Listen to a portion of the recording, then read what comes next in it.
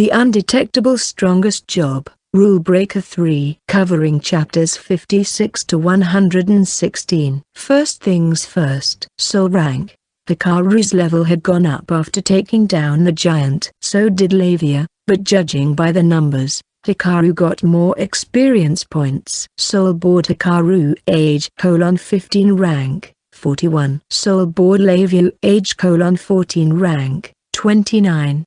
His rank was now over 40. Being low rank, Lavia should have gotten more levels, but the gap in their ranks didn't shorten much, which meant Hikaru most likely earned much of the exp. That included points he got from killing the king and a bunch of dead nobles. First I need to check the new skill that popped up. With the new skill, right now his stats were as follows. Soul Board Hikaru age: 15 rank, 41.9. Vitality, magical power, physical strength, strength 1, weapon mastery, throwing 10, max, heaven shot 0, agility, power burst 2, stealth, life obfuscation 4, mana obfuscation 4, imperceptibility 5, assassination 3, max, sniping 0, group obfuscation 4, intuition, instinct 1, detection, life detection 1, mana detection 3.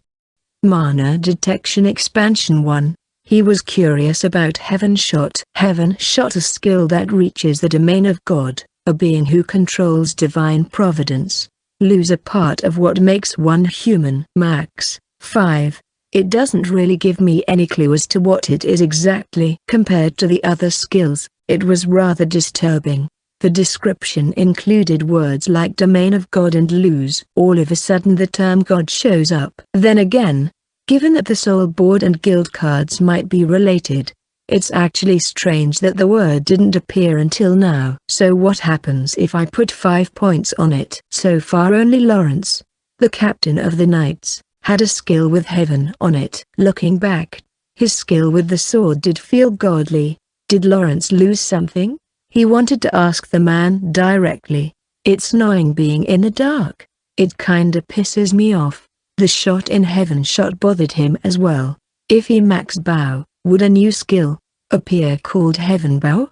Lawrence had 6 points on Great Sword, a point on Heaven Sword, and only 3 points on Sword.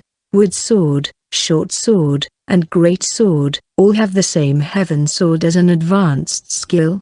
It made sense. In that case, Short Spear and Long Spear would have Heaven Spear. Heaven Shot for both throwing and bow, and then Heaven Guard for shield and armor. I have 9 points, which should be enough to check 1 to confirm my theory.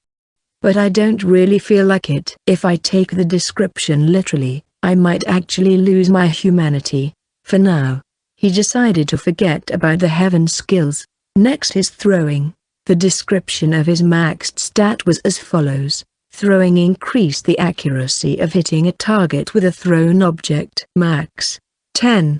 It was straight to the point, although a bit different from the other weapon descriptions under weapon mastery. Sword provides a buff when wielding a sword. Max 10. The other weapons were about wielding, while throwing was about accuracy. Although ultimately, the result might be the same.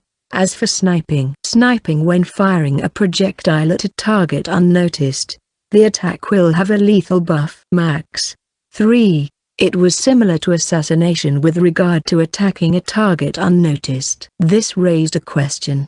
If he maxed out assassination, would throwing have a lethal effect? Hikaru was torn between 2 strategies. First was to rely on brute strength and strike his enemy with high-level strength and throwing. The second was to put more points on sniping or instinct and strategically take down his target. The former's benefit was that by raising his strength, it would be a lot easier to carry luggage around. As for the latter, I suppose the fact that it requires brains makes it good.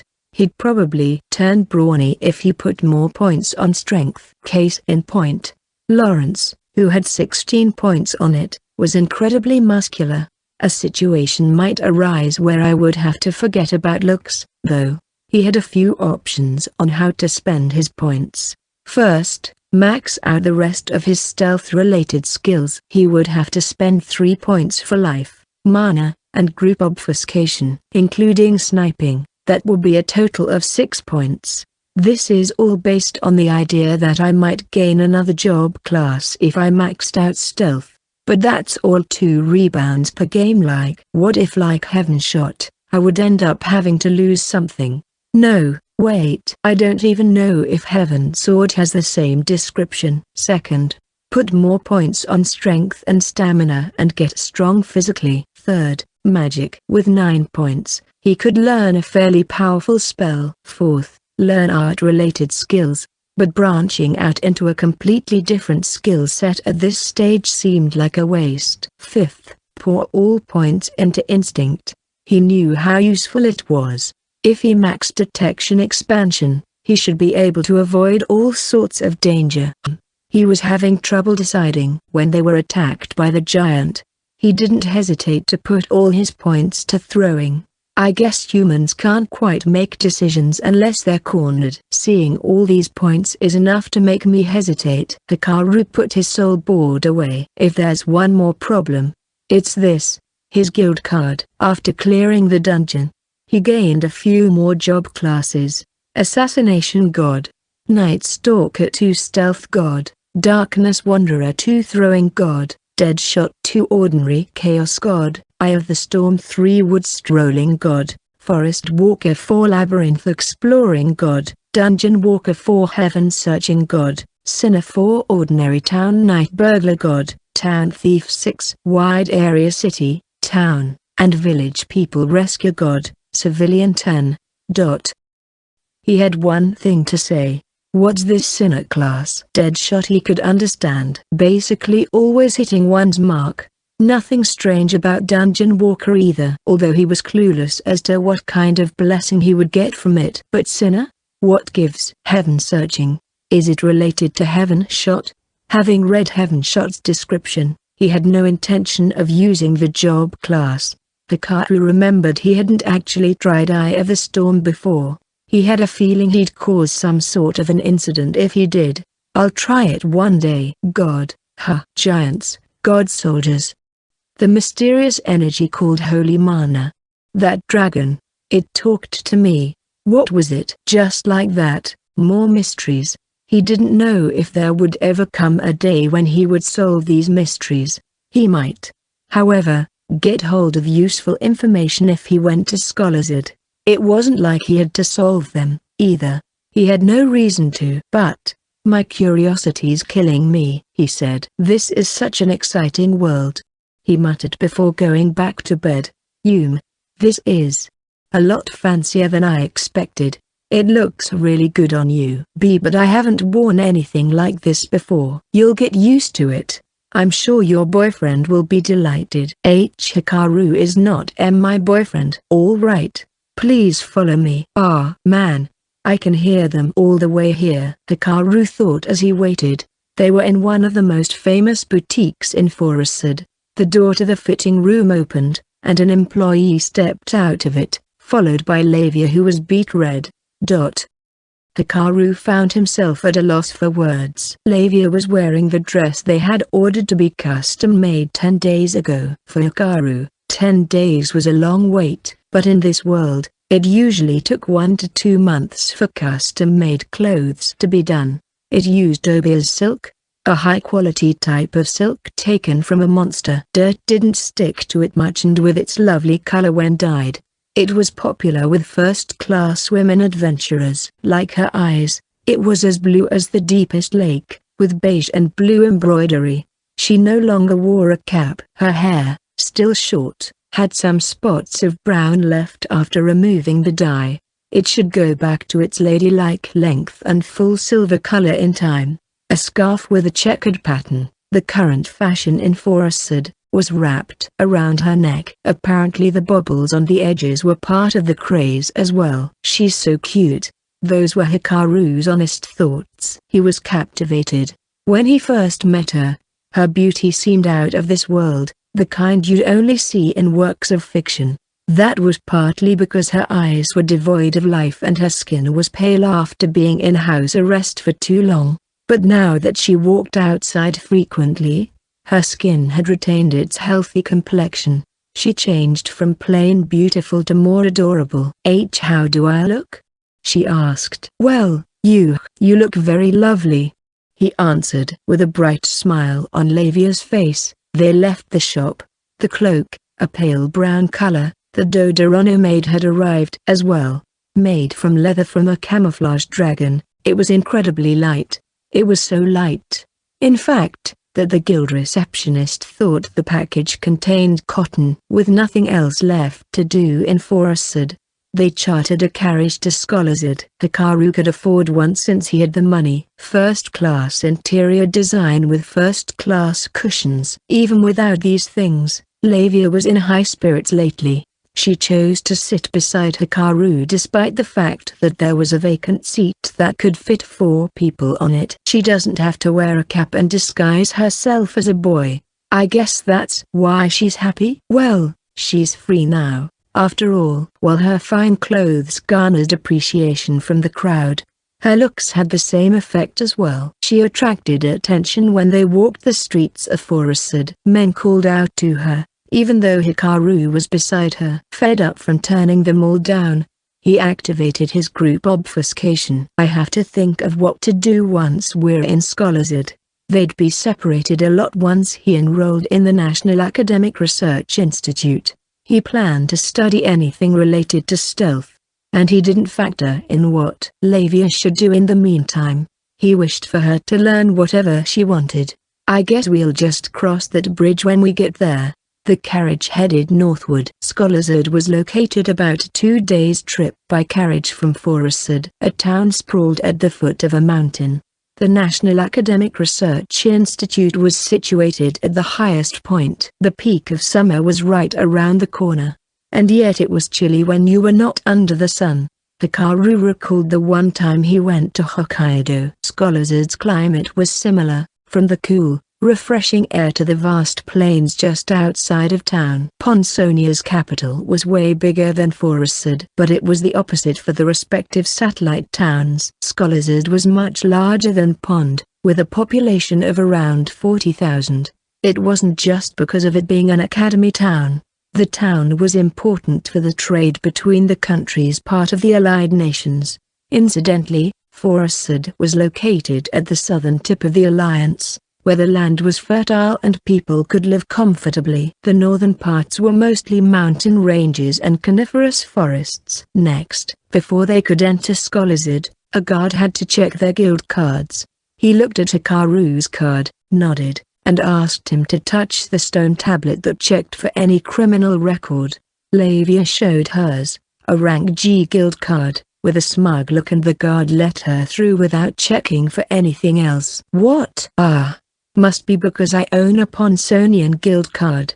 It would appear they were lenient in checking cards of those from the same country. I got into town with my own guild card, Lavia said. Even that was enough to make Lavia happy. Up until they reached Forest, they moved quickly with Hikaru's group obfuscation.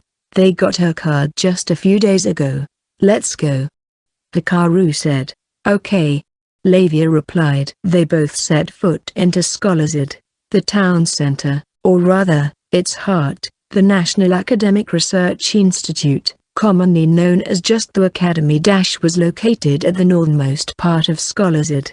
The town actually came first before the Academy was even founded. At the town's geographical center were public institutions, government offices, the Adventurers Guild, the Merchants Guild, among others. Surrounding the area were restaurants, stores, and workshops, with the residential area just outside of it. Markets were located beside the northern and southern gates. Those in the transport industry didn't have to go all the way to the center of town to do their business. There aren't any nobles in this country, huh? Hikaru said. Looks like it. That's very rare. Really? Yeah. Other nations like Ponsonia or Quinbland have nobles. The 7 members of Forestia had their own cultures and hated imitating other countries. It's clearly stated in the founding charter that was written 100 years ago when the alliance was formed. Own culture, huh? They have clans and houses instead. Hikaru thought that wasn't any different to nobles. And as expected, These aforementioned clans and houses exercised their power in their respective nations. Now I see why the queen and the minister are having troubles. Hikaru sympathized with them, if only a little. Oh, that must be the academy, Lavia said. One of the features of scholarshood was that every public institution had spires. On the roof of the academy were deep red tiles that looked like scales. Its walls were built with stones, with white plasters in between the gaps. Dark brown timber were used for the pillars, like walnut or rosewood, a distinctive feature. The academy itself was surrounded by a moat filled with water. There were 5 bridges in total, one in each direction and another one to the southeast. While security wasn't too strict, its outer walls could hold if there ever was a siege. Trees grew in numbers inside the campus, making the place look like a park from outside. One had to show their card for identification as well to enter the academy. After being asked for the purpose of his visit, Hikaru once again touched a stone tablet. There were all sorts of races that went in and out of the campus: spirit elves, huge hairy men, and others. Although their ages varied, there was no one elderly around. The younger ones, those of the same age as Hikaru or around 20, wore the same jacket, the uniform of the young people. It was a deep blue color, with an embroidery on the chest of a lion holding a pen in its mouth, the emblem of the academy. It doesn't look like it'll match my dress, Lavia said, looking dejected. Hikaru couldn't help but laugh. Why are you laughing? Sorry, I'm just glad you like the dress. We'll just get you a new one. I'm planning to stay here for a while. Really? Lavia asked, her eyes glistening. Seeing her expression made Hikaru want to buy her all the clothes she wanted. Of course. Hikaru and Lavia proceeded to process their enrollment into the academy. They headed to the admin office, which was a 3-story building out in the open. An admin building this huge was an indication of how big the academy really was. An enrollee at this time of the year? Behind a counter on the first floor, the clerk, an aging woman whose hair was already graying, studied the two of them brazenly. I heard the academy accepts students all year. Hikaru replied. Yes, but there are appropriate times for enrollment.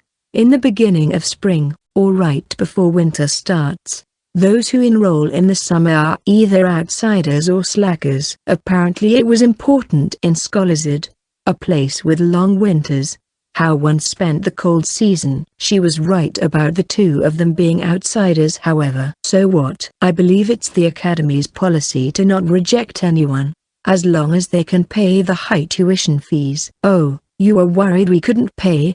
You should have said so from the start. Wah! A vein popped up on the clerk's forehead. Impudent boy. Where are you from? Ponsonia. Why? He mentioned the place where Roland was technically from. Everyone went silent and stared at him, even the ones inside the office. Oh, you're from that overly ambitious kingdom, eh? I can understand why a kid like you is also full of confidence. Hikaru heaved a sigh. What does confidence have to do with learning? Just get it done with. We're wasting time here. I won't process your enrollment. What? We will administer an exam to determine if you are fit for enrollment to the academy. This is part of the academy's rules and regulations, so you have no right to refuse. Will that be all right? Hikaru had heard that the academy accepted anyone as long as they paid tuition. With the fees being high, only those regular students with high ambitions or rich kids could enter. In some cases, the academy invited adventurers who had achieved incredible feats and had a promising future as scholarship students. He hadn't heard about any exam. Come on. Now, if you're not confident enough to take it, you may leave. What's the exam about? Well, perfect timing. The clerk smiled as a large man, over 2 meters tall, arrived at the admin building. The exam is simple. You win if you land a fatal blow on your opponent. This uniform is a special magic item that absorbs shock, so you don't actually have to worry about your safety. My name is Mikhail of the Great Sword School and the academic advisor, the large man said. They were in an open space behind the admin building. Mikhail had hairy arms and chest, wavy red hair, and a thick beard that ran from his mouth down to his chin. His features painted him as someone from Jarzak, one of the 7 nations that comprised Forestia. "Look, I know that old hag is a pain in the ass, but what did you do to piss her off like that?" Mikhail asked in a whisper. "Dunno. Maybe she's at that age where she loses temper when bombarded by sound arguments." Mikhail shrugged as if saying sounds like you were at fault as well, and backed away. Before they knew it, spectators gradually gathered around the area, sitting under the shade of the trees like they were there to watch some kind of a show. "Oh, if the demon and that kid are going at it, it's as good as over. Then what's going on here?" "I heard he pissed off the old hag at the admin office and she wants to set an example." The onlookers were talking among themselves. Aside from the sword on his back, Mikhail was wearing an attire that was easy to move around in. His cotton pants were tucked into his boots like a soldier. "I'll be using this as my weapon. What about you?" Mikhail pointed at his large sword. "This." Hikaru pulled out his dagger of strength. "I don't see a lot of those." "Aren't you going to wear a uniform?" Hikaru was wearing a blue jacket that was lent to him earlier. Lavia commented how it looked good on him, but didn't really care about the exam itself, like she expected for him to pass anyway. "Aren't you going to wear a uniform?" "Ha ha ha ha ha ha ha.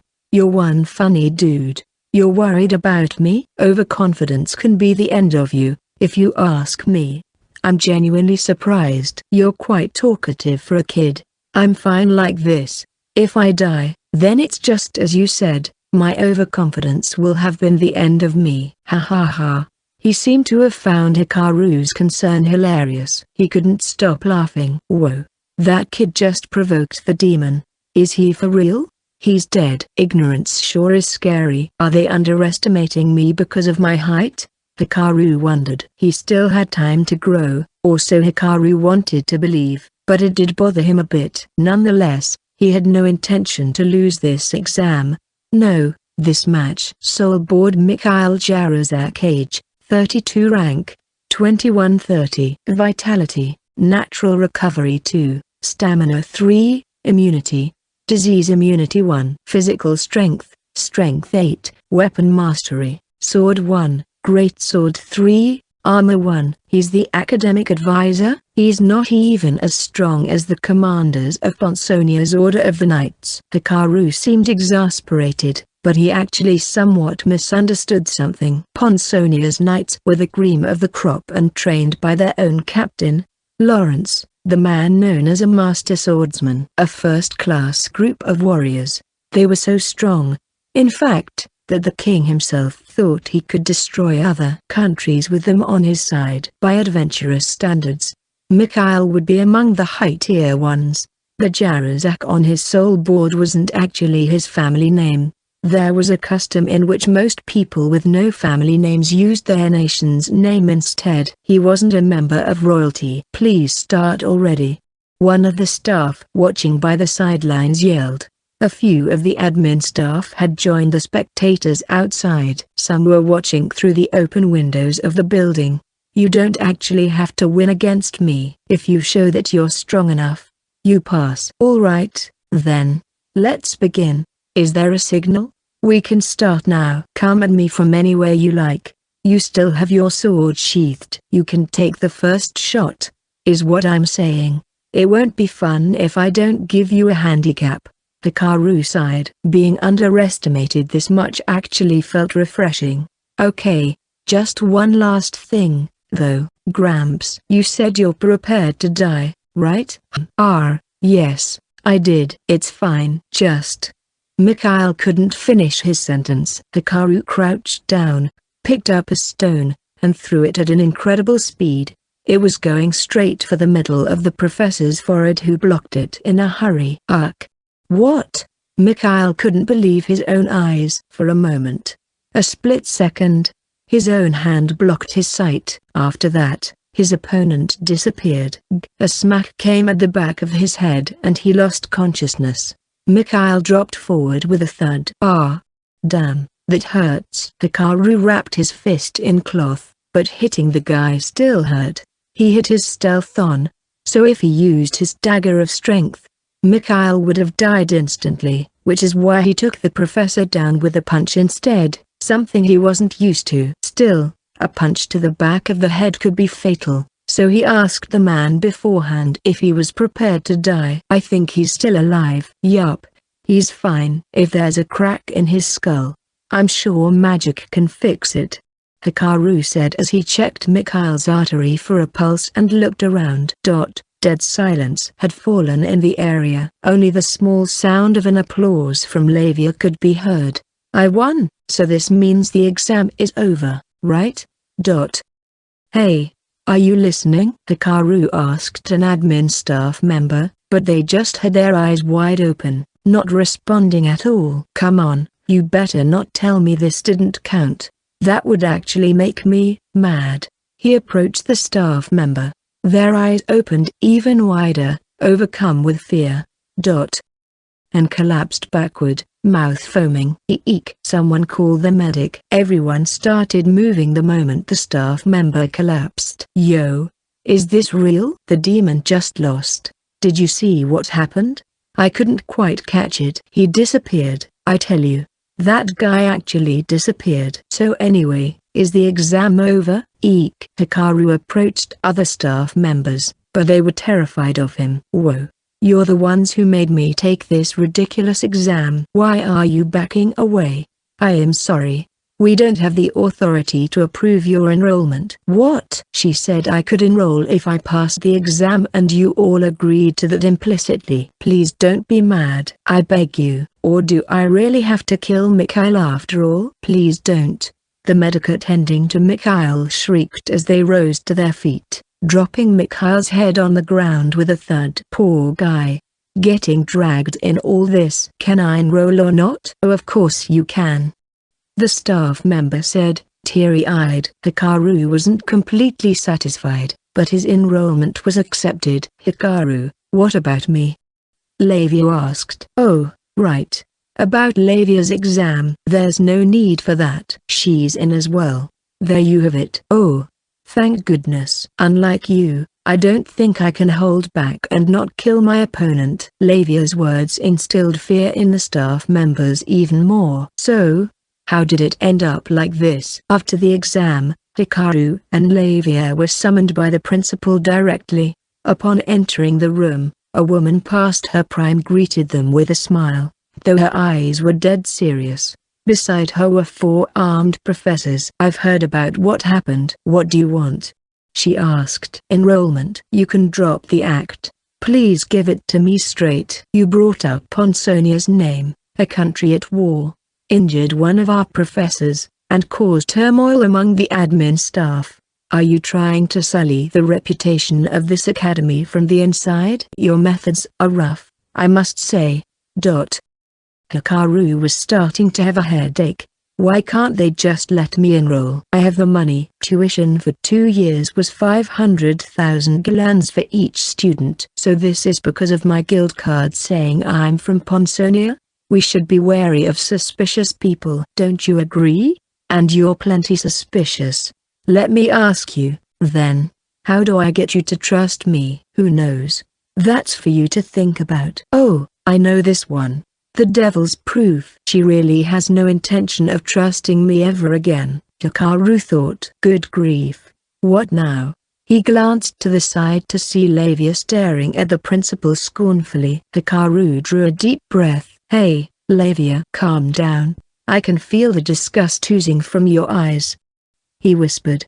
I can't help it, okay? This distrustful brain-dead hag actually has the guts to call herself the principal. She muttered back. I know, Mom. How about this? All of a sudden one of the armed professors spoke. He looked creepy with his excessively long forelocks reaching his eyes. He was carrying a short spear, but his stats were nothing special, with only 2 points on short spear. He didn't even have the strength that Mikhail had. What really irked Hikaru the most though was the guy had been staring at Lavia ever since they stepped into the office. We ask him to fetch leaves of the dragon kidney flower. The guy said, "That's. You need it, plus he'll be saving a life." "It's just the right assignment for a student of the academy." "No. It's too dangerous." "Please think about this carefully. A Ponsonian is wreaking havoc. We have to at least make him do this. These are two completely different matters." "Excuse me," Hikaru interjected. "If he just let them be, who knew what they would make him do?" "Sorry to interrupt, but the admin staff in charge with enrollment asked me to take an exam which I passed. Yet my enrollment is still not accepted. And now you want me to do something for you?" Hikaru was starting to get annoyed. "So I'll be paying high fees for these lot salaries? I might as well pay for an adventurer who's an expert in stealth for private lessons. The examination is within the academy's regulations. If an enrollee's aptitude is unknown, a professor will judge him." "So about my aptitude?" Hikaru. Lavia, who was quiet the whole time, finally spoke, drawing the principal's eyes towards her. "Let's just go. Even if all these people gang up on you, they'll never win. What can you possibly learn in this place?" Wah! Everyone present, even the principal, was speechless. All of a sudden, the door burst open. "Principal!" "Oh, you're here, Mikhail." He was very much fine, probably the work of healing magic. "We have to let this boy in. He made me realize something. It doesn't matter if it's a student or someone younger, you just can't underestimate anyone." "That should be obvious, but I'd completely forgotten about it. If we let someone like him into the academy, it should provide motivation for everyone." "What are you saying, Mikhail?" "You just got hit by a surprise attack. That's all," one professor said. "Shut your mouth," Mikhail shouted. "You lot can't even defeat me in a fight. It doesn't matter if it was a surprise attack. This boy managed to. This boy. That boy. I have a name and it's Hikaru." Oh, Hikaru here knocked me out cold in a split second. There wasn't even any time to think about dying. His strength is unknown. I'd even like to learn from him. Every professor present held their breath. "He's that good?" the principal said. "That's right. And he didn't kill me, despite me saying I was prepared to die. If he really was an assassin from Ponsonia, he would have ended me right then and there." "You have a point," the principal said, deep in thought. "Very well. I will approve his enrollment." "What?" the professors shrieked. "Great news, Hikaru?" Mikhail said, patting Hikaru's back. "Ouch. Actually, the patronizing attitude is kinda pissing me off." "I will approve his enrollment. I feel like changing my mind." "Come on, don't say that." "Mom, please accept Hikaru as a scholarship student. It should be possible with the professor's recommendation." "Hey, Mikhail," the professors interjected. "Okay." The principal accepted Mikhail's proposal. For a moment, Hikaru found it strange how she changed her mind so fast, but he disregarded the thought, knowing it wasn't any of his business. "In that case, I'll enroll. I can just leave if I end up not liking the place anyway. How does that sound, Lavia? If that's what you want, I'm fine with it." Lavia was not completely satisfied, but she reluctantly agreed. Mikhail followed them out of the principal's office. "I'm really sorry about that. Looked like they gave you quite a hard time. I didn't know people here were so allergic to Ponsonia." "Your country's to blame. They shouldn't wage wars in the first place." "I agree. Anyway, I'm surprised you pushed for my enrollment when I knocked you out cold. Don't tell me you like being beaten up." "Hell no. You want to fight me again but with your sword ready this time? You think you can win then?" "Ha. I'd very much love to try that. But that's not why I pushed for your enrollment. It's exactly like I said. The Academy's research has been stagnating lately. I wanted motivation. The principal is actually a person of character. If you weren't from Ponsonia, she would have treated you well. Does she have a grudge against Ponsonia or something? Her nephew got caught in the skirmish between Quinbland and Ponsonia, and then, he got killed? Don't write him off like that. He's still alive. He got hit by a stray arrow laced with a special kind of poison, according to him. The poison caused high fever and slowed the healing of wounds. Removing it required a special kind of medicine. Magic hardly worked, and for that the leaves of a dragon kidney flower is needed. How do you know? That creepy professor with the short spear suggested I go and pick some. Professor Kilnenko. To put it mildly, he's a piece of shit, Mikhail declared bluntly. Hikaru burst out laughing. I think so too. He really didn't like how the guy was staring at Lavia. We have so much in common, Mikhail said. Just that part, actually. So when will you come to Great Sword lectures? There's one tomorrow. What? Great Sword? Of course. We're going to deepen our friendship. No can do. Lavia stepped in between the two. You're acting too friendly with Hikaru. He doesn't even use a great sword. Why would he attend lectures about it? What? You're not going to study the great sword style that's been lost long ago with me? No. You're actually quite the egghead, huh? I'm an expert in fighting. Which lessons are you going to attend, then? Short sword for now, I guess. So anyway, see you around. Hikaru ended their conversation. He had an inkling that Lavia felt jealous, even though he was talking to a man, and a muscular one at that. What? Short sword? That means your instructor will be... Mikhail muttered, dumbfounded. Admin said there were still papers to be processed, so it would take 5 days before they were officially enrolled. Terrified of Hikaru, they left the guidebook on the counter and explained things 3 meters away. Is this really how they treat a student who pays an absurd amount of tuition fees? Hikaru thought. His fees had been waived, though. Hikaru and Lavia had some free time now. But they still had something important to do, finding a place to live. There were no dormitories, so they would have to rent a room in Scholarzade. Wow, this place is great. They'd gone to a real estate agent. Among the places they'd checked, Lavia liked one on the 3rd floor of a 3-story building. It wasn't a particularly huge structure, but there was only one unit on top that they could all have to themselves with an open roof terrace. It was spacious and had 2 rooms in addition to a living room, dining room, and kitchen. At the back of the apartment was a well and a place to do laundry, out of sight from the main street. It reminded Hikaru of the streets of Paris, though he'd never been there, and it seemed he would not have the chance to. There's plenty of light and it's only a few minutes' walk away from the academy. Wonderful place, isn't it? The agent said, rubbing his hands with a smile on his face. How much? There are plenty of people who are attracted to this great place. It's 800,000 galans a year. Hikaru didn't think he was overcharging. It was the best location for people of the academy. The interior was nice and it was on the top floor as well. There was a possibility that the agent set the price a little bit higher after seeing their attires. He could be thinking they were from well-to-do families. That wasn't a bad thing, though. It meant the agent could trust them. Hikaru checked for dust on the window frames and walls. A neat and tidy place. The agent could be telling the truth. A lot of people wanted the apartment. The previous occupant must have only left recently. It had already been furnished, most of it provided by the lessor.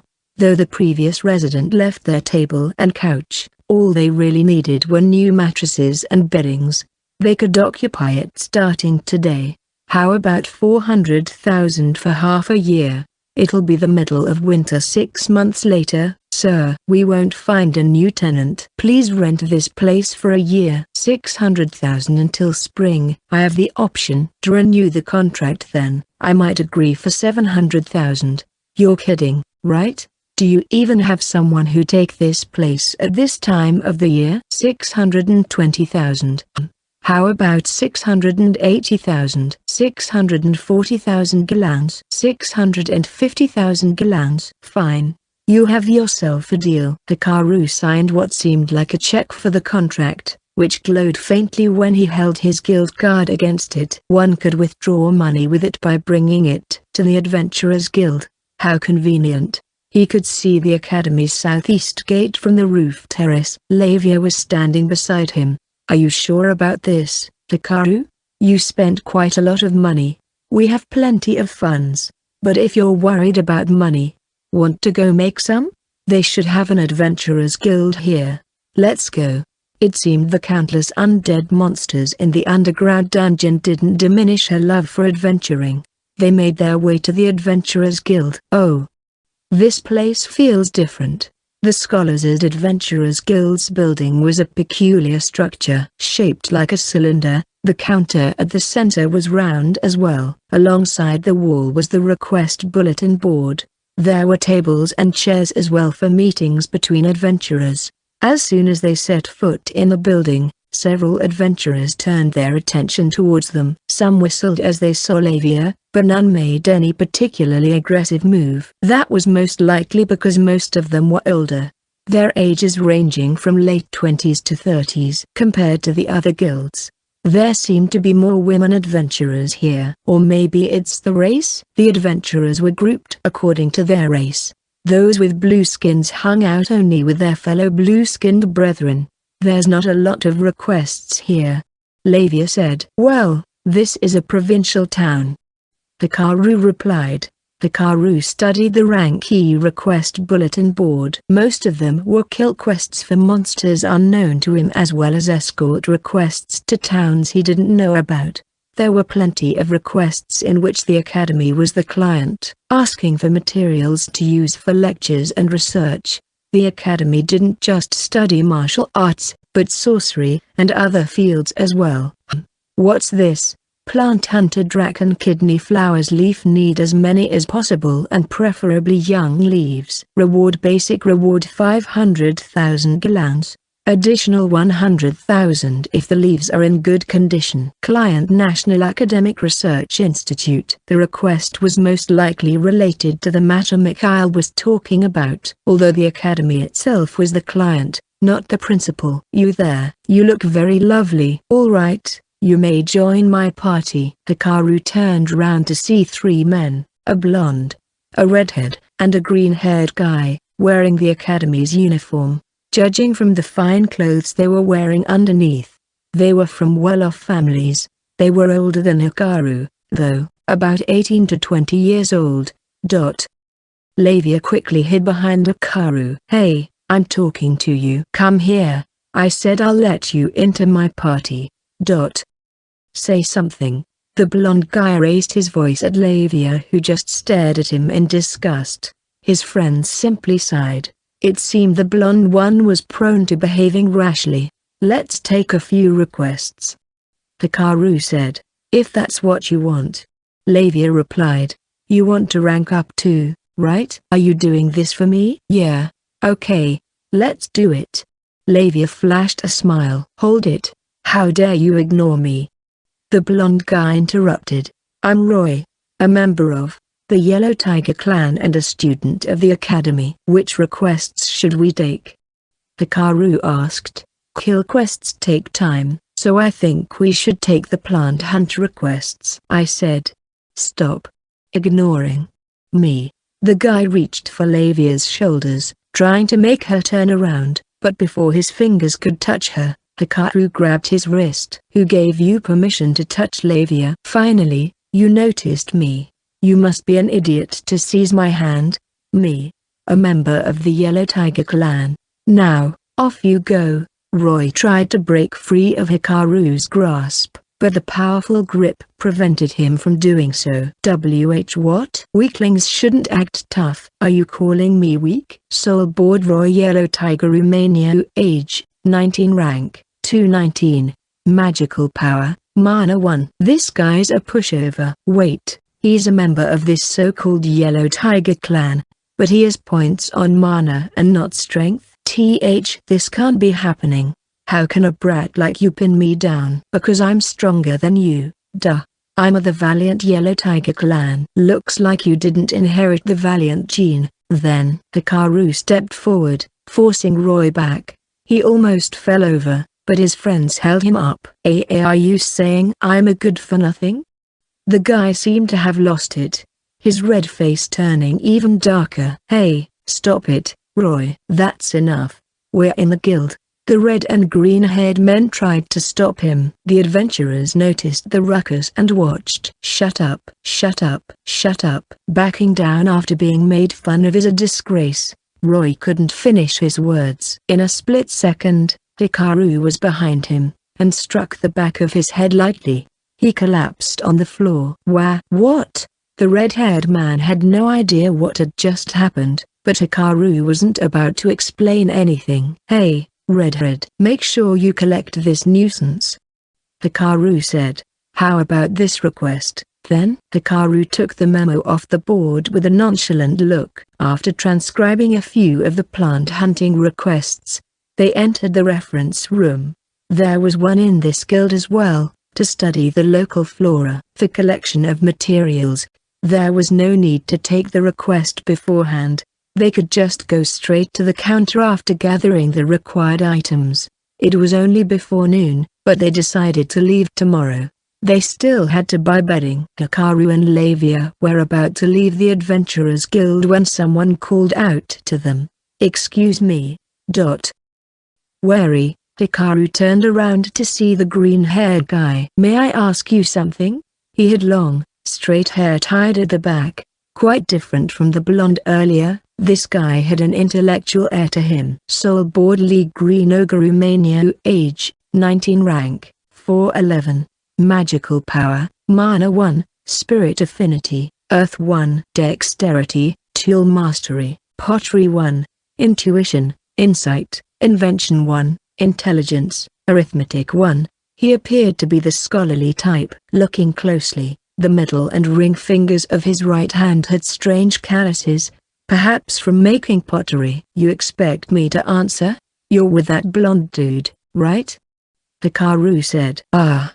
I'm glad you remember. I thought for sure you didn't care about strangers." I apologize for his rude behavior. He was sent to the academy basically so his family could get rid of him. He's sensitive to words like useless and good for nothing. As a token of my apology, how about I treat you to something? Do I look like I can't afford food? Not at all. You're wearing such fine clothes. I can show you to a delicious restaurant. It's a well-known place, and you can't get in without a referral. Once they know you, you can come again anytime. Hikaru didn't like following others, but he did like delicious food. "All right. We have a deal. Please follow me." "I didn't even say we were coming." "I hope it suits your palate." "Oh, may I know your name?" Hikaru hadn't met anyone who just carried on the conversation without a care like this guy. At least, since he arrived in this world. "I guess it's fine. If there's something sketchy, we can just get away with group obfuscation."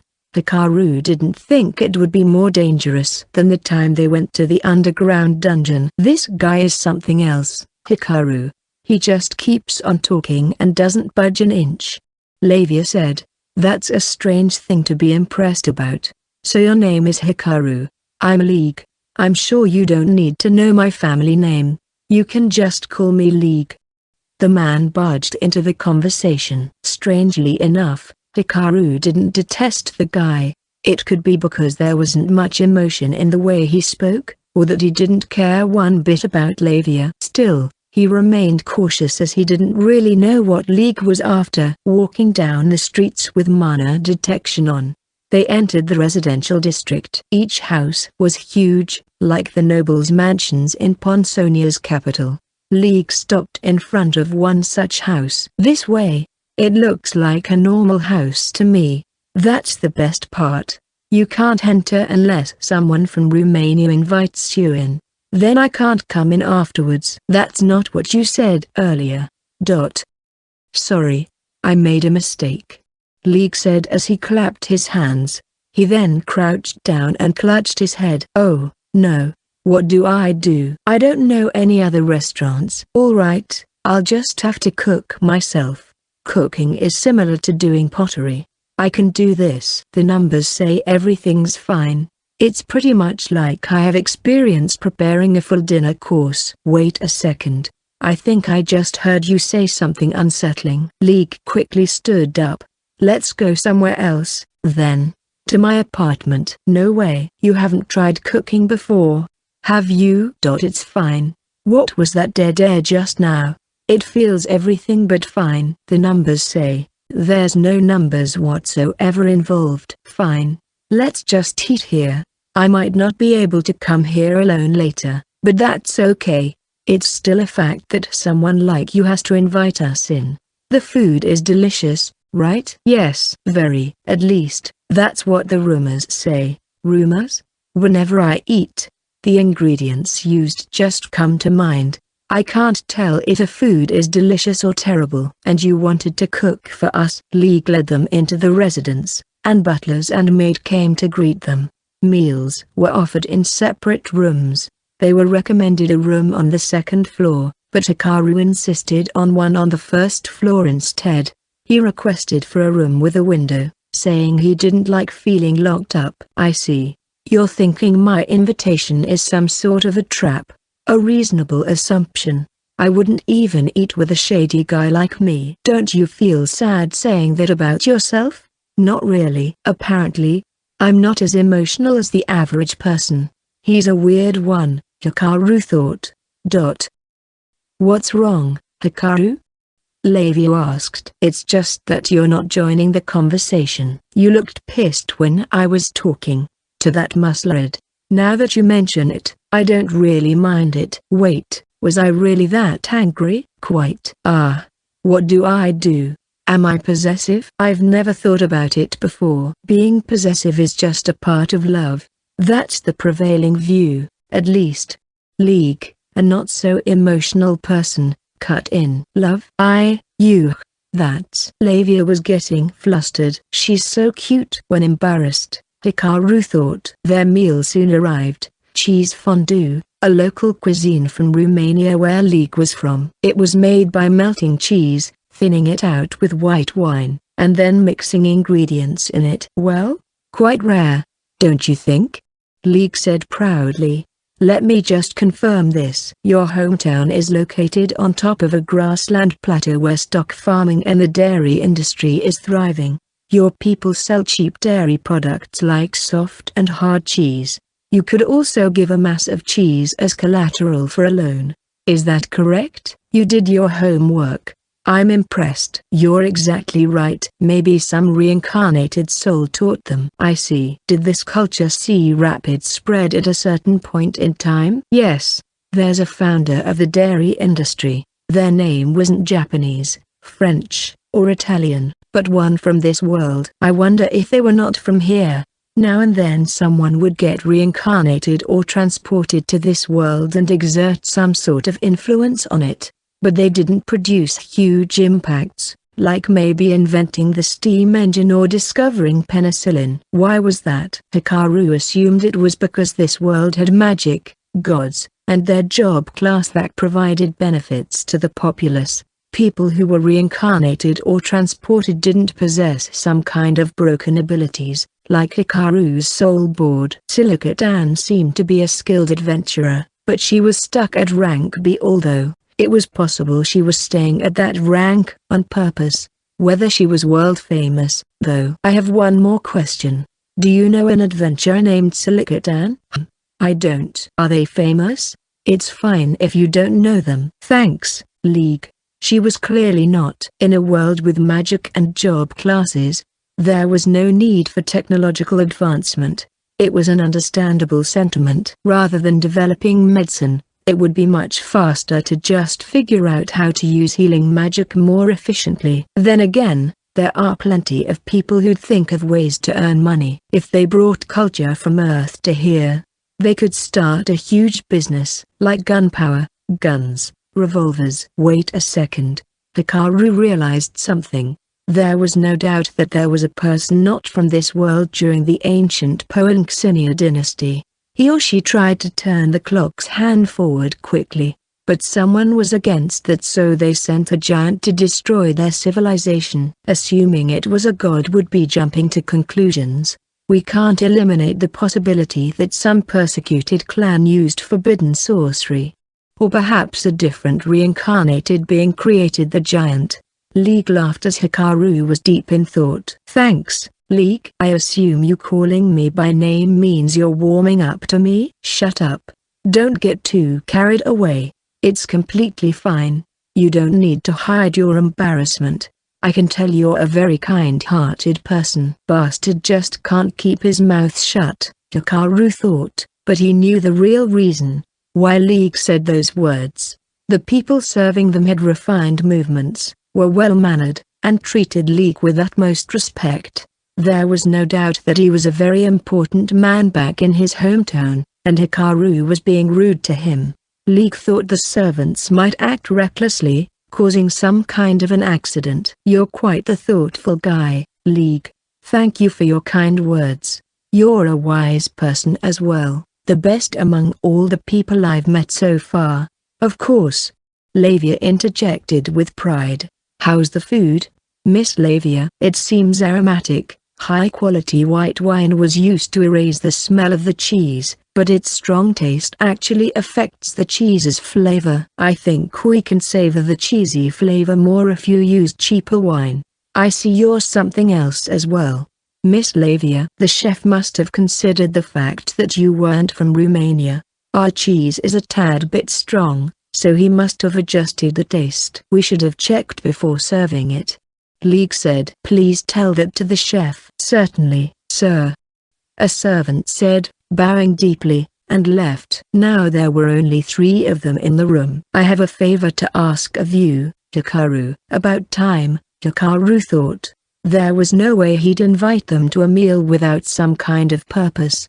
It would have been much easier if he went straight to the point. "I ask that you take a request." "What kind?" "Please gather some leaves of the dragon kidney flower. If you succeed, I'll pay you the same amount as the guild's reward as well." Leaves of the dragon kidney flower, an ingredient for the antidote to the poison afflicting the principal's nephew. League was saying to help the principal. "Why do you want me to do that?" "That's a good question.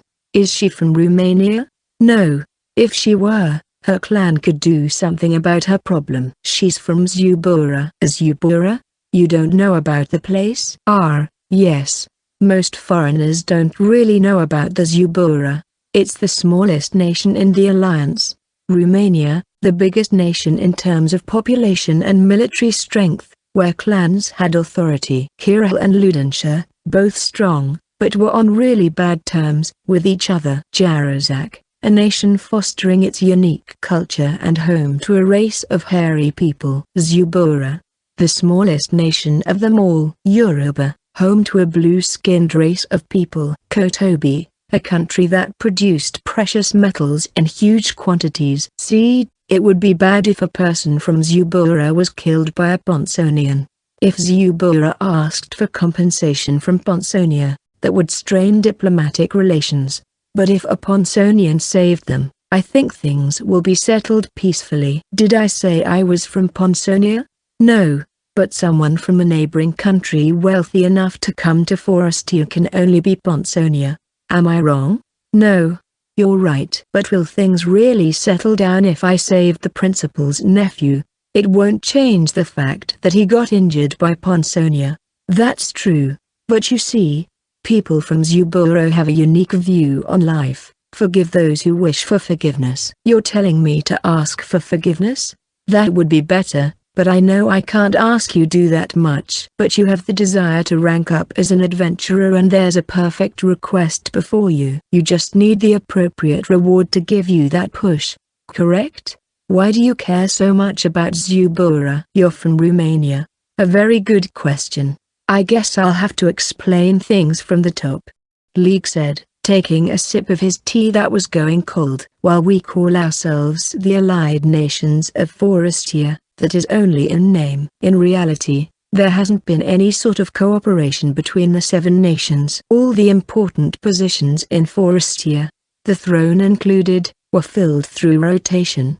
The king or queen had 10 years of service, while the rest didn't have any fixed term. Every year, during the long winter, there was political strife as to who would take the positions next year. As a result, it was difficult to manage long-term business. Most settled for short-term ones. That sounds awfully unproductive. Having long winters is good then, isn't it? Even if there were internal conflicts, It won't be leaked outside. Plus other countries will only see dry, barren lands. Lavia joined in. You sure don't mince your words, Lavia. Hikaru said. It's just as Miss Lavia said. We've somehow managed to get by all this time, but we're almost at our limits. The flood control projects and monster hunting at the border have been on hold ever since the alliance was formed. A great disaster might occur any time soon and I want to stop that from happening. He seemed like an emotionless guy, but he was surprisingly passionate deep inside. And helping the principal will lead to that. Zubura doesn't hold a lot of important positions. The principal of the National Academic Research Institute is one of the few they have. There are people who are trying to fuel her grudge against Ponsonia so she would act recklessly. If the principal blurts out something uncalled for or does something rash, Zubura will have fewer positions next year. They call this decreasing posts or sowing seeds which will then be harvested in the winter political season. Now that you mention it, there was someone egging her on. Mikhail arrived so everything turned out fine, though. Professor Mikhail? He's impartial, a rarity among the Jarazakians. Did you perhaps go to the academy? Yeah, kinda. Surely. It's more than just kinda. What did you do? What now? Hikaru didn't need to make a good impression on League, but he was ashamed to talk about it. This admin staff member got mad at Hikaru so she made him take an exam and he ended up beating Mikhail out cold. He was then summoned by the principal, who found fault with him being from Ponsonia. They're scum who are better off dead, but Hikaru is a kind-hearted person so he forgave them and enrolled as a scholarship student. Lavia explained in one go. Just listening to it made Hikaru feel awful. You beat Professor Mikhail out cold? You look bothered so it must be true. I now understand how you were able to defeat Roy with only one strike. In fact, I'm glad you didn't actually kill him. For the record, I am by no means a violent man. Hikaru said. If you're enrolling into the academy, then all the more reason to help out the principal. It'll be beneficial for you. How about it? I don't really care about it anymore. It'll put pressure on the staff as well. The academy operates on government funds, so they tend to treat scholarship students poorly, which I find rather disgusting.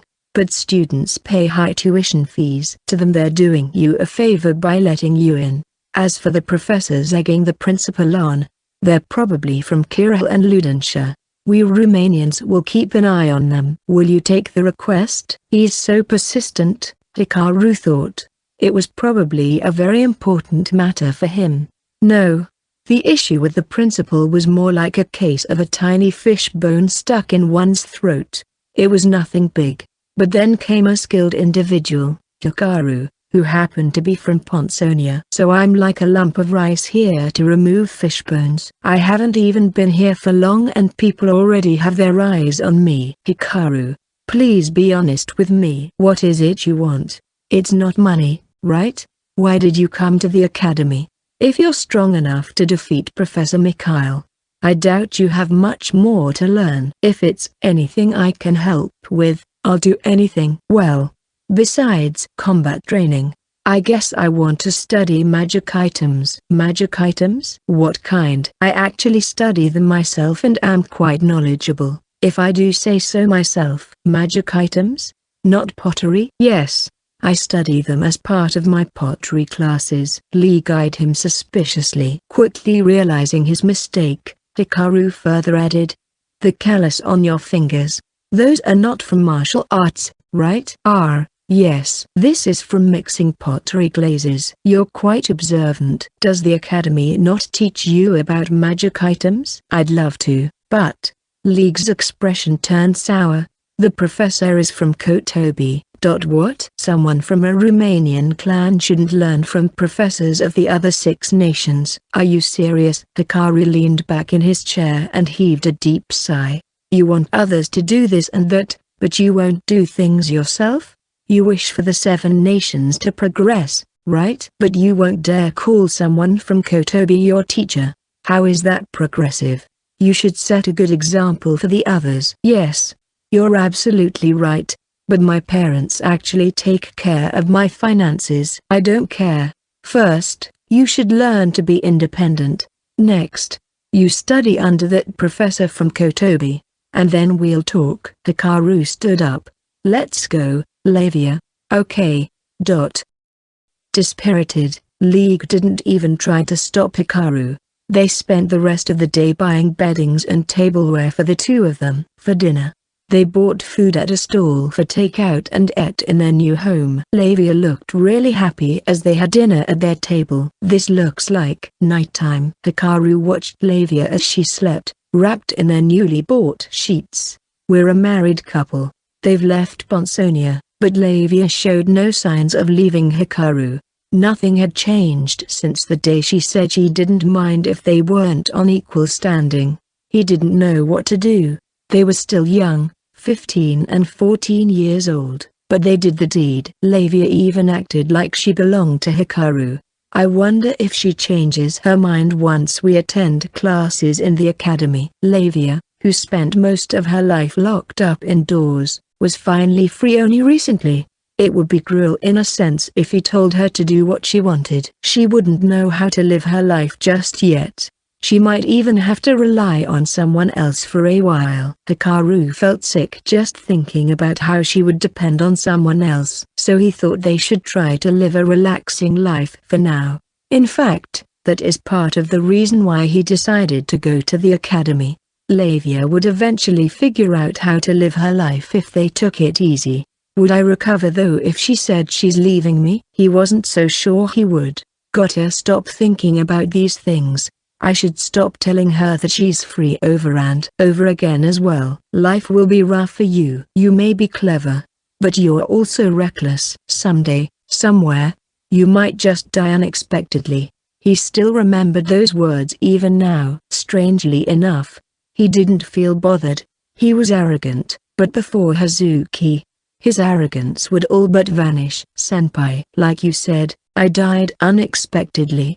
I knew it. My hunches are always right. But I came to another world and am enjoying life right now. Although I'm still arrogant, apparently. You're fine the way you are. Not looking him in the eyes, Hazuki gazed at an empty space, and smiled. So far, she felt close yet so far back then. He could touch her if he only stretched out his hands. Yet he couldn't close the distance, and he was fine with that. He was satisfied with just watching her, forever out of reach. He believed she felt the same way. You should find Hikaru. What was that? I couldn't quite catch what you said. You should. Hazuki-senpai? Hazuki-sen. He woke up with a start. Dawn was breaking. Hikaru noticed his body had gone stiff and heaved a deep sigh. I hadn't dreamed of Japan in a while and it ends like this. The nostalgia, though. Hazuki-senpai. He cocked his head, puzzled. Wait, I don't recall her saying those last words. I should make what? Hikaru? Lavia woke up as well, stretching her body.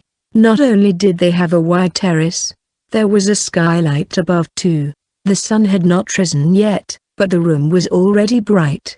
Lavia stared blankly at Hikaru, perhaps because he grasped her hand. So warm and soft as well. Sleeping with Lavia had felt so natural to him that he'd taken it for granted, perhaps because they've been together ever since he saved her. Before then, he was all alone. He was emotionally distant from his parents. He didn't make a lot of friends. He couldn't even reach and touch Hazuki. I think I know what she means. He suddenly realized what Hazuki was trying to say. I should find people I could trust from the bottom of my heart. You're acting weird, Hikaru. Why the serious look so early in the morning? Worrying too much is one of your bad habits, you know. Lavia closed in and gave him a soft, gentle kiss. Lavia. What? Someday. He thought he would know when that day would come. That day won't come if I just wait.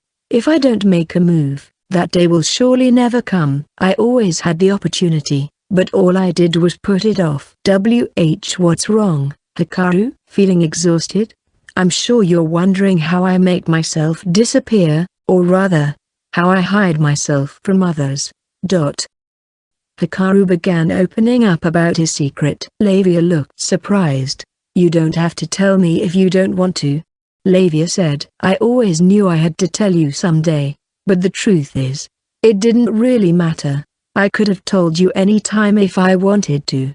And you're saying now is the right time?" "Yes." "Why now?" "I don't know." "But will you listen to what I have to say?" Quietly, Lavia sat up straight.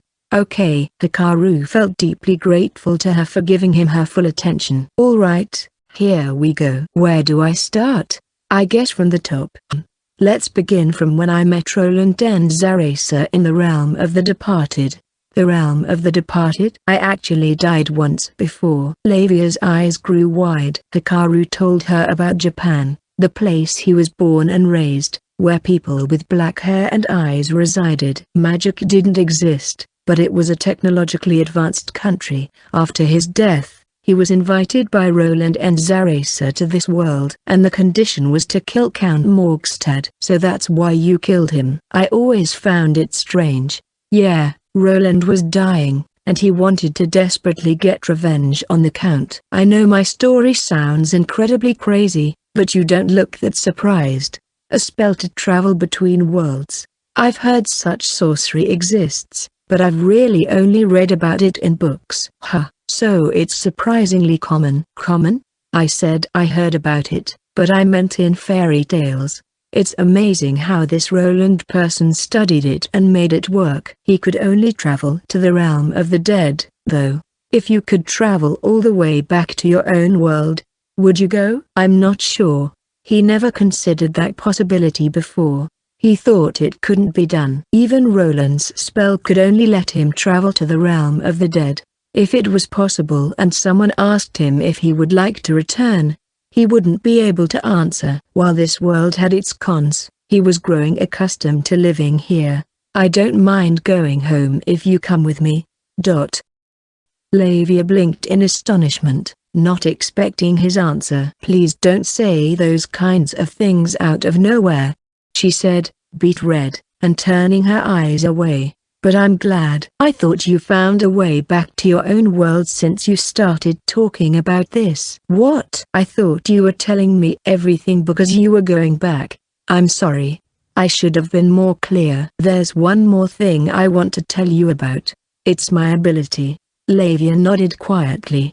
"Okay, so you're getting to the real part. You still have more surprising things to tell me. You really don't look surprised, though." "My heart's racing with excitement. Are you ready then, my lady?" "Wait a minute." Lavia took a deep breath. "Okay, I'm ready." Hikaru nodded. "I have a special power that lets me enhance the abilities of people. It's the reason why I'm a master of concealing my presence even though I'm a complete amateur when it comes to combat." "Enhance abilities? Is that possible?"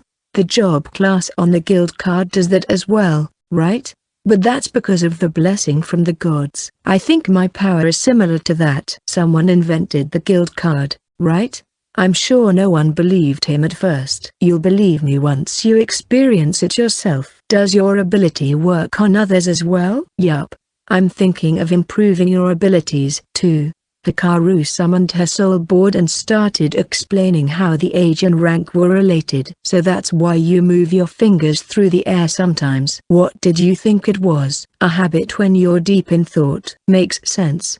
If someone asks me next time, I'll tell them that." "Lavia, I want to give you basic stealth abilities too. I'm sure it'll come in handy later." "Is that all right?" "You don't want to?" She was silent. Hikaru was surprised. He didn't expect that reaction from her. Perhaps she didn't like the idea of having others fiddling with her own abilities. "Does stealth work on me too when you touch me?" Yes. "With group obfuscation. If I had stealth too, will you hold my hand less often?" "What?" She didn't like the idea of having stealth because we won't be holding hands more often. Hikaru stared at her blankly. Hikaru, please don't look at me like that. It's important to me, okay? You never hold my hand unless it's for stealth." Lavia said, face flushed. "I'm sorry. I'll be more assertive next time." "Okay, then." Hikaru configured Lavia's soul board. Soul board Lavia age, 14 rank, 2915. Vitality, stamina 1, magical power, mana 11, magic principle 2, spirit affinity, fire 6, magic creation 1, agility, stealth, life obfuscation 1, mana obfuscation 1, imperceptibility 1. To conceal your presence, you need to picture shoving your whole being inside yourself. Can you give it a try? Oh, okay. Uncertain, Lavia went deep in thought. Wow, you're right there. But it's like your presence is weak. Just slightly though. If I look away once, I can't see you unless I look really closely. Hikaru said. Really? Now it's my turn. Hikaru said, activating his stealth. Amazing. It's my first time actually seeing it. So this is how people perceive you. You're right there. But it's like you vanished when I blinked. With this, we can avoid almost all kinds of trouble. But those with instinct dash a kind of ability, can sense us. That, soul board, was it? Can it enhance different kinds of abilities as well? Yup. Do you want to know about the others? Lavia shook her head. I've heard enough. Too much. In fact, Hikaru, if it's really necessary, you can configure my abilities. Really? It's fine. I told you before. You saved my life. Yet I haven't even returned the favor. I don't know if I ever will. If I can be of use to you, then use me however you like. Lavia. Hikaru realized she truly, deeply, trusted him from the bottom of her heart. I'm glad I talked to her about this. She wasn't trying to use him, nor was she planning to get some dirt on him either. There wasn't a hint of malice from her. She trusts and believes in me. She loves me. So I can trust and love her too. He was overcome with a warm, fuzzy feeling. I might have found someone I could trust. Hazuki-senpai. What would Hazuki say if she heard these words? Our mansion was the world to me. A little too big for people to live in. It was still too small to spend one's lifetime in. I think that's why I loved books. I could go anywhere when reading. Of course, even if I could read, there were places I couldn't imagine. What's an ocean? What's a mountain? Lake? River? Once they found out about my gift for exceptional magic, I could no longer go outside. A maid who felt sorry for me taught me a lot of things. How to read, places she hadn't seen, and what it means to love someone. Not long after, she was fired for teaching me unnecessary knowledge. I couldn't even say goodbye. One day she was just gone, and when I asked about her, they gave me a blunt answer: she will never see you again. I spent my days reading books. In fact, I learned the words alleviate boredom from reading. Every day I felt my heart wearing thin. Before long, they'll use me as a weapon. A dark future was waiting for me. One rainy night, a young boy, not much older than me, snuck into our home and killed my father. Strangely enough, I wasn't scared of him. After that, he saved me while I was being transported to the capital. He was like a hero I read about in novels. Although I said I was a heavy burden, he saved me easily. He even cleared a dungeon. My life, once only black and white, was rapidly becoming colorful. A forest spread far and wide outside of town. Caravans were coming and going on the road. A small bridge spanned across the river. The hot dogs were incredibly delicious, though Hikaru thought it was too spicy. I knew Hikaru was hiding something important, but I didn't doubt him. Nor did I stop having faith in him. He was my savior, my hero who gave me freedom, and probably the first person I ever loved. I found out he had a unique ability called the soul board. He gave me the stealth skill, so I had no choice but to believe it was true. I don't know if he realizes it, but his ability is extraordinary. If he felt like it, he could mass-produce an army of sword masters. He'd be a god. I understood why he was desperate to hide it. When he told me about it, I was so happy that he trusted me. I almost cried, which is why I want to be of use to Hikaru. He doesn't have to ask me what I want. If skill points limited how much he could improve his abilities, Then I'll simply compensate for what he lacks. After all, he already gave me too much. The next day, after some preparations, they made their way out of town. Grasslands spread out before them on a gentle slope, and beyond that were woodlands. Lush mountains loomed in the north. They hailed a stagecoach and set out towards that direction. Hikaru felt like a weight was taken off his shoulders after telling Lavia everything. It seemed like she changed too, as she nestled close more often.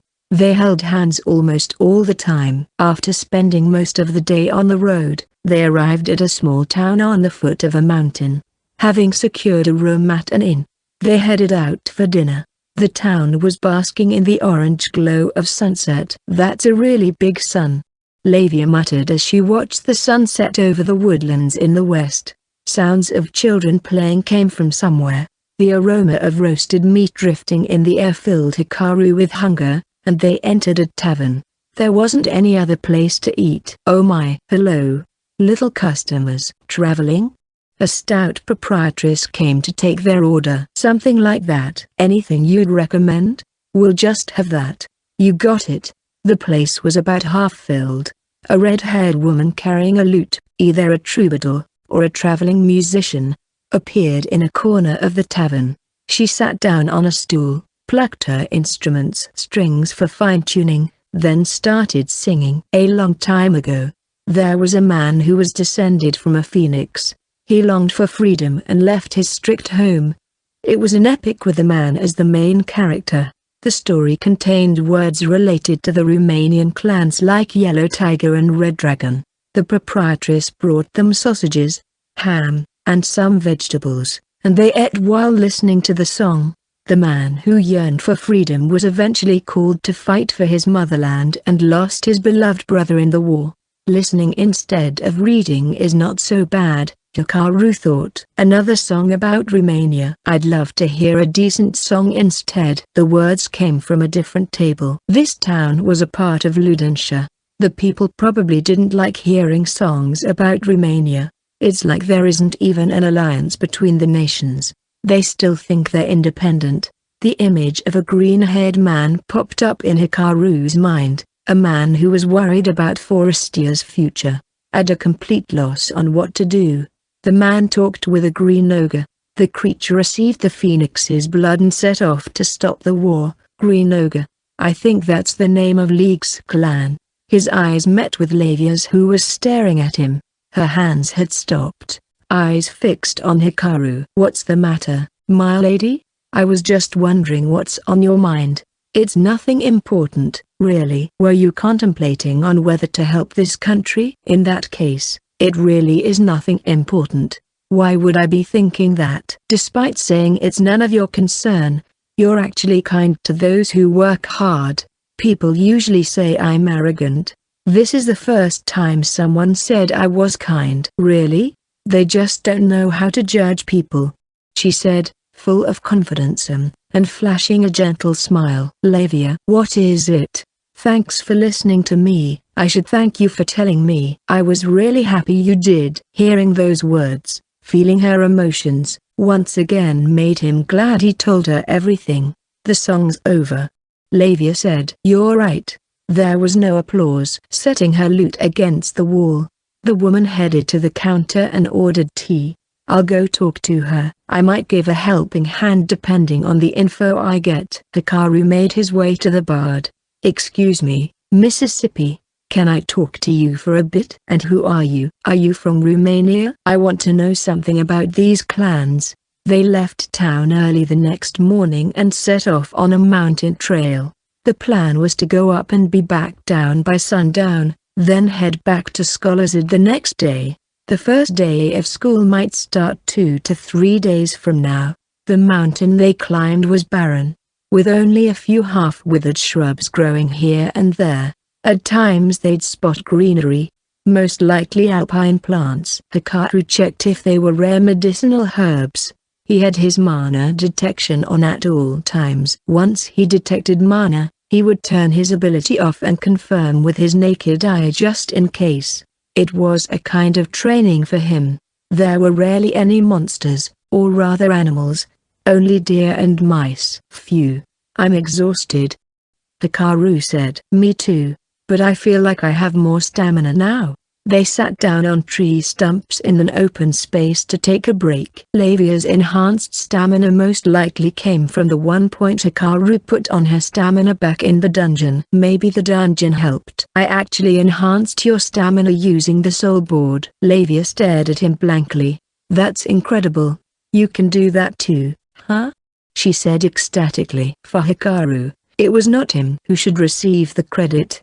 It was all the power of the soul board. But Lavia saw things differently. In this world where job classes were thought of as an integral part of one's abilities, she believed Hikaru's power to configure soul boards to be extraordinary. Look, Hikaru. We can see the town from here. He turned around to see a small town sprawled below. Situated by the main road, it was pretty much a desolate town with only a mountain trail.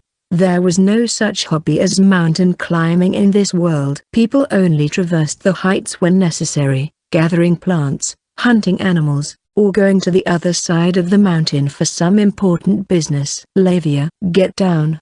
Hikaru's instinct picked up something. He grabbed Lavia's hand and got down, activating his group obfuscation. In the blue skies above was a small, black dot. For a while it stayed like that. But soon enough. That's not a bird, is it? Lavia asked. It's a lesser wyvern, a full-fledged monster. Those belonging to the dragon family specifically preyed on humans and were encouraged to be killed when sighted. Looks like we're in luck. Once a lesser wyvern was spotted, a kill quest would be sent to the Adventurers Guild immediately. As such, Hikaru didn't expect to find one in these mountains. The creature was flying towards their direction. It didn't notice them lying face down on the ground with their cloaks completely covering them. It still might not see them if they stood with group obfuscation on, but it was better to be safe than sorry. Monsters might have something that surpassed humans' instincts. The wyvern descended down a ridge nearby. Hikaru?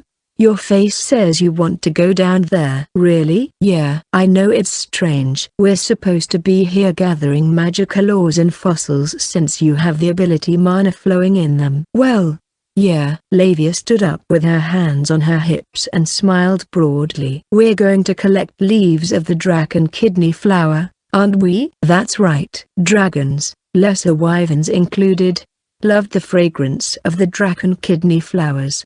In fact, the more powerful ones plant its seeds near their nests to grow them. You only needed to follow a dragon to find the flowers. Of course, there was the danger of being spotted by the monster. I'm surprised you knew. Hikaru said. There were plenty of places nearby where we could complete requests, but we came all the way here where dragon kidney flowers grow. I thought that was your plan all along. Smart. I'm very impressed.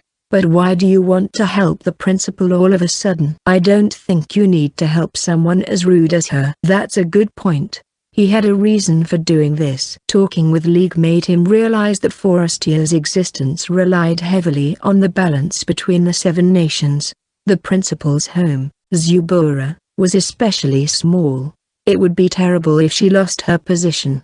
Just giving her what she was looking for wouldn't change things. Not greatly, at least. But it was a big deal for League, and if the guy had the guts, Hikaru wouldn't mind betting on him to make a change, to maintain the balance of this country. He explained that to Lavia as well. Why are you doing this when you have nothing to gain from it? I'll be staying in this world for the rest of my life.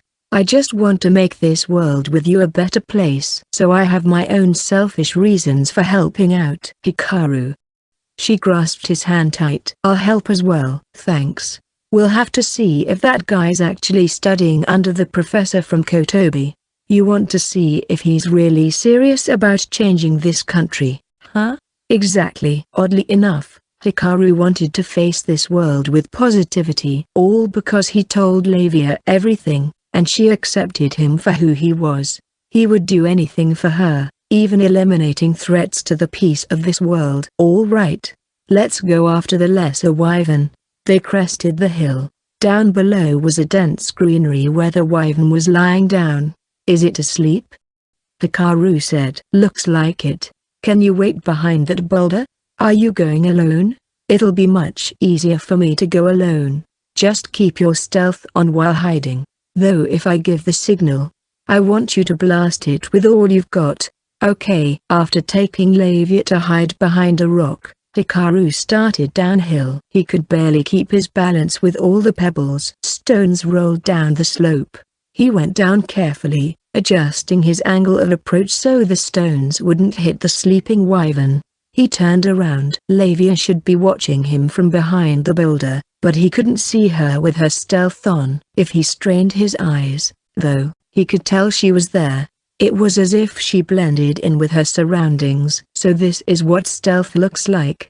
Amazing. The reason why he could see her if he stared long enough was probably because it was only a level 1 stealth. Hikaru moved forward. With every step, he realized just how big the wyvern was. Its body was the size of a school bus, with gigantic wings. They call this a lesser wyvern. The normal wyverns or actual dragons could be much bigger than this. In this world, a clear distinction was drawn between dragons and dragons. The ones that looked like winged lizards were called dragons, while the one Hikaru saw in the dungeon that looked like an enormous snake winding and coiling around was called a draken. Zzzzzzz. It would appear that the wyvern was really asleep. The smell of blood drifted in the air. Red smudge around the creature's mouth indicated it just had dinner. Underneath its body were dragon kidney flowers, leaves crawling on the ground. Red as blood. It was a strange flower, its petals warping and springing about. Looks easy enough, Hikaru thought as he inched closer to the wyvern. Note: the author came up with a distinction between and, both pronounced trium, the former referring to Eastern dragons and the latter, Western. Now in Japanese, there's no difference in meaning between the two characters. After some careful consideration, I went with draken and dragon, respectively, to avoid any confusion. I would have preferred the Eastern type dragons to actually be called dragons in this novel, but at one point the author refers to it as an earth dragon, specifically in katakana, so there's no way around that. So there you have it. He was about 50 meters from the lesser wyvern and 20 meters away from the leaves of the flower. His goal was simple. All he had to do was pluck a few leaves and then head back. Still, Hikaru approached carefully to not make a sound, so he wouldn't step on smaller animals and wake them up. Just because a creature was huge didn't mean it was less wary. For all he knew, it had some way to detect danger that's beyond human comprehension. When he was about 5 meters away from the leaves, the wyvern's eyes blinked open. It woke up, screeching. An arrow was stuck on its back, while a rock hit its wings. It's awake. Chloe, Michael, keep firing at it from long range. Max power. Yes, sir. 3 people, who seemed to be adventurers, came running from afar. Oh, crap. Talk about bad timing. They were positioned more than 100 meters away, so Hikaru's mana detection didn't pick them up. The second shot was already coming, but the wyvern, now wide awake, used fire breath on the incoming projectiles. Made from steel, the arrow didn't burn, but the force from the wyvern's breath was enough to deflect it along with the rock. Damn dragons. The second try didn't work. It works as a diversion. Yeah, we can win. All 3 drew their weapons as they ran. 2 of them with long swords and 1 with a halberd. The way the long sword users brandished their weapons indicated they actually received proper training, while the one with the halberd felt like he was self-taught. The lesser wyvern aimed and let loose a fire breath at them. The attack had the same name as the fire spell that mages used, but it was said that the spell actually used the dragon's breath attack as reference. Expecting the attack, the 3 adventurers dispersed in different directions to avoid the ball of fire. They seemed competent enough. Flames burned the ground, but quickly died out as there was nothing to ignite. Irritated, the lesser wyvern bellowed once more. Too loud. Hikaru, who was close to the creature, received the blunt of the creature's cry. It shook its wings, managing to dodge the arrow flying down, but not the rock. Nice aim, he thought. Hikaru let out a sound as an arrow struck the ground 3 centimeters away from him, right as he was reaching for the leaves. This was the biggest weakness of stealth. Not being seen by anyone meant there was always the chance of a friendly fire.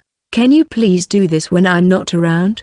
The lesser wyvern hesitated to fly. Winged dragons couldn't climb and descend like a helicopter. They simply glided. It would be much more difficult to evade attacks while in the air. While on the ground, it could fight back easily, just like how it used its wings to deflect arrows. Look, it is not flying away. You were right, Count Buck. Sir, please keep your guard up, young master. This is the most crucial moment.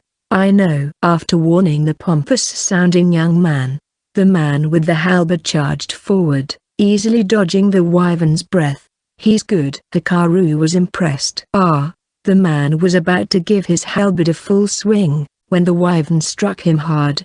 It was not even anything special, but it was still too fast for a human to react. The man was sent flying and tumbling to the ground. Gallios, you wretched beast. Wait, Your Highness.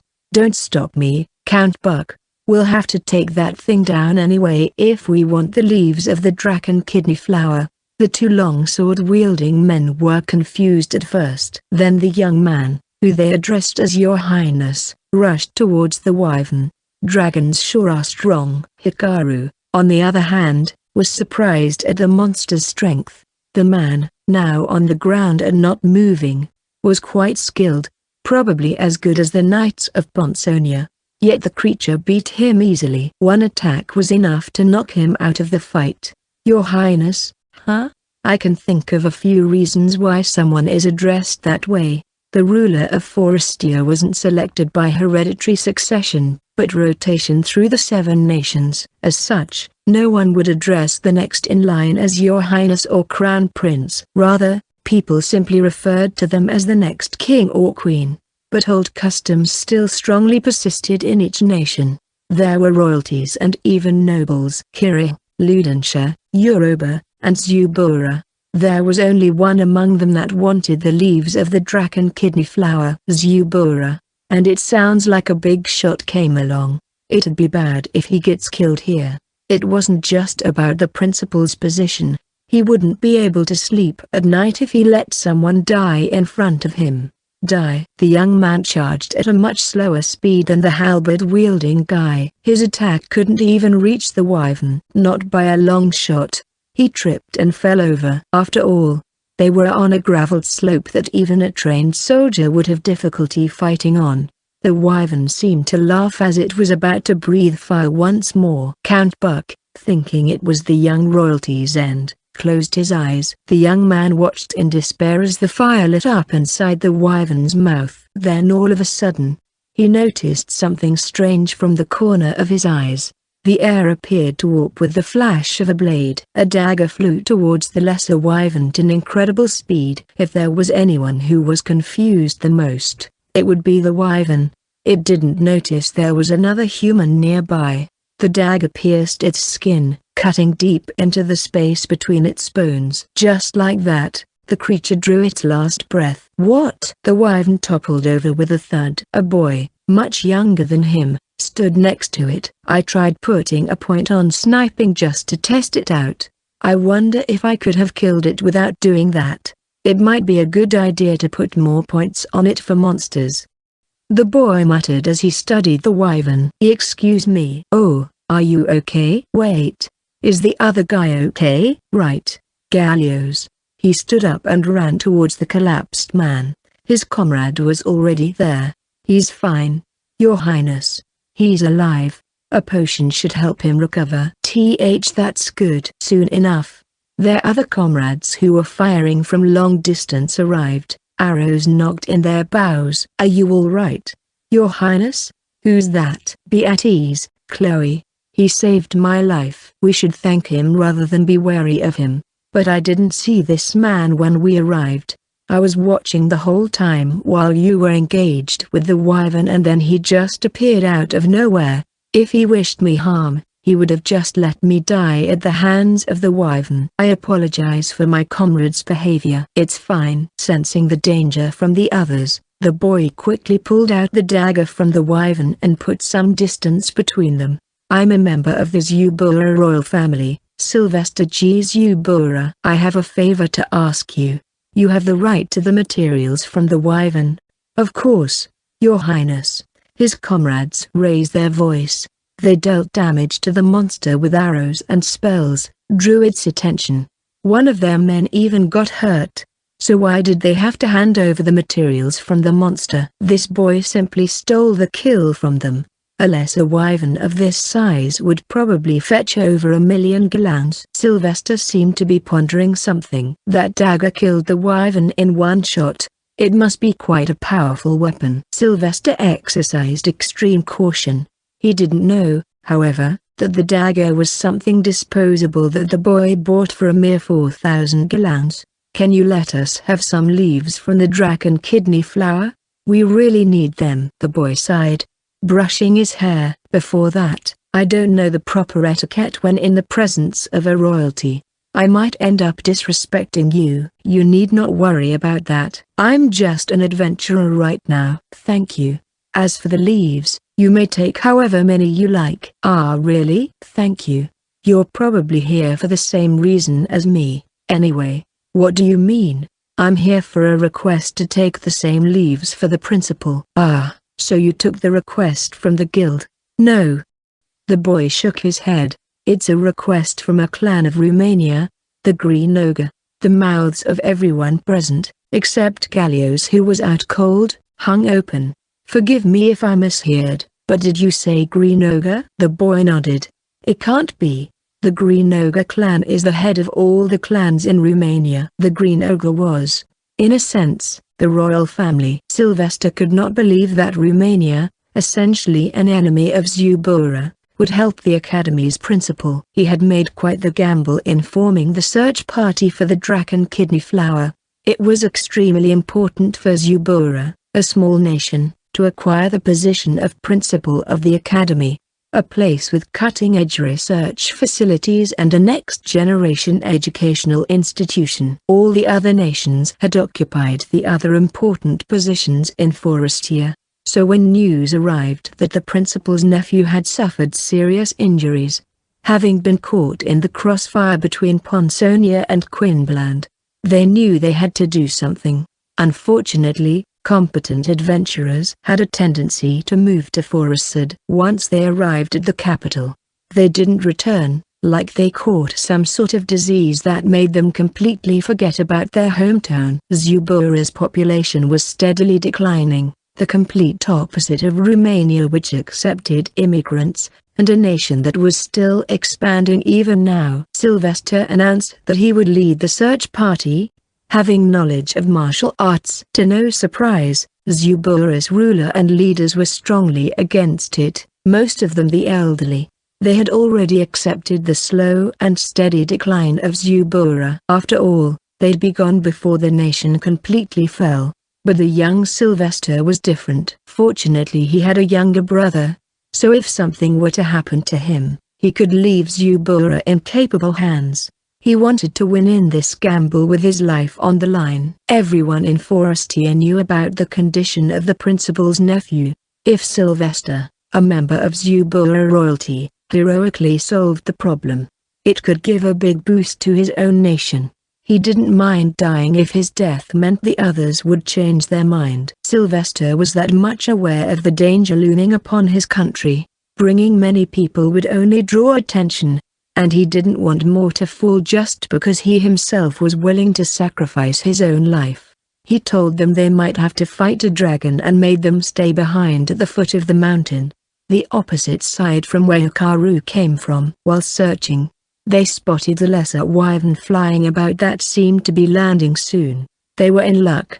There was a high chance they'd find dragon kidney flower nearby from where it landed. Dragons fell asleep fast. Sylvester's party could fire the first shot without any risk. Sneaking close to pick leaves was not possible as dragons were sensitive. It would sense anyone coming close right away.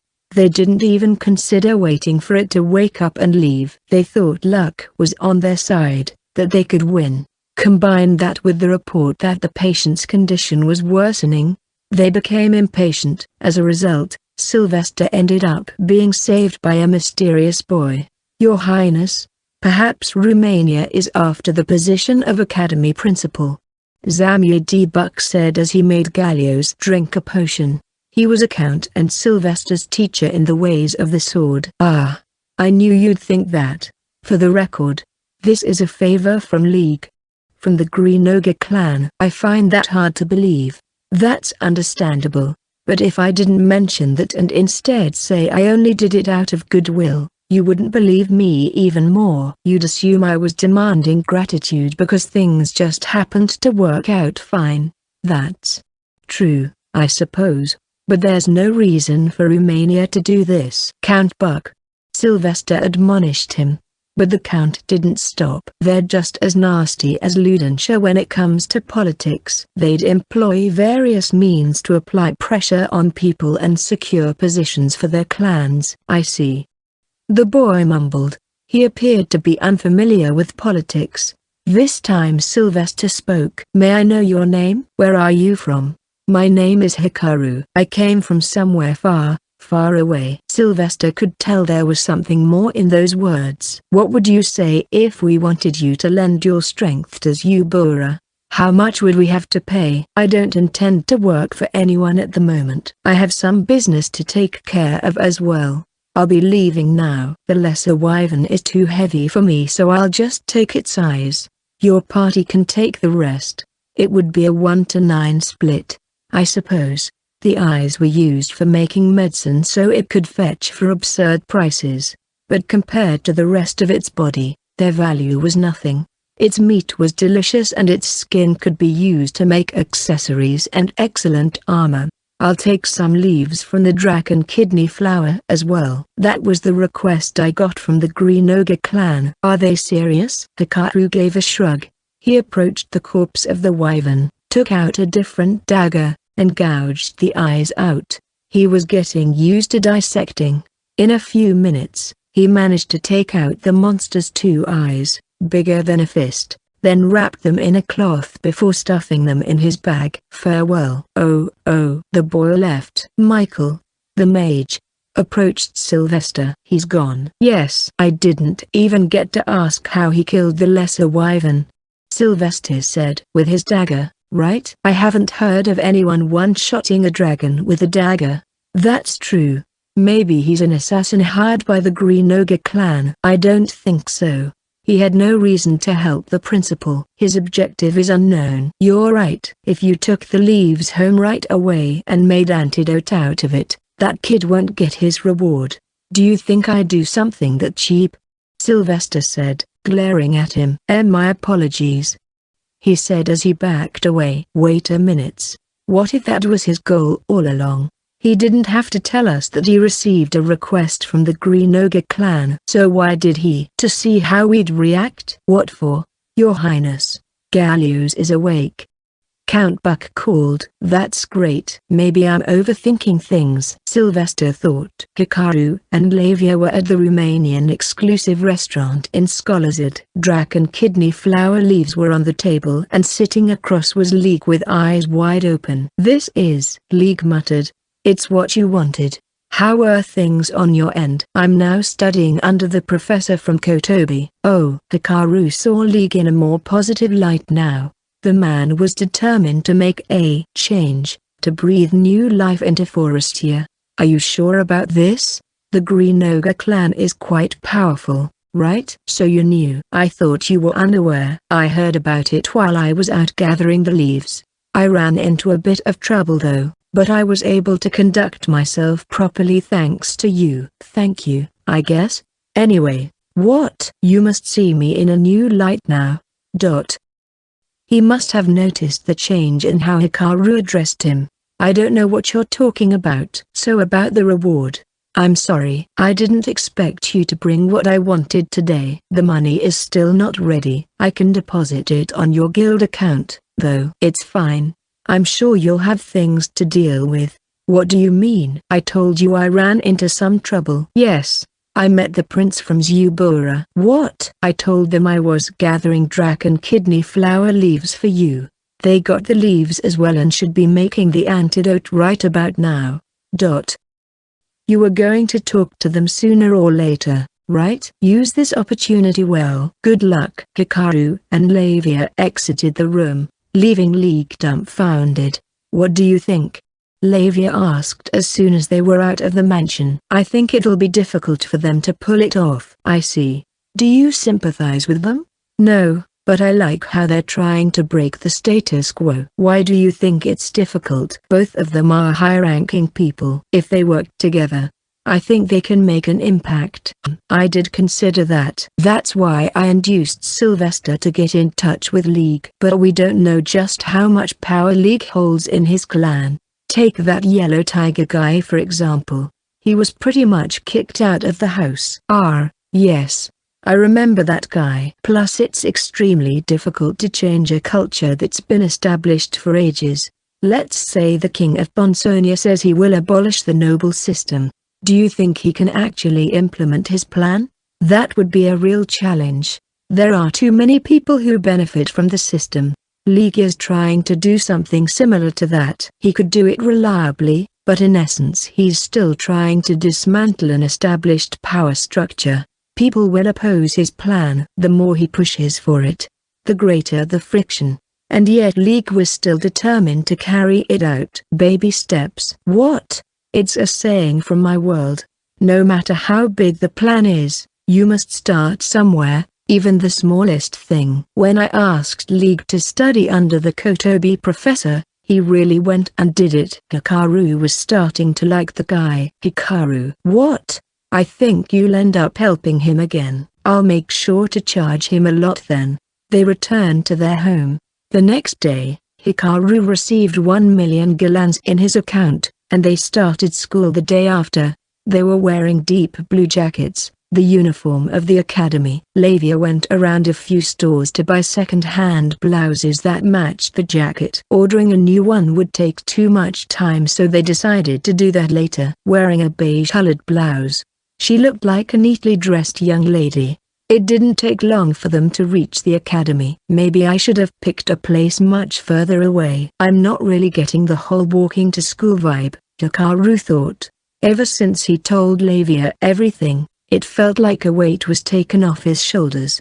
He was actually enjoying going to school. The admins of the academy, save for one person who was tasked to accommodate Hikaru, always kept their distance. Even then, that one person moved about 3 meters away as soon as she handed them the papers containing the rules and regulations of the academy.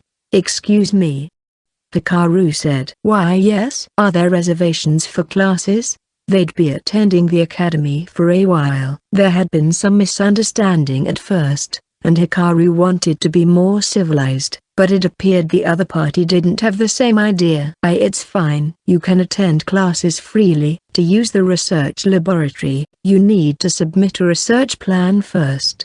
Everything should be in those papers. I see. The moment they stepped out of the admin building, Hikaru spotted students arriving in groups. Feels like there's too much freedom. Yeah, maybe the research side of the academy is more prominent. They sat down at a bench and read the papers they were handed. It would take an hour to go over them, but the contents were surprisingly easy to understand. I'm going to attend the classes on short sword. There's one in about 30 minutes. What about you? Hikaru said. I'll check the library first. Then I'll decide. Sounds good.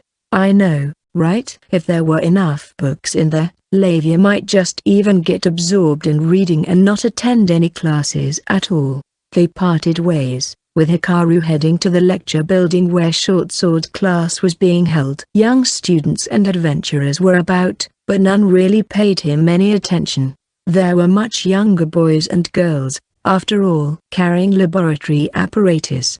They appeared to be researchers or assistants. Lecture building C. The map says it's right here. He had walked quite the distance. Before him was a bungalow which appeared to be like one of those prefabricated buildings back in Japan. A cozy little cabin. Half-withered ivy crawled on the outer walls.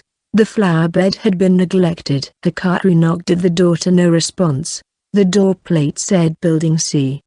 As the door was not locked, he was able to get in easily. Ugh! The strong smell of alcohol hung thick in the air. The place looked like a refurbished equipment room, only 100 square meters with no partitions. Desks and chairs piled up in one corner. Shelves and blackboard were gathering dust in another. A carpet lay in the center of the room. A boot was lying around by his foot. The other pair just a few feet away. And then a cardigan further ahead. A pair of tights. Shirt. Lying down asleep under a number of carpets was a woman in her underwear. Hikaru left the building at once, double-checking the words on the plate. Although a bit blurry, it clearly said Building C. He examined the paper he had. Short sword class. Building C was written on it. Upon closer inspection, this was the only place where the class was conducted, which did nothing to ease his worries. He entered the building once more. The door was left open and the room was too dark with only one magic lamp burning. The woman was lying face down, sleeping like a log, but Hikaru could still see a bit of her face from the side. Wearing makeup, she gave off quite the strong impression. She looked to be in her late 20s. Her long, reddish-gray hair was wrapped around at the back in an upswept hairstyle. Perhaps she couldn't sleep face up because of it. She wore purple bra and panties, had a standard body build.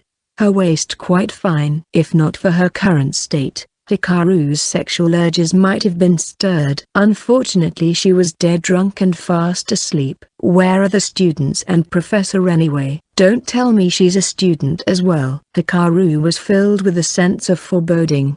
I gotta move her. We can't have class with her on the floor. It felt like someone had been living in the building, which bothered him a bit. Hey! Wake up! Please wake up! Not wanting to cause a misunderstanding, he called out to her from afar. There was no sign of her waking up, though. Hikaru stepped outside. The professor and students hadn't arrived yet. In fact, not one soul passed by. Perhaps because the place was hidden by the other buildings. Hikaru picked up 2 bean-sized stones. If you don't wake up, I'll just do this. Standing at the entrance, he placed the stones between his fingers. Taste the power of 10 points on throwing.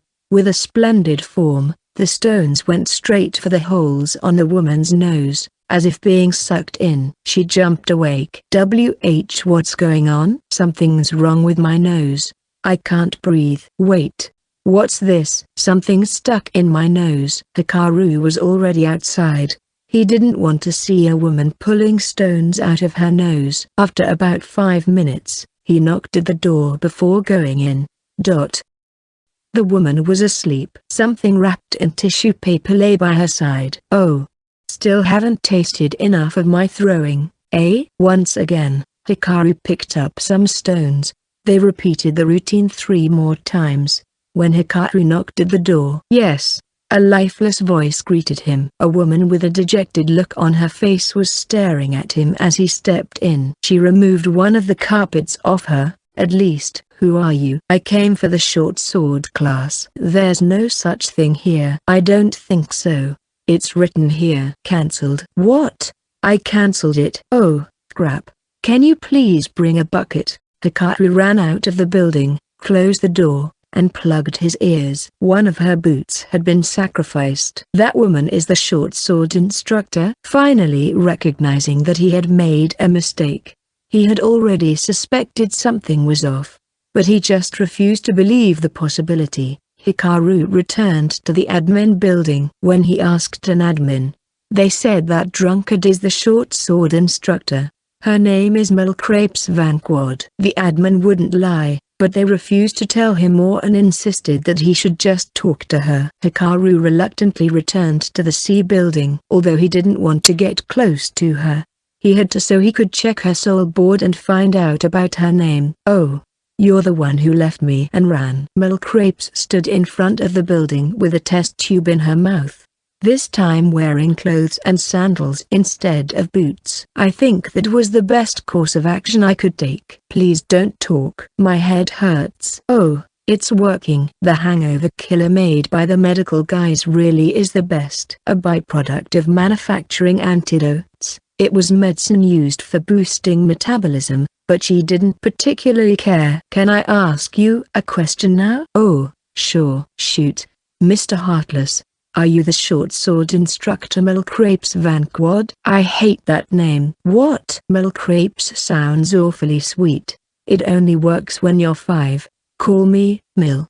Okay, so what about my being the short sword instructor?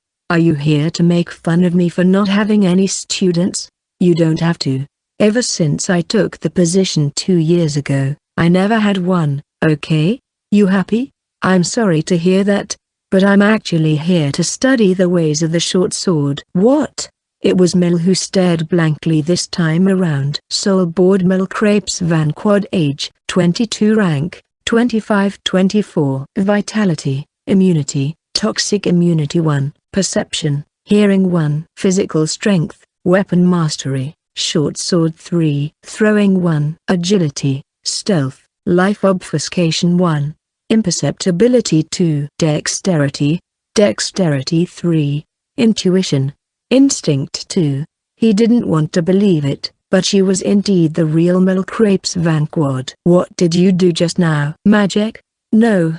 It was too subtle, and I don't feel anything either, but it feels like you scanned me or something. She noticed Hikaru checking her soul board. It must be the 2 points on her instinct. What a pain. I can't use magic. Then a magic item? No. What do you hope to achieve by feeling my body? You're making it sound like I'm doing something awful. Why isn't there an I'm not doing anything option? Miss Drunkard. Like I said before, I came here to attend short sword classes. What? You're serious? I suggest you don't. It's the student's right to take lectures, and the professor has a right to refuse. No, you don't. Really? Yup. He didn't have any basis for that claim. Of course. Mel hung her head low. Her makeup made her look colder, but her mannerisms were reminiscent of a 22-year-old. Why are you so against teaching? If you hate it so much, you shouldn't have taken up the profession. I heard it was an easy job since there were no students. Man, she's really hopeless, Hikaru thought. Then again, my salary's decreasing since there aren't a lot of students. I can barely buy a glass of beer. What to do? No one would lend me money anymore. She's so hopeless. It's almost tragic, Hikaru thought. But you're good with short swords, right? Not at all. Of course you are. No, I'm not. You're just saying that 'cause you don't want to teach. Do you have proof? It's written on your soul board. 3 points on short sword. You being hired by the academy is proof enough. I don't know how to use short swords. I don't even know the basics. There are lots of things I want to learn about, like how to maneuver in fights. I won't demand for practical training, so please teach me. Nua. After being humble and asking nicely, all he got was a Nua. Hikaru was understandably pissed. Okay. Have it your way. I don't mind filing a report to the principal and the Prime Minister. What? Are you serious? There's no way a mere student can make contact with the Prime Minister. Zofia Van Houtens. Judging from her name, she's from the same place as you. I wonder what she would think if I told her about this. PP, please don't. I just hope the new instructor is passionate about teaching. No, please. If I get fired, the collectors will come for me. The academy walls are keeping them at bay for now. She's really hopeless to the core, Hikaru thought. For her, the academy was an evacuation shelter. Okay, fine. I'll teach you. You happy? Sheesh. Is this how kids behave these days? She muttered as she got on her feet. All right. Get your short sword out. You brought one, right? Will this do? Hikaru showed a lone dagger he hung on his waist. His dagger of strength. Daggers belong to the short sword category under single-edged short swords. Mel nodded and sat down, hands around her knees.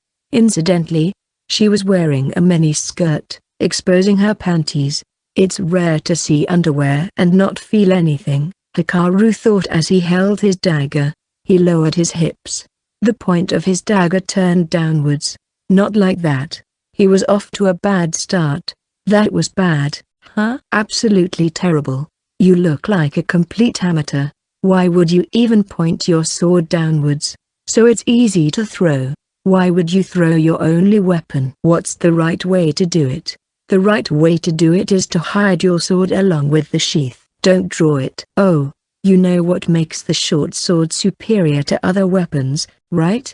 Its portability. The biggest advantage of a short sword is that you can lower your opponent's guard by making him think you're unarmed. Am I right? As for actual capabilities, short swords can never best long swords or halberds. Hikaru was genuinely impressed. She easily negated the idea that weapons should be drawn at all times. Practical and logical, it fit Hikaru's stealthy fighting style. So you already know. We can call it a day, then. Yes. It's time. It was more like you sulking the whole time, though, Professor Milk Rapes. Call me that again and I'll send you flying. How about you use a short sword then? Anyway, I'd like to train alone. Can you teach me some forms and regimens I can follow? Go run laps. Okay. Hikaru bowed before leaving. He was in a great mood, thinking Mill's lecture might actually prove useful. What's his deal? I think I got roped into something weird. Mill grumbled. Yawning, she entered the building to take another nap. After the lecture, Hikaru went back to the apartment to change clothes and went jogging. Once he started running, he noticed the activity was draining. He thought he'd gained stamina ever since he came to this world. Now he realized walking for hours and jogging were two completely different things. This is rough. There he was, in the academy sports ground, or rather what seemed to be a parade ground. He took a break after a few laps. Next he tried a 100-meter dash. He was fast with his 2 points on power burst, but his muscles were screaming immediately after. It was necessary to actually build muscles to combat the recoil. He could put more points into his strength, but muscle strength differed from muscle flexibility. By performing calisthenics to loosen his muscles, he should be able to make good use of his power burst. Running laps. That drunkard sure has some good ideas. Students watched him from afar with puzzled expressions. What's he doing? He's doing some kind of a strange pose. What a riot. What does he hope to achieve by just running around without even swinging his sword? While this world had proper sword training regimens, they didn't have sports science, basic bodily exercises, and so a rumor was born of a crazy student. Wow. It's unusual for you to give someone recognition. It was evening. Hikaru and Lavia were making dinner. The menu was stir-fried, vegetables, meat, and bread with cheese. It's not purely academics. It's fun and I'm going back tomorrow. If it's that fun, maybe I'll attend the lecture as well. I suggest you don't. Why not? Hikaru felt reluctant to let Lavia meet that mess of a woman. The lecture is worthless to those who don't use short swords. By the way, what were you up to? I was surrounded by books. Lavia sighed absent-mindedly. She stayed in the library all day. With over 20,000 books, one could say it was almost a complete collection. That's a lot. What kind of books do they have? There are lots of research theses. No stories whatsoever, but there were compilations of folklores from other regions, and some statistics. Public documents from the establishment of the Allied Nations. Back then, Romania had the largest population with 900,000. The smallest was Zubura with 20,000. That's a huge difference. I'm surprised they were able to be part of the alliance and live on equal terms. Apparently there's a reason for that. Romania, Hungary, and Ludenshire were known as the three powers of the north. Yet individually, they were nothing compared to Ponsonia. Ponsonia's population was over 4 million. Yoruba, a small nation like Zubura, excelled in magic research, while Kotobi excelled in metal engraving. That's how they built a strong presence. As for Zubura, They produced artifacts from the ruins. Artifacts? A product from an ancient civilization. The manufacturing process is unknown, but they possessed extremely powerful weapons, apparently. Hikaru. Are you thinking what I'm thinking? Probably. Revolvers. Something clearly not of this world. Produced from the ruins in Zubura. Someone from another world might have been in Zubura at one point, Hikaru thought. Wait a second. If they had such a thing, why didn't Sylvester have one when hunting the Lesser Wyvern? When Forestia was founded, they decided the weapons should be common property, although it seems defensive artifacts were left in Zubura. I see. We'll be on equal terms if you hand over your weapons. That was probably how it went. I'd love to see these artifacts from Zubura. There should be researchers around as well.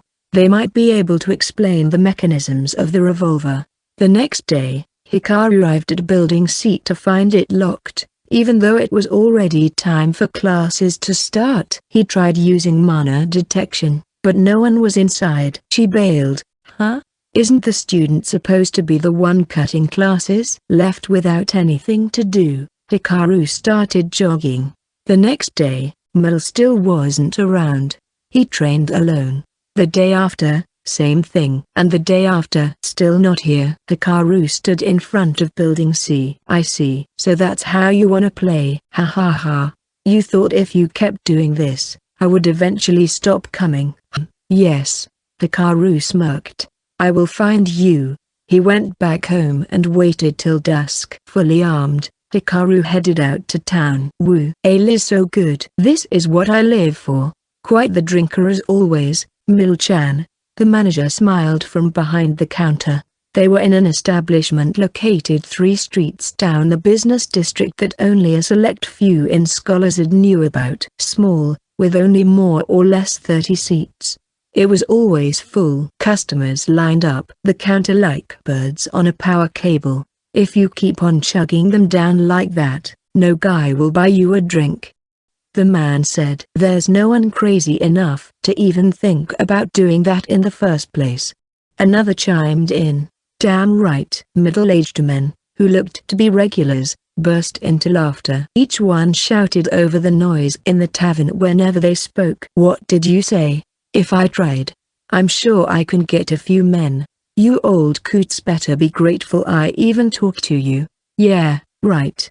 You always cry when you're dead drunk, saying I want a boyfriend. I don't cry. Idiot. Can you even stay out late? You mentioned something about not being able to return to the academy's dorm right now.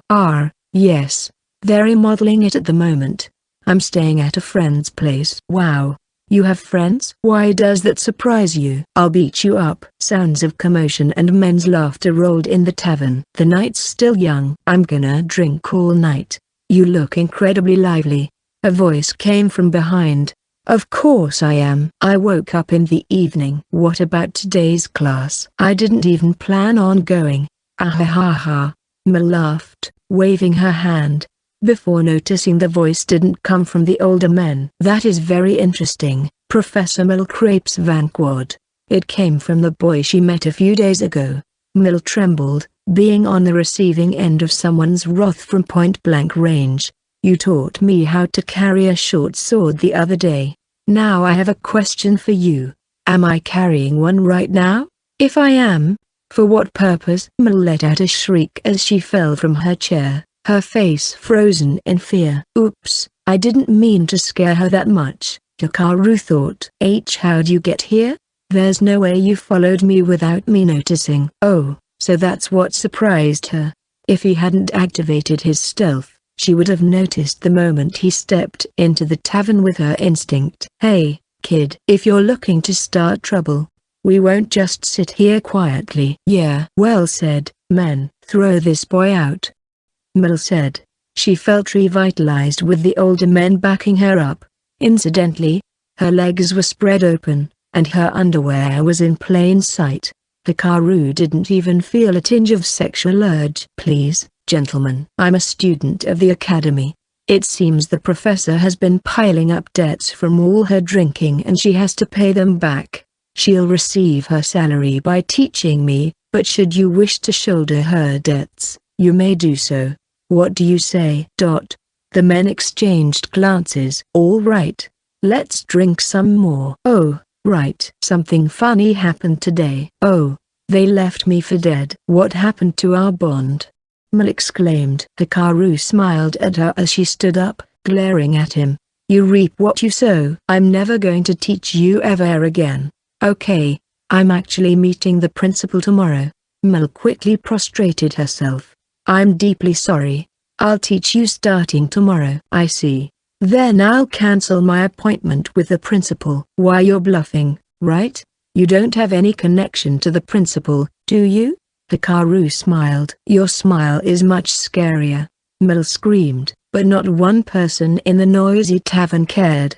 From that day onwards, she showed up in the tavern less often. Mel's tab was piling up. Doesn't really make any difference to my sales, the manager told his regulars. She was apparently causing trouble everywhere. One attack was not enough to bring Mel down. She devised a plan to deceive Hikaru and go drinking, but Hikaru was quick to counter it. First he found out where she lived and the taverns she frequented. I'll make her work hard so she can pay her debt. Please tell me if she drops by to drink. He told them and he was warmly received. Lastly he went to wake her up every morning. And so Hikaru managed to put the short sword lectures classes back on track. Oh, Hikaru. One day, he happened upon Mikhail Jarazak, the great sword instructor. Hailing from the land of hairy men, he was the one who let Hikaru in the academy as a scholarship student. So you're already attending classes. Since when? Today? No. I started about 10 days ago. What? Why didn't you come see me? Why would I? I told you I'm here to learn about short swords. Short sword. The instructor is quite something. Huh? Mel barely even teaches. Just forget about her and come attend my lectures. Actually, Hikaru gave a smile. She's actually doing her job. I'm heading to her class right now. See you. Wait, what?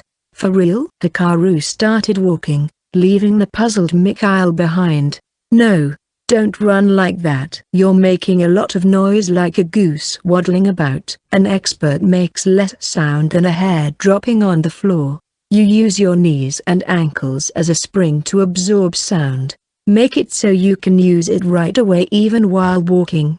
Mel's short sword classes were starting to get serious. Hikaru didn't study how to attack, but rather how to maneuver in fights. The short sword's weakest and strongest point is the length of its blade. As I've explained before, it's very portable. You can preserve stamina during long travels, climb cliffs and swim rivers easily. Mel said. So you're saying the weapon is suited for scouting?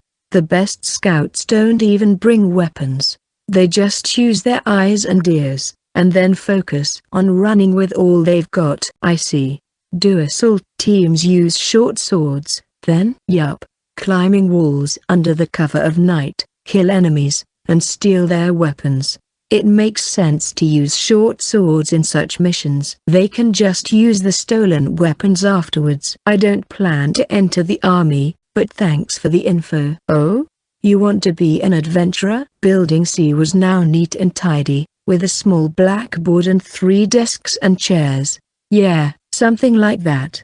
If you want to be an adventurer, I suggest you use long swords or long spears. Or so I'd like to say, but short swords can actually be handy. Like how you can swing them around in a narrow passage inside dungeons. If you already know all this, do you even need to come to my lectures? Having a third party verify my theories is helpful. Besides, I'm an overly theoretical guy. I want to learn directly how to move about. Hikaru was practicing how to fight at the back of the building. Footwork, how to draw your weapon, shifting one's center of gravity, among others. Mel had the ability to effectively organize her knowledge and experience. All Hikaru had to do was absorb whatever was explained to him. We'll end here today. Oh, okay. Thank you. After moving about for 2 full hours, Hikaru couldn't move anymore. He lay outstretched on the ground. Sweat soaked his whole body, stinging his eyes. He wiped the sweat off with his sleeves. While Scholazard was a country situated in the north, it was summer. The sunlight was too strong. "Why do you insist on using short swords?" Mill asked. She was seated on a folding chair under the shade. Legs crossed, Hikaru could see under her skirt. But as usual he didn't feel anything at all. "I guess it's true what they say. It's arousing when you can just almost see it." Yellow was the color of her underwear today. "Because my fighting style is suited for covert stuff." "You're kidding, right? You're a complete amateur the way you carry yourself." Hikaru was well aware that even though he had points on strength and power burst, he still moved like a complete amateur. And that was exactly why this class would help greatly. Even a novice like Hikaru could go about unnoticed by a master with the help of his stealth. He was certain that if he mastered actual stealth movement, he could further improve his stealth skill. "Did you study under someone?" Hikaru asked. "Yeah, where I'm from, Jarazak. There's a clear division of duties. Men fight while women support." "Wait, you're from Jarazak?" "Yes. Is there something wrong about that?" "Well, you're not hairy, only the men are hairy." "Is that so?" "Magic, scouting, long-range fighting, those are the roles of the women. Men from Jarazak all have brawn for brains. Charging straight into enemy lines while swinging their weapons is all they know." "Oh, today I learned." Hikaru recalled the woman escorting the historian and heir to the ancient Poinxenia dynasty Gafrasti, Aglaia van Houtens. She had an incredible 6 points on instinct. "Do you know Aglaia van Houtens? The Prime Minister's cousin?" "I heard she's a strange one. If I recall correctly, she apparently uses magic sourced from an evil god. Is she skilled?" "No idea. I studied healing magic. I despised accursed magic. Healing magic users were evil god haters." "Did you get to know the Prime Minister through Aglaia van Houtens?" she asked. Don't just lay there smiling. "Are covert types rare these days?" Hikaru asked. "There's very few people who use short swords as their main weapon, but there are plenty of people who learn it since it's useful for night raids. So it's basically used as a backup weapon. Right now I just want to learn how short sword wielders carried themselves. I don't have plans to put more points on short sword at the moment. I already maxed my throwing as well." Mel cleared her throat before speaking again. "Anyway, we're done for the day, right?" "I know." Slowly, Hikaru got up to his feet. They had an agreement. First, Mill would not binge drink. So far so good. That was partly because of Hikaru's meddling. But if she didn't drink, her stress would pile up, so he allowed her to drink as long as she was within his sight. "All right, I'm gonna change. Meet me at the usual place," he said. "Okay," she cheerfully exclaimed, raising her hand. Hikaru returned home, took a bath to get rid of the sweat, changed, and headed out to the business district. He arrived at a somewhat hidden tavern that Mill came across. It had a rather straightforward name, 3 Cheers for Booze. There was only one menu during the day, and the place wasn't too crowded or empty. "Hello." "Oh, Hikaru." The manager greeted him. "Hurry up, Hikaru," Mill said. Already seated on the counter, the other customers stirred. "Hey, is that the one?" "Yeah, the kid who tamed Princess Drunkard." "I've never seen such a happy Mill before." Hikaru almost sighed in exasperation. "She's happy because of the booze, not me." He made his way to the other side of the counter, right beside the manager. Mill watched him with a smile. "Master, what's on the menu today?" Hikaru asked the manager. "It's seafood pasta." "I feel awkward you calling me master." "Come on, it sounds cool," Mill said. "This is a shabby pub, just manager is fine. Despite its small size, it's full at night. The food is delicious and you have different kinds of drinks. You seldom find taverns like this." "Then again, I haven't really traveled the whole world." "This one's good." Hikaru took an opened bottle of white wine from the fridge run by magic. He removed the cap and took a whiff of its refreshing aroma. Drinking it as it is would surely leave one craving for more. It had low alcohol content as well. Master, does this taste dry? Yeah, I like it, but a lot of our customers don't. Do you have cremida cassis? Cremida cassis? It's made from soaking black currants in alcohol, then adding sugar afterwards.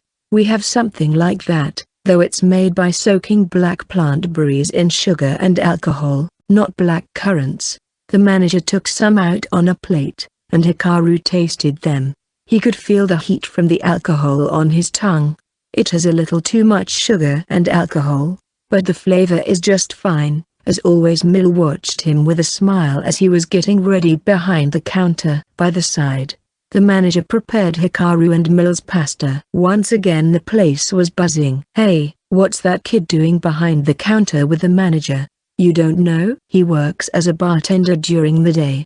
But the man doesn't feel satisfied unless he does everything. Apparently the highballs that have been popular at night lately was the kid's idea. Seriously? In the meantime, Hikaru finished making the cocktail. The master was done as well, serving the pasta on wooden platters. Today we're serving a cocktail made from cremida cassis topped up with white wine. Since we didn't have black currants for the cassis, we had to make do with black plant berries instead. Here's your seafood pasta. Yeah. Mel went straight for the silver cup, overjoyed like a grade school student. She didn't even bother taking the pasta. Frowning, the master placed the platter on the counter. Wine glasses would have been great. Whoa, now glass-made things are expensive. People here will only break them once they're drunk. That's a good point. Hikaru returned to the customer side of the counter. It's cold and delicious. I can taste the aroma and sweetness of the fruit in my mouth. Master, today's pasta is perfect as well. Why, thank you. Hikaru had nothing but respect to the man who served him such delicious meals. It was very delectable.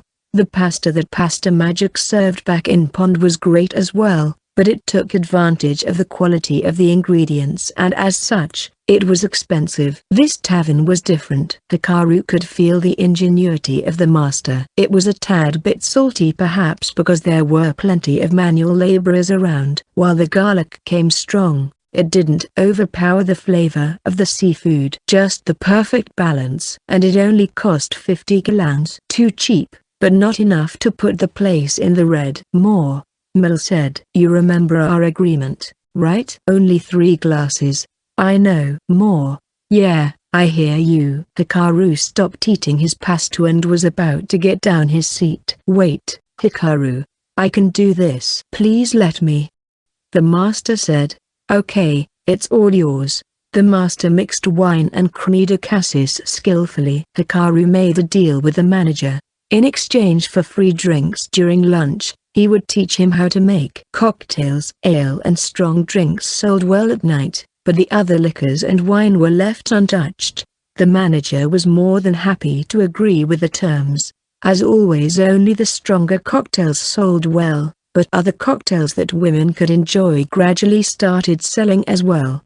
More women came and 3 cheers for booze was starting to become livelier. While they made cocktails in this world, they only used one kind of alcohol and diluted it with fruit juice. The idea of mixing alcohol and alcohol was a new concept to them. Woo, yum. Please eat your pasta too, Professor. I made ka since it goes well with the dish. So this is called ka? Yes. It's named after its creator. If you use sparkling wine instead of white wine, it's called a Ka Royale. This pasta is great too. Perfect after a day of working hard. Working hard, eh? Yeah, right. You were just sitting around while giving out instructions, Hikaru thought. Hey, master. Give us some of that ka as well. 1 each for us too. Coming right up. How much should I charge per glass? The manager thought about it for a bit. 30 gallons will do, I guess. Damn, that's cheap. Hikaru blurted out. Ha ha ha. You won't last long in this industry if you charge too much. You should keep that in mind too, Hikaru. The manager said. Hikaru liked the guy more and more. He wasn't really much of a businessman. Then, again if he was, he wouldn't let Mill, someone who doesn't pay, drink in his tavern. They were enjoying their meal when suddenly the door burst open, revealing Mikhail Jarzak stepping inside. "Oh, you're really here?" the hairy man said. The patrons stirred as soon as Mikhail appeared. "Hey, isn't that Mikhail the superhuman?" "Yeah, the guy who crushed 5 orcs alone. The warrior from Jarzak. An elite professor." "What's he doing in a rundown tavern?" Mikhail was apparently famous. "It's not rundown," the master muttered under his breath, not aware of the people's reactions. Mikhail barged in and marched straight to a stool beside Hikaru. "I didn't believe it when I heard Professor Mill was reformed," Mikhail said, eyeing Mill's drinking cup. "You're binge drinking in the middle of the day." "Nothing's changed." "I'm not." "This is my reward.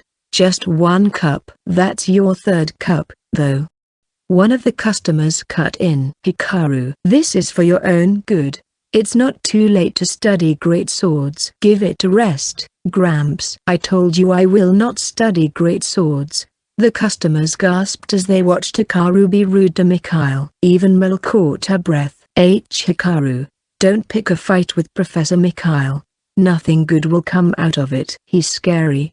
He gave arrogant students hell, swung his sword around during class and destroyed a cabin, killed 5 orcs while out on an off-campus training. Mill said. "Wow. You're hopeless, Gramps." "Stop calling me Gramps. I'm a professor in the academy you attend." It would seem Hikaru hurt his feelings. "Okay, as I have mentioned a number of times, the great sword is not for me. I must ask you to leave," Hikaru said. "It just feels creepy when you become polite all of a sudden." "Make up your mind, sheesh." "Great swords are more powerful than short swords. Gifted individuals should study great swords. This country can't afford to waste such talent." "He's right, Hikaru. You should listen to him." For some reason, Mill urged him as well. If he had to guess, she just wanted to go back to goofing off. "I'm not even a citizen of this country. I'll live however I want." "Oh, come on. I'm begging you," Mikhail pleaded. "Hey, he's begging to that kid. Just how much power does a bartender hold?" "He's probably drawn in by the drinks." Onlookers were whispering to each other. "I'm the one who got you in as a scholarship student. It's kinda bad for my image when you're not studying under me." "Oh, so you're the one who dragged him into the academy," Mill remarked. "He didn't drag me into anything." "Please watch what you say, okay, Professor Mill?" "Eek." "You're smiling, but your eyes are not." "Hikaru, you're not manipulating Professor Mill through fear, are you?" Mikhail asked. "No, I'm not. That sounds awful. I'm simply managing her health." "Right?" "Eek." "See? I don't think that eek just now was a yes," Mikhail said. The onlookers nodded. "Well, if you really don't want to study the great sword, then there's nothing I can do. I concede."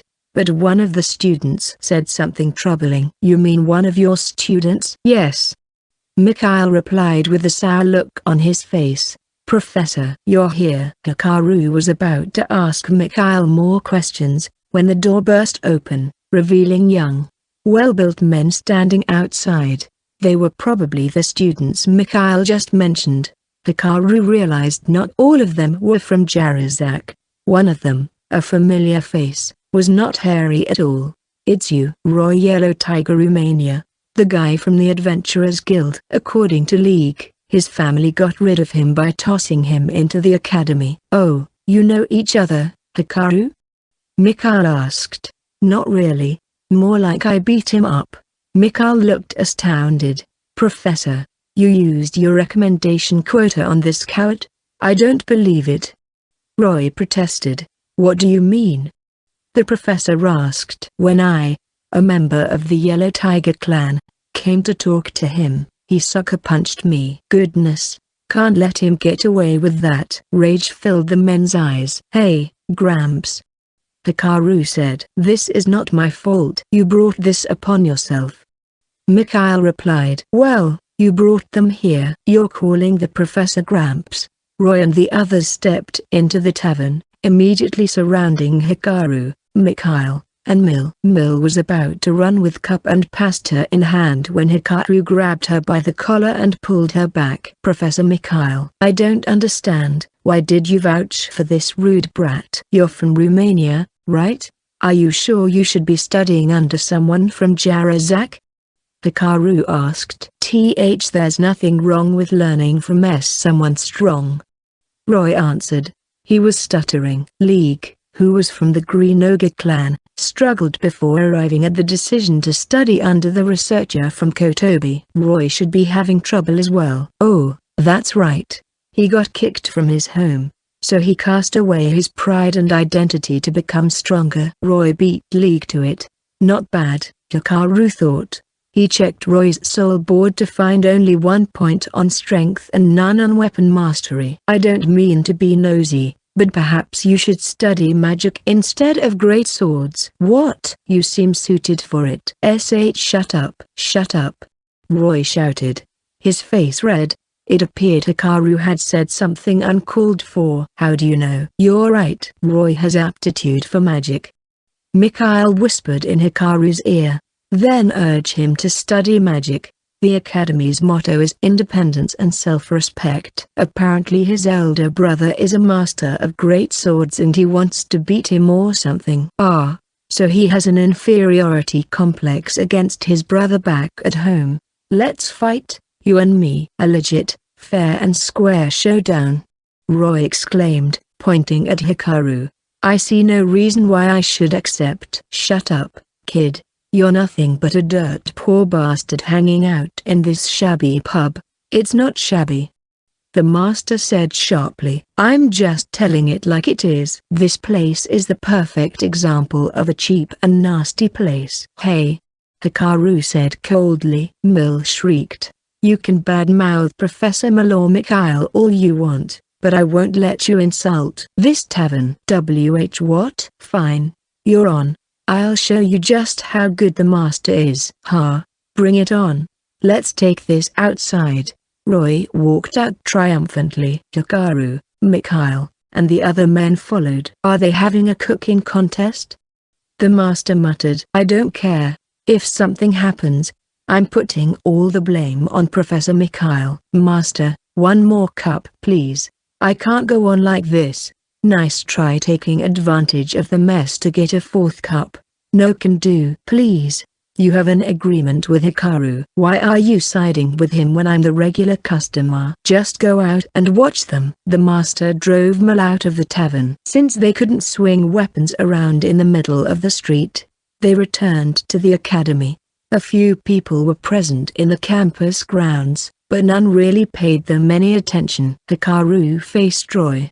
They were surrounded by 6 young men, Mikhail and Mill. You'll be using dull weapons. Anything goes. Any objections? Mikhail said. None. Roy shouted. Fine by me.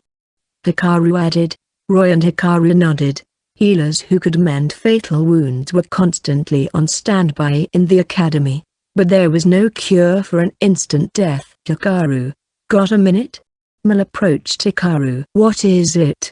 This duel is stupid. I told you about the strengths and weaknesses of the short sword. It's not suited for a head-on fight. I know that, but I just can't let him get away with mocking the tavern. I really don't understand what makes you mad, but okay. It'll be fine. Please stand back. I want to end this quick before more people arrive.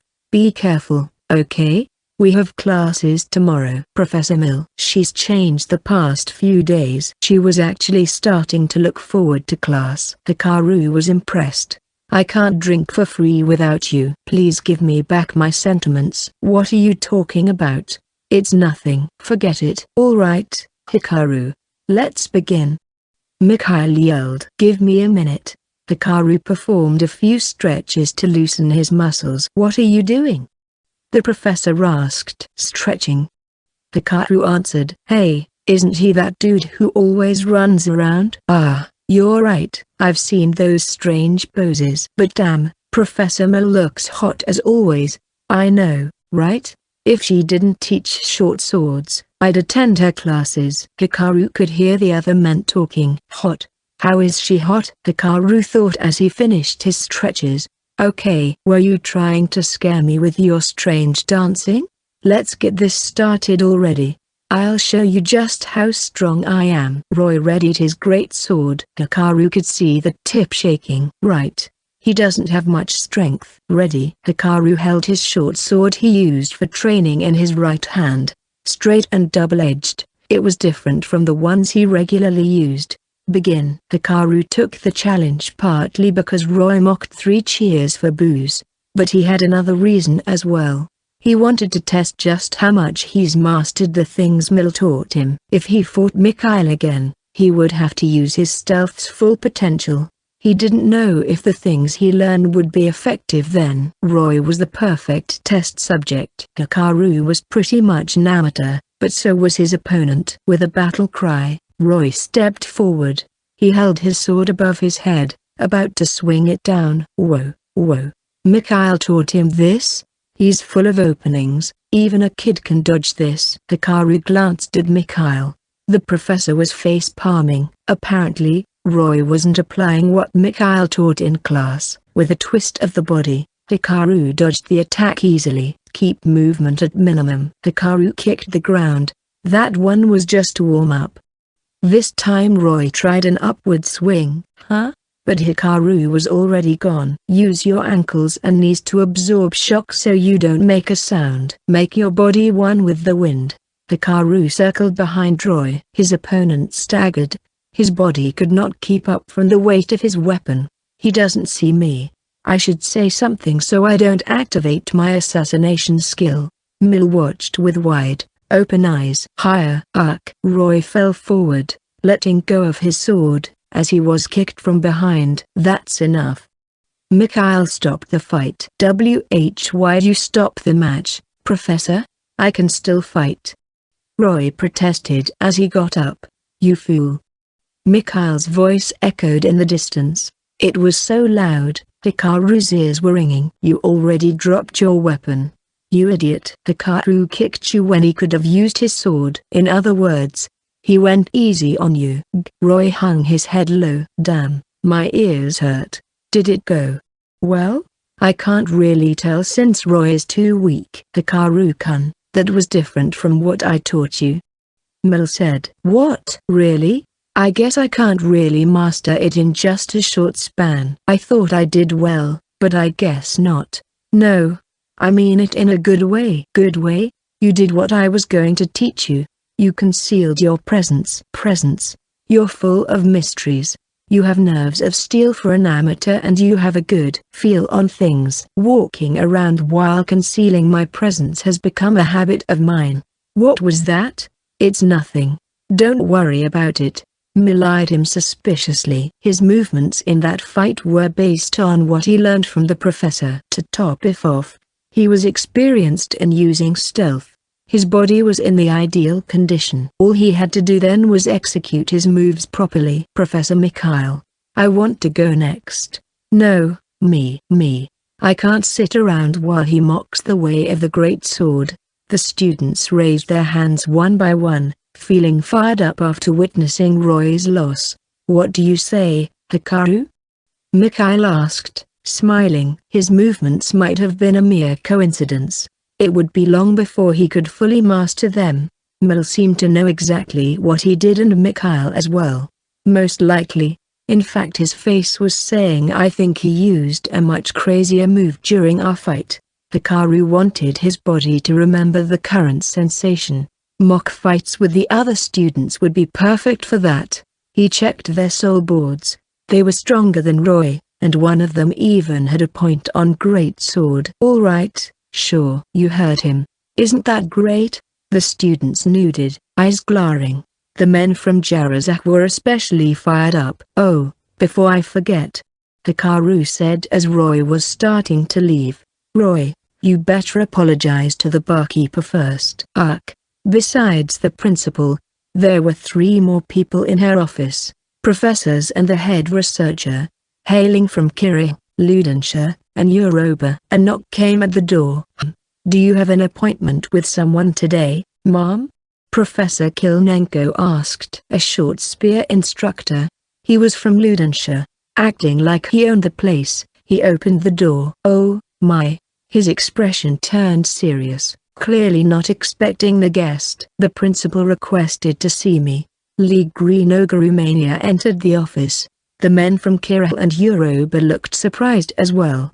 The academy principal was from Zubora, the weakest nation in Forestia. Being the head of the academy, calling students to her office was possible. But this time it was a bit different. The one she summoned was no ordinary student. It was widely known to those who dabbled in politics that the Green Ogre was the most powerful clan in Romania. Even with her authority as the principal, she couldn't possibly call for him that easily. "Thank you for coming, Mr. League. In this academy, I'm only a student. Please drop the honorifics." "Very well, League." Watching the exchange, the three men looked even more surprised now. The relaxed atmosphere almost made them question when Zubora and Romania became close. "Can you please leave us?" the principal asked. But this is not a request, but an order." "Yes, Mom." The three men begrudgingly left the room. "Are you sure about this? They probably don't know that your nephew has recovered." League spoke as soon as the men were gone. The principal's nephew had recovered from the poisoning thanks to the leaves of the dragon kidney flower. The three men just now were among the many people who tried to take advantage of the mentally exhausted principal, whispering words like "I can help" or "take revenge" against Bonsonia. Even worse, some shamelessly suggested she step down from her position so she could take care of her nephew. They'll find out soon. Anyway, I'm surprised you helped in gathering what we needed as well. Lord Sylvester already had some, so what I did was pointless. You don't have to be modest. I heard the adventurer you hired saved Lord Sylvester's life. If he said so, then it must be true. I wasn't there at the scene. League only knew what Hikaru told him. The boy might be a skilled adventurer, but he couldn't possibly take on a dragon alone. Or at least that was what he thought. He was taken aback when he heard Sylvester admit to Hikaru saving his life. The Zuberan Lord basically showed a weakness with that statement. Lord Sylvester wouldn't lie. He's a great man who could carry the future of Zubora on his shoulders. The principal said, "I see. I am truly grateful for what you did. I want to show you my gratitude, but I don't really know what it is you desire. If you hope to claim my seat, you wouldn't help Lord Sylvester. He said that the Green Ogre did so out of goodwill." "And you don't believe that?" "Unfortunately, I can't. Our nations have quite the history. I know our relations can't be improved overnight. And I didn't send the adventurer specifically to save Lord Sylvester. If you wish to thank someone, you should thank him." "Him? You mean the adventurer you hired?" "Do I know him?" "Yes. He's a student here."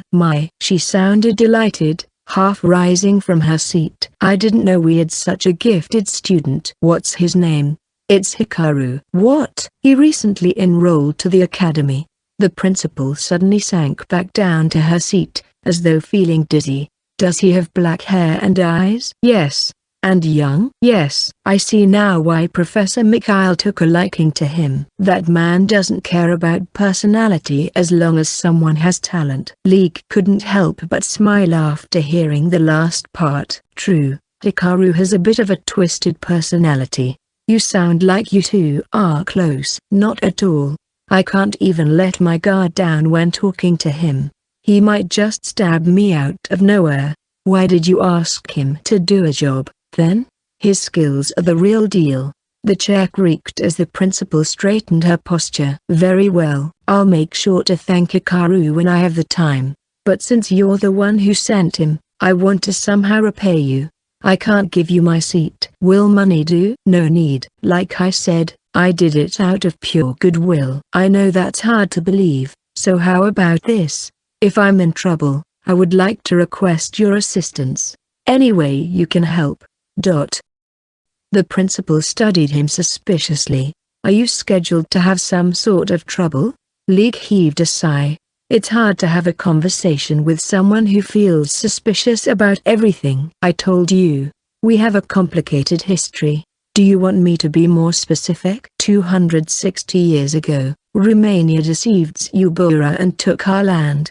Recently, about 4 years ago, you overthrew a Uberan government official. I'm well aware of that. I'm just saying there's a vortex of negativity here. Vortex of negativity? Lee gave a nod. The vortex spins and spins, speeding up over the years. Gradually the relationship between our nations worsens. Someone has to stop it. I want to be the first one to stick a stake into the vortex. Childish words, the principal thought. Not even idealistic.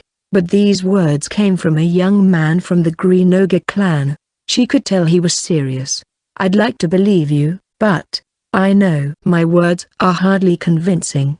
Does your family know about this? No. For the first time, bitterness spread across his face. I have a few people on my side, but most of them are the typical Romanians. You know. I see. After a few more words, Leek left the office without accepting anything tangible as gratitude. Stick a stake into the vortex of negativity.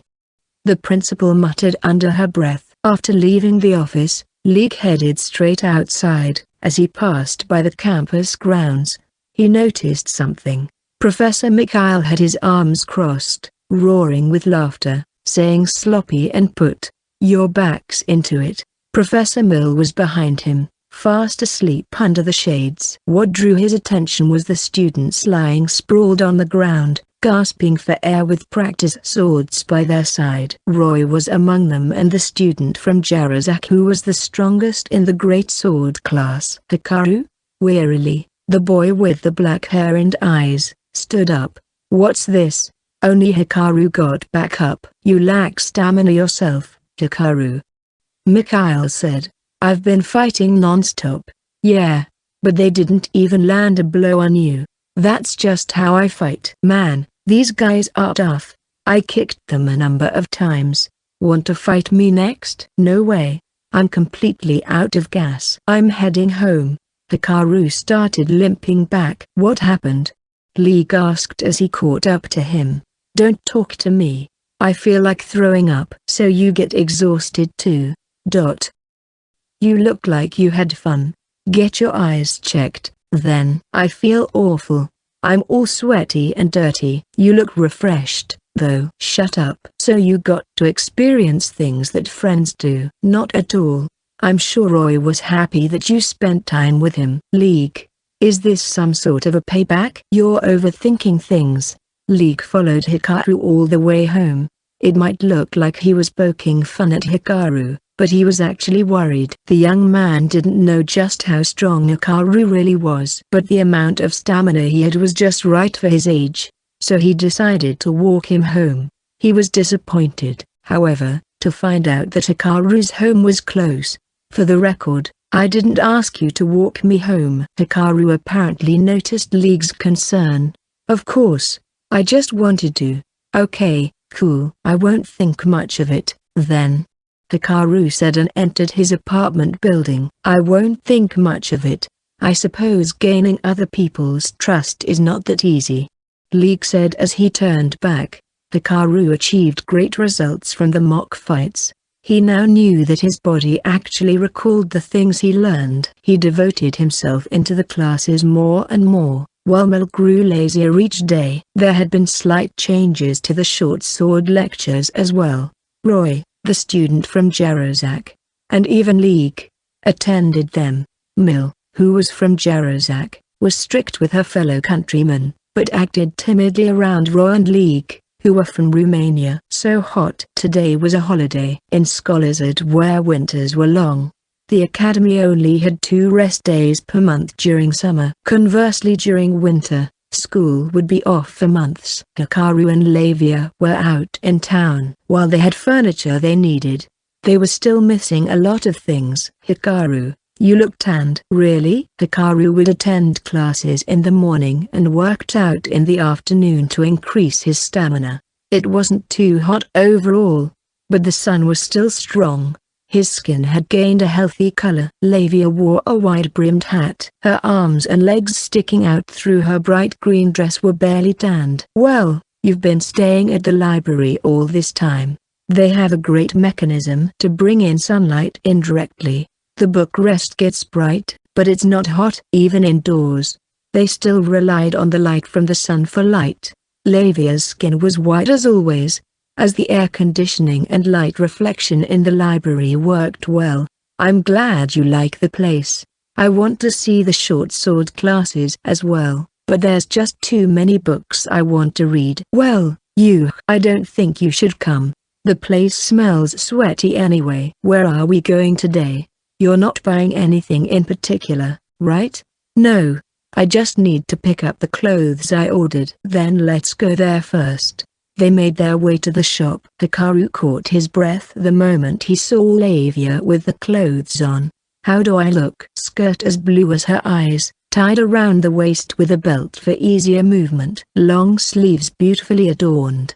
It looked simple, but according to the seamstress, it used high-quality fabric that nobles would choose. One look and anyone would know that. It looks great on you. I wanted to have a formal dress made for you too, though I don't need one. I won't be able to use it, Lavia said, feeling embarrassed after Hikaru complimented her. I understand how you feel, sir. Anyone would want to buy a dress for such a beautiful lady, the employee said with a straight face.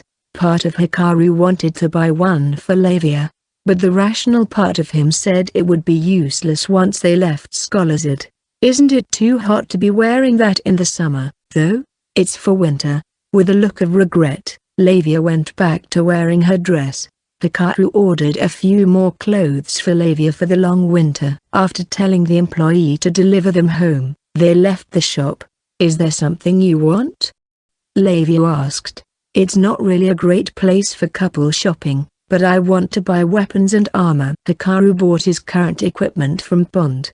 Now that he had more money, he wanted to get something better. Wow, it's much bigger than I expected. Only one place in Scholarsed sold weapons and armor. There were a few workshops around, but the stores had been merged into one. Apparently the segregation between manufacturing and selling was enacted a few years ago. Zofia came up with the policy when she was only a government official, and pushed for it when she became prime minister. People tended to buy products from their own nation, so to combat this, everything was sold in one spot. Who manufactured them were not revealed as well. Long spears and great swords lined up the walls, the manufacturer's signature hidden. Only the wooden tag with the price and material written was displayed.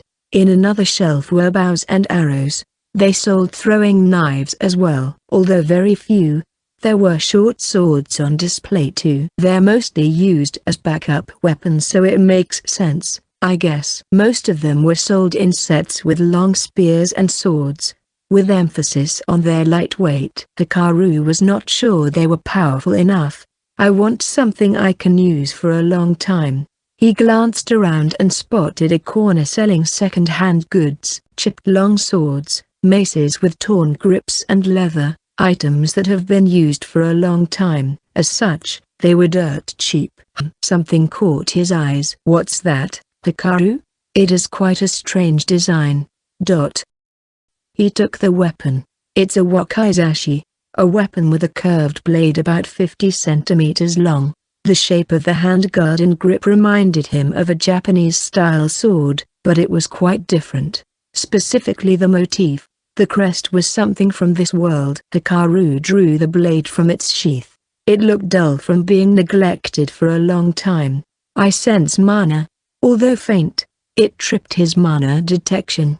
The revolver he found in the dungeon had mana flowing through it as well. Is this a magic item too? If it isn't Hikaru, it was the great sword students. As soon as Lavia saw Roy, she quickly hid behind Hikaru. I'm sorry about last time. Roy apologized as soon as he saw her. What's going on here? What did you do, Roy? One asked. Well, not much. That's all in the past. These filthy lot are students from the Great Sword class. Hikaru said. Why, hello there, Mississippi. Are you Hikaru's? I guess there's no need to ask. Before the Jarazak student could say anything, Lavia wrapped her arm around Hikaru's. You're quite something, Hikaru. You already have that sexy short sword instructor. What do you mean? Hikaru tried to deny it, but he froze when he felt the tightening grip on his arm. Miss Lavia? Hikaru asked. Now that you mention it, you haven't talked much about your classes. Is the professor a young woman perhaps? Her voice was ice cold.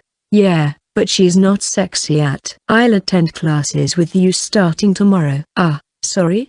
I'm coming. Hikaru glared at the guys. Professor Mill's hot, right? Yeah. I can't get my eyes off that ass. You don't find a lot of women like her in Jarazak. Hey, guys. Can't you feel the air freezing? Hikaru couldn't say a word. Hikaru, are you buying that weapon? Roy changed the topic. Oh, I was just curious. A strange make. Can you use it? It's single-edged. You just have to be careful. It's used more for cutting rather than stabbing. If I'm right, it's a powerful weapon. Oh, the short swords in this shop are actually rather thin. Roy said. Sounds like you know a lot. Hikaru was impressed. This guy has been looking into short swords ever since you beat him. He even checked this place out. But then he complained about every single one being different from what you had. A student said. Shut up. Roy's face was beet red. What?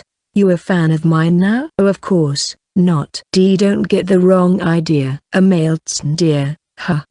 Yeah, no thanks. Hikaru nodded to himself. That's a copy of the ones excavated from Zubura. I'm sure of it. A copy? Does Zubura make these weapons? No. They just excavate them. There are Zuburan shops here in Scholazid, but you won't find these types of weapon there. I saw a list of the relics they excavated once and saw this. What are the chances that this one's a genuine relic? None. The government has strict control over them. I see. Hikaru unsheathed the wakizashi once more. He could feel mana rippling through it. Could it really be just a copy? Japan's smithing techniques are unique and highly advanced. Assuming someone from Japan made it, why did the craft go obsolete? Hikaru stopped thinking about it for now. Everything had a cause and an effect. However, you can try to guess all you want. But there would always be things you won't know about. The cause might even turn out to be something completely trivial and unexpected. I'll buy it for now. Hikaru paid 10,000 galans for it. Are you buying anything, Lavia? I'll get a short sword as well. I'd advise against it. I'm buying. Okay. Hikaru chose a lighter one that she could use. The brand new ones were more expensive than the wakizashi, with the cheapest costing 30,000 galans. Hikaru got her one that cost 40,000.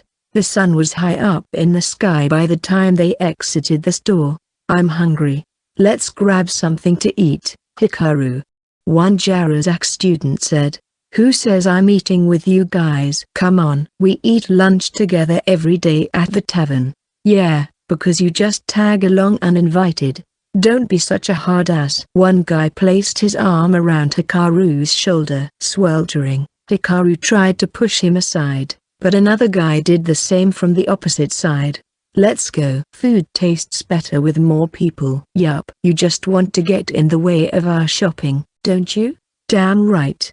You can rest easy, Lavia-chan. We'll keep an eye on him so he doesn't cheat on you. You, Lavia muttered. Like I've been saying, Professor Mill is not hot at all. There's no way I would cheat on you. Yeah. Alright, let's go to 3 Cheers for Booze. Hikaru. We always have lunch separately.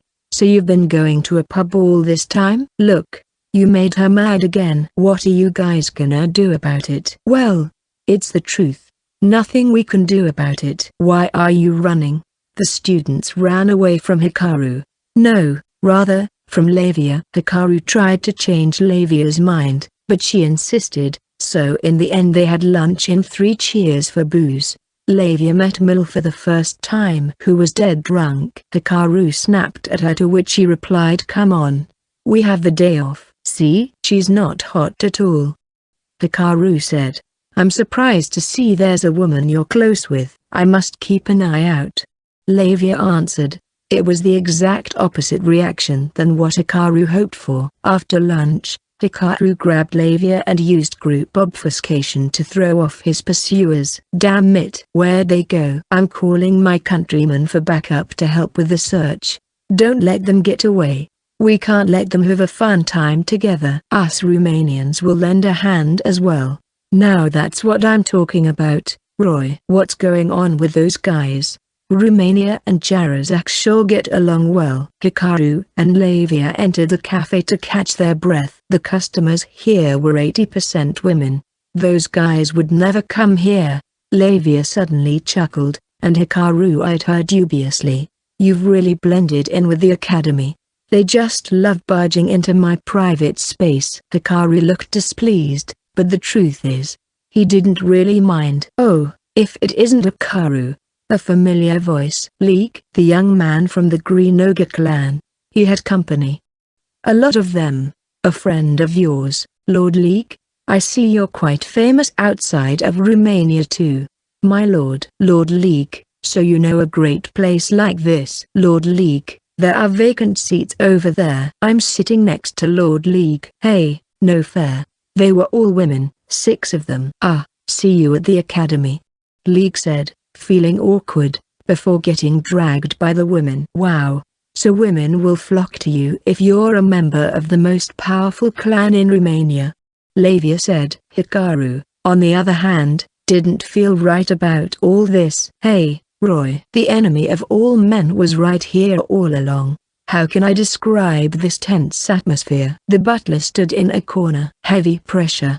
Maids were on standby in the hallway so they'd be ready to bring tea anytime. Even during summer, he felt a chill go down his spine. At the center of the room, Leek sat with a cool expression on his face as always, but if one looked closer, they would notice the tip of his fingertips shaking as he reached for the cup of tea. They would see his eyes trembling as they watched the man before him. You seem to be stuck in the humdrum routine, the man said. His voice was heavy as a boulder and sounded indifferent. He sat backlit by the sunlight from the window. His name was Billion Green Ogre Romania, Leek's father, and the head of the most powerful clan in their nation. The only thing they had in common was their green eyes and green hair. The man had a massive build, with rather rough facial features. How about you quit the academy? But, I know, we had an agreement when you enrolled. You'll attend for 2 years, but you haven't accomplished anything these past few months, haven't you? There's no shortcut to studying. I don't like taking things slow. Listen, Leek, we're of the Green Ogre clan, the ones who will carry Romania on their backs. Our founding father who received the blood of the Phoenix holds a heavy responsibility to our nation, a Romanian law passed down by generations. Once there was the Phoenix clan who gave life to Romania. After falling in war, the Green Ogre took the helm and Romania survived. Leek had heard the story countless times. The story ended like this. Those who inherited the blood of the proud Green Ogres should be at the top of Romania. I fully understand, Father. That's why I'm here. I'll be back after winter next year. I will then follow you afterwards. Winter is long, and it's a crucial season for us. Forestier's long winters were the political season. Important matters were decided during this time. I want you to be back before winter. But father, what can you do staying in a town like this during winter? But we have our agreement. It's decided. If you don't like it, I can vacate this place at once. Lee gritted his teeth in frustration. His father had educated him since he was young, but his private tutor taught him about a different world, not the one where Romania governed Forestier. If all 7 nations joined hands, we'll have a much more wonderful Forestier. Don't you agree? This spurred League into action. He wished for a Forestier where nations didn't snarl at each other, where everyone could forget grudges and work together for a brighter future. If he managed to build such a place, something might actually change. They wouldn't have to be afraid of great powers like Ponsonia and Quinbeland. His private tutor was from Kotobi and only pretended to be Romanian. He was deported as soon as he got exposed, but his teachings remained in League's mind. League had to leave his father's side in order to implement his ideas. He bought himself time 2 years. After that, he would start acting like a proper heir. That was the agreement he had with his father. The man had grown frustrated with his son for not being aware of his position as the heir to the Green Ogre clan, and when League came to make the deal, his father was delighted. 2 more years. No. I have to be back before winter, so that's 1.5 years. What can I do during that time? How many friends from the other nations can I make before then? He was starting to feel impatient. The truth was he didn't have the time to be going out to a cafe with girls, but they were observers sent by his father. He had to keep them company and somehow deceive them. That reminds me. League, have you heard anything about the war between Ponsonia and Quinbland? His father asked in a delighted tone, having reduced League's time in the academy by half a year. Yes, I heard the Ponsonian troops are advancing. That's right. Captain Lawrence himself is fighting in the front lines. He apparently mowed down Quinbland's cavalry. He may be a master swordsman, but our own captain is much stronger. By our he meant Romania, not Forestier. The title captain had been around since more than a century ago. Publicly, he was the leader of Billion's private army. How can your guy be stronger when Lawrence is well known even outside of Ponsonia? League kept his thoughts to himself though.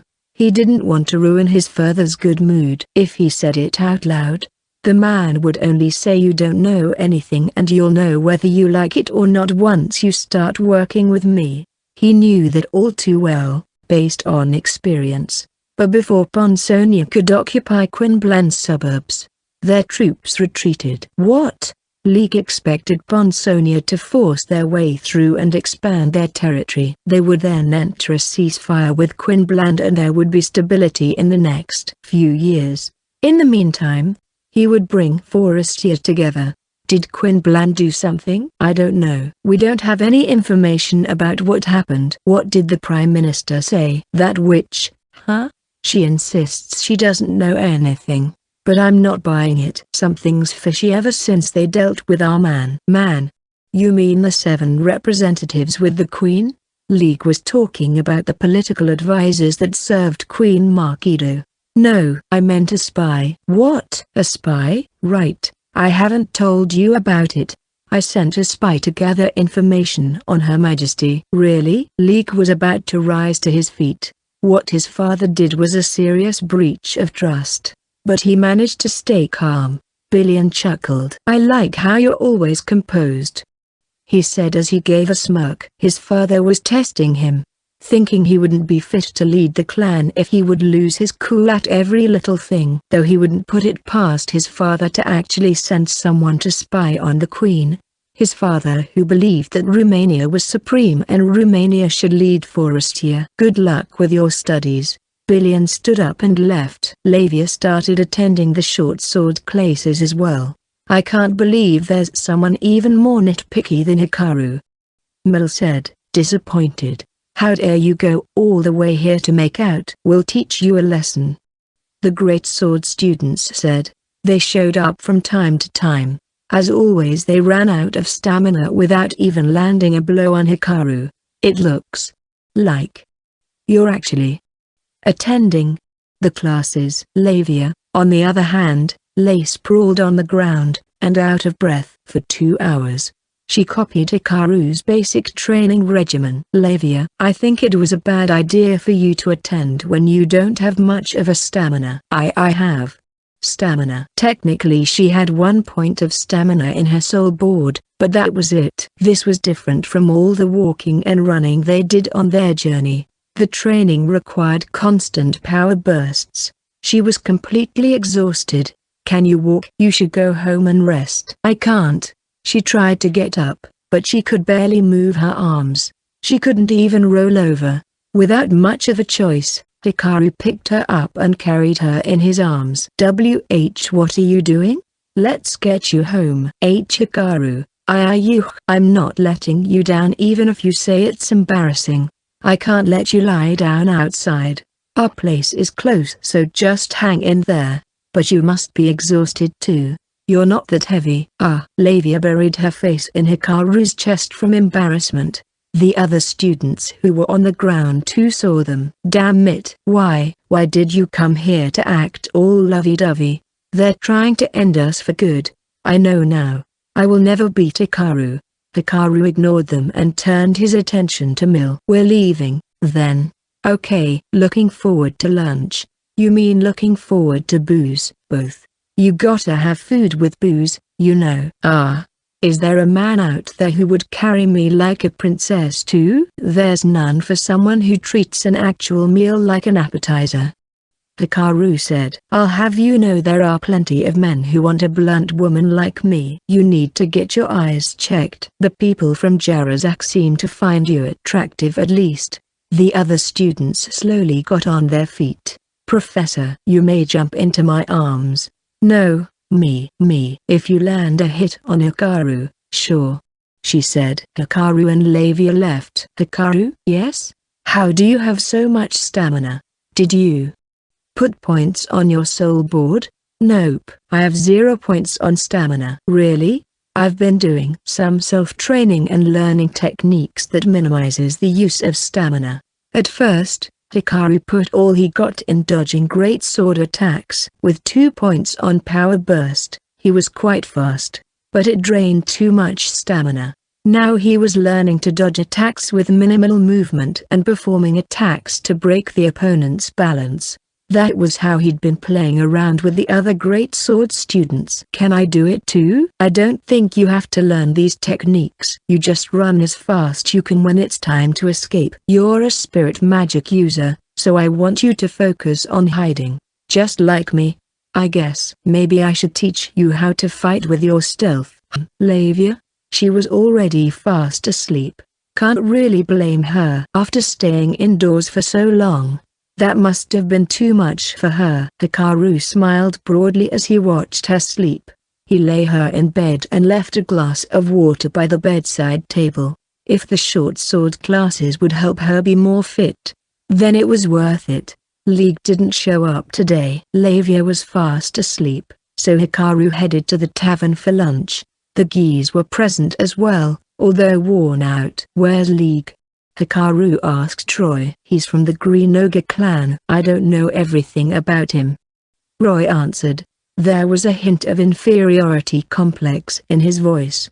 The red-haired guy with them in the Adventurers Guild went back home apparently. It seemed Roy wasn't particularly close with the other Romanian students. What? Are you worried about him? Roy asked. I saw him with 6 women the other day. The guys quickly stood up except Troy. Well, he's from the most powerful clan in Romania. Women would flock him. Downhearted, they went back to their seats, Hikaru included. Why are you feeling down too, Hikaru? You're already a winner. Yeah, introduce us to some ladies too. A few wouldn't hurt. Actually, you should have done that a long time ago. You monster. Yeah, you monster. After lunch, Hikaru went to check on Lavia, but seeing as she was still asleep, he made his way to the library. He originally wanted Lavia to guide him since she visited every day, but there was nothing he could do about it. I'll just ask her next time, he thought. Students could enter the library freely. Bookrests stood aside each other in a huge circular hall. Shelves lined the walls, and in the second floor was a complex maze of bookshelves. Wow! How do they sort these books? Can I even find the one I'm looking for? Hikaru mumbled. Which book are you looking for? An aging librarian came over to him. There were quite a few of them roaming about, tidying up the shelves or removing damaged books. I'm looking for anything about the legacy of Zubura. Come this way. He followed the butler-looking librarian. They climbed to the second floor and entered the maze of shelves. Magic lamps were installed where light couldn't reach. Different kinds of books lined up the shelves, old ones that used parchment, others that used paper made from plant fiber. Everything was protected by a leather cover. These books here are about the Zuberan relics. Wow! A shelf 10 rows high loomed before Hikaru. A study on the metal box artifact, where the relics were discovered. A rough blueprint of the Canelhand ruins. The contents were all over the place. clearly unsorted. Yes? I heard there's this sort of catalogue that lists the relics discovered in Zubura. Where can I find it? Can you please show me your soul or guild card? Why? We have what you're looking for here, but browsing is restricted. A restriction? But a student from Romania was able to see it. He could understand if he was from Zubura, but Roy was from Romania. Perhaps that student was from a prestigious family. I don't know about that, but he's from the Yellow Tiger clan. One of the major clans then. It would seem that Roy was from a high-ranking clan.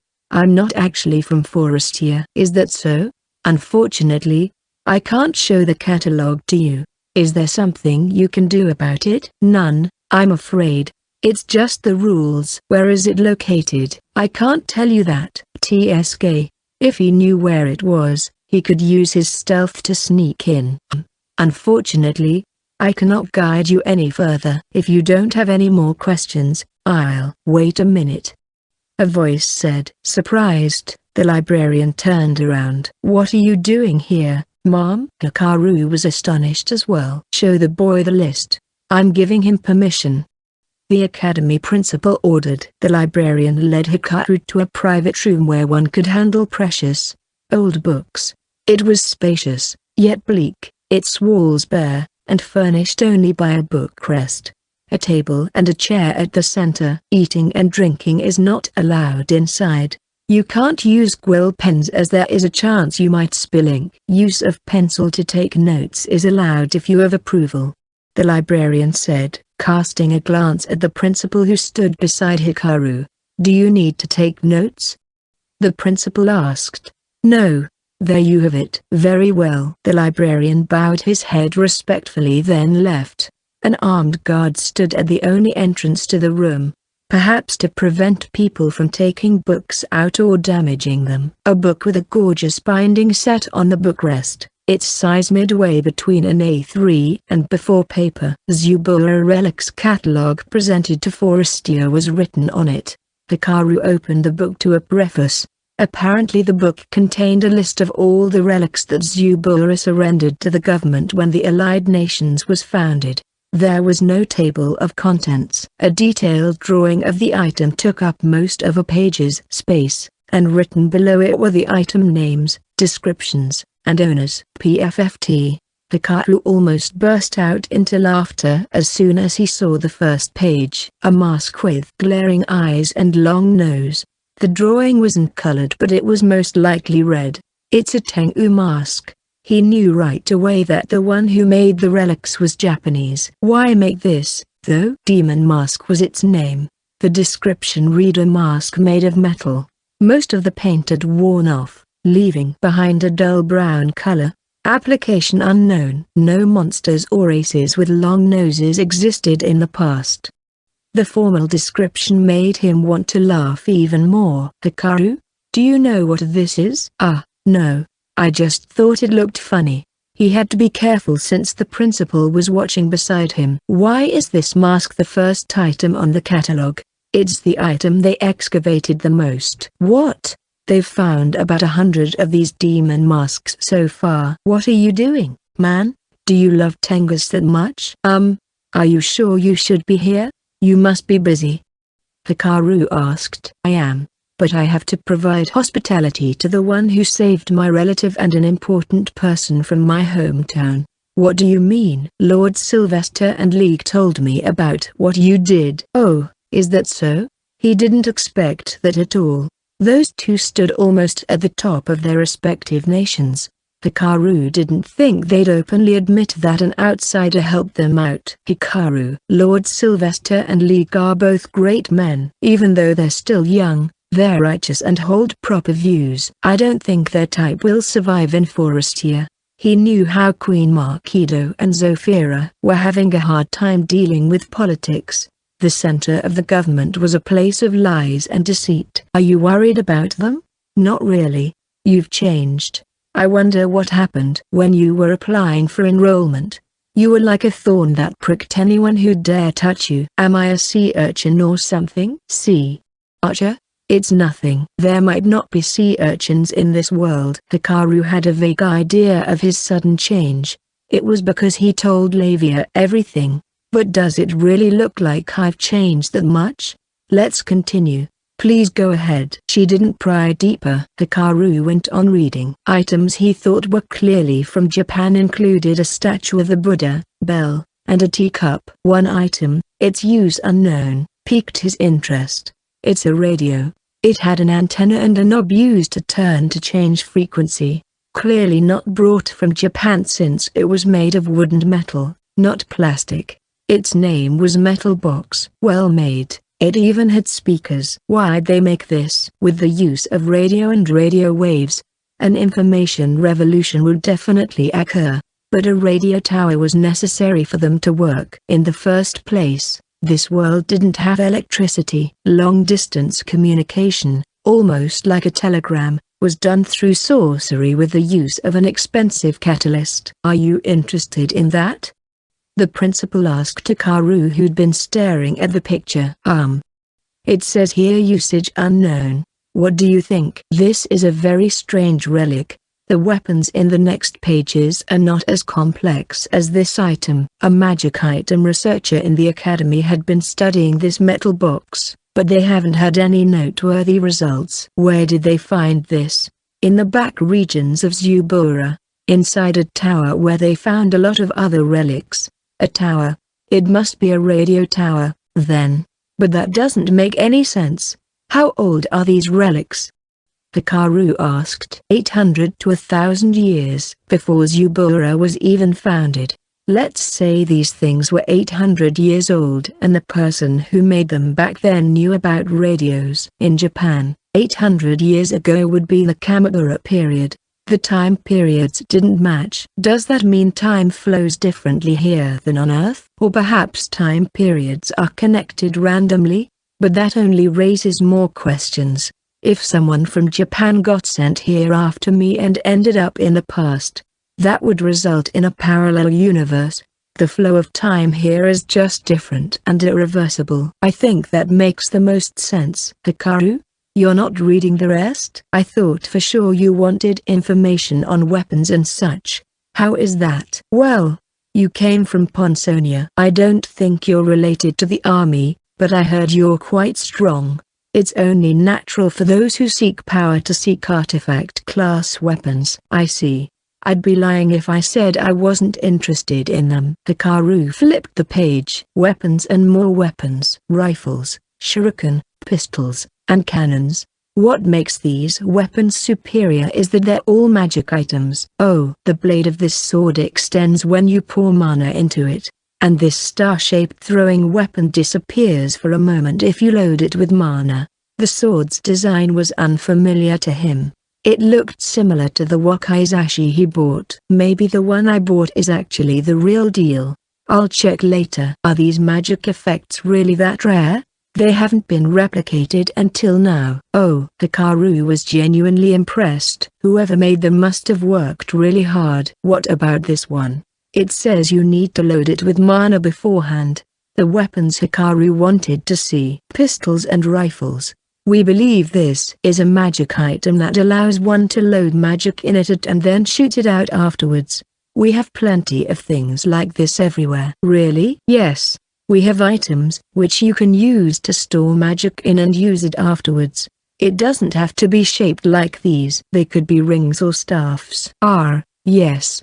I see what you mean. But that's not what makes this weapon incredible. What makes it incredible then? Normally, the magical power from magic items is weaker than when a magic user casts the spell directly. But these weapons, the power they emit is on par with an actual magic user casting spells, or even stronger. Hikaru groaned. So basically the energy conversion is at 100% or higher. Is that even possible? 100% or lower made sense, but over that was just physically impossible. Yes, I thought it was strange too, but the researchers said this thing called holy mana makes it possible. A familiar word came out of her mouth. Hikaru learned of the holy mana back in the royal castle of the ancient kingdom of Poinxinia, located in the deepest part of the dungeon underground city of the ancient gods. The records indicated that holy mana was part of their everyday lives and was used all over the kingdom. Later the whole capital was transported underground. Eventually a giant's assault caused the technology to be lost. What kind of energy is this holy mana? Hikaru asked. There's someone else more qualified to answer that question, a researcher in the academy and the greatest magic item specialist, Katie Kotobi. The principal replied. Hikaru expressed his profound gratitude to the principal for letting him see the catalogue. If anything comes up, please don't hesitate to talk to me, she said before leaving. While it seemed she was trying to be helpful, it also sounded like she was saying if something's going to happen, I want you to inform me beforehand. Hikaru left the library to look for Katie. She should be in the middle of classes right now. He wanted to know about the holy mana. It was possible that someone from another world invented it and his revolver used it as well. This should be the place. He arrived at the biggest lecture hall in Building A. It had no doors so he could hear even from outside. Incredible. A large room. It had a pitched floor so that those in the rear were sat higher than those at the front, allowing them to see the lecturer on the podium. It could probably easily seat 100 students. The place was so packed that some of the students were standing. Not unlike a certain Building C, the attending students were quite different than the great sword guys. First of all, the female-to-male ratio was high. They were all slender, and it looked like not one of them was from Jarizak. Everyone was eagerly taking notes, comparing the books on their hands with what was written on the board. I wonder if this is what college in Japan looks like. A sense of loneliness descended on Hikaru as he imagined a future where he went to college. You don't need to send a special notice when creating magic items. But if you're using catalysts with high magical power compatibility, inform the local authorities first. If things go south, they'll contain it right away. For your winter assignment, I'm thinking of magic item creation. The woman on the podium, Katie Kotobi, had her back turned, writing about the assignment on the board. A slender and well-proportioned woman. She looked classy in her spotless white lab coat, with sleeves rolled up to just below her elbows. She wore skinny pants and flat blue shoes. Her long, dark hair was tied in a braid to the left, a silver accessory attached at the tip. Kotobi was a nation well known for precious metal manufacturing. Wearing plenty of accessories was common, regardless of gender. Most of the students attending her class hailed from Kotobi and they all wore silver accessories. Married people wore golden ones. Our time is almost up. Any questions regarding today's lesson? She'd been talking about the assignment in an indifferent tone, and although sounding monotonous, she explained things in an easy-to-understand manner which showed just how smart she was. It made perfect sense though, as she was a researcher. As she turned to face the class, Hikaru raised his voice by accident. Yes? Do you have a question? Are you? The students stared at Hikaru who was standing at the door. No one would blame him for his sudden interruption if they knew. It's a bit unrelated to the lesson, though. Is that okay? Hikaru said, regaining his composure. Do you know Kelbeck? He's a magic item specialist. Katie resembled the head of the Thieves Guild he met in the sewers of Bond. What's more, a flame-like tattoo ran from her cheek down to her nape, just like Kelbeck. Her eyes, red as a garnet stone, narrowed at his question. She was beautiful, if not seemingly cold. There was a magic item specialist named Kelbeck in Kotobi. All his inventions completely ignored efficiency and user-friendliness. To sum it up in one word, they were all complex. You could barely use them unless you had a manual. In terms of complexity, they were probably almost on par with the relics from Zubura. A resounding ooh came from the students. The Zuburan relics were that famous. But, Katie continued, silencing the students. Kelbeck disappeared about 10 years ago. He was expelled from Kotobi's magic item specialist guild and anything related to his inventions was taken into custody, never seeing the light of day ever again. In other words, He was treated as if he was dead. Does that answer your question? Yes. Thank you. What's your name? Katie asked after hesitating for a moment. Hikaru. I see. Come see me in my laboratory after this, Hikaru. Hikaru drew enough, or rather, too much attention from the students.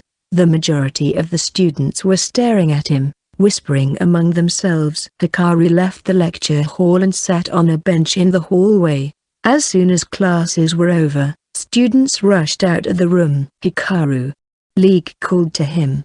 Now that he thought about it, League mentioned not attending the magic item class because the professor was from Kotobi. Later on he started attending the lectures. He must have been referring to Katie's class. Why? If it isn't Lord League. Hikaru said, standing up. Hikaru thought about greeting him with a casual hey, but noticed 3 women behind the young man. Romanian students. Most likely. He decided it would be wise to not act too friendly with the heir to Romania's top clan. League's eyes widened in surprise, but he quickly realized why Hikaru greeted him that way and thanked him in a low whisper. So what was that question about? League asked. I seem to have disturbed the class. How embarrassing. I didn't know you were interested in magic items. I am. Then let's attend the class together next time. League said with a smile, but it was clear he was wary of the 3 ladies behind him. Lord League, will this take long? Let's go get tea. It's shopping day today. League looked like he really didn't want to deal with them. I don't really have the gift. I'll only get in the way, so I'll have to decline. Hikaru said. No need to be so modest. Let's study together. I can't. Come on. You're being persistent, man. Hikaru thought. I need your help. League whispered. He sounded like he was at a complete loss. Hikaru then remembered how League didn't come to the short sword class today. He would come alone most of the time and sometimes with Roy. He probably tried to shake the ladies off every single time, and he couldn't do that anymore. I'll think about it. Hikaru said reluctantly. Okay. See you at the next class. League looked relieved and left, pulled away by the 3 ladies. It sure is tough being popular. Hikaru muttered as he watched League's back growing distant. He then made his way to Katie's laboratory. The academy had a research building as big as a regular lecture building, and Katie's laboratory was located on the 2nd floor. As soon as Hikaru arrived, a research assistant, who looked to be from Kotobi, let him in. The lab was spacious, yet it felt cramped from the magic items crammed on the work tables and shelves. The dried feet of a bird, a blue flower, some strange-looking crystal, a parchment with a magic circle drawn on it. It was unorganized.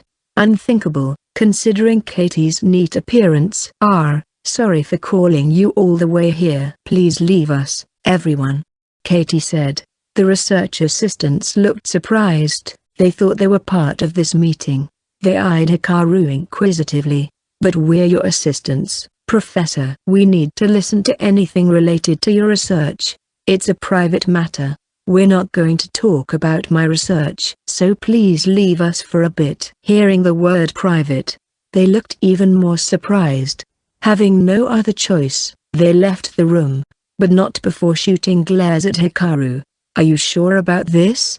Hikaru asked after everyone else was out. Yeah. I'm sorry if they seemed rude. I hope you're not offended. They're nice and passionate about their studies. Although sometimes they get a little bit too eager. Passionate about their studies? It looked more like they were passionate about Professor Katie.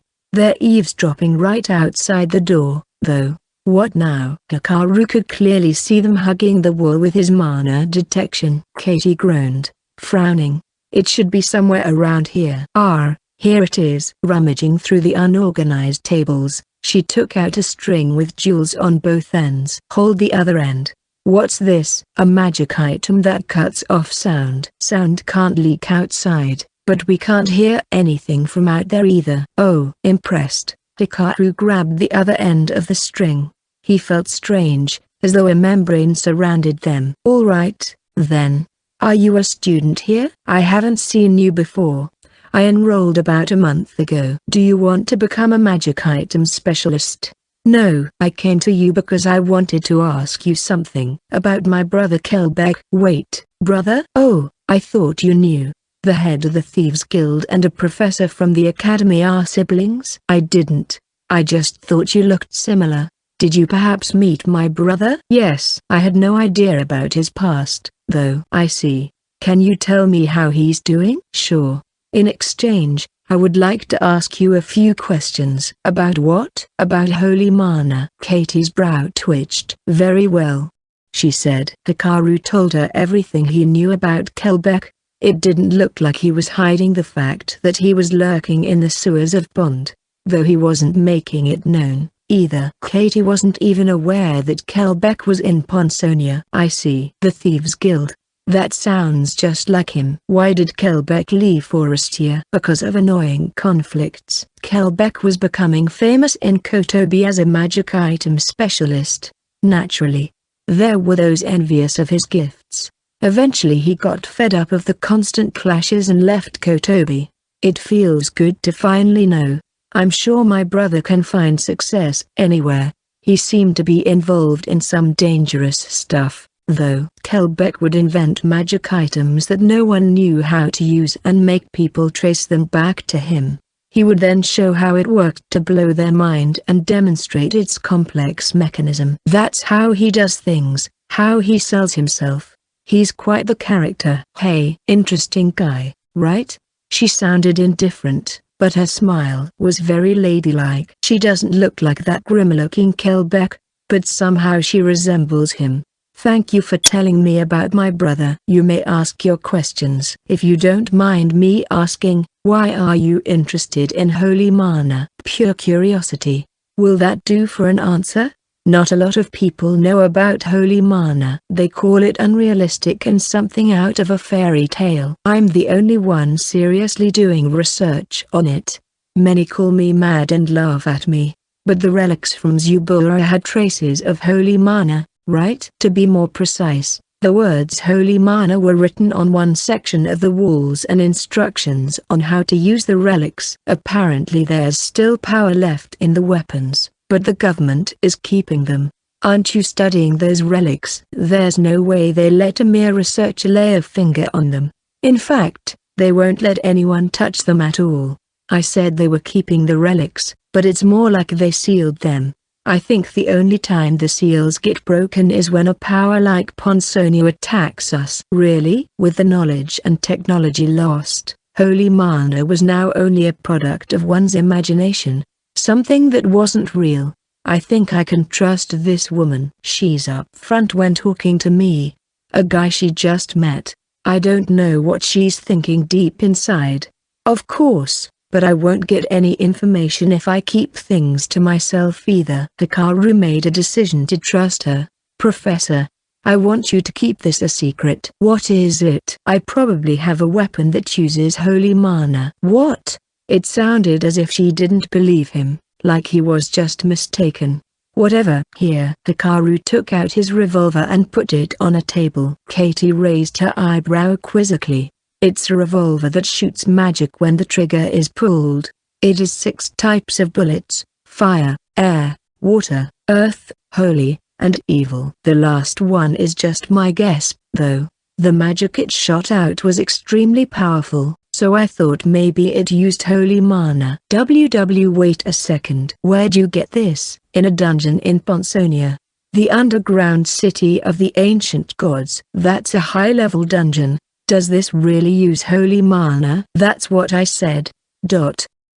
She seemed to believe him now. Her mouth was wide open, looking at the revolver and then back at Hikaru. Does anyone else know about this? She asked in a hoarse voice. Only my partner. You can't tell anyone else about this, okay? I told you to keep it secret from the start. Didn't I? Yes. I forgot. Yes, you did say that. I'm sorry. It's just a lot of holy mana related items get sent to me and all of them are fake. All of them? All of them. Well, except for one item brought today. Well, it might not be holy mana related at all. Can you study it for me? Of course. Are you sure you want me to do it? Sure, I don't mind.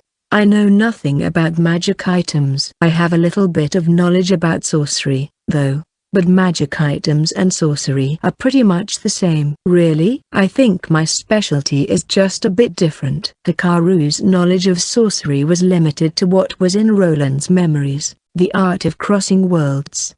I have 2 conditions, Professor. I thought so. This is such a rare item. I knew you wouldn't let me study it for nothing. That's not what I meant.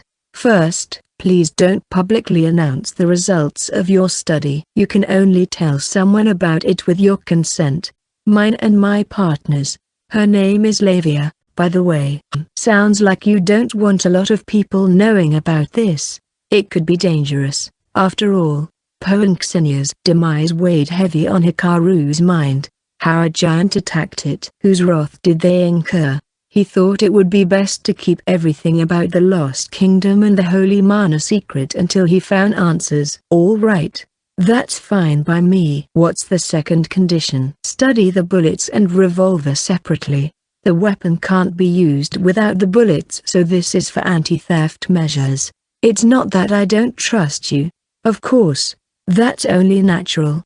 I was actually planning to study it under your surveillance. Ah, that sounds like a drag. To be honest, it would probably take some time to study the weapon. Staying by her side as she examined it would only be a waste of time. I'll give you the bullets first. There are 6 of them. 5 of them have been used and are empty. Wait. Used? You shot the bullets? Yes.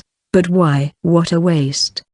She exclaimed, eagerness in her voice. Well, I only have 1 life. Katie's expression quickly turned normal. You're right. You're an adventurer. Yup. We researchers make progress in our studies from the achievements of adventurers. Be it relics or catalysts. Life is indeed the most important thing in the world. I'm sorry for what I said. You don't need to apologize. The shells all look the same. But I'm giving you 2 just in case. Thank you. Katie accepted the bullets carefully with both hands, as if they were precious stones. All right, then.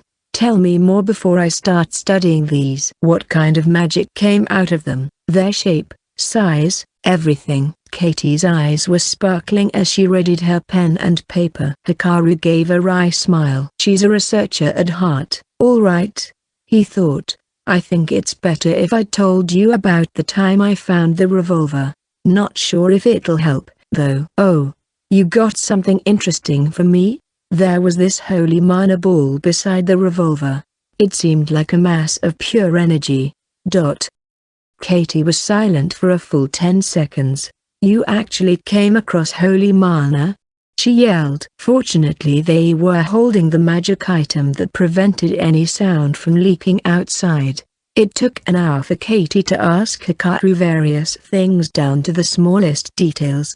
He was completely exhausted, the opposite of Katie, who was busy putting together any information relating to holy mana with bright A's. After securely hiding the bullets, the moment Hikaru stepped out of the laboratory, the assistants who were clinging to the walls all this time, collapsed on the floor. Learning the hard way just how strenuous the short sword lessons were, Lavia didn't mention attending classes again. She did, however, decide to go to the magic item lectures with Hikaru. Katie insisted he show up. Since he wasn't really busy and League also asked him to come, he pretty much didn't have any reason not to attend.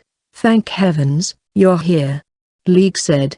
The next magic item class. League looked happy as he was accompanied by 3 women. With them around, they couldn't talk in private. Or so Hikaru thought. As soon as the class started, the women were asleep. Their tenacity was, in a way, worthy of praise. They clearly didn't care about the class, but they still attended just so they could be near League. Hikaru. League whispered. Women were sleeping on both sides, so Hikaru and Lavia took their seats behind him. League wrote something down on a piece of paper and passed it over. Let's talk using paper. Can you burn them all afterwards? What are we, high school girls? Then again, League didn't really have much freedom to move about. There probably wasn't any other way to communicate than this. All right. So what did you want to talk about? I want to be acquainted with powerful people from the other 6 nations before the start of winter next year. I'm talking about students here in the academy. I need your help for that. Why me? You can do that yourself. Those Jarazak students taking the Great Sword class are among the elite in their own nation and they like you. They see you as a friend. It took months for Roy to be friends with them. But it only took you a day. They're just a bunch of muscleheads. I haven't even considered being friends with them. The result is what matters. I want to make use of that. I'll pay as much as I can. I don't need money and I'm not obliged to help you with that. Besides, those Jarazak dudes are a bit special, I guess. I don't know about the other students. You already met Lord Sylvester. He enrolled into the academy a few days ago after finding out you were a student here. Seriously? Hikaru thought as he studied the note. League handed over another one. It looks like Professor Katie is interested in you as well. She's been watching our exchange for a while now. You can use her to get close to students from Kotobi. That's 4 out of 7 nations so far. See? How can I not possibly come to you for help? There's something about you. It's just a coincidence. I think it's too much of a coincidence, Lavia whispered from beside him. What do you mean? It can't be anything but coincidence. You get involved with all sorts of people too much. I specialize in stealth, you know. You have to hide better, then. Maybe you should hide in the shadows of someone who stands out. Yes. That's a good idea. Please don't use me as camouflage, League wrote. It seemed he heard their conversation. League, since you're the one who suggested this, you're the head. Let's make Lord Sylvester the head. It's only natural since the principal is from Zubura as well. League immediately sold out his future comrade without hesitation. I'm not sure about this. Is it really a good idea to drag students into politics? Hikaru wrote. We won't know until we try and I think it's worth a shot. We have to make a move or nothing will change. A positive outlook. League would surely do it even if he was under constant surveillance and it was hard for him to do anything. What are you going to do? Lavia asked. What if I refuse? Will Roy do it in my stead? Or that red-haired guy? As Romanians, it would take time for them to get close to students from other nations given their history, which made Hikaru the best option. While him being from Ponsonia might be a disadvantage, the students would rather be with a Ponsonian than those from the allied nations. What do? I don't even know. Frankly, he couldn't care less, at first, but he started giving it some thought after hearing League's proposition. The green ogre heir was facing forward, listening to Katie, rather, pretending to listen. What he really wanted to listen to was Hikaru's conversation with Lavia. Most likely, he wanted to know what Hikaru was thinking. It's kinda weird for a top clan of Romania to ask help from me, a foreigner. That just showed how desperate and cornered League was. Despite this, he was still chasing his dream of a united nation. I guess it's too late to turn back now. Hikaru couldn't deny being moved by League's dedication. He was worried though, because it felt like League was being impatient. He still planned to attend classes for the time being, so helping out League on the side wasn't that big a deal. And if he wished to live in peace in this world, it would be in his best interest that Forestia would unite too. Though the biggest reason why he could concern himself with such childish dreams was because he had someone to share everything with. This is your fault, Hikaru thought as he glanced at the girl beside him. Lavia cocked her head slightly. I'll help however I can. Hikaru wrote on the paper and handed it to League. For them to make progress, though, they had to get rid of the women monitoring League. In order to do that, League would borrow a laboratory from the academy. If approved, the women wouldn't follow him in there. Hikaru was not all convinced, but seeing the ladies fell asleep in magic item class, they might stay away from laboratories. I'm planning to buy plenty of foul-smelling materials. League wrote on the paper. Hikaru headed to Katie's lab after class. As usual, the assistants didn't look too pleased to see him, but as soon as they saw Lavia, They realized he wasn't really a competition, and their expressions turned gentle. "You don't have to leave," Hikaru said with a bright smile, of which Lavia later commented as fake. "What? We're not going to talk about holy mana?" Katie asked, looking disappointed. "I know this sounds shameless, but I have 2 favors to ask of you, Professor. They're not that big of a deal, though." "Shoot." "First, I need permission to use a laboratory." "Oh, you've finally become a captive of magic item research." "Nope." "League, a male student from Romania, is the one requesting for it. I thought it would get approved fast with your support." "Romania?" "League?" Katie looked as if she had no idea who Hikaru was talking about. An assistant approached and whispered in her ear. "Ah, that student who actually shows up to my class despite being a member of the Romania clan.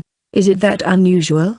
"Not really for regular students, but it is when they're members of a legitimate clan. Anyway, I can help you with that. I'll get in touch with the admin sometime today." "But Professor, he's a Romanian student." One of the assistants protested. "What? You want your own lab too?" "I can arrange one for you right away." No. "I really like working with you, Professor." The assistant panicked, sensing he was about to get kicked out of the room. It was apparent that they were really just after Katie. "Really? Okay, if you say so." "So, Hikaru, what's your second favor?" "Please introduce me to a student from Kotobi." "Introduce you to a student?" "I'm thinking of creating a place where students can exchange information with others about the things they've learned in their classes. And I want someone from Kotobi to be a part of it as well." Katie's face was clearly saying "I want to be a part of that," but Hikaru ignored it. He wouldn't share any information about holy mana anyway. "I don't know a lot of people in the academy. I just thought it would be great to interact with others.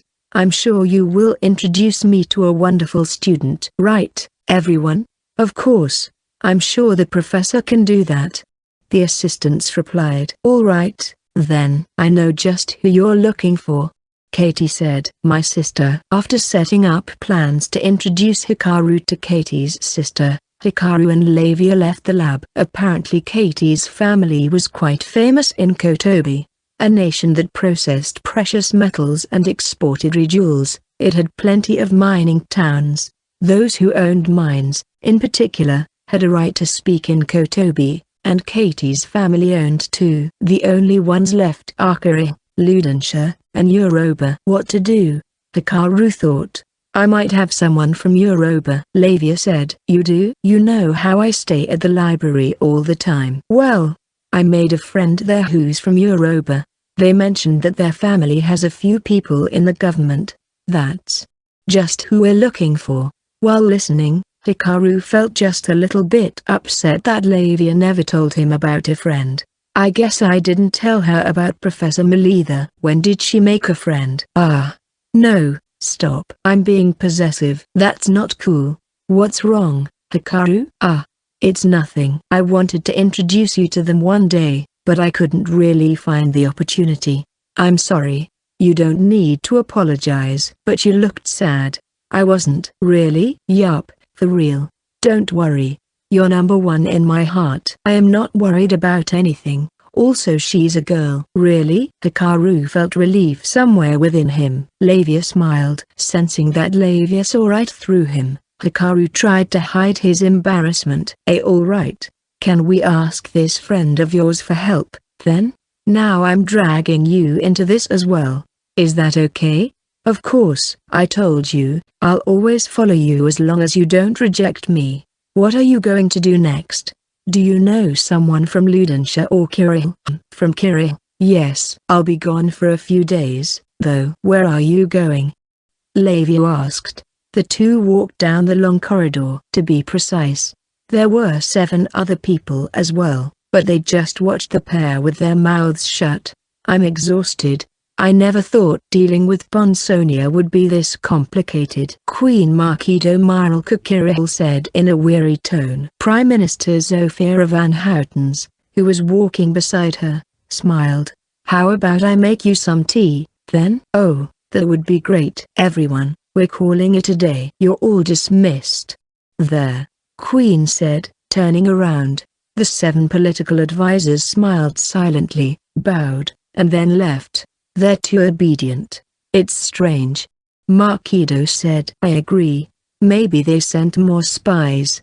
That boy in black already took care of them, though. I asked someone trustworthy to check on things. He said it's fine. We can't even catch our breath. Huh? Marquido sighed. I heard Kotobi has this magic item that isolates sound. How about ordering one? I don't want to owe Kotobi anything. I'll ask Kirihel if they can make one themselves. They entered the Queen's office. Zofia prepared tea in a familiar manner, while Marquido sat down with a sigh. Sup, Haya? Marquido let out a peculiar sound. A black-cloaked figure appeared out of nowhere in an otherwise empty room. It's you. Long time no see. May I have some tea as well? My throat's kinda dry. I won't ask you to make an appointment beforehand, but if you keep on rudely barging in like this, I might have to do something about it. Zofia glared at the boy, but he didn't care at all. Just like before, he had his sun god mask on, so she couldn't see the expression on his face. Anyway, are you two exhibitionists or something? Do you like being watched? You've got more spies this time around. What? 6 of them. I tied them all up and tossed them at the back of this building. Make sure you get them later. 6? Yeah. They were quite clever, hiding under floors and drilling holes into a pillar. Dumbfounded, the 2 women exchanged glances. And how did you find these cleverly hidden spies? It's easy to find them if you have life and mana detection. The boy didn't tell them that. Of course, you don't have to feel indebted or anything. I just did it on a whim. But there is something, just a little favor I need to ask of you. Just give it to me straight. What do you want? Feeling her head hurt, Marquido urged him to speak. For now this boy is not hostile towards us. He helped Gafrasti out. We can't really trust him, but we don't want him as an enemy, either, the Queen thought. I want you to introduce me to a student from the academy. A student? Not a researcher? If it's a Kirihel student, I'm sure I can meet them right away with one word from your majesty. Are you planning to harm them? Not at all. I can sneak in here easily without anyone noticing. Why would I go through all that trouble just to hurt a student? I just want you to introduce me. I'm not telling you why I'm doing this, though. I won't refer you to anyone unless you tell me what you're after. So you'll give me your full cooperation if I tell you? Well, Your Highness. Zofia cut her off. If it's just an introduction, I can do it myself. Using your name would only put you in the spotlight. People are already watching you right now. It is to be from Her Majesty. Why? I need a Kirihel student, someone from an influential family. If you know someone like that, though, I guess it's fine. What are you plotting? All right. It's fine, Zofia. I'll write a letter of introduction for you. In exchange, you give us information. Information? Anything related to the academy. I heard Romania made contact with the principal from Zubura. You tell me everything you know. Also, if something happens to the student, you will pay for it. Sure. Just wait and I'll give you what you want. Look forward to it. The boy received the letter of introduction, and as usual, boldly stepped out of the office, then disappeared.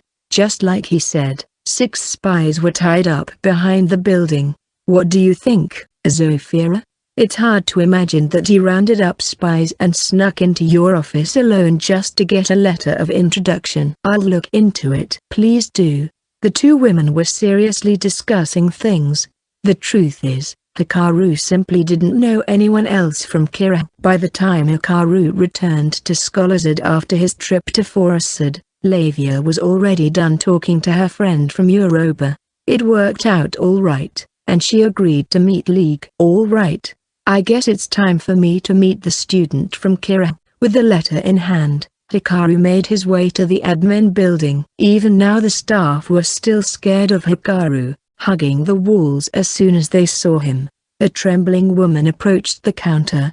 Whether she was chosen by rock paper scissors or forced to, he didn't know. Good day, sir. I'm looking for a student. Eek. Shaking, she took out what looked to be a register. May I know the name of the student you're looking for?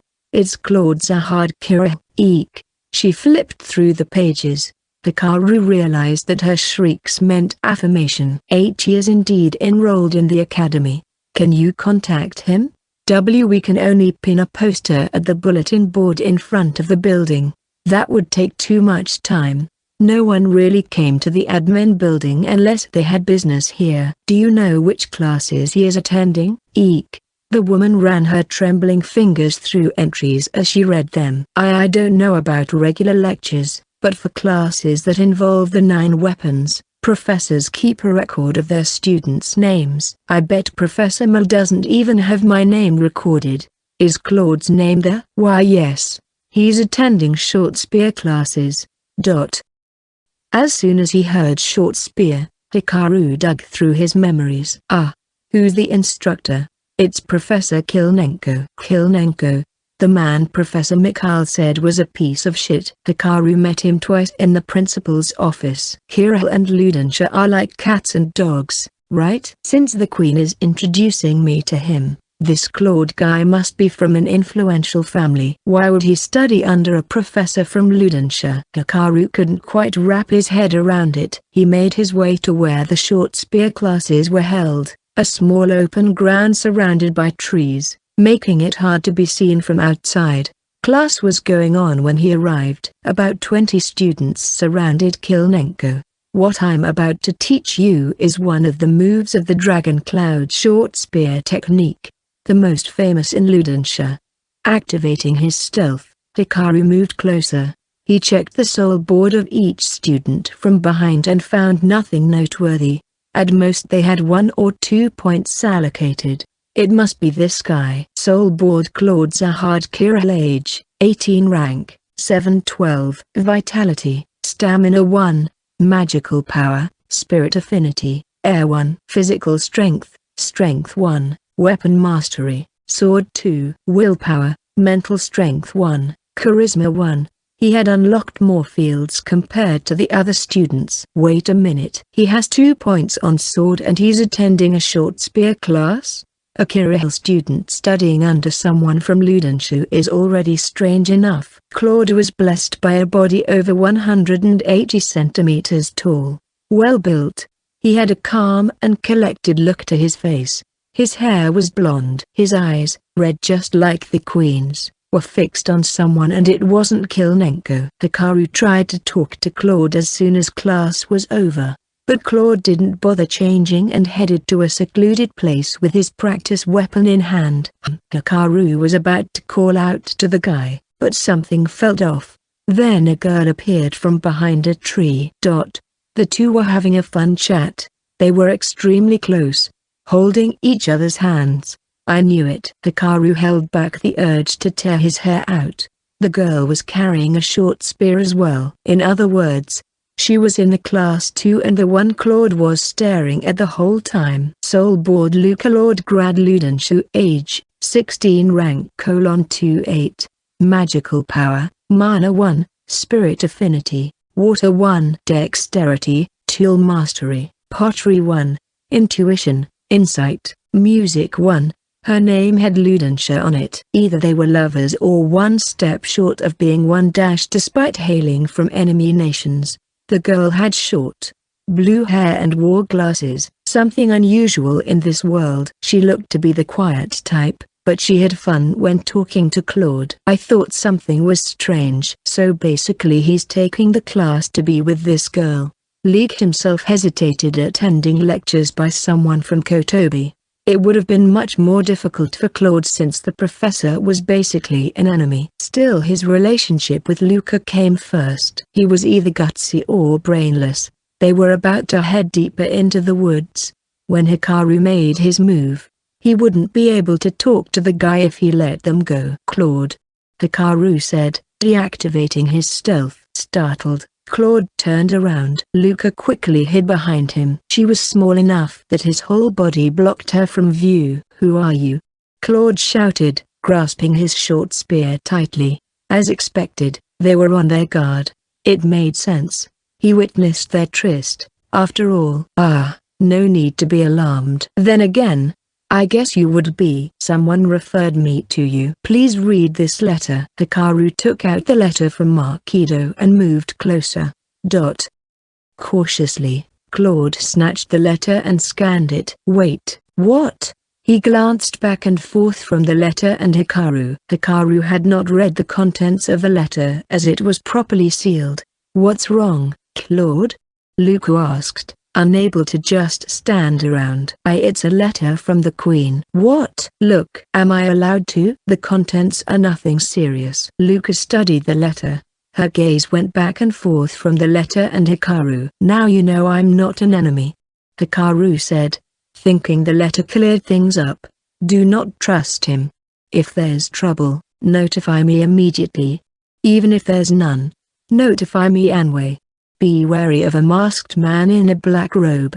This letter says you're not exactly an enemy, but very close to being one. Claude eyed Hikaru suspiciously. Damn that woman. Hikaru scowled at the direction of Forestad. It was an unreasonable request from him in the first place, anyway. Who are you? This is nuts. There's no way Her Majesty would introduce me. Claude was suspicious, yet not entirely wary. I asked a certain someone to introduce me to a student from a prominent family in Kira. I don't know what your relationship is with Her Majesty. You look like you don't know much about Kira, so I'll tell you. I'm related to the royal family. A duke then? There's no such thing as dukes anymore. Technically that goes the same for the royal family too, though. Anyway, my family fought for the right to be ruler 100 years ago when Forestia was founded, and lost. So the Miralka family and Zahad family are enemies? Exactly. So there's no reason for the Queen to introduce me. But you don't think the letter is fake? On the surface, you're enemies, but I think there's a reason why Her Majesty chose you. Any ideas? Kinda. My relative said it's sheer folly to enroll in the academy when the principal is from Zubura. But I still pushed for it. Hikaru nodded. The Queen might be trying to connect to the Zahad family through Claude, who was the rebel of the family. You pushed for your enrollment because of that lady, correct? Hikaru said. Luca gave a start, hiding again behind Claude. That would be correct. I'm surprised you admitted it that easily. She's from Ludenshire, isn't she? Since the Queen introduced me to you, you wouldn't dare turn into my enemy. Otherwise, you'd be disgracing Her Majesty. A wise boy wouldn't do that. I don't really like being called that. You're plenty wise. No, I meant the boy part. Claude scoffed. So what are you after? What do you want me to do? Don't think you got dirt on me. I might have to cut your head clean off. It didn't seem like he was going to retract calling him boy. Hikaru sighed. Claude, you should be much more careful in what you do or say if you want to hide your relationship with Luca. What? You basically admitted you were good with a sword with what you said just now. A short spear user would say something about thrusting a weapon into the heart. I don't know what excuse you gave so you could study under a Ludenshan professor. But you shouldn't let them know that you're a sword user. Yes, you have a point, Claude muttered. He actually made an excuse about gathering information on Ludenshire, an idea that shocked the people around him. Also, you stare at Luca during class too much. Even an idiot will figure out your relationship. Men from Ludenshire have their eyes on her too, right? That's Claude. Were you really looking at me that much? I'm sorry. You're just too close. It's hard not to look at you. Claude. Luca. The air seemed to be turning pink. Hikaru cleared his throat. What position do you hold in Ludenshire, Luca? I'm the current king's third daughter. Third daughter? Great. More trouble. This love's full of hardships, it seems. Yes, we know that. I've actually considered just leaving Forestia, Luca said. Luca. Not right now. But we're surrounded by people either working for my father or the Zahad family. This man's opinion would be helpful as he knows the situation outside. That's true. But I don't know if we can trust him. We don't have a choice. He already knows about our relationship. Luca looked at Hikaru with determined eyes.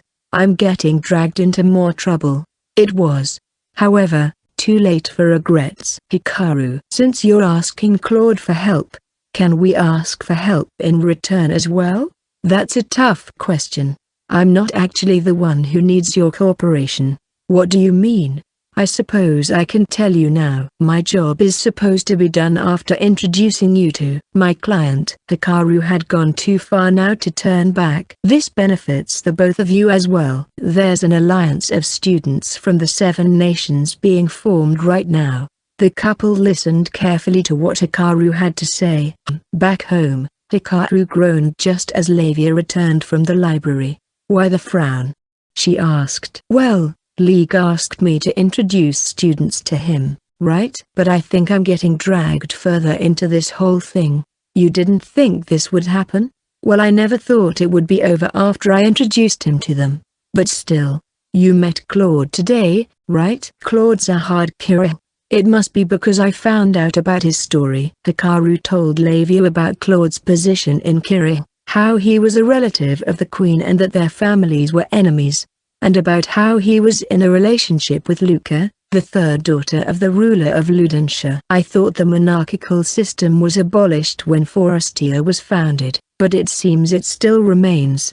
Lavia said. Did they completely get rid of it? According to the books I read, the system was completely abolished, but a loophole was prepared that essentially allowed succession to the throne of each nation. The 7 nations still have their own separate government. The European Union back on Earth came to Hikaru's mind. Forestia was similar to that, but each of the 7 nations was supposed to be more integrated. Queen Makido clearly doesn't want to be the ruler. Hikaru said, I think it's more convenient to have a puppet on the throne. Maybe members of the Kira royal family are pressuring her, secretly or openly, to elevate Kira, and to counter that, they appointed someone from Jarazak as prime minister. I think so. Up until recently, the prime minister and members of the cabinet were all from the same nation as the ruler. Every 10 years, both the ruler and the cabinet are changed. Sounds chaotic, right? I'm surprised they lasted this long. Hikaru had complaints about the king of Bonsonia, but the man at least didn't go too far. It's strange, though. Claude should have been taught that Ludenshire was an enemy. Why did he fall for Luca? Lavia asked. Well, apparently when they met they didn't know each other's background. Claude was at a party attended by Forestia's big shots when he walked out to get some fresh air. That's when he met Luca in a garden. She snuck away just like him. Really? And then what happened? That's it. Wait. Lavia. Hikaru was taken aback as she quickly sidled up to him, her eyes glistening. That's not enough for them to be lovers. What happened next? Who professed their love first? I didn't ask them. Or, the next part's important. That's right. Hikaru thought. Claude and Luca's illicit love affair was exactly something out of a romance novel. Lavia must be thrilled to know it was happening in real life. Why, you can just ask them yourself some other time. Hikaru said. I will. And by some other time, he meant 3 days from now, a school holiday. League set the date himself, surprised at how fast Hikaru was able to gather people. On the appointed day, Hikaru and Lavia headed to the meeting place. For Forestia, it was an ordinary summer holiday, but right now, no one knew that this would be a big day in the history of Forestia, a day that would usher in a great change. Why this place for the meeting, though? Hikaru muttered. The first meeting of the students from the 7 nations was today, and it would be held at none other than the tavern 3 Cheers for Booze. The pub itself was supposed to be closed today, but Hikaru asked the master and the man lent him the key. He even told Hikaru to open the place if he wanted to. Well, that's because this tavern is a gathering spot, and no one would think that students would be here. I thought it was the perfect place. League, who was already waiting in front of the tavern, answered. I was beginning to feel anxious since you weren't around yet. Although there's not a lot of people who would come here, There's still the off chance that someone sees me. Hikaru glanced around and found no one. His mana detection didn't sense any people on the streets either. It was League's idea to tell everyone to come alone so they wouldn't be wary of each other. I came here early to open the place and you came even earlier. You must be really looking forward to this. I'm betting everything on this day. You're exaggerating, Hikaru thought. But League was dead serious. He was not the type to joke around in the first place. They entered the tavern. Hikaru checked the fridge and started boiling water. Lavia helped with preparing tea, while League sat on the counter. Hikaru, thank you so much for your help. Where'd that come from? I didn't expect you to gather everyone so quickly. I told you each one has their own quirk. Can't be all too positive about this. Hikaru had already told League about the students he made contact with. Still, I'd like to thank you. That's a flag, you know. A flag? Ah, a flag is. The door opened. Oh, looks like I got the right place. Sir League, thank you for inviting me to this meeting. Oh, and Hikaru. Long time no see. It was Sylvester, cheerful as always. If this man became the next king of Zubura, the nation would be in good hands. He was the complete opposite of League, who almost never smiled. Lord Sylvester. I mean, Sylvester. Let's drop the titles. Right. Sylvester flopped down on the seat beside League. The green ogre air contacted him through the principal. Surprisingly, he looked forward to this meeting. I never thought someone like you was a student here, Hikaru. Sylvester said. What do you mean by that? I'm still young. You're strong enough to kill a lesser wyvern alone. Are you practicing magic in the academy? Wait a minute. Hikaru killed a lesser wyvern alone? League cut in. I told you about it, didn't I? Hikaru asked. No, you didn't. I thought you formed a party with some people. I went with Lavia. Lavia nodded. Who's this beautiful lady? Sylvester asked, finally noticing her. Ah, she was there when we fought the wyvern. I see. So she was supporting with holy magic. Aside from healing magic, one could also learn support magic when strengthening their faith. Yeah, something like that. Hikaru said. No. Hikaru told me to stay back and went to kill alone. Lavia, it's the truth. She nonchalantly put tea leaves in the pot. Hikaru, what's the meaning of this? That's it. There's nothing more to it. Anyway, enough chit-chat. The next guest is here. The door opened and Claude entered. Astonished at the empty and dark place, he looked relieved as he spotted Hikaru at the counter. I'm Claude Zahardkira. Hikaru invited me. I'm League Green Ogre Romania. I'm the one who asked Hikaru for help.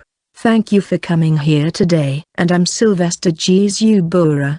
I believe we met each other at a party once. No need to be formal here. Sylvester's tone was friendly. But Claude, knowing that he was the next king of Zubura, didn't know if he should be nervous or cool. He sauntered to the counter, but didn't take a seat, still confused. Claude, how about some cold tea? Hikaru asked. That sounds good. Thanks. Please have a seat. Urged by Hikaru, he finally sat down on a stool. He drank the tea in one gulp and exhaled. Hey, League. Hikaru's being polite. Sylvester said. I know. A rare sight. I can hear you, you know. Hikaru said. It's weird. All three of us have pretty much the same standing in Forestia, but you're polite with Claude, and crude when talking to us. Sylvester said. Yes, it's quite strange. League added. Not you too, League. Besides, you're the one who told me to be more polite to up the chances of success. Do you remember how we met? Anyway? Hikaru said. The League. It was at the Adventurers Guild when Roy stirred trouble. For Sylvester, while fighting the lesser wyvern. Yeah, I thought so. Not really how you meet people normally. I didn't think I'd see you ever again, so I didn't care about how to address you. Hikaru added. And now you're our biggest supporter. You never really know what's gonna happen in life. League said. Yup. It's a great thing we acquired Hikaru. No, you didn't acquire me. and my help ends today. Hikaru answered back. You're from Ponsonia, right? But you talk to them like you're close friends. Claude said, I wouldn't say that. Could you talk to me like that too? Like, be more rude or something. Hikaru took half a step back. What? Are you the type who gets turned on when berated? Hikaru asked. Oh, of course not. That's ridiculous. Claude protested. Sylvester, I think we chose the wrong guy from Kira. I agree. This is a serious matter. No, I'm not like that, okay? In the meantime, Lavia poured more cold tea into Claude's cup. It looks like you've loosened up a little, Claude, she said. On his feet with mouth open, Claude sat back down. Ah, so that's what's going on. Thank you. I may have been feeling tense. My throat's dry. As Claude drank his tea, Hikaru sensed several people approaching with his mana detection. All right. It looks like the rest of the gang is here. Let's move to the table. Hikaru said. Luca arrived next. Not long after, Ivan, one of the Jarazak students studying the Great Sword, showed up. And then Catherine, Lavia's friend from Europa. She had bluish hair, braided to both sides. Her purple eyes painted her as someone quiet, or rather, gloomy. Her skin had a tinge of blue to it, a feature of the people from Europa. We have 6 people so far. All that's left is, League said, glancing at Hikaru. Kotobi, Professor Katie said her younger sister will come. Hikaru said, I looked it up, but apparently she doesn't have a younger sister. What? How did you tell her about the meeting place? I just told Professor Katie directly. I know this sounds strange, but I don't think she would lie to me. Really? And then, sorry, I'm late. I got lost. A woman appeared.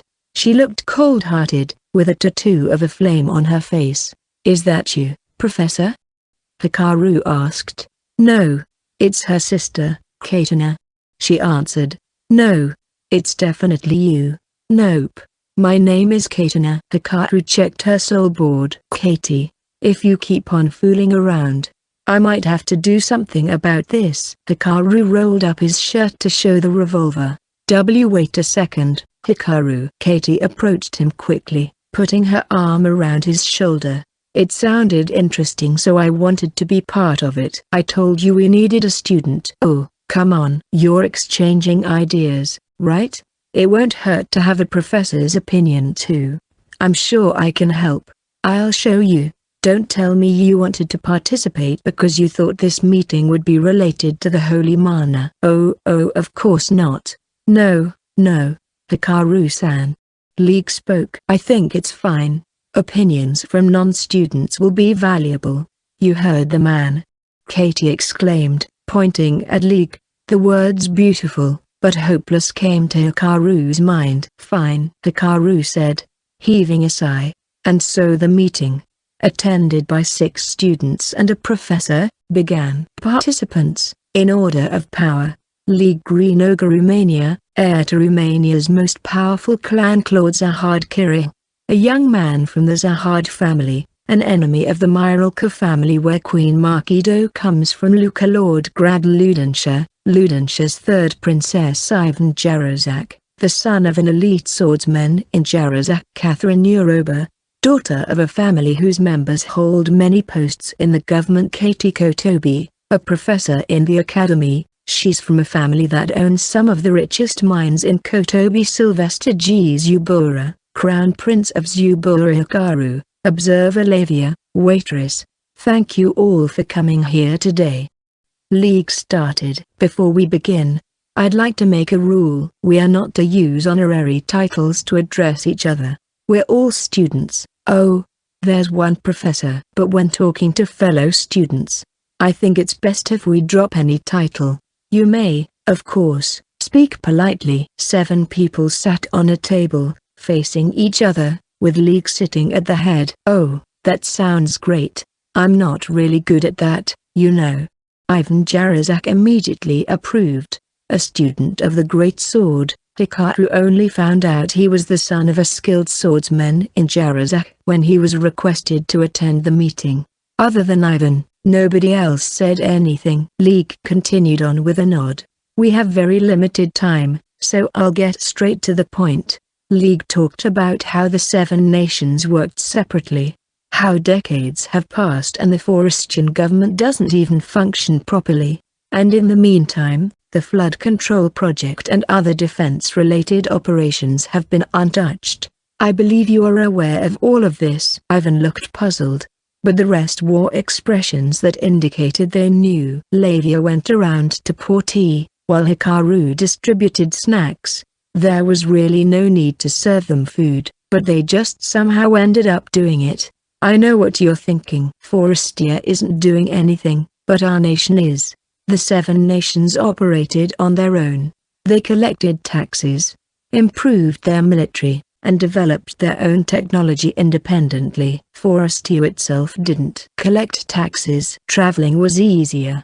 But that was it. The Forestian government was essentially just a figurehead. Then what's the purpose of the alliance of Forestia? A breakwater against foreign enemies. Catherine, who was silent until now, spoke. 100 years ago, Ponsonia was gradually getting stronger. Scared of the threat, smaller nations gathered together and called themselves an alliance. After that, Quinbland started thriving, and this time Ponsonia was the one in trouble. If these 2 powers fought, we can go back to being independent. The alliance status won't be needed anymore. Exactly. But then Quinbland's tyrant was assassinated and now Ponsonia is the one waging war against the Empire. Sylvester affirmed. I believe the threat from 100 years ago is drawing near once more. League said. Is the current Ponsonia really that strong? Yes. The Kingdom's Order of the Knights, led by Captain Lawrence, broke through enemy lines easily. If their leader wasn't around though, it'd be a different story. Hikaru choked, almost dropping the kettle. League shot him a glance. Hikaru shook his head, implying everything's fine. Lawrence sure is terrifying. That sword of his would indeed be very effective against many opponents. But that's not all. I heard Ponsonia retreated at once. It's proof that something happened within the kingdom. Catherine said.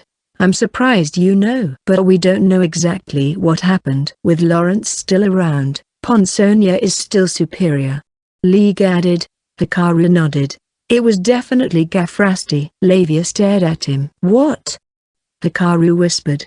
You're not telling them about Gafrasti. I don't mind, but I won't for now. What would have happened if the 7 nations actually worked together all this time? League continued. If Jarezak shared the secret to their strength, we could have formed a powerful military. If Kotobi analyzed the relics from Zubora, we could have created new weapons. If Kirill and Ludensha got along better, the transportation of goods would be much easier. The main roads in Forestia were controlled by Kirill and Ludensha, but they both set up strict checkpoints, obstructing the easy flow of goods. We might not even have to be afraid of Ponsonia's every movement. League glanced at everyone. Sylvester nodded. Claude and Luca exchanged looks. Ivan seemed like he didn't understand anything, but said being strong is a great thing. Catherine was deep in thought, not denying what League said. So what you're saying is, the 7 nations should unite for real? Katie asked. Yes. League replied. How would you do something that could never be achieved for the last 100 years? The students gathered here today have considerable power back home, sure, but the fact remains that you're all still only students. Your people will treat you like kids. Exactly. We're students. Put it another way, we have a lot of time. I want to study what's preventing the 7 nations from uniting. What to do to unite them. And I want to do that with everyone present here. I see what you're getting at. Before tackling actual politics, you want the students to unite first. I think it's a good idea. Katie supported League's idea to Hikaru's surprise. I thought she didn't care about anything but research. Back when I was a student, I put together a research team, not caring about where the members came from. But when I left the academy, they pressured me to work hard for Kotobi, so I returned here. Will you help us, Professor? League asked. You have the right idea, but it's hard to pull off. Why is that? I just told you. Once you leave the academy and return to your own country, you'll know that it's not school anymore. All around you, there's only Romanians. They only think about what's best for them. How long can you insist on having your own way?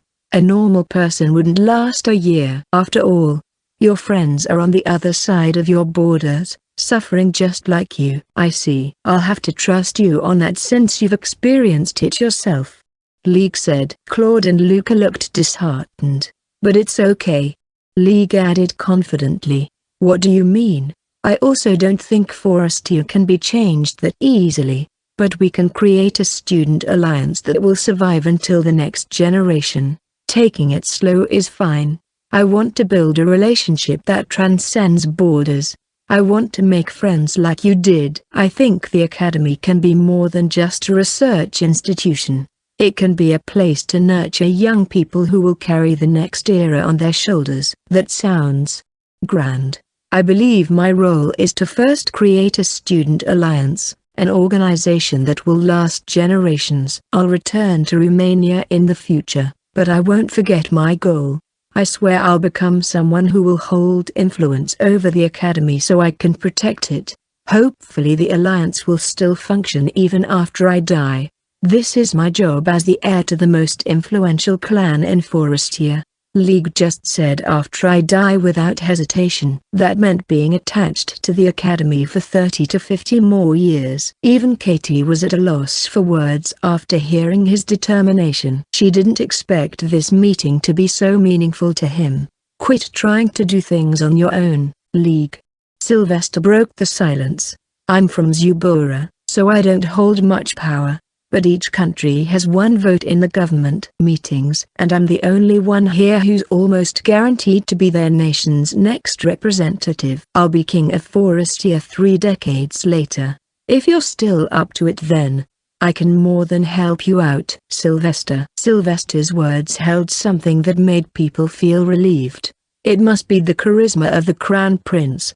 The mood changed. Claude and Luca cheered up. Perhaps because this concerned them directly as well. What are you going to do about the charter?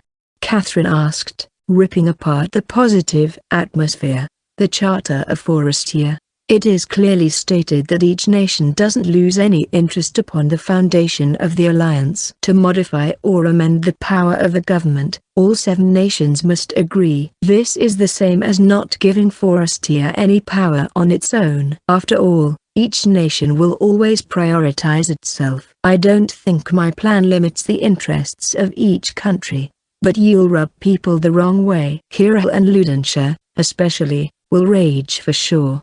These 2 nations are the biggest obstacle to the survival of the Student Alliance. She's right, Hikaru thought. People can't think logically when emotions run high. The relationship between Hikaru and Ludenshire might actually be the one factor stopping Forestia from truly uniting. Catherine is right. People's feelings can't be changed that easily. If Hikaru or Ludenshire stopped supporting professors and students, the Student Alliance would be as good as gone. Katie added, but it seemed League thought about that as well. She made a really good point. Cheer up, League. Katie continued. People's feelings can change in an instant. Let's say there's a person who despises his neighbor. One day he sees him carry a complete stranger to a hospital. That would be enough to ease off his hatred. I'm sure that can be applied to Hikaru and Ludenshire too. That might be true. I too believe we need to make an actual move besides just forming an alliance to change these 2 nations. Do you have any ideas in mind, Professor? League asked. Nope, I got nothing. I specialize in research. You should all come up with something. That's why you're gathered here today, right, Hikaru? Katie turned her attention to Hikaru all of a sudden. Everyone turned their attention towards Hikaru. Why are you asking me? He said. You're just standing there acting like an outsider. But you're already a member of the Student Alliance. I'm from Ponsonia. The problems of Forestia should be solved by its citizens. An outsider's opinion could help. You, especially, have some interesting views. I'm sure an idea came to your mind just now while listening. I've been watching Hikaru as well. If you have something, please tell us." Sylvester agreed with Katie too. Now it felt like he had to say something. "All right, fine. Don't you already have your answers, though?" Hikaru and Ludentia are neighbors that don't get along. To stop the hatred, an action must be taken. In that case there's only one thing to do. "What is it? Please tell us," League asked. Hikaru sighed. "You need to really brace yourself for it. Are you sure about this?" "I'm ready."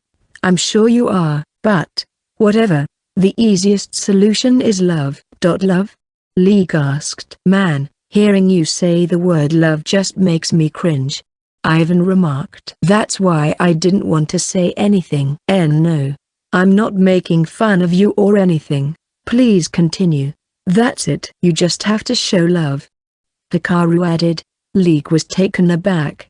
"A marriage between important persons from Kira and Ludentia?" he said, glancing at Claude and Luca. "Exactly. These two countries are on bad terms, but it's not like they don't have diplomatic relations. I'm sure there are lots of citizens from both nations who get along, and among them there are definitely couples who had planned their future together. They probably can't get married because of their nationality and opposition from the people around them. You just have to announce a marriage between powerful people, and that will ease the tensions between both countries." "I see. Yes, that's a great idea, but that's not all," Hikaru said. League looked puzzled. "If two powerful people got married, people will only see it as an isolated case. In fact, those who hated the other for a long time will try to spread it as such. So you need to show that it's a universal thing to have an impact on the ordinary citizens as well." But how?" "A mass wedding." "Mass wedding?" "After announcing the engagement of the powerful people, you send a notice to the public to gather participants as well. Then wed them at the same time in Forestia's capital or at the border between the two countries. You only need to hold a grand event once a year. Make it into a custom. If it works out, people will dream of getting married at this date." League stood there, mouth wide open. It was clear that this world had no such thing as a mass wedding, although it was rare even in Japan. "Ha ha ha, that sounds interesting, Hikaru. I haven't heard of gathering brides and grooms for a mass wedding, but I'll back you up on that one," Sylvester said. "It's a novel and outrageous idea, but indeed fascinating." League nodded. "There's a huge flaw in your plan," Catherine cut in. "Who's getting married? You might not know this since you're from Ponsonia, but Kira and Ludentia absolutely despise each other. That goes double for those in the ruling class. It's impossible to find people who love each other among them." Katie and Ivan nodded in agreement. "I told you to brace yourself for it. You gotta have the determination." Hikaru directed the words at Claude and Luca. They already knew that they were the powerful people Hikaru was referring to. "I think it's a good idea, but what if? What if they never agreed to the wedding?" "I'm going with Hikaru's plan. I'll join this mass wedding." "Luca." Claude panicked. "Wait a minute. Don't tell me." Catherine looked shocked. "You guessed right, Catherine. Claude and Luca are thinking of getting married." "Yes, with the way things are, it's impossible for us to get wed. So I want to try even the smallest possibility." Despite her appearance, Luca was strong-minded. Claude seemed to have gained courage after hearing her words. "Why, you're right. I couldn't have imagined us getting married before, but if there's a chance a wish is granted, I'll do anything." Claude, Luca. The couple looked each other in the eye. Hikaru cleared his throat. "So anyway, League, is it possible to make this plan a reality? Let's see. I think we can move forward with forming the student alliance and planning the mass wedding simultaneously. The foundation memorial ceremony is when the representatives from the 7 nations next meet. I think it's great timing." Sylvester added. "So that's in the full moon this fall. About 50 days away. It feels like we don't have much time. What else do we need to do?" "Make the necessary arrangements with each nation." "Which means we won't have time. We might have to wait until next year. That's not good. Sylvester said. Why is that? We don't know what'll happen this winter with regards to politics. Romania, especially, seems to be planning something. That's a good point. League nodded, looking grim. Catherine. Hikaru spoke. She gave a start, not expecting her name to be called. What do you think? Is 50 days enough? We don't need the consent of all 7 nations. What do you mean? The charter says that to amend the power of a government, all 7 nations must give their consent, but for general affairs, only a majority of votes is needed. So basically the votes of those who have the right to succession to the throne? Yup. Though for Kirill, the current queen, who's from Kirill has the vote. So let me get this straight. There will be a meeting between the representatives on the Foundation Memorial Ceremony where important matters will be brought up and decisions will be made through majority votes. Is that correct? That is correct. The memorial is held over the span of 5 days and the meeting will be on the last day. Before then there will be various events and parties. All the groundwork is done before the meeting. And in the actual session all they do is vote. And since it's right before the winter season, only smaller matters are brought up. So they negotiate in the 4 days leading up to the meeting? No, discussions should be starting now. Generally, the nation that proposed something and openly reached out to the other nations would draw attention. And each country focuses on themselves from spring to fall.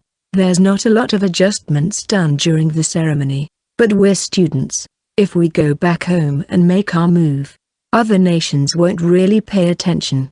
We just need to earn 4 votes in the next 50 days. Catherine said. Splendid. You sound very competent. Not only are you familiar with how politics works, you even chose the appropriate measure we should take to achieve our goal. Sylvester said, clapping his hands. He's right, Hikaru thought. But really?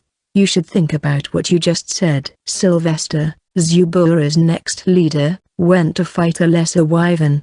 It might have been for the principal's nephew, but it was still reckless nonetheless. Definitely not the appropriate measure to achieve his goal. It's nothing special. This is common back home, Catherine said as she looked away, feeling embarrassed. She didn't seem used to receiving compliments. So the marriage is possible? Claude and Luca's eyes lit up with hope. But isn't getting 4 votes difficult? Ivan remarked. Yes, I just told you the fastest way to do it. Europa won't give their vote for sure.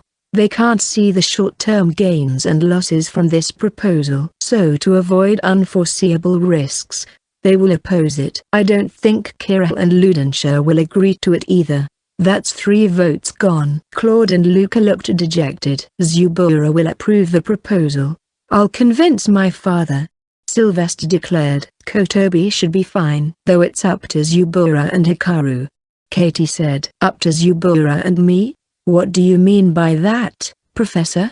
Sylvester asked. Help us in our magic item research. Kotobi's leader right now is a very passionate magic item researcher who is awfully interested in the relics from Zubura. I'm sure he'll be overjoyed if you offered help. I'll talk to him too. Very well. We'll do whatever we can, Sylvester said. Thank you. Looking forward to it. Excuse me. What about me? Hikaru asked. You're going to help with our research, right? Claude and Luca stared at Hikaru with pleading eyes. Fine. I don't mind lending a hand. All right. Katie assumed a triumphant pose. I guess research is the only thing on her mind. What a shame. Also, Catherine, you said Kirill and Ludenshaw won't agree, but I think I can get Kirill's vote. Hikaru said. What do you mean? She asked, confused. I'll talk to Her Majesty. She wants to tear a hole in the walls of the 7 nations, so I'm sure I can convince her easily. Am I hearing this right? You're going to talk to the Queen directly? Yup. How? It's best if you don't know. Who are you? I'm a student, just like you. Now we have 3 votes. All we need is 1 more. I'm sorry, League said. It will be hard to convince my father. In fact, if I tried, he might get wind of what I'm doing and will come to destroy us. The Student Alliance is your idea, right? You said you'll protect it for the rest of your life. Catherine said. League hung his head low. I don't know what to say. I'll be supporting from behind the scenes until my father retires. Catherine didn't press him any further, perhaps because of how her own country, Yoruba, wouldn't give their vote to. What about Jarzak? Hikaru asked Ivan. It might be possible. The boss likes strong people. Just fight him and win. I think you can beat him, Hikaru. He can? Claude eyed him suspiciously. Hikaru's strong, even when up against me and the other great sword students. He hasn't lost once. What? Claude was getting more and more suspicious. Wait, is it really okay for me to do that? Hikaru asked. The creation of a student alliance and the mass wedding. I'm not directly involved in both. You're the one who proposed a mass wedding by gathering people and you're saying you're not involved? Sylvester asked. If anything, Claude participates in both. Yes. The boss might want Claude to fight. What? Claude turned pale. I'm going to fight Jarzak's leader. If you can win against Professor Mikhail, I'm sure you'll have a chance. The boss often mentions how the professor is a worthy rival. There's no way I can win against Professor Mikhail. He's known as the strongest in the academy. Hikaru won. What? Claude stared at Hikaru in astonishment. Hikaru, we have 50 days. No. If we take traveling into account, we have about 40 days left. Can you train Claude in that time? League said. Do I even have an option to refuse? Hikaru wondered. After the Student Alliance conference, everyone left including League. At the end, League asked Sylvester to be the first president, to which the latter agreed. The members were surprised, since Romania was the most powerful country in Forestia. Yet League chose someone from Zubura. But seeing the Crown Prince readily accept, apparently they already talked about it beforehand, they didn't object. Catherine. Hikaru called to her as she was about to leave. What is it? I want to talk to you about something. I'm not going to apologize for disagreeing with your proposal. Besides, it's impossible to implement. I wanted to thank you. What? Thank you for offering a dissenting opinion. Catherine stared at Hikaru, unblinking. Are you okay? Is this a new form of sarcasm or something? No.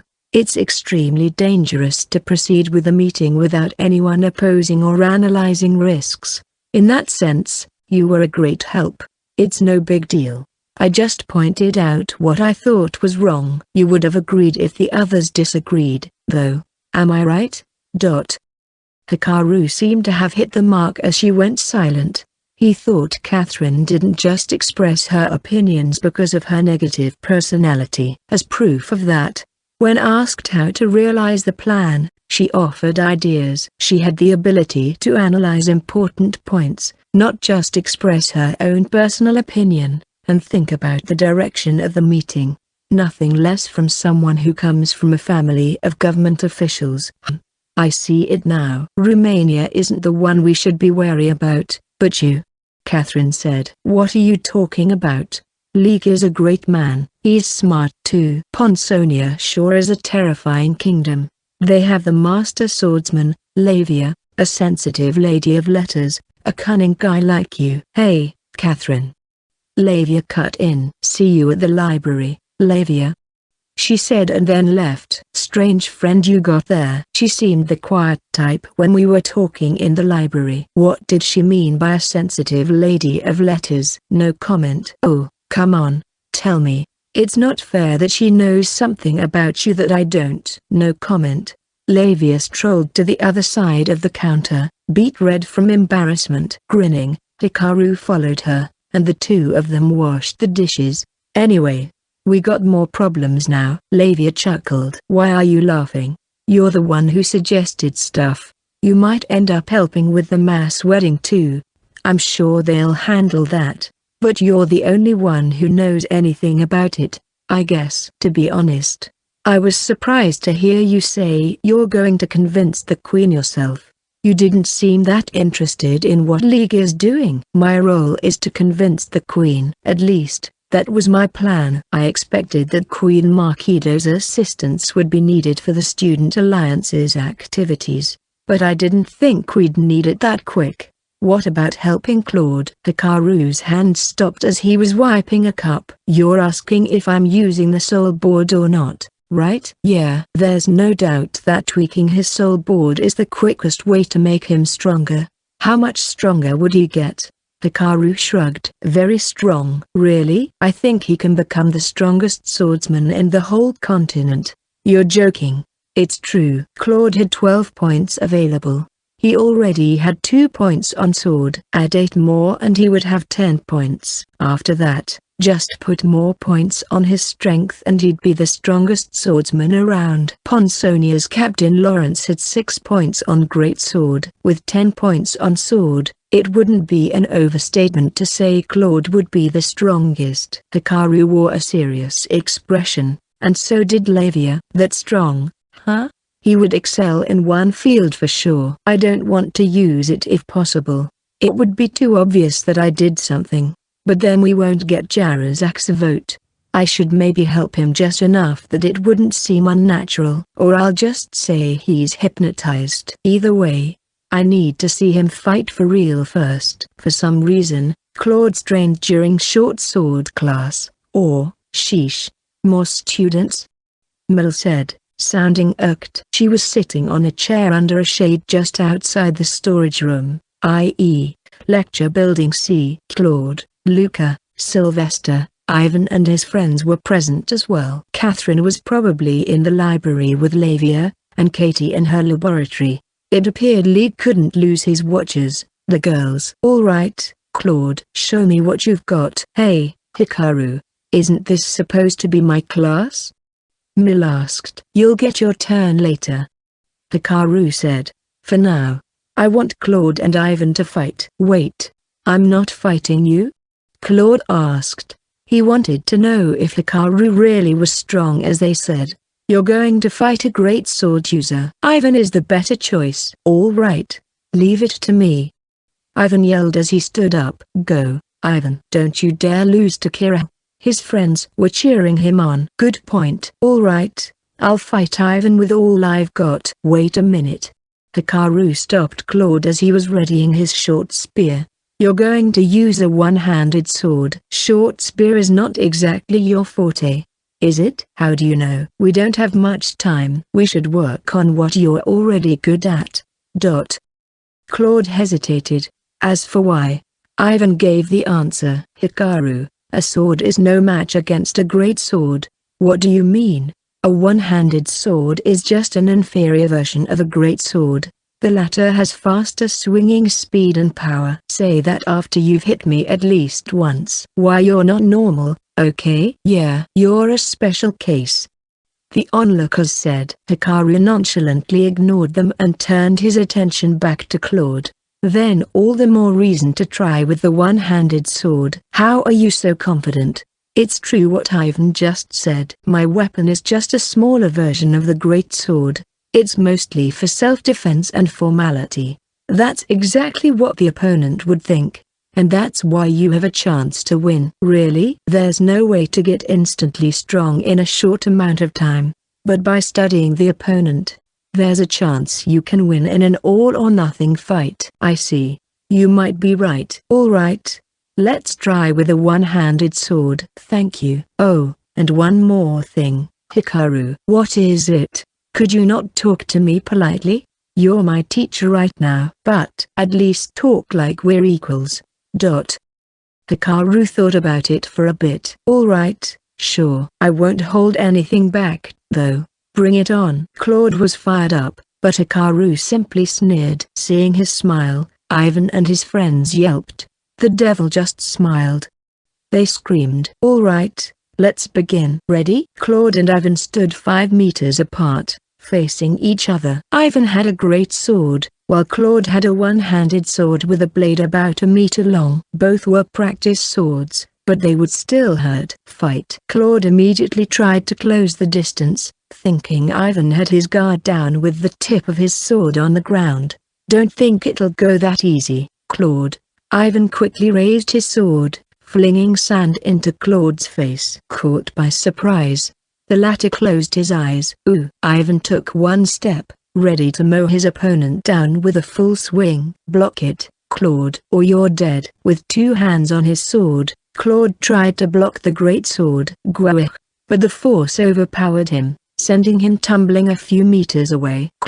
Luca ran towards him, screaming, "Stop, withdraw your sword, Ivan." "Oh, okay." Ivan was actually amazed he won in one strike. "I never even hit Hikaru once." "Maybe you got faster from fighting someone who keeps dodging your attacks left and right? Perhaps. It's like you were a different Ivan." Ivan and the Jarazak students were talking among themselves. Claude, I am okay." Hands on the ground, Claude staggered as he stood up. Luca had to support him. "Are you okay?" "Just a few bruises." "I don't think anything's broken," Claude said, rubbing his arms. His practice sword itself wasn't broken. He was sent flying from pure power. "You're quite something, Ivan." "I didn't expect you to be this strong." Claude sounded frustrated. Ivan simply cocked his head, puzzled. "Professor Mikhail is way stronger than me, yet Hikaru beat him." Claude glanced at Hikaru, despair on his face. "You knew from the start that you couldn't win if you fought head-on, but you still did it anyway." "Reckless," Hikaru said. That's true. I thought I could land an attack first if I acted quickly. I just didn't expect the dust." "Hikaru did that to us. I know how you feel, dude." "It startled me as well since it just came out of nowhere." "For sure," one of the Ivan's friends said. "Yeah, it's such a dirty move." Another added, "What you should have done was catch your opponent off guard, but you were the one caught off guard." For the next 40 days, you're going to learn how to create openings like that.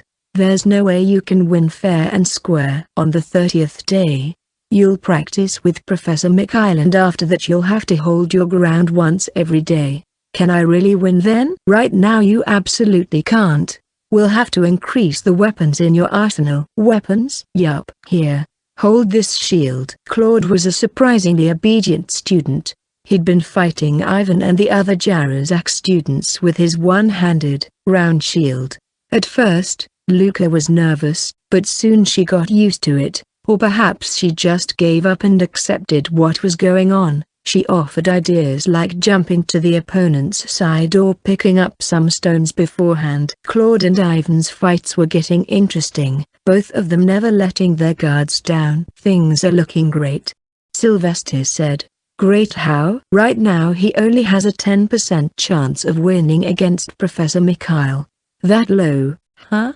"He could try to catch the professor off his guard, but I'm sure Mikhail's instincts can cover for him." "Then this training's pointless." "There's a different purpose for this training." "I'm guessing you won't tell what that is." "Nope." Hikaru's goal was to make Claude forget about the moves and forms he learned so far. It's best to learn various ways of fighting. As Claude mentioned, his techniques were more ritualistic. His knowledge and experience were an obstacle for him to improve through his soul board. Claude said his job class was ordinary one-handed sword ritual god, swordsman of honor 6. Apparently that was his only sword-related job class. Its name suggested it wasn't for battle at all. Ivan's was great sword mental frenzy god, blade barbarian, a 6-character class. It usually appeared to those who were not good with finer sword techniques, but relied on brute force. The king of Jarazak's class was great sword truth seeker god, blade seeker, a 5-character class that manifested among those who truly mastered the ways of the great sword. A bad match for Claude, however you looked at it. First he needs to get a good job class. Then we'll start from there. Hikaru could only come up with this shortcut because of his ability to tweak soul boards. He couldn't tell Sylvester about that. Of course, since Claude trained with Ivan for now, Hikaru had time to do what needed to be done. To persuade the queen. Lavia looked dejected when Hikaru told her he would be gone for a few days. but there was nothing he could do about that. If he wanted to go to Forest and back quick, it was better to go alone. His mask looked worn out after using it too much, so he went to buy a new one in Forest's flea market. The mask was designed to hide his eyes up to the tip of the nose and completely cover only his right cheek. It was a simple silver mark, with some patterns engraved near the edges. An engraver sold it to him, saying a rich merchant asked him to make it. Apparently he had a daughter with a burn from her forehead down to her right cheek. Since it was for regular use, he wanted something light and one that would stick to the face with even little mana. So I did. I asked a magic item specialist for help with the magical part, though. Then the guy went bankrupt and I couldn't sell it. How about it?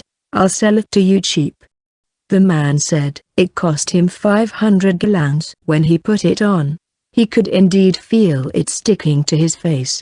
Not everyone could use spirit magic, but every human had mana, if only little. Hikaru liked the simple mask. After wiping it with a cloth, it had a beautiful silver luster. You changed your mask, Makido said with an unpleasant look the moment he visited her office. As always, Zofira was there as well. Your Majesty, let's just give up and let him enter freely. I can only see him as a weird ally who occasionally exterminates pests for us.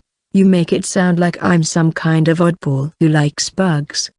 Hikaru said. So did you find a spy today? Nope. Looks like you're doing a good job patrolling the place. The air here's better now. It looks awful, though. Zofira eyed the one of the stone pillars. A spy carved out a section of it before and was now replaced with wood. Hikaru could sense mana. There must be some kind of spell cast on it. I received a letter from Claude Zahad. He was glad I introduced you to him, Makido said with an unpleasant look. As always. Oh, that's great. Then, what kind of trickery did you pull? I can't imagine someone from the Zahad family ever thanking me. Hey, you tried to use me too. Claude was turning into a misfit and you wanted to do something about it. Oh, so you saw through my plan. I'm not stupid, although he only found out after Claude talked to him. In any case, it was clear to Hikaru that he couldn't use the queen that easily. So why are you here today? Makido asked warily. How do I put this? A matter will be brought up by Sylvester G. Zubura on the last day of the Foundation anniversary, and I need you to vote for it. Oh? I didn't know you were interested in this country's politics, Zofira said before Makido could even react. The Prime Minister wanted the Queen to keep her mouth shut for a bit as well. Makido, for better or worse, had the tendency to let her emotions get the best of her. This sometimes led to great outcomes, but also to failures due to thoughtlessness. Are you actually from Zubura? Please. No way, I'm from that place that glorifies such relics. Ah, no. Forget it. Such relics. Have you seen them? Do you know their value? That's not the topic right now. You're obliged to answer. Anything related to the Zuburan relics is top secret information. I don't understand how a foreigner like you knows about them. The boy acted like he was deep in thought. A slip of the tongue, Zofira thought as she chuckled to herself. All right, I admit it. I know about the relics and how to use them. Really now? For example, the demon mask. It's actually not a demon, but a Tengu. The conversation was heading to a different direction.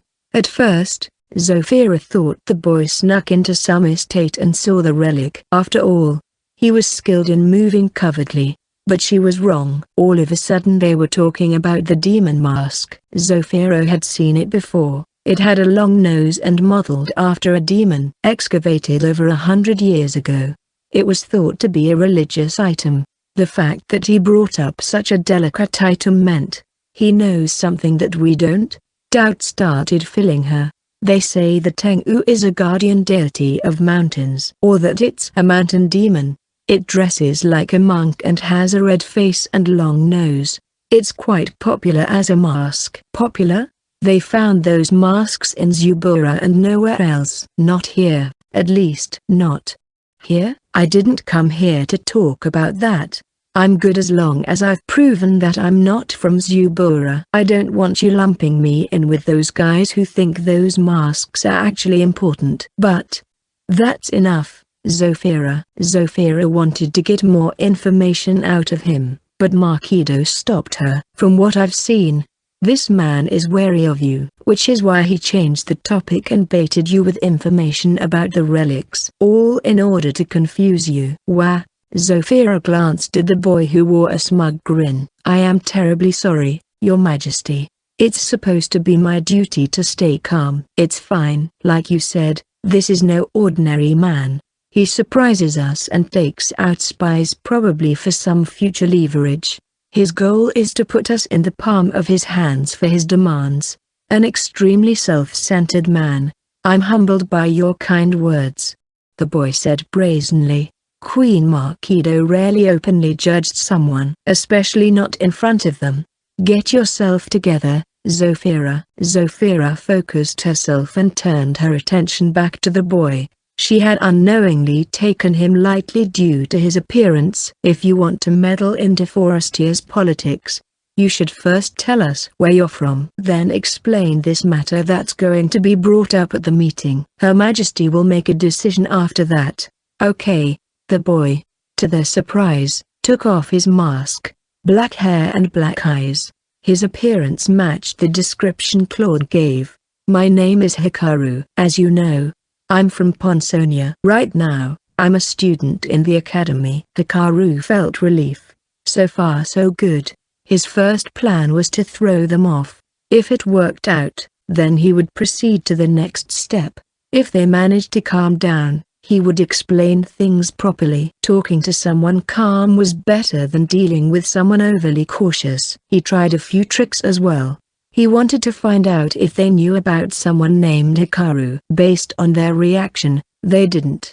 It seemed the principal didn't inform the queen about him. Perhaps she thought it wasn't that important, or perhaps there was something between Zubura and Kira. Either way, it was time to get to the point. League of the Green Ogre Clan, the head clan of Rumanina, plans to create a student alliance that doesn't discriminate according to people's nationality. The first president is Sylvester G. Zubura of Zubura. Its goal is to build good relationships within their academy that transcends borders and someday break the barriers that separate the 7 nations. Hikaru explained how the alliance came about. So the heads of Romania and Zubura are already part of it. We already have members from the other 5 nations too, as he named them. Makido gasped in shock. I'm surprised you were able to gather them. The ill feelings some nations harbor for each other are extraordinary. The younger ones are almost always more open-minded. Besides, what the nation thinks doesn't matter to the individual. There are plenty of people who are friends despite their different nationalities. The government just ignores that. Exactly. So you want me to approve the creation of this student alliance? How long will it take until you reach your goal? 5 years. 10? League said he'll watch over and protect the organization until his last breath.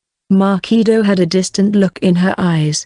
Perhaps not expecting that. I see. So there's a decent human being in Romania. I thought it'd be best to create the alliance while your majesty is still on the throne, which is why I'm here to help. Very well. I will approve it, your majesty. No, Zofira. This might become a problem later, but this is no big deal. Also there's a chance this student alliance will help us in building the Forestier we envision. Besides, this boy, Hikaru, excels in concealing himself. Yet he revealed his identity to us. It's only proper that we accommodate him. Hikaru simply thought his true identity would be exposed soon, so he just went ahead and revealed it himself. He knew it was better to do that than them finding out on their own. That way he would look good in their eyes. Very well. If that's your decision, then I won't say any more. So Hikaru, that's not all you came here for, right? Zofira asked. What? Makido looked confused. Hikaru grinned. I knew it. Zofira is the one I should watch out for. Wait, Zofira. What's the meaning of this? You made your decision. Please continue until the end. You're being mean. Your Majesty, you're showing your true self. Who cares? I'm sure this boy here watches us anyway. So what do you mean that's not all what he came here for? You made your desi. Fine. I'm sorry I decided things on my own. Well, I don't really have anything to say. This boy seems to be an expert in outsmarting people. So, tell us your other problem. Zofira said. Hikaru was chuckling to himself. What's so funny? I just never thought I'd see a ruler and the minister get along so well. I just wish everyone did. The two ladies exchanged glances. Like the minister said, I have one more proposal along with the creation of the Student Alliance. Hikaru told them about the mass wedding. Makido was astonished after finding out about Claude and Luca's relationship. No way. Absolutely not. The queen yelled in surprise. Zofira burst out into laughter. Thanks for the laugh, Hikaru. Love transcends borders. That might be true.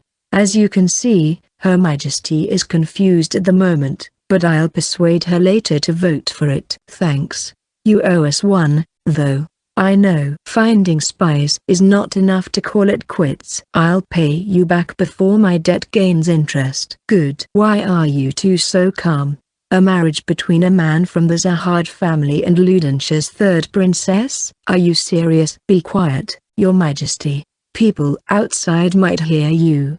Your composure pisses me off, okay? Somehow, Hikaru secured Kirill's vote. A letter from Katie to Kotobi's leader. First half omitted. I am aware that you are devoting all of your time in your research.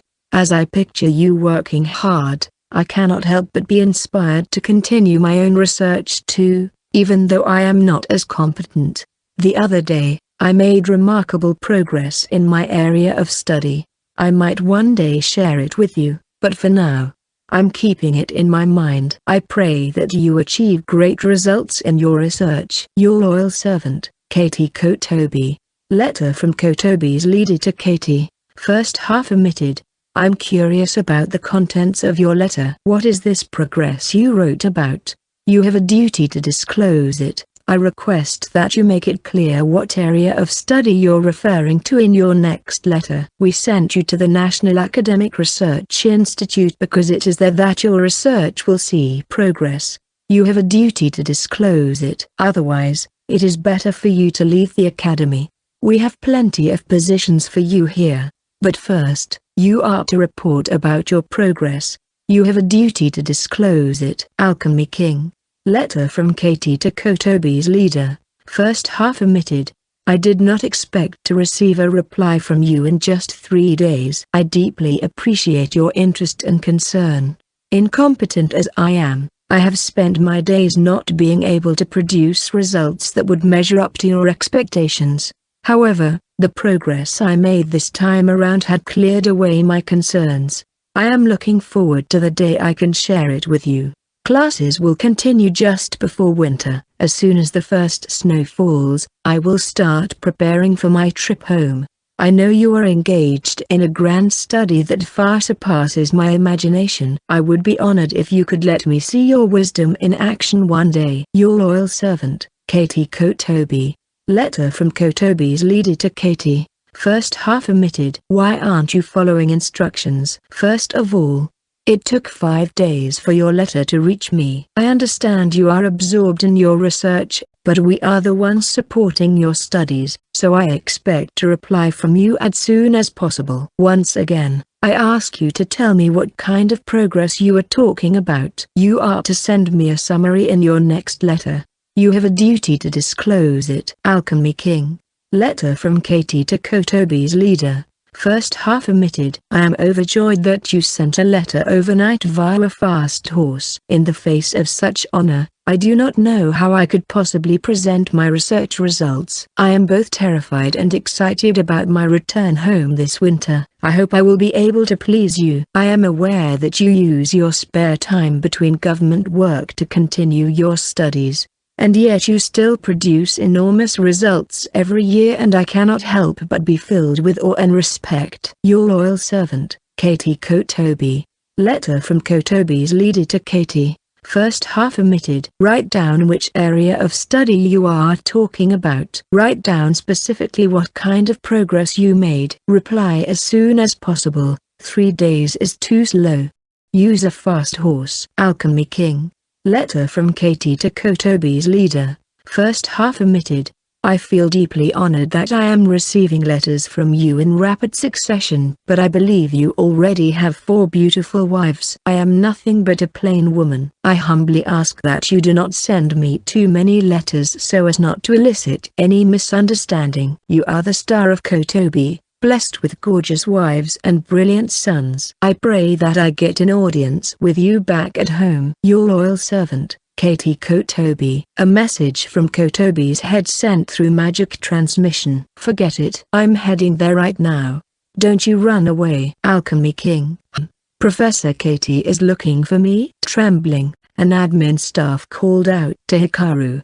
It was the same young lady as last time when he asked about Claude. Eek. She told me to look for you and tell you to come to her lab quickly. Okay. Thanks. Eek. The lady scampered away. Hikaru just finished persuading Queen Makido, rather, Zofira enforced. Katie calling him now meant that it was about Kotobi's vote. Professor Katie. It's me, Hikaru. Come in. He's here? Come in quick. Stop trying to keep me in suspense. Hikaru could hear someone yelling inside. I have a bad feeling about this. He entered the lab reluctantly. Inside was a small, agitated, self-important, middle-aged man. It took only 3 minutes for Hikaru to find out he was the head of Kotobi, that he was called the Alchemy King, and for the man to give his vote in exchange for Hikaru's help in their research. All right. You have my vote. A high-ranking official working in Ponsonia's internal affairs scurried towards the council room. It was almost 10 am. The regular meeting that the king himself attended would start soon. Most of the agendas discussed during this meeting were on a kingdom-wide scale, and as such one couldn't miss even a day. 9:30 am. The official arrived at the council room. The seats, 5 rows in total, were installed in a semicircle, facing the king's seat at the center. He was half an hour early, yet the 50 seats were almost full. Those who couldn't secure a seat had to stand at a distance. May I take this seat? He asked. My friend is, thank you. I might miss something if I'm standing over there. The official shamelessly took the seat. He didn't even care that the man he was talking to was someone from financial affairs. One of his cousins was a marquis anyway, so the man couldn't do anything to him. If one were not seated, they might not hear the things that the Grand Chamberlain whispered to the king, or the murmurs of the higher nobles. You have to be here by 9, I suppose. Everyone's on edge these days, he thought. The Imperial Council attracted increasing attention like never before. So the official thought about gathering information for the one he worked for, Princess Astoria. He wasn't doing so out of loyalty. Right now, he was too far from the next king. The Crown Prince, climbing the ranks through a back door, was his best bet at the moment. His Majesty has arrived. The king arrived at precisely 10 o'clock. There were already plenty of people standing. The high-ranking nobles, the Crown Prince, Duke, Marquis, sat at the back in their reserved seats. The captain of the knights was in one corner. Thank you for all your hard work. A man with glaring eyes entered the room. His cheekbones were sharp, the luster fading from his almost entirely gray hair. It was as though he quickly aged 10 years. His extravagant, red clothes almost seemed to crush him under their weight. Up until a while ago, he was enjoying himself, surrounded by women. Let's begin. Yes, sir. The man standing next to the king was neither the head of internal affairs, nor the prime minister. It was the Grand Chamberlain. Having won the favor at the king, he was now the one presiding over the meeting. First on our agenda is Gafrasti and Valves's movements. The king grabbed the armrests of his chair and leaned forward. He's been stripped of his noble rights a long time ago. Yes, Your Highness, you are right. I want to discuss about the movements of the traitor Gafrasti. Very well. Despite knowing that he would anger the king, The Chamberlain mentioned Gafrasti's initial dash something given only to Viscounts. He must have done it on purpose, the official thought. The Chamberlain wanted to show that the king held great interest in this case and anyone who sided with Gafrasti would be deemed an enemy. After claiming that he had right to the throne, he fled to Mount Elka. The official quickly took notes, recalling the reason why Ponsonia stopped its advance through the Quinbland Empire and retreated. Gafrasti claimed he was a descendant of the king of Poenxinia in this council. He presented conjectures and proofs. Overwhelmed, no one could speak for a while. Not until the king declared to kill Gafrasti. Everyone started moving all at once, but Margrave Grugschult stood up and shouted, "Don't move."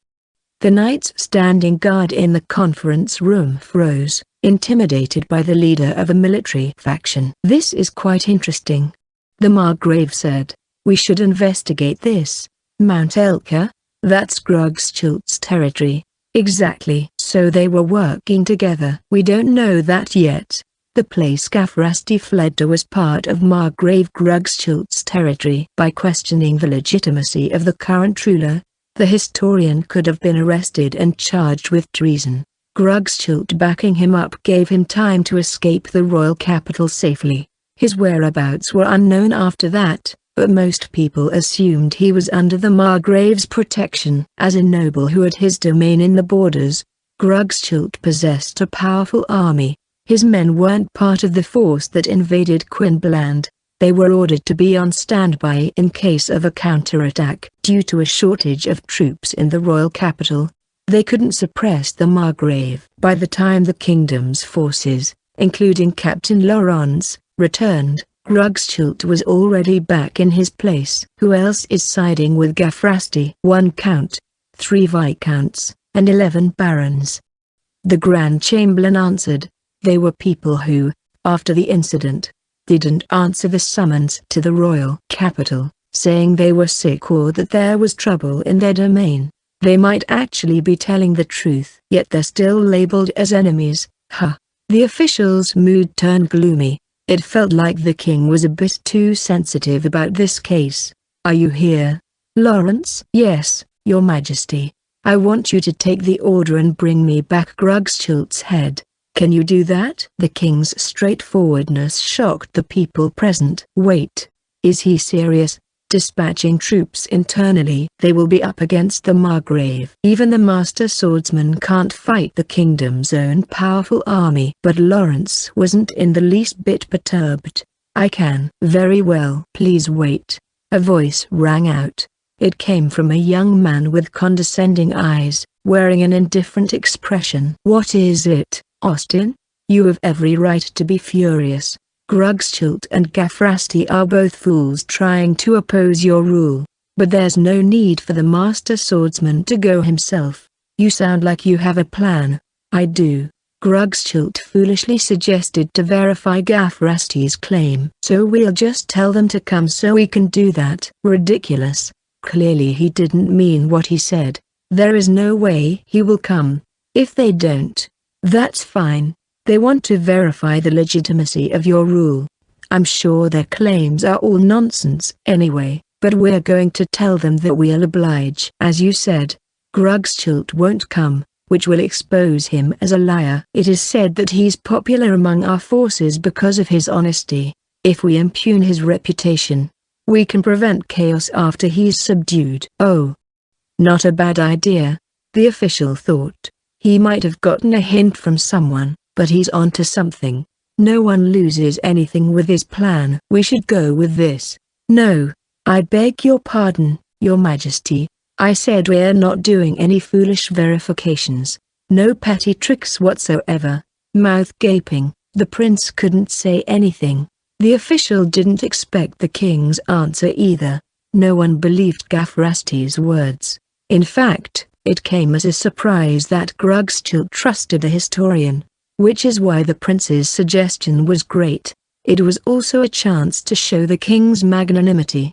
Yet he rejected the idea. Is he really that angry? Is it because he lost the chance to crush the empire?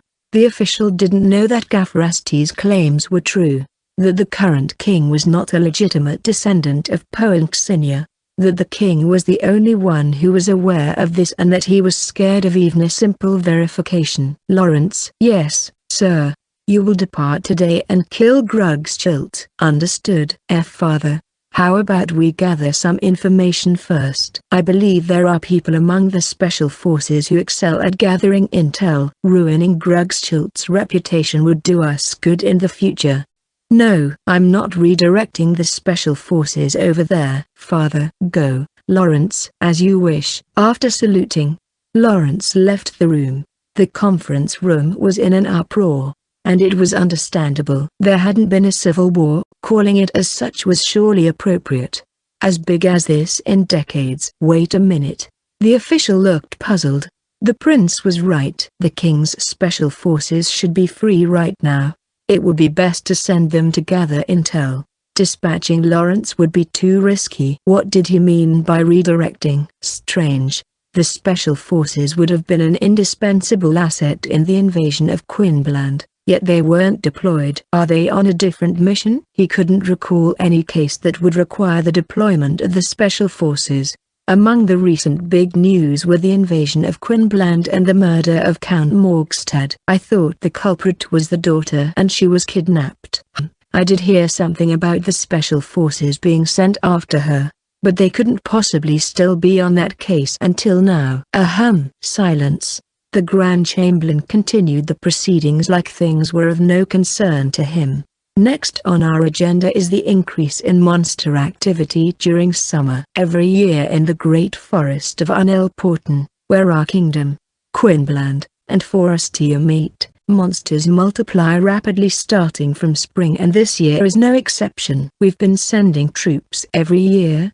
We're not sending any this year. Let the adventurers do it. Yes, Your Majesty. Culling monsters. The army would usually take on the job as part of their training, but right now they were at war. The king wanted his forces to stay in the royal capital. As such, this job would be passed on to the Adventurers Guild. With that, the meeting ended. A civil war would engulf Bonsonia soon. 25 days had passed since the first gathering of the Student Alliance, and only 25 days to go until the Foundation anniversary, where the meeting to get the establishment of a Student Alliance approved would be held. 15 days until they headed for Jarzak. 5 days until Claude started his practice matches with Professor Mikhail. Considering all this, they didn't have much time left. The tea you make is simply the best. Really? I'm glad to hear that. Hikaru and Lavia were at their apartment in Scholarswood. The tea after breakfast was one of Hikaru's pleasures. Lavia tended to be very particular with her tea leaves. She went around different stores to buy some and compare them. She seemed to have figured out Hikaru's taste. The tea was getting more and more delicious every day. So this means we have Kira and Kotobi's vote, right? I think so. Yes. I received a letter yesterday from Sylvester, who's back in Zubura. A lone letter lay on the table. The first part read, please tell League 2. Sylvester wouldn't send a letter directly to League. People watched the letter's every move. So Sylvester sent it to Hikaru instead. I convinced my father last night. I'll see you at the Foundation anniversary. That was all. It would seem Sylvester chose to stay in Zubura. That's 3 votes. All that's left is Jarzak. How's Claude doing? It should be about time. Lavia knew immediately what Hikaru meant. It was time to use the soul board. Claude, Ivan. Hey there, Hikaru. Come on, man. You gotta show up more often. Hikaru arrived at the short sword class, which had become training session for Claude and Ivan. Professor Mill wasn't around, only the 2 guys and the other Jarzak students. Hikaru hadn't seen Roy these past few days. Apparently more ladies followed League around now, so Roy was sent to keep them company. As such, Hikaru couldn't talk to League about the Student Alliance. The young heir had an important role during the anniversary. As such, it was best if he didn't draw unnecessary attention at the moment. A practice match, huh? How's Claude doing, Ivan? Like you said, ever since he learned to use a shield, He's moved better. Right now he can win against me 3 out of 10. I see. By the way, I got a message from the boss yesterday. I told him there's someone who wants to fight him and he was overjoyed. There hasn't been anyone young to challenge him recently. That's great. Damn maniac. Hikaru's cheeks twitched. He shot a glance at Claude, who looked dispirited. Claude, do you have a minute? What's up? I need to talk to you. They moved away from Ivan and the others. The sunlight was strong as always, but the nights were chilly, a sign that the peak of summer had passed. Why the long face? Hikaru asked. Can I really win the way I am right now? While he knew he was improving from his training with Ivan, Claude knew it wasn't enough. His opponent was much stronger than Ivan. Do you have a soul card? Hikaru asked. You did mention keeping it with me at all times, even during training. Unlike the guild card, soul cards were issued by temples, mostly owned by nobles and wealthy people. The card itself was made with expensive metals. As such, not a lot of people carried theirs around, but Hikaru advised Claude to keep his with him. Claude took out his soul card. Your job class was ordinary one-handed sword ritual god, swordsman of honor 6, correct? Yeah. I want you to check if more was added. More job classes appearing is rare. It doesn't happen that often. Just check. Claude reluctantly took out his soul card. What? He froze. What did you get? Huh? Sorry. What? Tell me. Yes. Ordinary one-handed sword warrior god, sword and shield, and one that has 5 characters. One-handed sword technique god, technical swordsman 5. Hikaru finished tweaking Claude's soul board. Soul board. Claude had Kira age, 18 rank, 7-9. Vitality, stamina 1, magical power, spirit affinity, air 1. Physical strength, strength 1, weapon mastery, sword 3, shield 1. Agility, power burst 1, willpower, mental strength 1, charisma 1. Hikaru put 1 point on both sword and shield. He was considering adding points to strength and power burst a later time. Getting sword to 4 points would be his last resort. You know that by changing job classes, your abilities change as well, right? But this is something from the gods. Some people change when they grow stronger. Just like me. Really? What kind of job class do you have? Don't tell me you have something with less than 5 characters. Hikaru couldn't tell him he had a 2-character class. Forget about me. Try changing your job class. Oh, okay. After setting it to technical swordsman, they headed back to the other guys. What's going on? What did you say to Claude? He looked down in the dumps earlier, but now he's looking confident. I wasn't down in the dumps. Yeah, right. You got drunk every day and complained. You even made Luca mad. I've been thinking about this for a while now, Ivan. You're getting too close to Luca. What's wrong with that? We're members of the same alliance. It looks like they've all been getting along while I was gone. Hikaru felt like he was left alone. Right. You should come with us to 3 Cheers for Booze too, Hikaru. Ivan said. Wait, you're drinking there? It's safe. Professor Mill's also there. That actually worries me. Wait, I told her not to drink. She said it's fine since you weren't around anyway. You only allowed her to drink during the day. I guess it's okay. You should come too. We'll have some boys talk. The men from Jarazak looked like they were 10 years older than their actual age. It felt a bit weird calling it boys talk. I guess being invited isn't so bad. There was something refreshing about talking to someone like Ivan who said whatever was on his mind. I'll think about it. Anyway, try fighting Claude again. Sure. Let's see why he looks so confident. Ivan said, grinning. I'll have you know, I cast a powerful spell on him. Hikaru smiled back. When Hikaru visited Mikhail, the professor was busy packing things into a huge backpack, big enough to fit in 3 Hikarus. Hikaru? What's up? You're going back to Jarazak? Escaping debt? No, I'm not. I'm not Professor Mill, okay? Oh, you only arrived this year so you probably don't know. You see, they get loose in the summer. What? The screws in your head? No. Monsters. After a long winter, monsters start breeding in uninhabited lands. They grow big and turn savage in the summer. By the end of the season, they are hunted down. So, like culling monsters, why not kill them before they grow big? There'd be too many of them. It's easier to fight them once they've matured enough. That sounds like a job for the army. They've got their hands full with border security. Forestia is adjacent to Quinbland, an empire we had a rough history with in the past. And Ponsonia, a kingdom that we're currently not on good terms with. Also hunting these monsters is quite a profitable job. It's popular among adventurers. The Adventurers Guild is managing it. Yes, I'm an adventurer too, you know. Mikhail took out his guild card. His rank, C, was written on it. Although the job class field was left blank. Ha ha ha. You're curious about my job class? Unfortunately I can't let you see. When are you leaving? Let me finish. Sheesh. I'm leaving today. Do you really have to go? Not really. But this is something I look forward to every year. Adventurers from Quinbland and surprisingly even from Ponsonia are going this year. It's a chance to exchange information with them.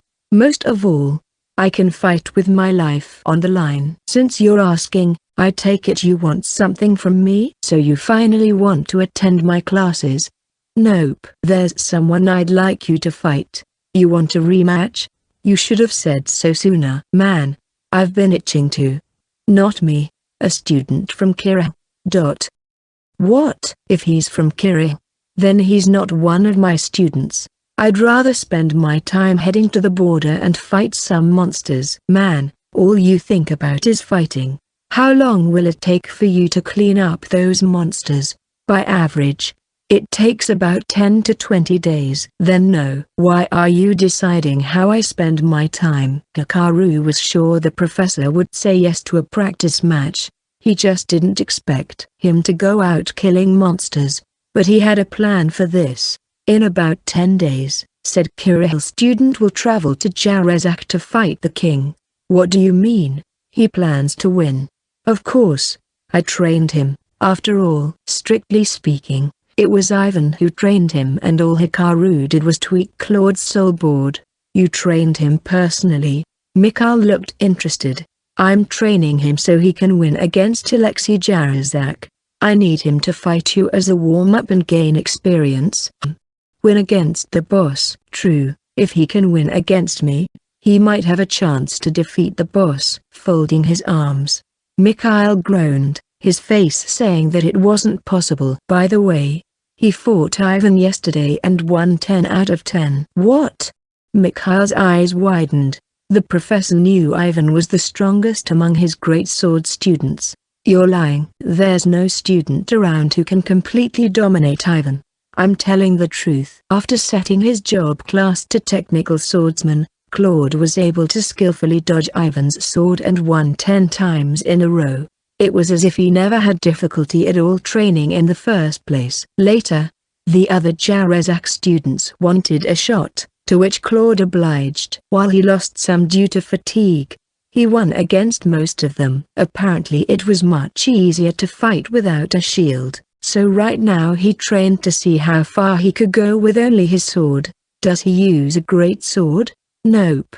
A one-handed sword. He originally attended the short spear class, but he was clearly better with the sword. So we're working on that instead. You could tell, I'm not really good at teaching. It's just a coincidence. What do you say? Would you like to postpone your monster hunting so you can fight him? You said he had a little more than 10 days before he fights the boss. Let me guess, you want him to think of me as the real Alexei for his training. You got me, but Hikaru was prepared for this. Well, I'm a professor in the academy and training students is my job. I know. How about this? What? You want to make a deal? I'll fight said student once and judge him. If I think he stands a chance against the boss in 10 days, then I will train him personally. Otherwise, you will teach my class in my stead. What? It won't be forever. Only while I'm away hunting monsters. The students need to learn how to fight someone agile like you who keeps on dodging attacks. If Claude was skilled enough, Mikhail would have fun training the guy. If he wasn't, Hikaru would cover for the professor while he was away. I see. It's a win-win situation for you, Hikaru said. That's my condition. Hikaru thought all the men from Jarazak had brawn for brains. Mikhail was surprisingly smart. I suppose he couldn't be a professor if he wasn't smart. All right. Really? Sorry, you have to look after my students. Oh, you're already giving up on Claude before you've even fought him? No student can defeat the boss. Wait a second. By a Kirill student, did you mean Claude Zahad Kirill? The fight's tomorrow. Wait, the Zahad family is a prestigious. I'm counting on you. Why does he want to fight Alexei? Hikaru. Hey! Someone watched from behind a pillar as Hikaru stepped out of Mikhail's room. Hikaru left without turning back. The next day, Mikhail met Claude in the training grounds. Hikaru, Ivan, and Luca were present as well to watch the match. No one else was around. While the Zahads is a prestigious family in Kirill, they're not exactly well known for their sword skills, Mikhail said, scratching the back of his neck. Even when facing Claude, he didn't think the student was strong. You're right, Professor. But I've gotten stronger with Hikaru's guidance. Really now? Mikhail shot a curious glance at Hikaru. I believe there's no need for introductions. Let's get this started right away. There are no rules in particular, so fight however you want. But if someone's life is in danger, me or Ivan might intervene. Oh, Ivan, if you want to stop me in the middle of a fight, you better put your life on the line. Why yes, sir. Ivan stood at attention. It almost seemed like he'd be saluting too. The professor has a point. Ivan can't stop him unless he gave it his all. I have this, though. Hikaru was fiddling with a stone in his hand. If something happened, he just had to throw it. As long as they dropped their weapons, the worst-case scenario could be avoided. But man, why does every single match have to be so dangerous? Mikhail and Claude stood 10 meters apart, facing each other. The professor had a great sword, while Claude wielded a one-handed sword. Of course, both were practice weapons. A one-handed sword, eh? Thank you for your time, sir. Claude bowed and readied his sword. Mikhail still didn't seem convinced. Luca was beside Hikaru, grasping her own hands tightly. Ready? Phi. What's this? Why? If it isn't Professor Mikhail. What are you doing here? Right before they could begin, someone arrived, the short spear instructor, Kilnenko Ludensha, with 2 professors accompanying him. What does it look like?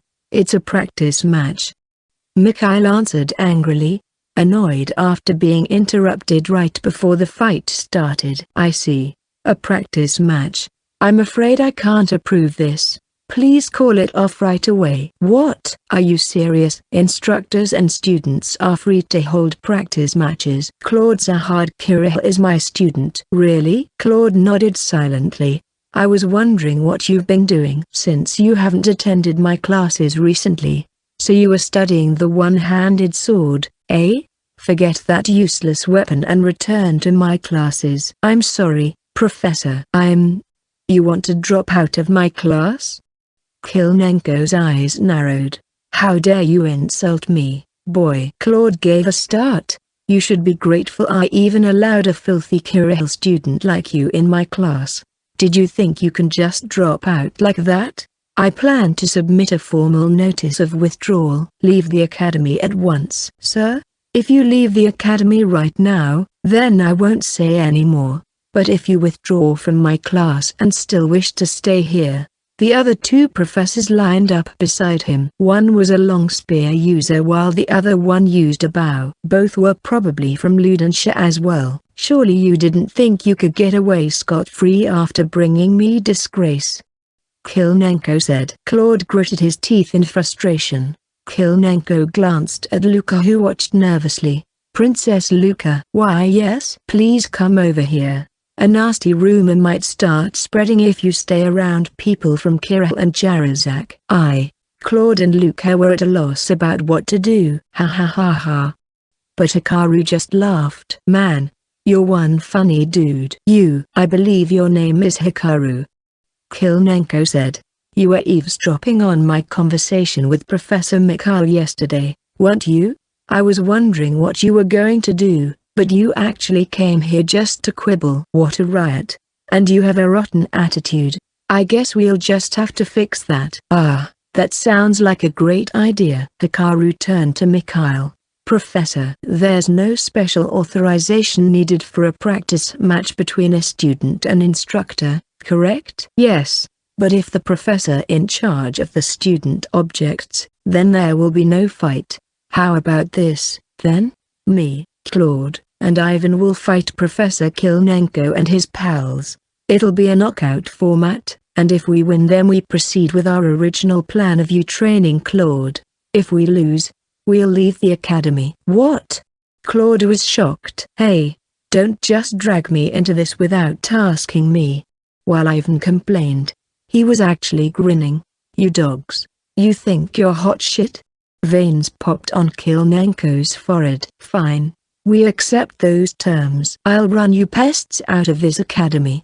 And so instead of a match between Mikhail and Claude, it turned into a mock battle between Hikaru, Claude, and Ivan versus the professors from Ludenshire. We can win, right, Hikaru?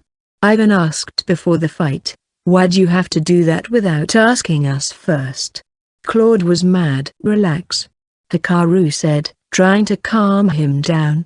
You were planning to win against Professor Mikhail anyway. You can't lose against Kilnenko when he's weaker. But anything can happen in a fight. Oh, I get it now. Ivan nodded to himself.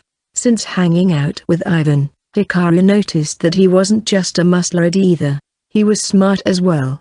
What do you mean you get it now? Hikaru wasn't even thinking clearly when he challenged them. No, listen, Claude, you only get one shot at the boss. If you lose, it's over. Hikaru is trying to let you experience such critical moments. Am I right, Hikaru? Yup. There's another reason of course. It's best if he learned to fight against other weapons as well, not only great swords. Claude glanced at Ivan, and then Hikaru. So this is all for me?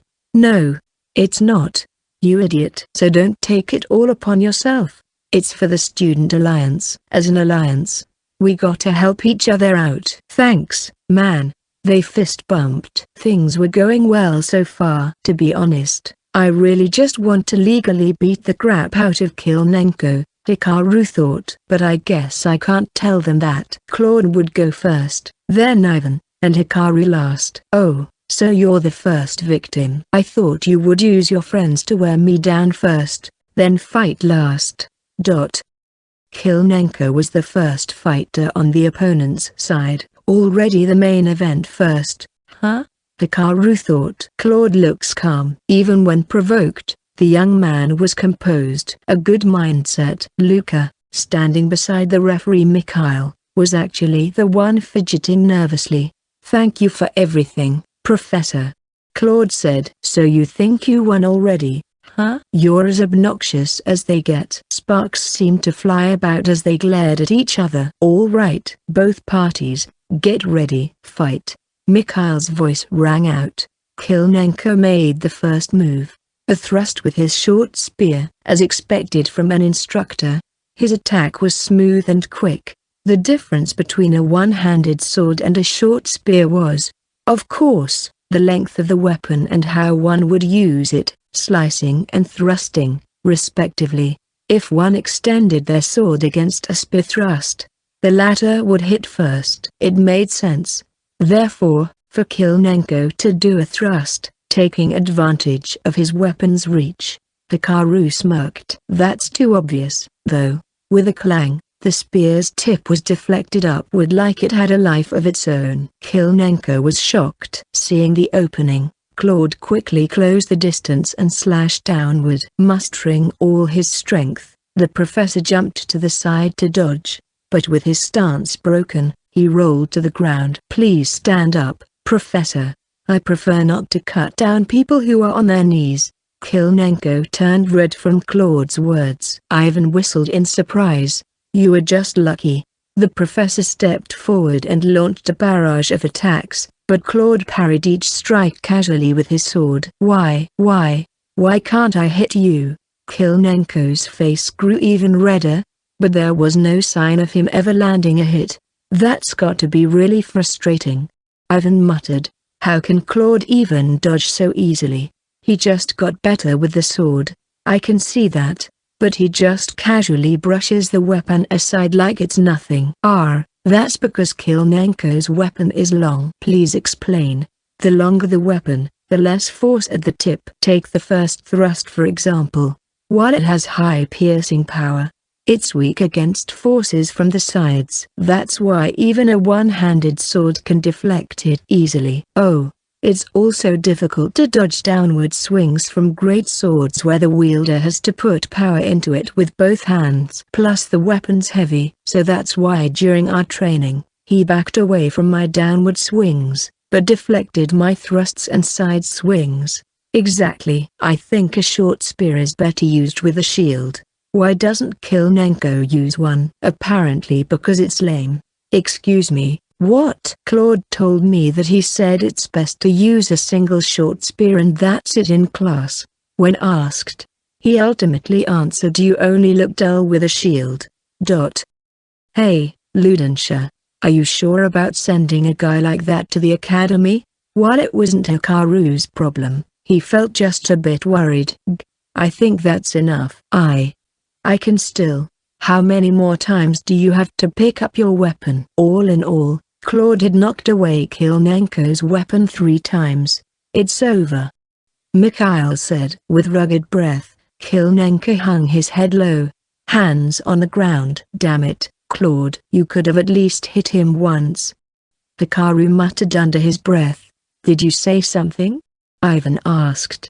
Nothing. I felt something sinister. I didn't say anything, okay? Claude gave Hikaru and Ivan a thumbs up. Look out, Claude. Thanks to Hikaru's warning, Claude noticed the arrow flying towards him. It came from the bow-wielding professor. He aimed for the head, but Claude deflected the arrow with a swing of his sword. What was that just now? Mikhail shouted. This is a 3-round match and I'm up next. The man said. I didn't tell you to start. This is a mox battle. You've gone soft, Professor Mikhail. You can't let your guard down in a fight. The arrow used was for practice as well, with a rubber arrowhead, but still it could crush the eyes if it hit. And since he fired one without hesitation, Mikhail had all the right to get furious. Don't bring your personal grudges into this, Mikhail exclaimed. Are you sure you're even taking this mock battle seriously? I'll just have to teach this cocky student a lesson. You're absolutely right. Claude closed the gap in one breath. You can't let your guard down in a fight, Professor. The fight hasn't started yet. This time, Claude swung his sword down on the man's right shoulder without holding back. His collarbone cracked as it made a dull sound. Gwah. Thanks to you, I'm over my worries. I know I don't have to go easy on you. I don't need to hesitate, I guess. You're next. The last man produced his long spear and lunged straight at Claude's neck. Long spears were heavy, so parrying it with a lone sword was difficult. Claude twisted his body to dodge and grab the spear. So what if you caught my spear? Let's see if you can. The instructor pulled his weapon, which Claude let go immediately. Wow! He staggered backwards from the momentum, but managed to brace himself and plant his feet firmly on the ground. Claude drew closer, brandishing his sword, expecting a downward swing. The man tried to block with his weapon's grip. His eyes widened as Claude kicked him right in the balls. He then dropped his weapon, before collapsing. The kick was so ruthless that Hikaru, Ivan, and Mikhail turned pale. I believe it's over, Professor Mikhail. Yes. That was excellent. The winner is Claude Zahardkira. Claude heaved a sigh of relief. It was clear who won from the scene before them. A dumbfounded Kilnenko, the archer with a look of anguish, and the long spear instructor who was out cold. You learn this kind of trick from Hikaru whether you like it or not. Wait a second. You were with Ivan almost the entire time. Hikaru wanted to complain. Yeah, Hikaru's nasty methods are very educational. Ivan concurred. Taken by healers and doctors, the three Ludenshire professors left the scene, with Mikhail following them as well. Luca wanted to stay, but it would be bad if the professors found out about her relationship with Claude at this point, so she went with Mikhail too. So, how did I do? Claude asked proudly. The way you moved. It was hard to believe you were the same guy who was cowering before the fight. Ivan said. What? That was Hikaru's fault for setting that fight up out of nowhere. Anyway, you seem to have gotten better with the sword. Hikaru said. Putting more points on weapon mastery really did make one more proficient with it. Weapon mastery did not equate to power. The latter was affected by strength, power burst, and the quality of the weapon itself. Not really for me. Hikaru's specialty was stealth. Proficiency wasn't really necessary for surprise attacks. I know, right? It did feel like it. But you just confirmed my suspicions. Damn it. Is your job class really that incredible? Ivan asked. It's not exactly an extremely incredible class. So don't get carried away, Claude. Ivan assumed it was all thanks to Claude's job class. They really couldn't think of any other reason he got stronger either. But he won against instructors. He can get cocky for a bit, can't he? You parried Kilnenko's rapid attacks with your sword, right? Yes. I did well. Didn't I? You were standing completely still. A bit of a surprise attack and you would have been thrown off balance. You were too focused on your sword that you forgot to take a proper stance. It happens often to people who improved all of a sudden. Hikaru himself experienced it firsthand when he maxed out his throwing skill. His mind couldn't keep up with his body at all. You can't afford to get cocky until you get used to your job class. Okay, he's right, Claude. Ivan cut in. It looked like Professor Mikhail changed his opinion about you. I'm sure he'll work you hard starting tomorrow. What? You mean there's gonna be another demon besides Hikaru? Get me out. Did you just call me a demon? Well, you are one. Duh. Ivan said. What do you mean? I didn't train with Claude. Well, you see. Apparently while Hikaru was in Forest, Claude fought against Ivan and the other Jarazak students and they kept telling him that Hikaru is much nastier than this. Ivan. Wait a second. I know. Let's go celebrate. What? I'm sure Professor Mikhail has no complaints about what you showed. In fact his eyes were screaming I want to fight this guy too. So let's celebrate. That's a great idea. All that tension quickly left my body and now I'm exhausted. Let's get a light drink. You guys. It's important to take a break too. Gotta keep up the motivation. Ivan somehow managed to talk his way out of trouble. Hikaru was then kidnapped. To 3 cheers for booze. To Claude's victory. Cheers. 3 drinking cups clashed. It was lunchtime, so there was a fair amount of people in the pub. Many were drinking, as it was common in this world to drink even during the day. Today's menu was pasta with tomato sauce with plenty of meat and vegetables. The pasta itself was not the noodle kind, but shorter chunks. It tasted delicious with sauce seeping inside. Hikaru sensed something off with the flavor. The food was delectable. As always. Right. Garlic. He recalled how the food in Pond's pasta magic tasted like it lacked something. Still they were delicious as the owner was a great cook. But this tavern used garlic. Maybe they grow locally? I'm going to see the owner. Hey, Hikaru. That's water you're drinking. Ivan grabbed his shoulders and forced him to sit down as he was about to get up. Ouch. Drink some ale too. Let me go. I can't hold my liquor. Please don't force me. Alcohol actually makes you strong. And you expect me to believe that? Anyway, I need to talk to Hikaru. A voice came from the entrance. Lavia and Catherine. Hikaru didn't have a lot of opportunities to have lunch with Lavia as she frequently just stayed in the library. She had been spending a lot of time with her new friend Catherine too. "I didn't expect to see you here, Lavia." Catherine said she wanted to come by again. Hey, it's not like that. Any place would have been fine. But I remembered Lavia's tea, so I suggested this place. That's all. She desperately tried to make an excuse, clearly not expecting to see the boys here. "Was this place actually so boorish?" Catherine asked. "It's a pub. You didn't know that?" "Master, can we have lunch for two please?" Lavia said as she took a seat beside Hikaru. Her voice was much softer than the hustle and bustle in the establishment, but the master gave her a thumbs up. "He heard you, huh?" His ears never miss an order. It seemed Lavia knew that for a while now. Hikaru considered opening the master's soul board, but refrained from doing so. He couldn't just go infringing someone's privacy. "Now that I think about it, we don't know his real name." In this world, the only form of identification were the guild and soul cards. There were no public registers. Names weren't that important here. "So, any reason you're drinking so early in the day?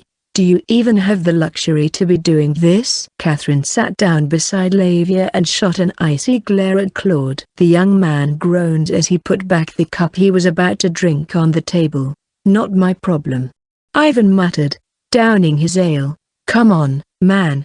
You gotta help him out." Claude just defeated 3 professors from Ludenshire in successive matches, so we're celebrating. "What? Explain yourself." "For the record, I told them we shouldn't even celebrate like this," Hikaru said. Hikaru dodged responsibility and threw it back to Claude. The master, in the meantime, brought the girls food. "Well, you got stronger. So I wanted to check." "Please explain clearly." "This concerns our alliance, right?" Stammering, Claude began explaining what happened. Hikaru whispered to Lavia, ignoring them.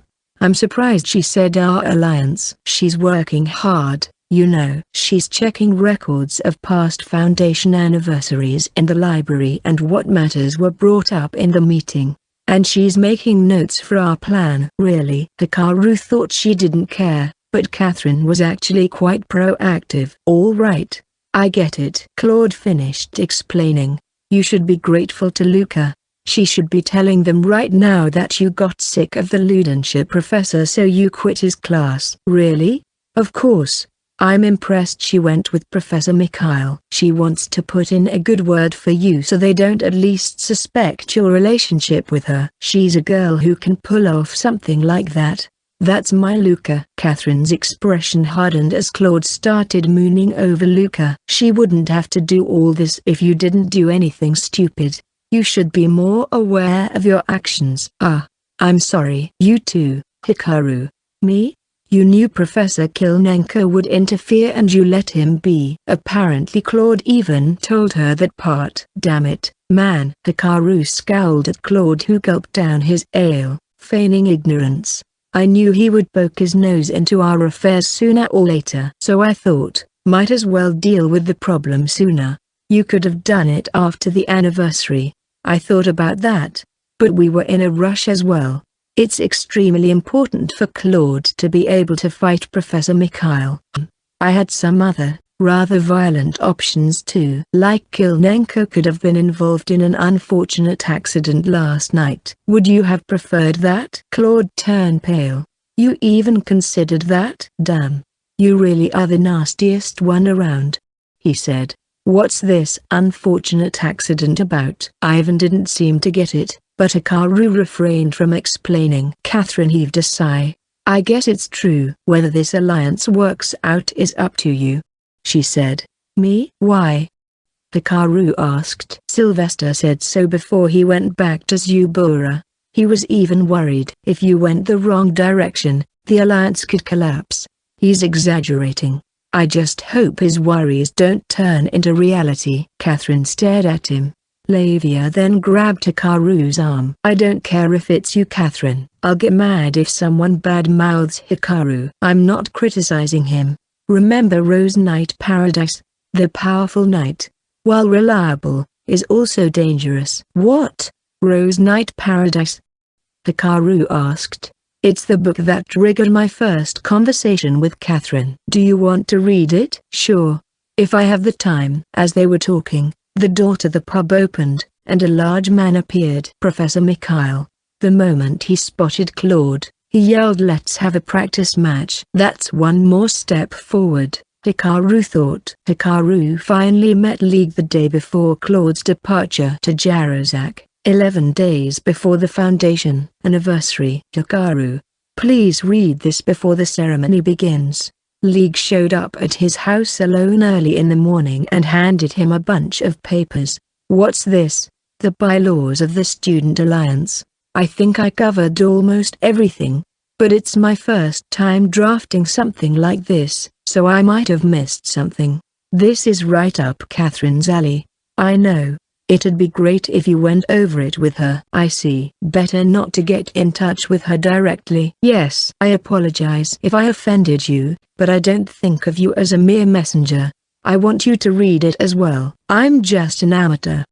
Hikaru shrugged. But you have a way of seeing things that we don't. You're giving me too much credit. I always knew you were special from the start. By the way, I heard the news about Zubura, Kiri, and Kotobi. It seems you put in quite the effort. That was indeed true for Kira and Kotobi. Since then, the Alchemy King kept sending a bunch of letters, and Hikaru had to answer every single one of them. He could give information about the relics in Zubura, but most of the questions were about magic items. Roland's knowledge was limited as well. He couldn't confidently say he was contributing to their research. How's Claude doing? League's expression turned serious. He can win 5 out of 10 fights against Professor Mikhail. What? He's now almost as strong as Professor Mikhail. The day after Claude defeated the Ludenshire professors, he and Mikhail fought each other several times a day. Claude made remarkable progress. At first he was way behind in terms of power and speed, but as of yesterday they were almost evenly matched. Hikaru did casually put points on his strength and power burst, however. That means we'll have a chance with Jarazak's boss. League looked relieved. Out of the 4 votes they were trying to get, Jarazak's was the most uncertain. Kira's vote, persuading the Queen, was just as uncertain, but Hikaru managed to settle that one early. Claude was departing for Jarazak tomorrow. He would talk to the boss and the latter would probably agree to a one-on-one fight. Hikaru most likely wouldn't know the results until the actual ceremony, which Alexis himself was going to attend. So Claude trained until the last minute, at least just in time before the boss left Jarazak. How are things on your end? Hikaru asked. I was thinking of letting you play your part during the meeting. There's much pressure on me, but I somehow manage. I just have to bear with it until the event.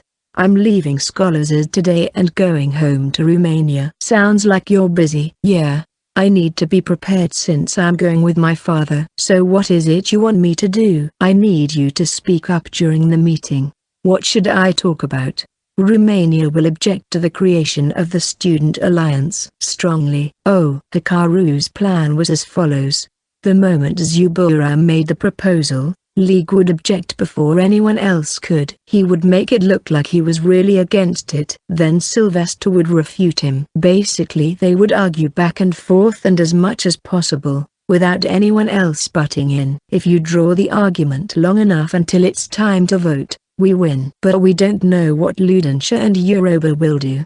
They could mention something that can overturn Kirill and Kotobi's decision. According to Catherine, outrageous dissenting opinions in the past had lasting effects. There had been plenty of matters brought up that were ejected. Hikaru wasn't aware of this, but it served as proof of his worries. So you want me to control the flow of the discussion so nothing devastating happens? You're smart. All right. Very well.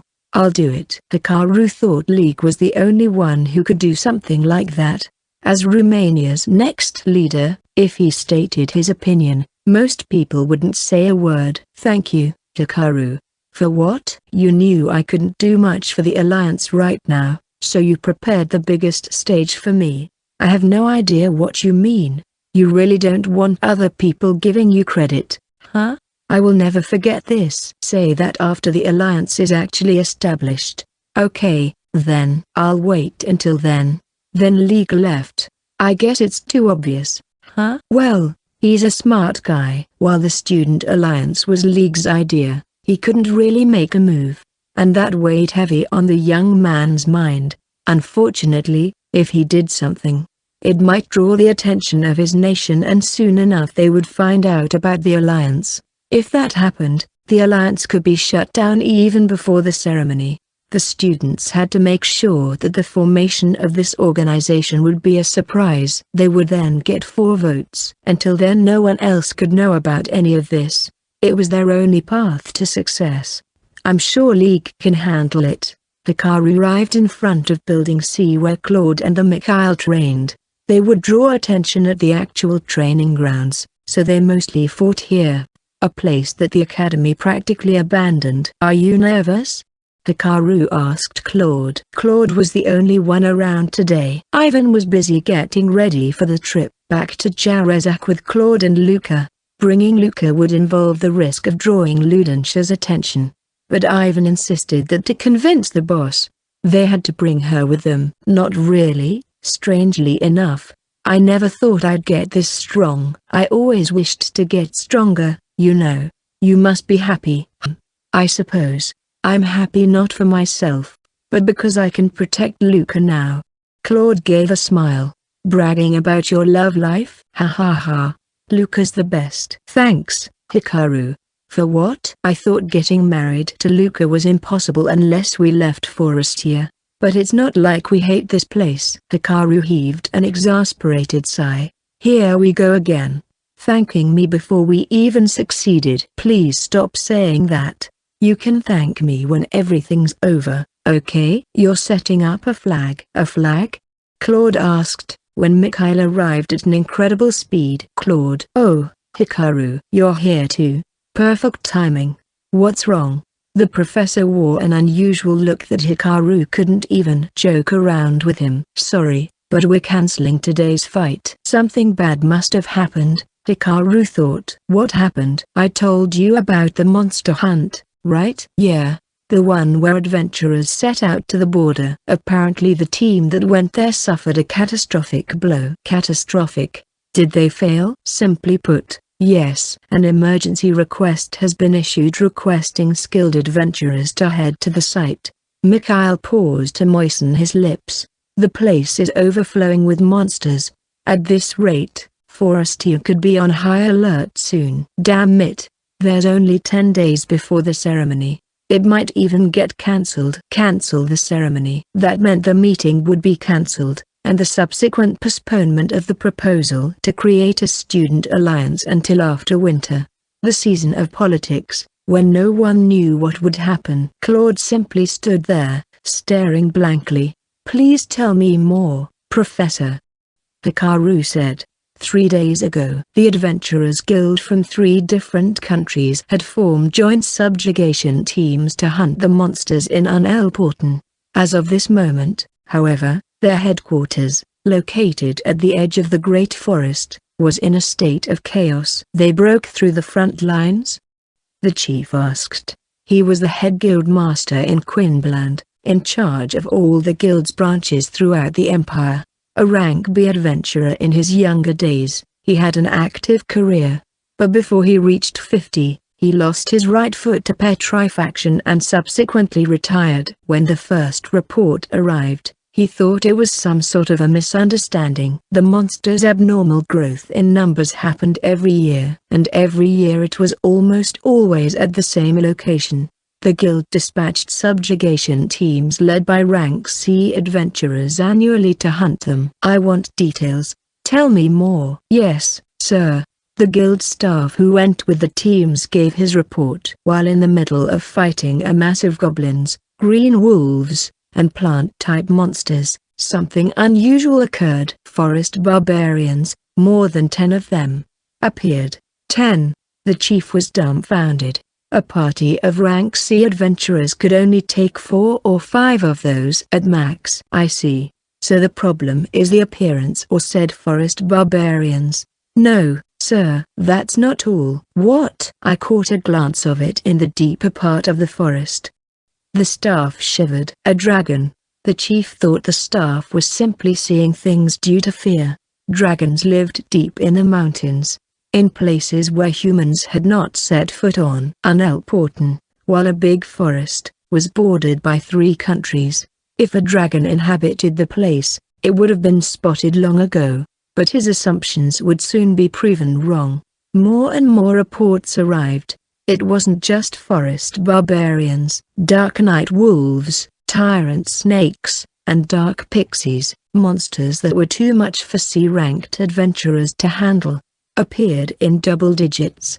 It was nothing short of strange. Tyrant snakes acted independently, but they grouped up this time. They had an abnormal situation at hand. One adventurer gave his report as follows: "There's a dragon in the deepest part of the forest and it was eating monsters.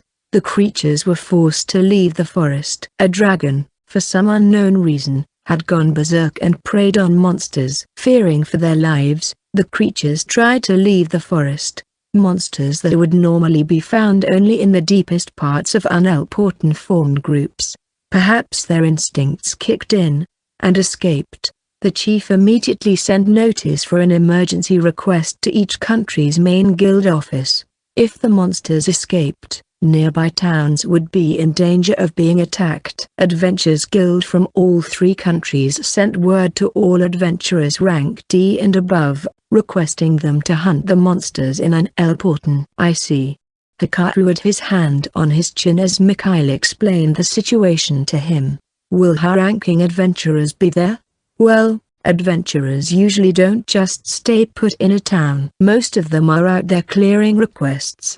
But if 3 countries called for help, I think a fair number of them will show up. How long will the hunt take? With a scale this huge, it'll probably last until winter. That won't do. Well, don't look at me. At this rate, the event will most likely get cancelled. Greetings, fellows. Fancy seeing you all. Huh. I guess not all of you are here. Katie arrived, looking like she didn't have enough sleep. Her coat seemed worn out. Quite the opposite of her usual classy attire. I brought you a present, Hikaru. She put 5 bullets on Hikaru's palm. Is this what I think it is? He asked. They were different from the ones he lent to the professor. Those were silver, but these ones were gold with a pattern engraved on the exterior. It's just a prototype. I've confirmed that they can be loaded with magic. They can be recharged, but only for about 2 or 3 times. She whispered into his ears. Hikaru stared at her blankly. It had only been 40 days since he handed the bullet to her. Even without any prior knowledge about it, she was able to create prototypes. A researcher in the academy and the greatest magic item specialist, Katie Kotobi. He recalled the words of the principal. She must be a genius when it comes to magic items. Don't stare at me like that. You're making me blush. What's that, Professor? Mikhail asked. I'm sorry, but I can't tell you. It's a secret between me and Hikaru. When did you 2 get so close? Well, the Alchemy King knows about it too, Hikaru thought. But it wouldn't be wise to tell Mikhail that. Professor Mikhail, I have a question. The cause of the abnormal surge of monsters is this dragon, correct? That's what they said. Though we're not completely sure yet. Hikaru shoved the bullets into his pocket and turned his attention to Claude. The young man looked at Hikaru with a serious expression. Claude, I'll tell you about my secret plan. You can beat the boss without me, right? Secret? Wait. You're not coming? You can beat him even without me, right? Hikaru asked once more. Claude nodded. Hikaru then proceeded to open his soul board. Soul board. Claude Zahad Kiral, age, 18, rank, 7-3. Vitality, stamina 1, magical power, spirit affinity, air 1. Physical strength, strength 2-3, weapon mastery, sword 3-4, shield 1-2. Agility, power burst 1-2. Willpower, mental strength 1. Charisma 1. Hikaru put a point on sword, shield, strength, and power burst. He then asked Claude to come closer. "There's most likely a new job class in your soul card." "What?" "A result of your training these past few days. Use it. And on the way you should try to move your body a lot so you get used to it. Make sure you get that win." Hikaru didn't really want to do it. But with 4 points on sword, Claude could now become one of Forestier's best swordsmen. "I have a favor to ask, Professor," Hikaru told Mikhail. "You asking for favors feels weird, but okay." "What is it?" "Please go with Claude to Jarzak." "What?" "I told you I need to go to hunt those monsters." "Luca, Lord Grad Ludenshaw will be coming as well and they will request an audience with Alexis Jarzak." "What?" "She's a princess of Ludenshaw, isn't she?" "What are you guys planning?" "You can ask them on the way. I want you to be Claude and Luca's bodyguard. They need one, especially with the monsters escaping from the forest." "That's true." "Okay, I can head to the forest once I escorted them safely." Mikhail surprisingly agreed. "In exchange, tell me what you're about to do." Claude's eyes were asking the same question. "What are you planning?" "I'll get rid of the dragon. If the root of the problem is a lone dragon, it's the perfect job for me," Hikaru answered. The UN-important joint subjugation team composed of adventurers from 3 different countries had already withdrawn from their initial base of operations. As of the moment, they set up their headquarters in Forestier's Borderzid, the closest town to the forest. "We already lost 20% of our men and 40% are wounded." In one room of the town's Adventurers Guild, which was being used as temporary headquarters, the chief, who was once a rank B adventurer, groaned. Borderzid's guildmaster and the staff working with the chief all wore the same gloomy expression. The situation was gradually turning grave. The first one to quickly dispatch its army was the Quinbland Empire. Their forces had dwindled from the war with Bonsonia, but they still had the troops of the Margrave stationed at the border near Unelporten who were starting to get deployed in a nearby town. They were able to respond quickly partly because the chief himself was from the Empire. "Any news from Ponsonia?" "They haven't contacted us yet." "What about Forestier's army?" "They're moving slow.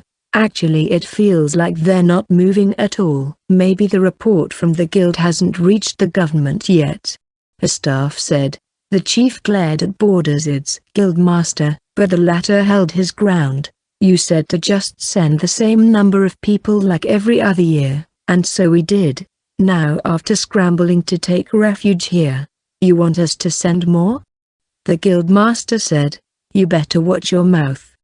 The chief exclaimed. "Is that how you talk to the one who saved your life?" "Why, you, please stop," a staff intervened. Ultimately, the Adventurers Guild wasn't a monolithic organization. Borderzid's guildmaster was worried that the subjugation team's escape towards the town would draw the monsters here. The higher-ups in Forestier had their eyes on the fast-approaching Foundation anniversary where the leaders of the 7 nations would convene in one place. Security was tight. Hikaru and Ludenshaw, in particular, always bickered every year. The government wasn't really interested in monster hunts that adventurers go to just to line their pockets. In fact, the staff who informed them of the current situation was told that the Adventurers Guild should solve the problem themselves. If Borders had turned into a sea of flames, the government would surely forget about the upcoming event, but the guildmaster wouldn't wish for that to happen. "We're calling for adventurers all over Forestier. We've even prepared food for emergencies. Please don't blame us for your failure on the front lines." "Bastard." "That's the last straw." Ink splattered as the inkwell that the chief threw hit the guildmaster on the head. How dare you! I will not tolerate such behavior. You're not getting any food until you prostrate and apologize. Bullshit. The Adventurers Guild is a supranational organization and we're in the middle of a case right now. What can a worthless guildmaster like you do? Please just stop this. The meeting was put on hold until the staff could calm the two down. While they're busy squabbling, the monsters are getting closer. One of the staff muttered in disappointment. Borderzid was located near the Great Forest of Unelporten, close enough for the naked eye to see the edge of the forest. Mud walls, fences, and a dry moat surrounded the town.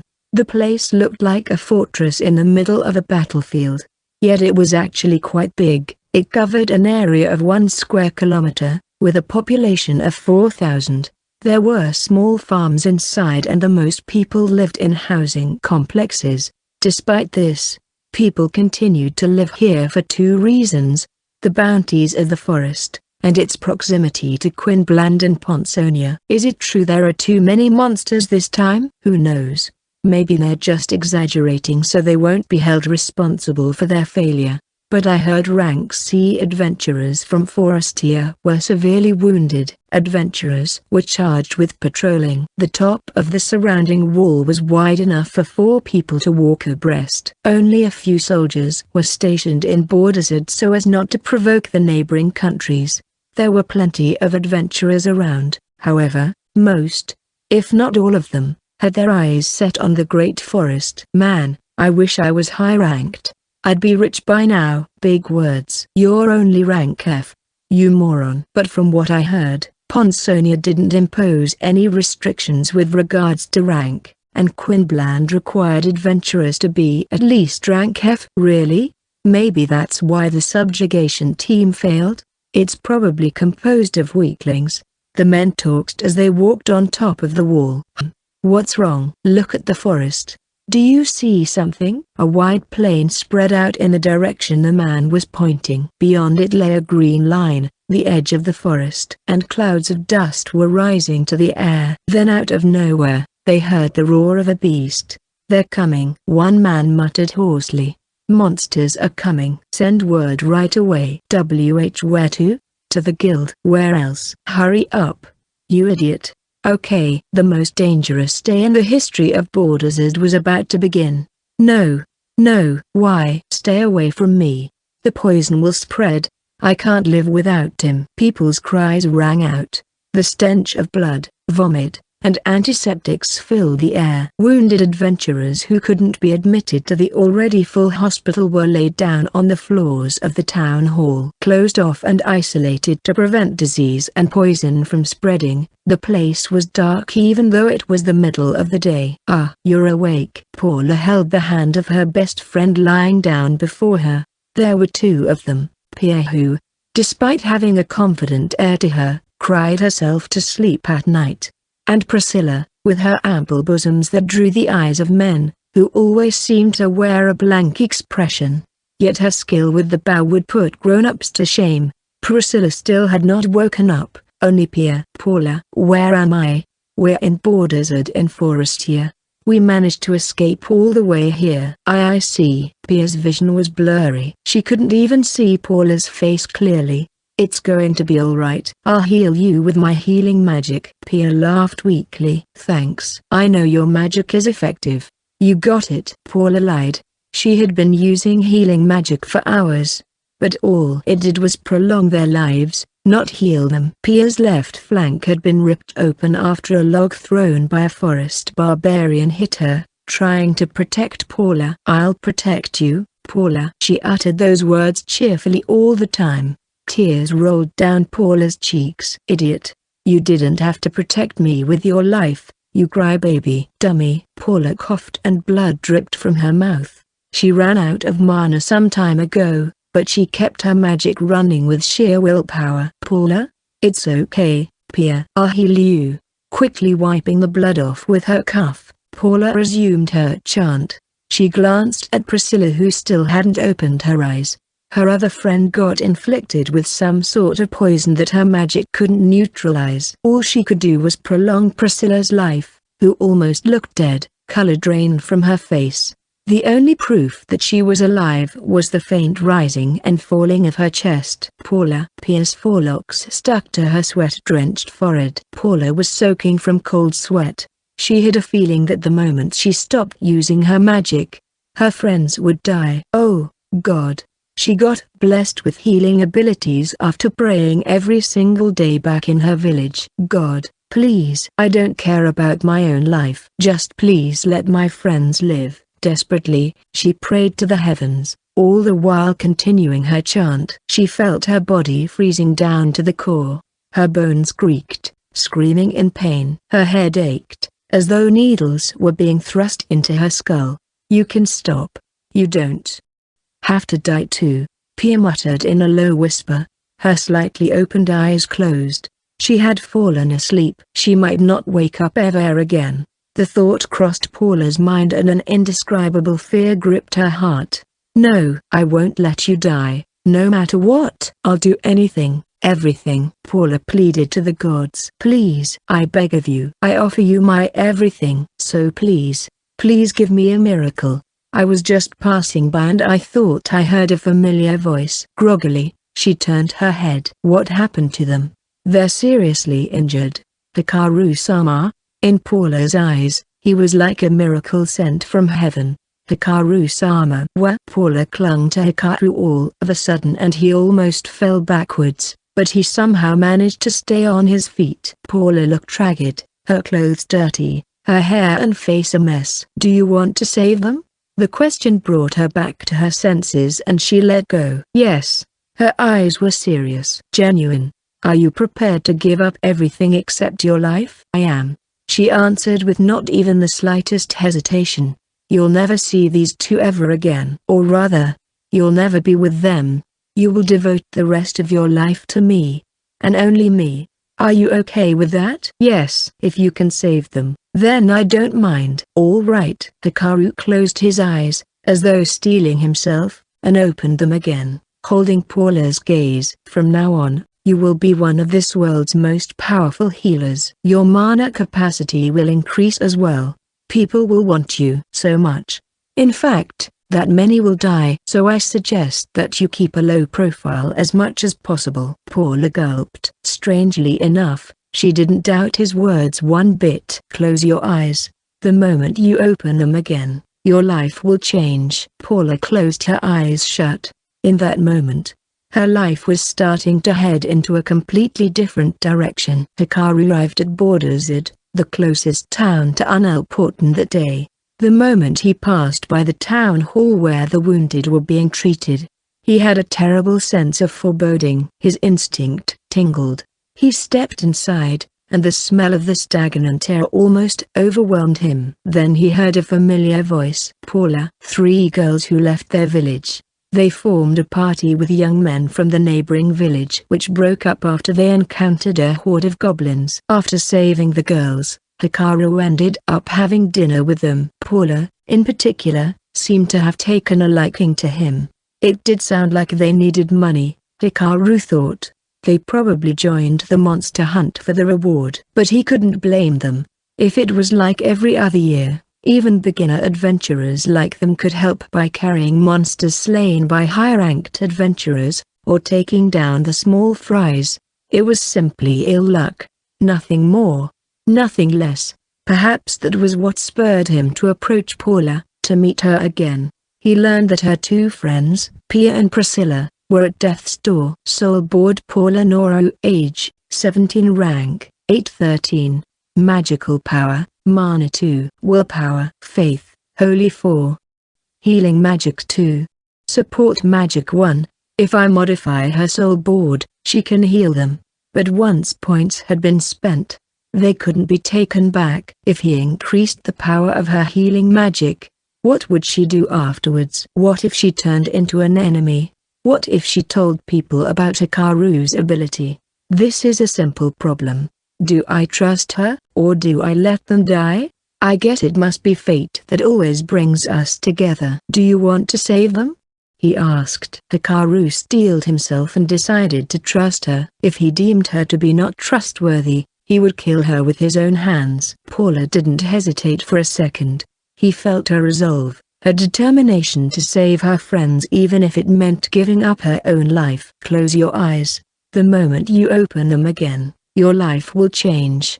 Hikaru opened her soul board while her eyes were shut. Soul board Paula Noru, age, 17, rank, 84. Magical power, Mana 5. Willpower, Faith, Holy 4. Healing Magic 8. Support Magic 1. Open your eyes. She looked at him, eyes wet from tears. Do you feel different? It's like my mana has increased. Use all the mana you got to heal them. Okay. Hikaru placed one hand on Paula's shoulder and the other on Pia's forehead, then activated group obfuscation. O God who art in heaven, in thy name I ask for a miracle. In thy right hand thou offerest the gift of life, in thy left the blessing of death. Give us grace so we can survive. I offer thee my mana. Paula chanted with both hands on Pia's abdomen, her voice rich and full. Warm, golden mana overflowed from Paula's body. She had her eyes closed, though, so she couldn't see it herself. Golden light flowed through her hands and into Pia's body. The flesh on her friend's belly twitched as it gradually healed. It felt like watching a computer-generated image. Looks like 8 points on healing magic is enough, Hikaru thought. He didn't put 10 points on it for a few reasons. First, he wasn't sure how powerful her magic would turn out to be. It would pose a problem if her mana capacity wasn't enough. He could have put 5 or 6 points, but he imagined there would be a few of those people in this world. Yet he hadn't heard of a healing magic that could restore flesh, aside from legends and myths. As such, he estimated 8 points would be enough. He didn't have time to verify it, however. Paula staggered on her feet as she let out a low groan. Fortunately, Hikaru managed to hold her up. Did you use your mana all at once? Why yes. You told me to use all my mana. How's Pia? You take a look. Paula's eyes widened as she looked at her friend. Her abdomen's healed. Isn't that great? Paula turned her attention to Hikaru. Figuru's abo. Hikaru's spine made a strange sound as she embraced him tight. Why you idiot, let go of me. But, there's still your other friend. She quickly let go of him. Phew. Good thing I had group obfuscation on. Not one person noticed what was going on. What happened to Priscilla? Hikaru asked. She got poisoned, and my magic doesn't work. I'm not sure how it works, but shouldn't you know first what kind of poison it is before you can neutralize it? No. I should be able to heal her. If it's a more potent poison, then you just use a more powerful magic. And you don't have much mana left. With his mana detection, Hikaru could tell she didn't have much left in her tank. So he opened her soul board and added 1 point on her mana. Huh? Wait. My mana increased? Did you do this?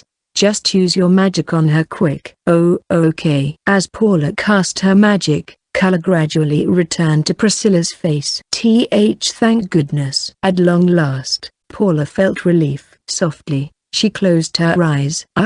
Hikaru's karate chop landed on her head. Why are you sleeping? Do you want your friends to stay in such unsanitary conditions? Let's move them somewhere else. Oh, okay. First, they supported Priscilla from both sides and got her on her feet. They then left the town hall and made their way to the subjugation team's camp. The town's inns were not enough to accommodate all the adventurers, so the Adventurers Guild's training ground was used as a camp instead. The men and women were separated. Paula asked and a small tent was provided to her. With his stealth, Hikaru was able to enter the women's area. Just wait a bit, Priscilla. I'll bring Pia soon. When they stepped out of the tent, they noticed the adventurers starting to get restless. What's happening? Paula asked. A large group of monsters is closing in on this town. I see. Wait, what? That sounds like terrible news. How can you be so calm? Hikaru flashed a grin. We'll be fine. Someone qualified at dealing with such a problem is on their way. Someone qualified? Let's hurry and bring Pia here too. They left the camp and headed back to the town hall. We have a problem now. You, me? I'm fine. I have spare mana thanks to you and I think it's recovering faster now. While she didn't know exactly what happened, Paula believed her increased mana capacity was because of Hikaru. Her healing magic had improved considerably as well, but she seemed unaware of it. I can just explain it to her some other time. I told you to devote the rest of your life to me. Why yeah. I look forward to spending my life with you. She stopped and bowed deeply. Hikaru hit her with another chop on the head. Listen, This is serious. As you may have realized, I tweaked your abilities. Ugh. Why do you have to be so mean? Because you're getting carried away. You are now one of this country's, no, this continent's most powerful healers. Oh, that's not how I expect you to react. Think about it. Do you know anyone else who can actually restore flesh? Paula froze. And now that you mention it, I heard only some of the higher-ups of the church, the cardinals, can do that. Oh, so someone from the church can do what she did, huh? I thought that only happened in legends. I guess I was wrong. 6 points on healing magic probably would have been enough. What would happen if people found out about your abilities? I don't know. Even the church will want you. Royals and nobles too. Most likely. You have the power to fix someone as though nothing happened to them in the first place. A struggle revolving around you will occur. Many people will die. I asked you if you were prepared for that. Paula turned pale as a sheet. Reality finally dawned on her. Listen closely. You have to lay low, and you will pay me back for the power I gave you. Pay you back?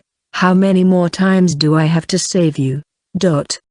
Paula pursed her lips. I now understand what you're trying to say. Please accept my life. Hikaru wagered and he won. Paula could be trusted. He was glad he modified her soul board. We'll think about what to do from now on some other time. First, we'll bring Pia to the camp.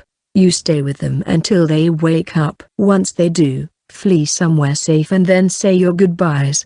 Okay. He couldn't bring Pia and Priscilla with him. The more people he had to protect, the more unfavorable it was. Hikaru's abilities were best suited for one-on-ones. Paula seemed to have understood as she nodded silently. Here, take this. Hikaru handed her a bag of coins, a key, and a piece of paper with his address. Right now, I'm staying in a town in Forestia called Scholarzard.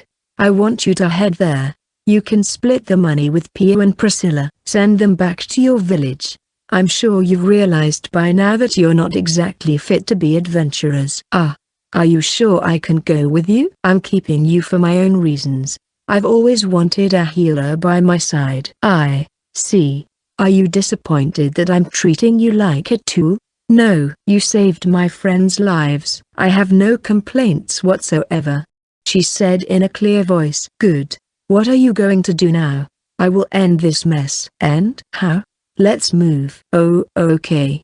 They made their way to the town hall. Hikaru was just a bit worried, but right now he couldn't keep Paula company. From the top of the walls of Borderzid, adventurers fired arrows and spells at the approaching monsters. Second volley. Hurry up. Damn it. It doesn't look like their numbers are decreasing. Stop complaining. We'll just have to do what we can. Dark night wolves slipped through the rain of arrows. Forest barbarians extinguished the fireballs with a swing of their arms. The adventurers' attacks didn't seem to be working, but there was nothing else they could do. Hang in there. We have to hold this place until dawn. The sun was slowly going down. In the evening glow, the citizens of Borderzid were beginning to evacuate. The adventurers' task was to buy time for that. A lot of the residents preferred to stay, fixated on their properties. As a matter of fact, only half of the population agreed to evacuate. Even then, moving 2,000 people overnight was a huge task. Right now, the other gate, the side facing away from the forest, was jammed with people. They're climbing up. The first green wolf had finally climbed over the dry moat and slipped through the fences, its forelegs now on the wall. Oh, over here too. A forest barbarian destroyed the fences. It's over. The plan was to reduce their numbers while they were still far away with long-range attacks. Adventurers would then take to the field to clean up the rest. But if they could manage to do that, they wouldn't have had to retreat in the first place. If these were ordinary, weak monsters, the case would have long been closed inside the forest. They wouldn't be in this mess right now. It wasn't as though they didn't plan things thoroughly, but it was the only strategy they could come up with given their limited resources. They lacked time to prepare as well. After all, never before had swarms of monsters rushed out of the forest like this. Fall back. Then just when the front lines were crumbling, a mage appeared out of nowhere, standing on top of the wall. The girl, with her hood pulled over her eyes, started chanting, "A spirit, heed my call. A raging fire is what I desire. Fire to burn down all living things, all creation, even the laws of the universe." No one seemed to have noticed where she came from. "Dance, spirit." For a moment, the monsters stopped moving, perplexed by the swelling mass of mana. "I offer you my mana, so sing, spirit." An incredibly huge magic circle appeared in the air. From it, red raging flames, brighter than the setting sun, emerged. "Take back our once pure world and burn everything down to ashes." An ordinary mage would collapse after expending such enormous amount of mana. They might not even finish the spell. Yet the girl continued her chant, her sonorous voice resounding through the battlefield. Flame gospel. With a sound like glass breaking, the magic circle shattered to pieces. The heat from the raging ball of flame was so intense that it stung the cheeks of the gaping adventurers watching the scene at a distance. The fireball dropped in the middle of a group of 10 forest barbarians. The moment it hit, the ground trembled, and a hot gust of wind swept across the field. "Whoa, oh, crap. What's going on?" The flames formed a vortex, burning monsters within its reach, humanoids, beasts, plant type, every single kind set ablaze. When the flames died, a hint of fear resided in the eyes of the monsters. "And now's our chance. Attack." The first to come to his senses was Borderzard's guildmaster. "Attack now while they're still in shock. Anyone close to the mage, protect them." After using that much mana, they should be. Everyone started moving, following the guildmaster's instructions, but they froze in awe and dread. "A spirit, heed my call. A raging fire is what I desire. Fire to burn down all living things, all creation, even the laws of the universe." The mage began chanting her second shot. A huge magic circle emerged above her. She can still fire another one? Who cares how many times they can shoot? An adventurer answered the guildmaster's question. "Let's just let her do her thing. Anyone nearby should move right away. We need to drive away the monsters that made it to the wall." A young lady with rich, lustrous hair and pigtails gave the order. The first to recognize her were the adventurers from Ponsonia. "It's the 4 stars of the East. Rank B adventurers. We have a chance to win now." Life returned to the adventurers' faces upon hearing the words Rank B, but the black-haired girl, Silicatan, frowned. "Move, now. We lose if even one of these things enter the town." The adventurers responded quickly. In the meantime, the second flame gospel was being lobbed to a cluster of monsters. "Who is that girl? Even I can't use a spell that powerful." Silica glanced at the mysterious mage. With the hood pulled over their head, she couldn't see their face. And for some strange reason, whenever she lost focus for a bit, when the mage wasn't using their spell, it felt like she would lose sight of the girl, despite the fact that she just stood there on top of the wall. "She must have a magic item that blocks perception," Silica guessed. "I have to talk to her after this." Silica then searched for a place with few monsters so she could use her own spells as well. Her party leader, Selai's Land, had already jumped down from the wall and charged straight into the horde of monsters. Supporting her was Sarah, shooting arrows at monsters in Selai's blind spot. Her skill with the bow was as splendid as always. The last member of the 4 stars of the East, Sophie Bloomfield, was in town to treat the wounded. I won't be bested.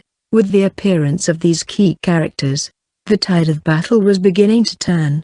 Nation of Jarazak, Forestia. Around the same time, Claude Zahard Kiril and Luca Lord Gradludenshaw were at the biggest manor located in a town that was formerly a metropolis. The manor itself was once a castle. Accompanying them were Mikhail and Ivan. A huge door stood before them. Slowly, it opened. "Guests from Scholazard have arrived," a servant announced. Claude scanned the room, which was once an audience chamber. Soft carpet covered the floor, and a large, yet plain chair sat at the center. Facing it were 4 chairs, where they would most likely be seated. The master at the manor was already sitting on a big chair. Mikhail. Long time no see. Ivan too. You've grown bigger. Lord Alexis. I apologize, I can't visit often, as I'm busy teaching. I'm not a kid anymore, boss. I won't grow any bigger. Alexei grinned, probably happy to hear himself referred to as boss. His rugged features gave him a villainous look. Whoa. Professor Mikhail is just as strong as this guy? Yeah, right. This isn't what I expected at all, Claude thought. Alexei stood up and embraced Mikhail and Ivan. The man was over 2 meters tall, his chest wide, as expected from the nation of martial arts, I guess. The most terrifying part was his face. He looks like he eats kids for breakfast. The man turned his attention towards Claude. I see. So this is the man you talked about, Ivan. Yes. Ivan looked like an underling in Alexei's gang. Claude gulped. No matter. I will do what I came here to do. Claude glanced at his fiancée standing by his side. Luca too looked at him. My name is Claude Zahardkira. I came here to ask you, the strongest man in Jarazak, a favor. Mustering all his courage, Claude walked forward. About a meter away from Alexei, he stopped and fixed his gaze on the face of the boss. We'll have to see if you're worthy enough to ask me a favor. I understand. Claude is strong. Right now, out of 10 matches, I could barely win 1 fight. Mikhail said. Wow. The boss exclaimed, looking even happier. Ever since you left, Mikhail, I trained even harder. As a result, no one in Jarazak could defeat me anymore. There's no way you can beat me now, he told the professor. I can sense the aura around you has changed. Mikhail said. Brace yourself, Claude. He's not the Lord Alexei I know anymore. Claude gulped once more. This really isn't what I was expecting. They were at an indoor arena inside the manor, its size big enough for 50 people to train simultaneously. The place was packed, with spectators lining the walls. Where'd they come from? Claude wondered. Standing in the middle of the arena, his eyes widened as he watched the spectators that numbered more than 100. 30 minutes had passed since he talked to Alexei in the audience chamber. After that, they moved to the arena. In the meantime, more and more people arrived, and before he knew it, a mass of people had entered the arena. Ahahaha. I was wondering what kind of person would challenge the boss. And it turns out it's just a scrawny dude. Who knows? Maybe he's a master mage. Fighting with magic would be boring. The boss has been really looking forward to today's match. It seemed Alexei told the public of his fight with Claude today. Yeah, he said no one really wanted to fight him anymore. At least do mock battles with him. Worry gripped Claude. Was he that strong that no one wanted to fight him in mock battles? Does he employ incredibly nasty tactics when fighting? Will my sword even reach him? Luca grabbed Claude's slightly trembling hand. Luca, I know you can win. Right now, those words meant everything. As soon as Alexei entered the arena, the spectators broke in an uproar. The boss wore clothes that were easy to move in and no sort of armor at all. Apparently it was normal for participants in Jarazak Mox battles to not wear any defensive equipment. Practice weapons were brought into the center of the arena. There were plenty to choose from: short, straight, curved, and great swords, short and long spears, halberds, and shields. Sorry to keep you all waiting, Alexei said in his thick voice. The spectators cheered. Choose any weapon you like. Claude went for the straight sword, a one-handed weapon, without hesitation. Its blade had worn out. The weight was just right, and there was nothing wrong with the design too. He glanced at the shield, but didn't reach for it. Is that it? Yes. Just that one sword? Yes. Alexei frowned. The spectators were abuzz. Is he underestimating the boss? Maybe he didn't plan to win from the start. But Alexei noticed something. Ivan and Mikhail, who were standing behind Claude, didn't seem to care. It seemed as though they were baffled, but at the same time, were fine with Claude's choice. The boss took the great sword, unsheathed it, and swung it around above his head. Claude's forelocks swayed from the wind produced. The spectators clapped and cheered. "All right, I feel great." Claude and Alexei stood at a distance. A referee, apparently a commanding officer in the Jarzak army, appeared between them and explained the rules. The match ends when one says they surrender or they lose consciousness. No killing. If things look dangerous, the match will be stopped. Healers are on standby. Any objections? I'm good. None from me. The referee nodded. Okay. Everyone else, please step aside. A tinge of fear dawned on Claude's face the moment Luca let go of his hand. But from here on out, it was his fight alone. Luca stepped back, worry in her eyes. Claude jumped to his feet as Mikhail tapped him on the shoulder all of a sudden.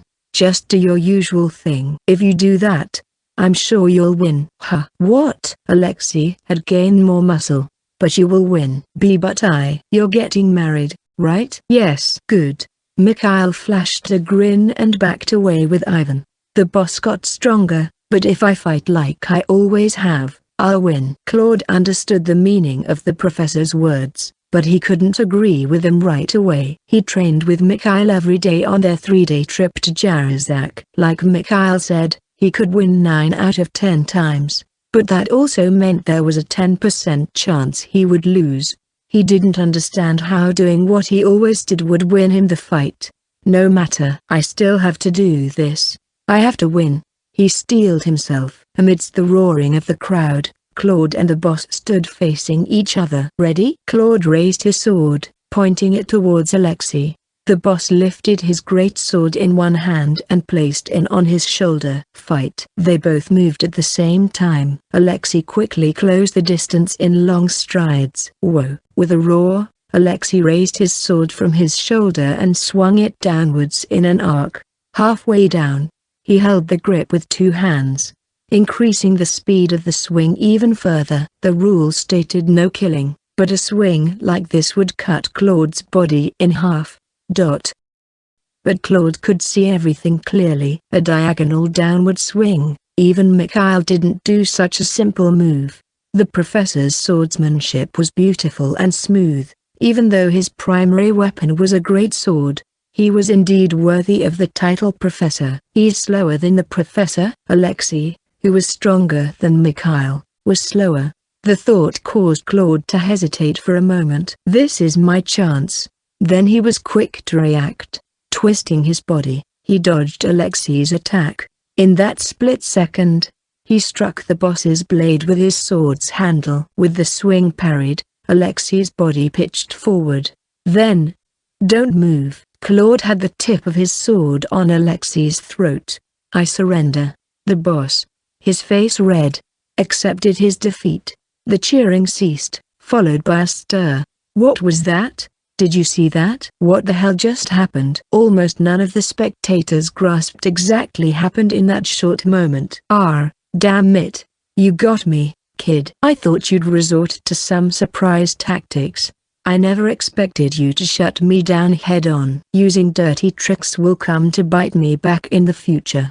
Very well said. Ha ha ha ha. Alexei laughed heartily, feeling relieved after accepting his defeat. I must say, I didn't expect you to dodge my attack so easily. I found that strange too. Permit me to say this, Lord Alexei. Your swing was, call me Alexei, just Alexei, no titles needed. We fought each other head on. And you won. We're friends now. Don't you agree?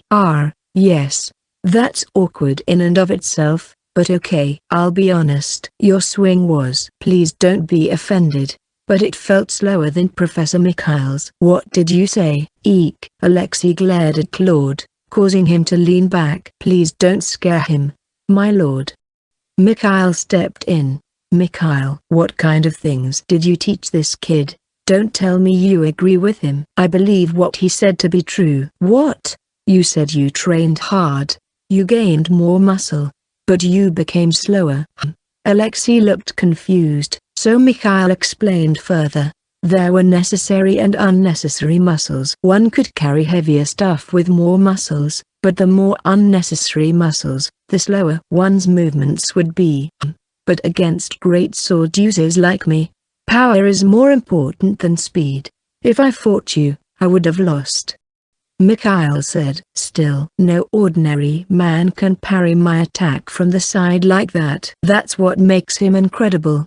He does have the traits of a spirit elf, though. A spirit elf? Claude is a member of the venerable Zahad family. Spirit elf blood flows within him. Those words caused a stir among the spectators. It seemed most people knew about spirit elves.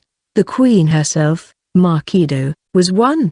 They didn't look that much different from humans, but they had great affinity to magic and sharp senses. They also had a keen sixth sense.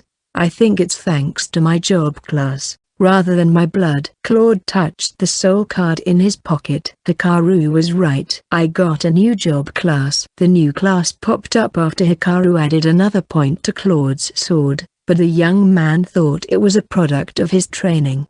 There were two of them. Sun Sword Dance God, Sword Dancer and Elite Ritual Sword God, Sword Police. A 4 and 5 character class respectively. He chose the 4 character one without hesitation. Thanks to that, his body felt lighter, and his ability to respond to his opponent's sword improved. Whether it was his blood or not doesn't matter. You won against me, Claude. Tell me what you want. Thank you, Alexei. Claude bowed. He asked the boss to vote for the creation of the Student Alliance, and what is that lady, the third princess of Ludenshire? And you want to marry her? Alexei was shocked. It was the biggest commotion of the day yet. The boss simply nodded along as Claude told him about the Student Alliance, but his expression quickly changed when the marriage came up. I see. I understand now why you wanted to fight me. Even putting your life on the line. Ah, didn't the rules say no killing? Very well. I approve. A marriage between Kirill and Ludenshire. Now that sounds interesting. Everyone present here is a witness. Today we make history. The crowd went wild. Men approached Claude, tapping his shoulders. Women cheered for Luca. Somehow the whole thing turned into a feast. And they drank all night. I did my part. Hikaru, I hope things are fine on your side. His head still fuzzy, Claude thought about how things were out there on the battlefield. A loud bang echoed behind him. It's starting, Hikaru thought. He already took into account that monsters were going to charge straight for Borderzid. If a town got destroyed, the chances of the ceremony getting cancelled would be high. Borderzid had to be defended no matter what. I'm going to. Lavia said after Hikaru told her he was going to the forest to back up the subjugation team. She insisted she was perfect for taking down groups of monsters. He felt reluctant to send Lavia someplace dangerous, but in the end he gave in. I have stealth too, so I'll be fine. She added. Hikaru himself knew just how powerful the stealth skill was. He edited Lavia's soul board so she could move independently. Soul board Lavia age, 14 rank, 29-6. Vitality, stamina 1-3. Magical power, mana 11-15. Magic principle 2, spirit affinity, fire 6. Magic creation 1. Agility, stealth. Life obfuscation 1-2. Mana obfuscation 1-2. Imperceptibility 1-2. With this, even if Borderzid fell, Lavia could escape. Hikaru instructed her to run once monsters entered the town. A moving artillery equipped with a stealth function. Terrifying. Hikaru hoped Lavia would gain a few ranks from killing hordes of monsters. Once she started firing her spells, she would definitely draw attention. Unfortunately, they couldn't do anything about that. She could just take advantage of the confusion to escape. As long as no one saw her face, withdrawing would be easy. What are the chances they will win? 70%? 80%? Either way, I can't fail. Hikaru didn't expect Lavia to kill all the monsters. The other adventures could handle the rest. At this point, however, Hikaru didn't know that the 4 stars of the east were in Borderzid, the forest.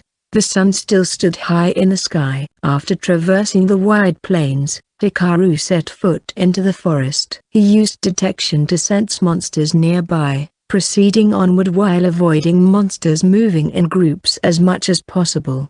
He just had to go towards the direction the creatures were running from to find his target. Gotta be careful I don't get lost. Fortunately Unelportan didn't have a magnetic field that rendered compasses useless. If he just checked his compass, the sun, and his location constantly, he wouldn't get lost. Leaves formed canopies high above. Sunlight filtered through the trees, shining on Hikaru. Yet the atmosphere was anything but peaceful. Near and far, monsters still kept moving. I guess the first ones to reach Bordersard was the 1st Battalion, so to speak. He could feel the creatures advancing in groups, though not as overwhelming as the first batch. Hikaru spotted a group of monsters gathered around, cowering, and a flock of birds twittering as though arguing with each other. Not all monsters escaped. There were creatures that stayed behind, going about their usual business. Oh, crap! Hikaru stopped in his tracks. A swarm of butterflies appeared out of nowhere like a cloud of smoke, their scales scattering in the wind like sparks. They passed by his side. HNGH? He felt his head rock. I feel dizzy. Hikaru quickly backed away, and the sense of vertigo gradually disappeared. It seemed the butterflies released something in their immediate vicinity. Most likely the scales, but he had no proof. I have to focus. It would be quite pathetic if he simply collapsed without the enemy even noticing. Hikaru proceeded with more caution this time. It would slow him down a bit, but it was safer this way. Trees were starting to grow thick. He didn't spot any monsters nearby. After all, he used his detection skills and chose his path carefully, one with the least monsters. Roots of huge trees crawled on the ground. He'd come across shrubs every now and then, but otherwise it was an ordinary forest with a humus-covered floor. I'm all alone. None had perceived him as he had his stealth on. In some way, he was alone in the truest sense of the word. When I first came to this world, there was Roland who gave me his body. Then I met Lavia and I've been with her ever since. He'd never felt solitude in a while. He left Lavia when he went to Bordersard, but there were still people around him, like when he took a carriage. It had been a long time since there was absolutely nothing around. This isn't the time to be sentimental. I have to think of what to say to Lavia. He needed an explanation as to why he tweaked Paula's soul board. Ever since he told her everything, he used Lavia's, Claude's, and now Paula's soul board. He honestly felt he was using it too much, a powerful ability that shouldn't be used all willy-nilly. In Claude's case, he edited his stats to be within normal range, nothing out of the ordinary. Regarding the girls, however, he overdid it, which was why he thought Paula should stay close to him. Hikaru couldn't ignore her. He couldn't just walk away. As a matter of fact, he trusted Paula because he wanted to. He couldn't deny that he didn't think things through before helping her. Still, he couldn't let someone he knew, someone he talked to before, just die before his eyes. I'm too soft. He felt regret. Yet at the same time, he knew he had no other choice. I'm sure Lavia will understand. Yes, definitely. She won't get mad, right? He was worried because he edited the stats of a girl. It didn't really mean anything, but she might take it the wrong way. I just have to clear up any misunderstanding. An hour had passed since he entered the forest. Hikaru found a nearby tree and sat down, leaning back on the trunk. His body was drenched in sweat. When feeling elevated, he might just walk on without feeling tired. But when treading soft and root-covered ground, fatigue surprisingly accumulated fast, so he decided to take breaks every once in a while. He drank water from his flask. Spirit magic gem was inside, so water gradually filled the container over time. As for food, he brought 5 days' worth of preserved goods. It wasn't particularly heavy as most of them were dried.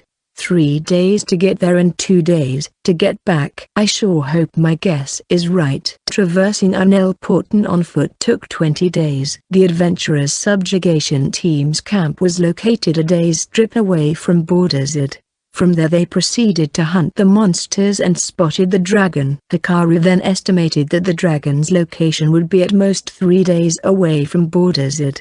Of course, the creature could have moved, but then it would be heading to either Ponsonia or Queensland, which was a good thing. Forestier would be safe. The monsters would go back and the ceremony would proceed as planned, though that meant the other two countries would suffer great losses. Contrary to what he hoped, his target was nearby. The next morning, as he was sleeping up a tree with his stealth on, Hikaru heard the earth rumble. It wasn't a spell or an earthquake. It was the sound of a gigantic creature moving, and it was headed for Borderside. Slowly but surely, the sound drew nearer. Hikaru sensed the enormous creature advancing, even though it was out of range of his detection, mowing down trees on its path. That was a lot faster than expected. Hikaru felt his body to check his condition and did some light stretches. He didn't have enough sleep, but he could move just fine. After a quick sip from his flask, he moved out. First I need to check it from a distance. From the gaps between trees, he could see clouds of dust rising in the air. Birds flew away. A deer ran past Hikaru at an incredible speed. Is that it? For real? A head poked above the trees. He wasn't certain he could call it a head. Dark red in color. It had a strange luster to it and was as big as a bus. The surface was translucent and covered in scales, revealing the veins within. Its head was shaped like a snake, while its eyes looked cloudy. Hikaru could tell they were moving. He couldn't see its pupil, however, so he had no idea where it was looking. The creature opened its mouth, and from it emerged its tongue, split into 3. Then all of a sudden they lunged in different directions, snatching a bird, a boar, and a monkey. The creature swallowed the animals in no time at all. A portet manduca. The dragon spoke in a language not presently used in any part of the continent. They were words that could only be found in ancient texts. Ancient spirit language. Roland encountered a bit of it while he studied the art of crossing worlds. So Hikaru just happened to understand what the creature was saying. I must eat? What does that mean? Wait. It can talk? As the dragon got closer, Hikaru could see more of the creature. It had a long neck with a body shaped like a potato. 4 legs protruded out of each side, and it moved while dragging its belly on the ground.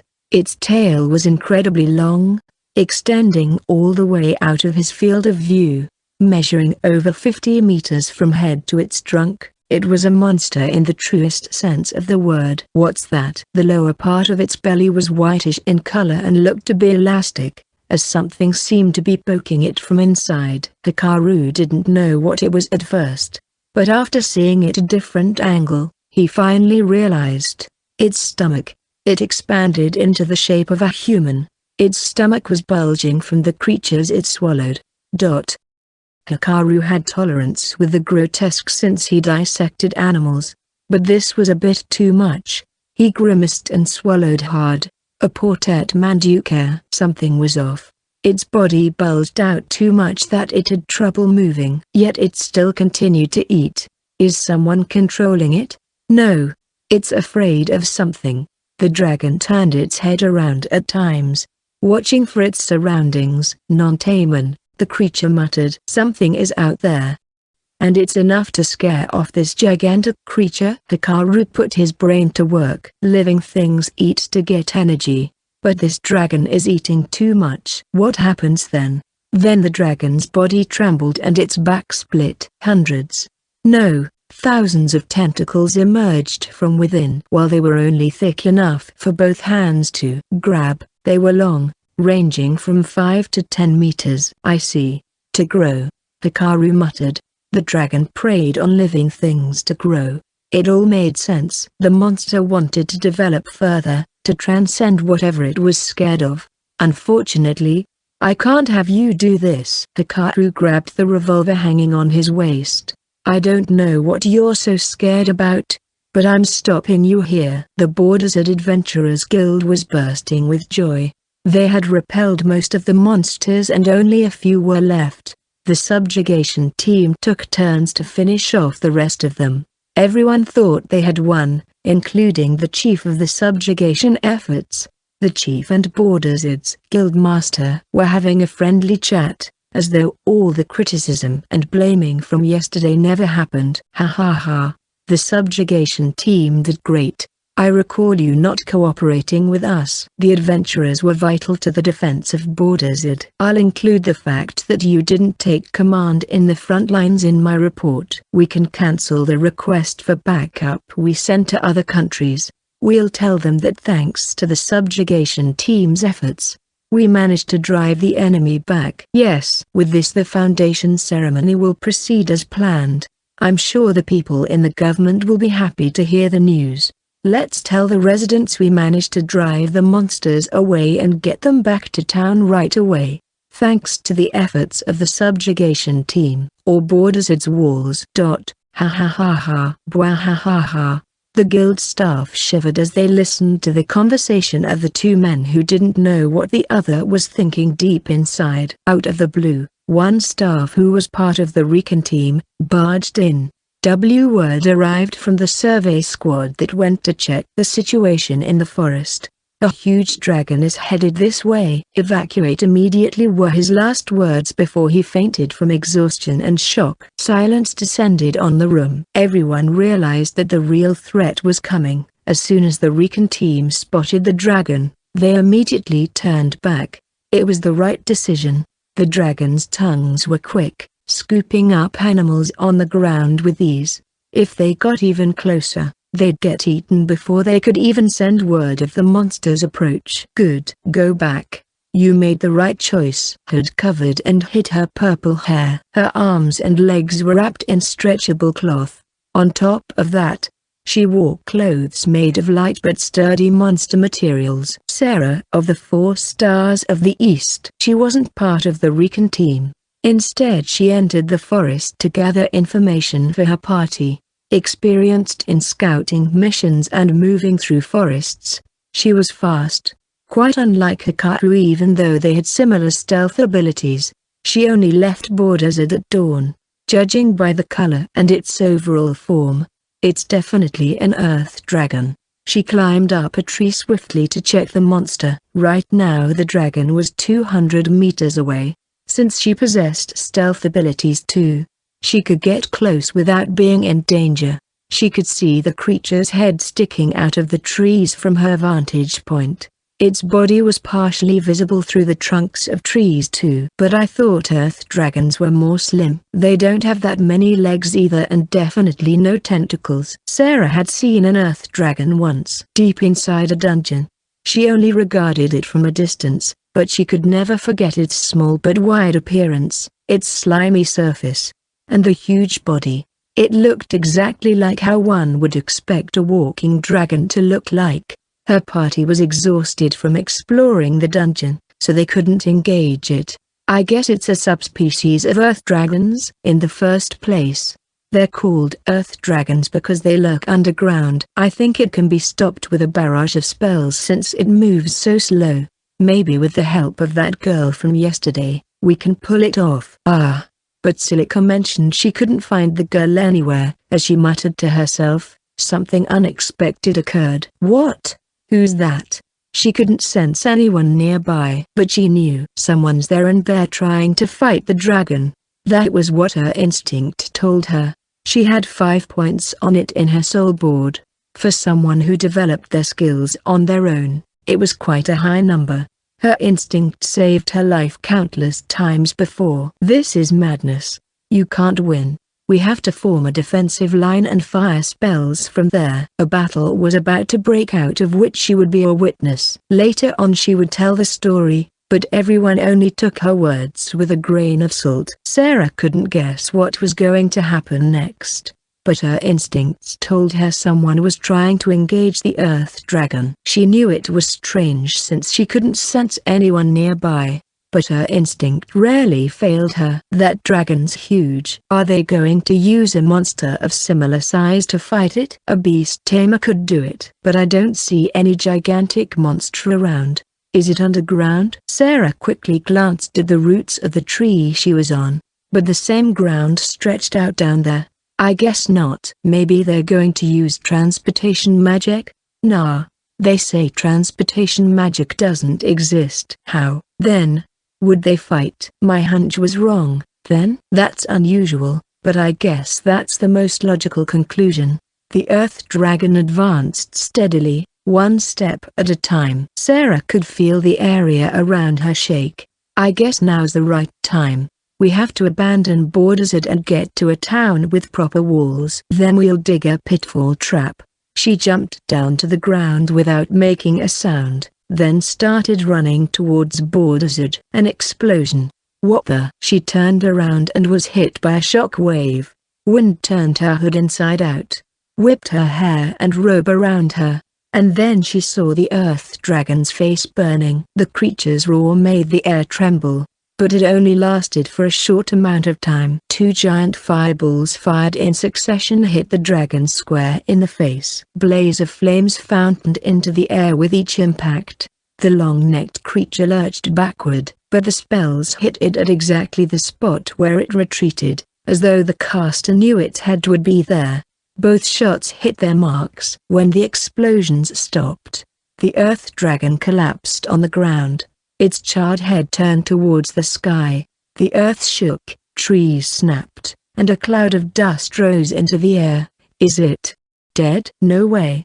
It can't be. What was that spell just now? I heard firing spells in succession is difficult, but it was more than that. This one was more like a rapid fire. Impossible. Are there more than one mage around? Mages that strong? The fireballs were almost like the ones that mage cast from on top of the wall. Sarah doubted her eyes even more.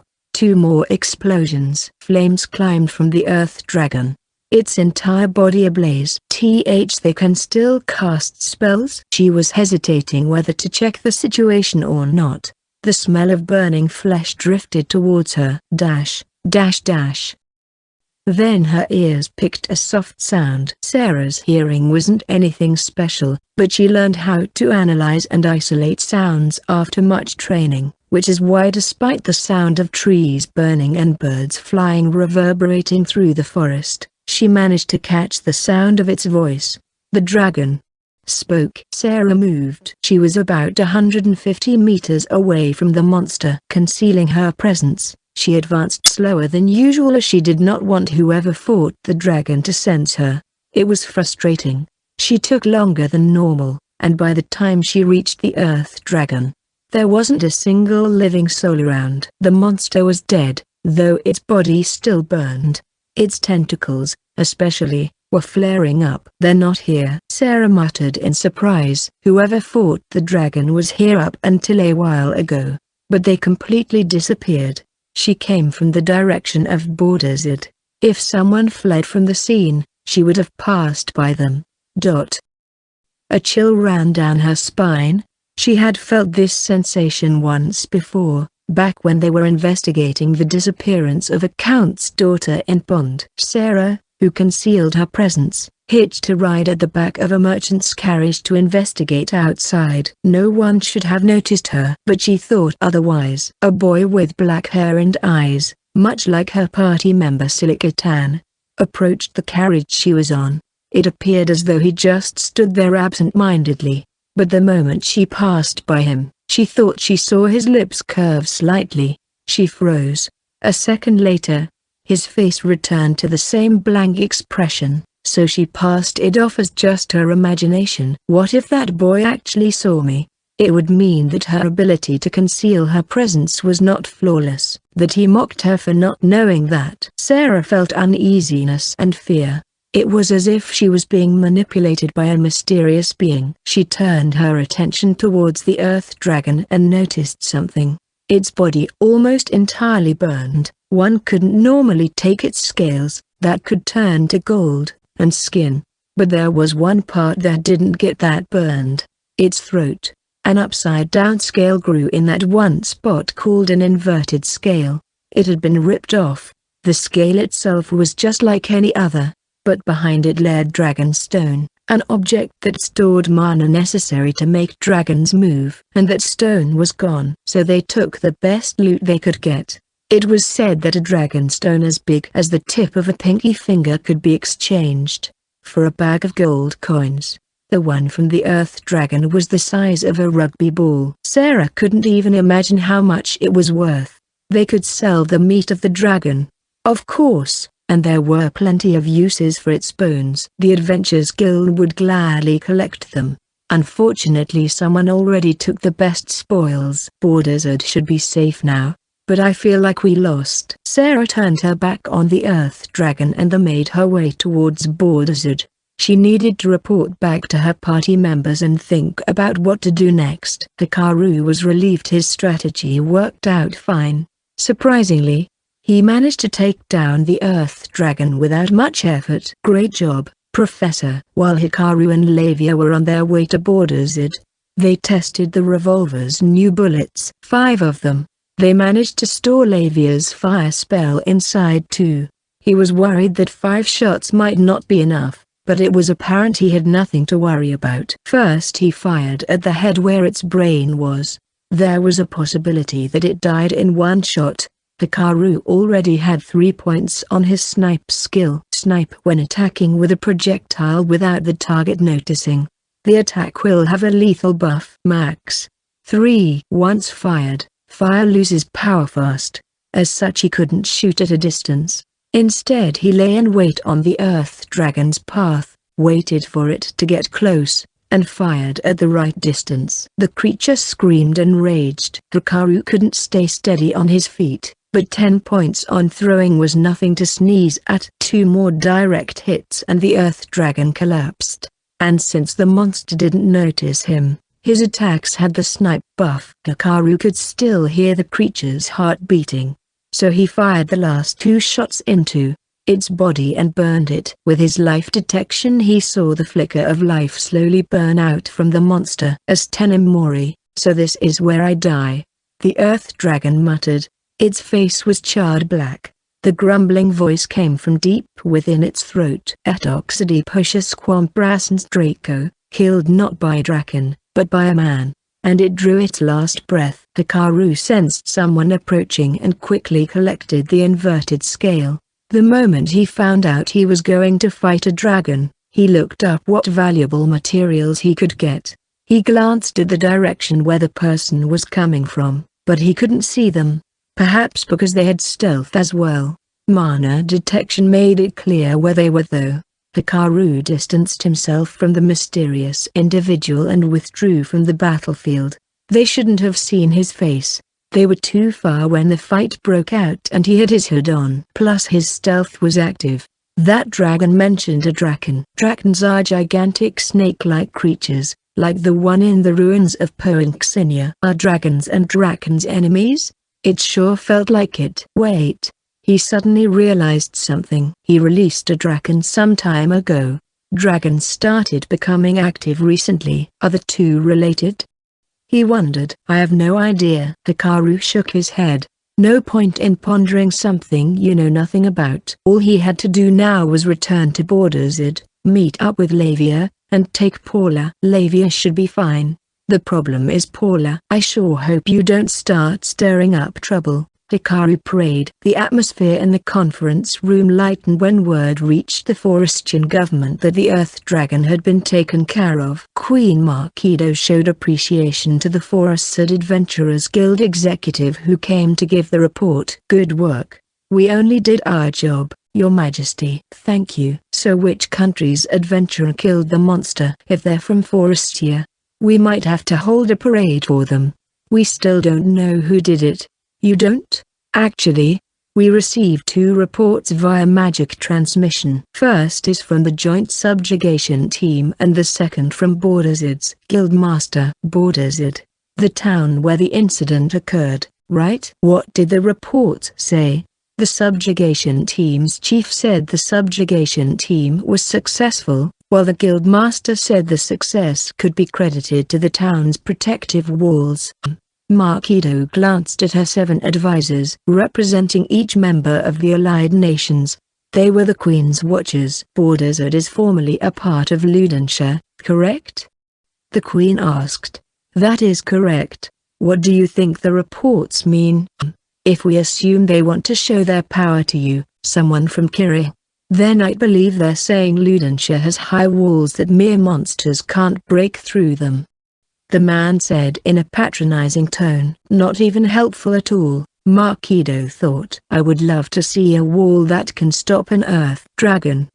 The Kiri advisor scoffed. The Ludenshire advisor was about to answer back when the others stepped in to calm him down. These two's quibbling was an everyday occurrence, to no one's surprise, as Kiri and Ludenshire were like cats and dogs. Heaving a sigh, Marquido turned her attention back to the guild executive. Anyway, great work out there. I want you to submit a report detailing who made the most effort. The government will offer them sufficient reward. Understood. Thank you, Your Majesty. We can proceed with the Foundation anniversary event as planned. The guild executive bowed deeply then left. Does Forestia have someone powerful enough to kill a dragon? What are the chances Bonsonia's master swordsman did it? Maybe they just mistook a lesser wyvern for an earth dragon. Disappointing, if that is the case. Indeed. The advisors continued their random conversation. Zofira, who stood next to Marquido, didn't seem to pay attention to what they were saying. Instead she prepared the materials for their next agenda. It appeared as though she was saying there's no point in asking your advisors for advice. Oh, by the way, the Romanian advisor said. Since you mentioned Borderswood, it reminded me of something. Apparently a spy from a foreign country infiltrated the town. What do you mean? The Queen asked. She couldn't miss what he said. Marquido glanced at the man who looked amused by her reaction and answered. Borderswood is Ludenshire's territory. I don't know much, I'm afraid. I just happened to hear that there was a spy. There's someone here who might know more. The Ludenshire advisor looked flustered. You. Yes. Let's see. He probably didn't know that a spy infiltrated the town. By baiting information. The Romanian advisor wanted to know if the man was aware of this. If Romania's intelligence network reached even former Ludenshire territory, although the man seemed to assert that it was presently still under Ludenshire, then they had an alarming situation at hand. Romania's influence was growing bigger. Maybe the spy who was watching my room the other day was from Romania, Marquido thought. That was most likely the case. The Romanian advisor was probably stirring things up as revenge for their spy getting busted. You said foreign country, but where exactly did this spy come from? Oh, I'm honored you're showing much interest, Your Majesty. I'll get in touch with you once I have more details. Just say you don't want to tell me, the Queen thought. She didn't say it out loud. Of course, in an exchange like this, the first one to lose their cool lost. All right, we're busy with the event preparations, so let's proceed with the meeting. Marquido, however, was cool, calm, and collected. The Romania advisor looked at Marquido with a hint of surprise in his face, since the Queen usually never let her emotions show. Then he smiled, thinking she was just bluffing. Unbeknownst to them, Marquido possessed information that they didn't know about. The Student Alliance and the mass wedding. The advisors would most likely get reprimanded back in their home nations for not knowing about these things beforehand. In your face.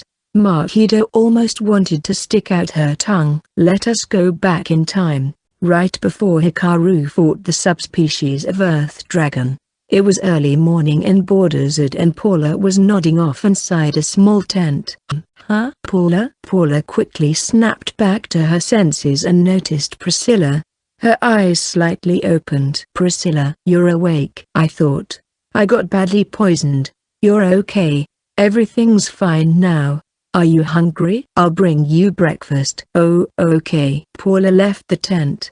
When Priscilla got poisoned, she was prepared to die. Raised as a hunter, She knew how much poison would be enough to kill a person, and she was hit with a lethal dose. She didn't die instantly, however, and as her consciousness slipped away, she thought she was a goner, but she was clearly alive. The sound of coughing made her turn her face. Pia. Priscilla. What? I'm alive. They both got up. What's going on? I had a hole in my belly. It looks like the same old squishy belly to me. It's not squishy, okay? But yes, it's healed. Actually, it's like I never got injured in the first place. Paula returned. Pia, you're up. Thank goodness. Paula brought soup and bread being distributed as emergency food. Pia and Priscilla's stomachs grumbled as they had not eaten anything for more than a day. They had plenty of questions, but they decided to dig in first. Paula watched them with eyes filled with happiness and a tinge of sorrow. After finishing their meal and regaining her composure, Pia asked Paula a question. So, what happened exactly? You can't go adventuring with you two anymore. Pia and Priscilla froze. They didn't expect those words to come out of their friend's mouth. Why not? Because we're unreliable? Please tell us why. I'm sorry, I can't tell you the reason. Why not? We survived and there's so much more in store for us. Is it related to our being healed? Priscilla asked. As always, Priscilla wore a blank look, but she was sharp. Pia was taken aback. Don't tell me you sold your body for an expensive potion. Bullshit. Who took advantage of you? Tell me. No, that's not it. I'm happy you two are alive. Even if we're apart, I'll still be happy. I think. She wanted to add, but she didn't. She would be going with Hikaru. What would they do? A strange feeling came over her, a mix of worry and excitement. You can't be serious. I see you made up your mind. Yeah. Pia couldn't accept her decision, while Priscilla tried to understand her. Paula knew that both their reactions, although different, stemmed from the fact that they cared and loved her, and that made her happy. Okay, I got it. Pia slapped her knees. I want to see with my own eyes this person who gave you the potion. What?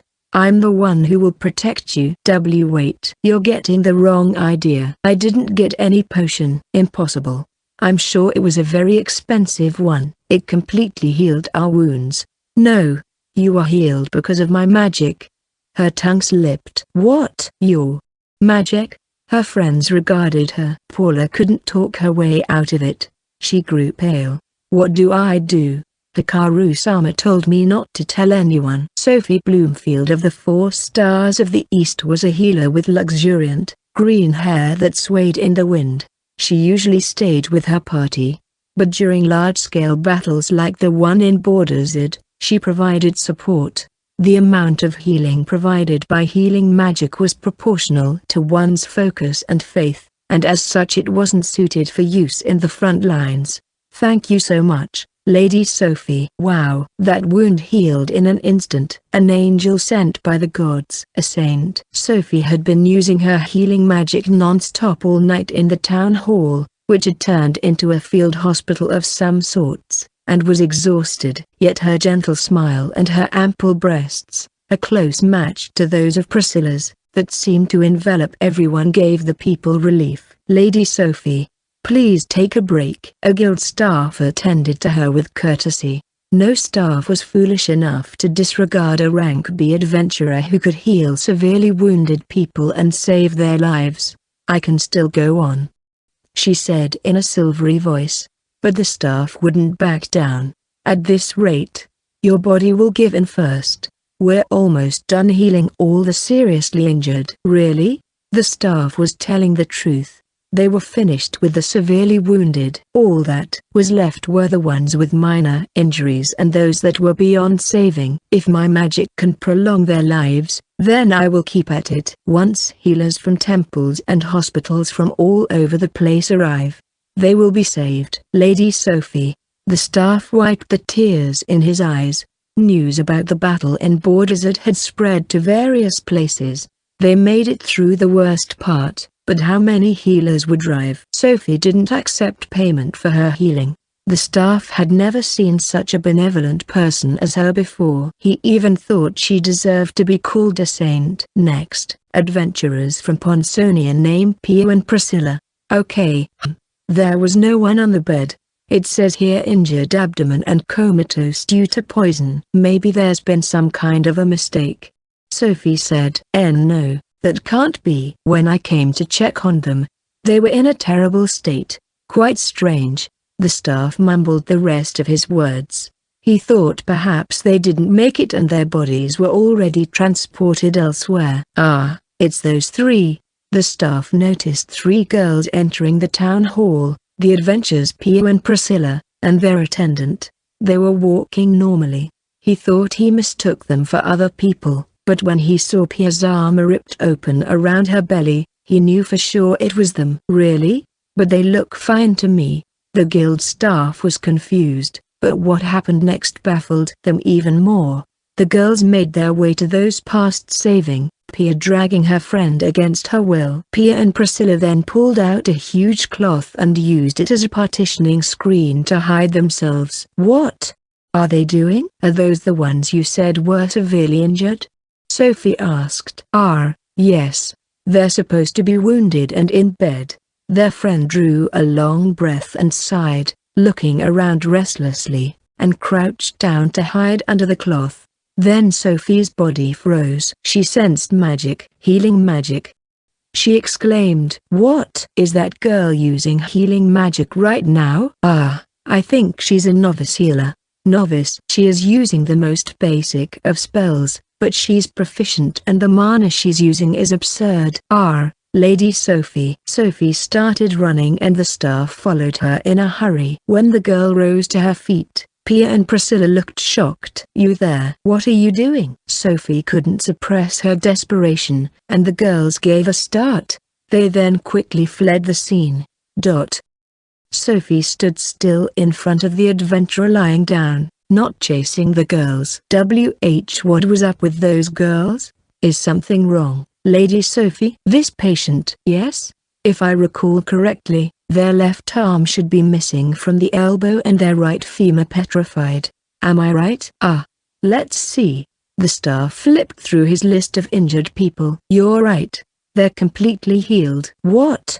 He asked, looking at the patient. The adventurer was still unconscious, but color gradually returned to his face. Above all, his missing arm had grown back and his femur cured. No way. This is impossible. She's an even better healer than me. Please find out who that girl is. Better than you? Hurry. We need to take her into custody. Okay. The guild staff rushed out of the town hall. The three girls took a short rest in a back alley, their breath ragged. Paula was telling the truth. That adventurer was healed. Priscilla was the first one to speak, her voice shrill. It was rare for her to get frantic. This is why I didn't want to do it. I'll be in trouble if people found out. I will have to leave town. That was amazing. Pia was even more excited as she grabbed Paula's shoulders. What was that magic just now? When did you learn to do that? With your magic, I can keep on killing enemies without ever worrying about getting injured. Oh ow. Oops. My bad. Pia let her go, but the pain didn't subside right away. Anyway, leaving town is a stupid idea. We should heal all the patients and ask for payment. We'll be loaded. Then we'll get proper equipment and go wherever we want.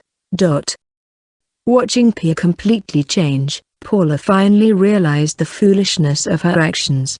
At first, Pia thought she sold herself for an expensive potion, but when she blurted out that it was her own magic that healed them, Pia wanted to see it herself. "Show me and I'll believe you," she said.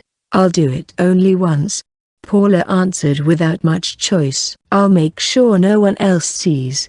Those were the conditions. Fortunately there were plenty of severely wounded patients. However, they didn't expect someone, most likely a guild staff, to see them. What's more, Paula broke her promise. She should have parted ways with their friends. But it sounded like they would still go adventuring together. "You were right, Hikaru-sama." Regret welled up within Paula. Conflicts would rise among people desperate to get their hands on her powers. That was what Hikaru said. And he was right. Calm down, Pia. She will not go on adventures with us anymore. Paula was thankful that her other friend, Priscilla, regained her composure. What do you mean by that? Ah, I see now, Paula. You don't care about us anymore now that you have such power. No. Why would you even think that? How could you? I protected you with my own life. Now that you have a bright future ahead of you, you're dumping us? That's not true. Of course it is. Calm down, Pia. Priscilla said in a firm voice and pulled Pia away from Paula. Pia's words were like knives that thrust deep into Paula's heart. Indeed, Pia put her life on the line to save her, which is why she wanted to save her friend desperately, even if that meant giving up her own life in exchange. But Pia couldn't see that. She didn't try to understand. Nor did she want to. She suddenly gained incredible healing magic. Don't you find that strange too? Pia asked Priscilla. What the hell happened? I can't tell you. Paula answered. You can't? If you have nothing to be ashamed about, then I'm sure you can. I'm sorry, but I can't. Paula already broke her promise with Hikaru. She couldn't say any more. He saved her not once, but twice, and now he even saved her friends. She couldn't betray him. Are we not friends? Pia muttered. The words gouged at her heart. They were friends. Of course. And that's why she showed her newly gained power. I'm sorry. Paula hung her head low. All she could do was apologize. Fine. You don't need to say any more, Pia. She finally gets it. Paula lifted her head up, feeling glad, but it was at a loss for words when she saw her friend's twisted smile. I'm not letting you go. With you around, we'll be raking it in. We can send money back to the village and kiss poverty goodbye. We'll be living the life. Paula had heard of money and power changing people. She read about it in books as well. Witnessing it firsthand brought her fear. You can't do that, Pia. Priscilla was the only one who remained calm. Which side are you on? What, she should live her life in luxury alone? That's not fair. No. You got it wrong. I think Paula got her powers in exchange for something. So she actually did sell herself. I'm sure her not saying anything is part of the deal. Priscilla looked at Paula, her eyes gentle and sweet. That alone filled her with so much joy that tears started to well up in her eyes. You may go, Paula. The times we spent together were fun. I'm sorry. I won't allow you to leave. Pia was about to draw her sword, when a figure appeared out of nowhere. Don't move. The mysterious person held a knife at Pia's throat. Not one of them noticed their approach. They looked like a girl. Her hood covered her eyes and her gear made it difficult to see her, like she was one with the air. Who are you? Paula is to marry a certain king. If you lay a hand on her, you will be charged with treason and you will spend the rest of your life running away. What? Listen carefully. From afar, voices could be heard saying, where'd she go? And a group of 3 girls. No way. Wearily, Pia dropped to her knees. She was spirited, but had a weak mind. That was one of her flaws. Priscilla, was it? Take Pia and go. I won't harm your friend Paula. Priscilla watched her warily, but nodded reluctantly. She approached Pia and lent her a shoulder. They then started walking away. As thanks for protecting Paula, money will be deposited to your guild card at a later date. Priscilla stopped for a moment and glanced not at the girl, but at Paula. Her face filled with disappointment and regret. And then they left. Are you related to a royal family? Paula asked the girl, still confused. I lied. Someone from the guild is looking for you. Lavia pulled back her hood and showed her face. Long time no see. I started listening to you girls halfway. By the sound of it, Hikaru did something, didn't he? Finally, Hikaru made it out of the forest. Beyond the plains he saw the town of Borderside. Smoke rose high above, but he could hear no screams, an indication that the battle was most likely over. The way back was much easier. After all, he didn't have to worry about any earth dragon anymore. Plus he was familiar with the path now too. I gained a rank as well. Just one rank, though. I think things went great overall. I got an excellent loot and I was able to test the new bullets. But man, I'm starving. He only munched on a bit of food this morning. He wanted to get back as quickly as possible. I hope I can have lunch with Lavia. I want some of her tea too. Hikaru hurried back to Borderside. The black-haired girl stood firmly, arms folded. Watching her with a wry smile was a beautiful lady, somewhere between a girl and a woman, with blonde hair pulled up in a chignon. Selai's land still had her silver breastplate and protector on in case of a monster invasion. Quit sulking, Celica. You're ruining your pretty face. But I can't find her anywhere. The mage? Yeah, she said with an attitude. But Selais simply watched her with a smile. Selais was only 2 years older than Celica, but she sometimes acted more like a mother than an older sister. Sophie and Sarah weren't around, so right now they were working together. I've been looking so hard for her. Celica strolled through town while constantly looking around as though she was on patrol. She was searching for the incredible mage who fired a high-level fire spell, Flame Gospel, in succession from on top of the mud wall. By the time the fight settled down, the mage had disappeared. Celica searched every nook and cranny and even asked the guild for any information, but they had nothing. The situation is still messy. It'll be difficult to find her. Selais said. Borderside was in a state of chaos. The injured were being transferred. Citizens rushed back after evacuating, crowding the streets. Reports of burglars flew about. But I had my eyes on her. It's probably her cloak. A mage that powerful would want to hide their identity for their own safety. If that mage is an adventurer, I'm sure they'll collect their reward. What if they're not an adventurer? Celica pursed her lips. Selais stroked her head, but Celica brushed the hand away. Are you saying a powerful mage like that is just lurking in Forestia? Celica asked. I don't know. We have little information about foreign countries. The guild staff said he didn't know them. Is that even possible? Staff from all 3 countries are gathered here, but not one of them were aware of this person. Even if we assume they're a noble, there would still be some info on them. It feels like if I let them go now, I won't see them ever again. And I just can't shake this feeling that I need to meet them. Feels this feelings that my hunch is always right, okay? So you say, but you sure get lost a lot. I'm just not very good with directions. They were walking around town when they heard an adventurer raise their voice. It's the 4 stars of the East. Thank you so much for your help. I'm so lucky to have fought alongside you. The ruckus drew the attention of the townspeople. Our combined efforts brought us victory, Selais said with a smile. She was used to dealing with these types of adventurers, but something was different this time. That huge fireball was your doing, right? Man, that was so cool. Great Flame is a fitting name. No, you idiot. Apparently they thought Celica was the mage who cast those powerful spells. It wasn't me who cast that fireball. Celica protested. I know, since Selais is called Sun Maiden. I suppose you're more of a young star. You're not listening. Celica tried to deny it, but the adventurers didn't pay her any heed. Soon enough other adventurers arrived as well. You moron. A smart-looking adventurer interjected. Solaris sounds much cooler. Solaris. The Solaris mage. Solaris. Solaris of the 4 stars of the East. The misunderstanding spread. I'm trying to tell you that it wasn't me.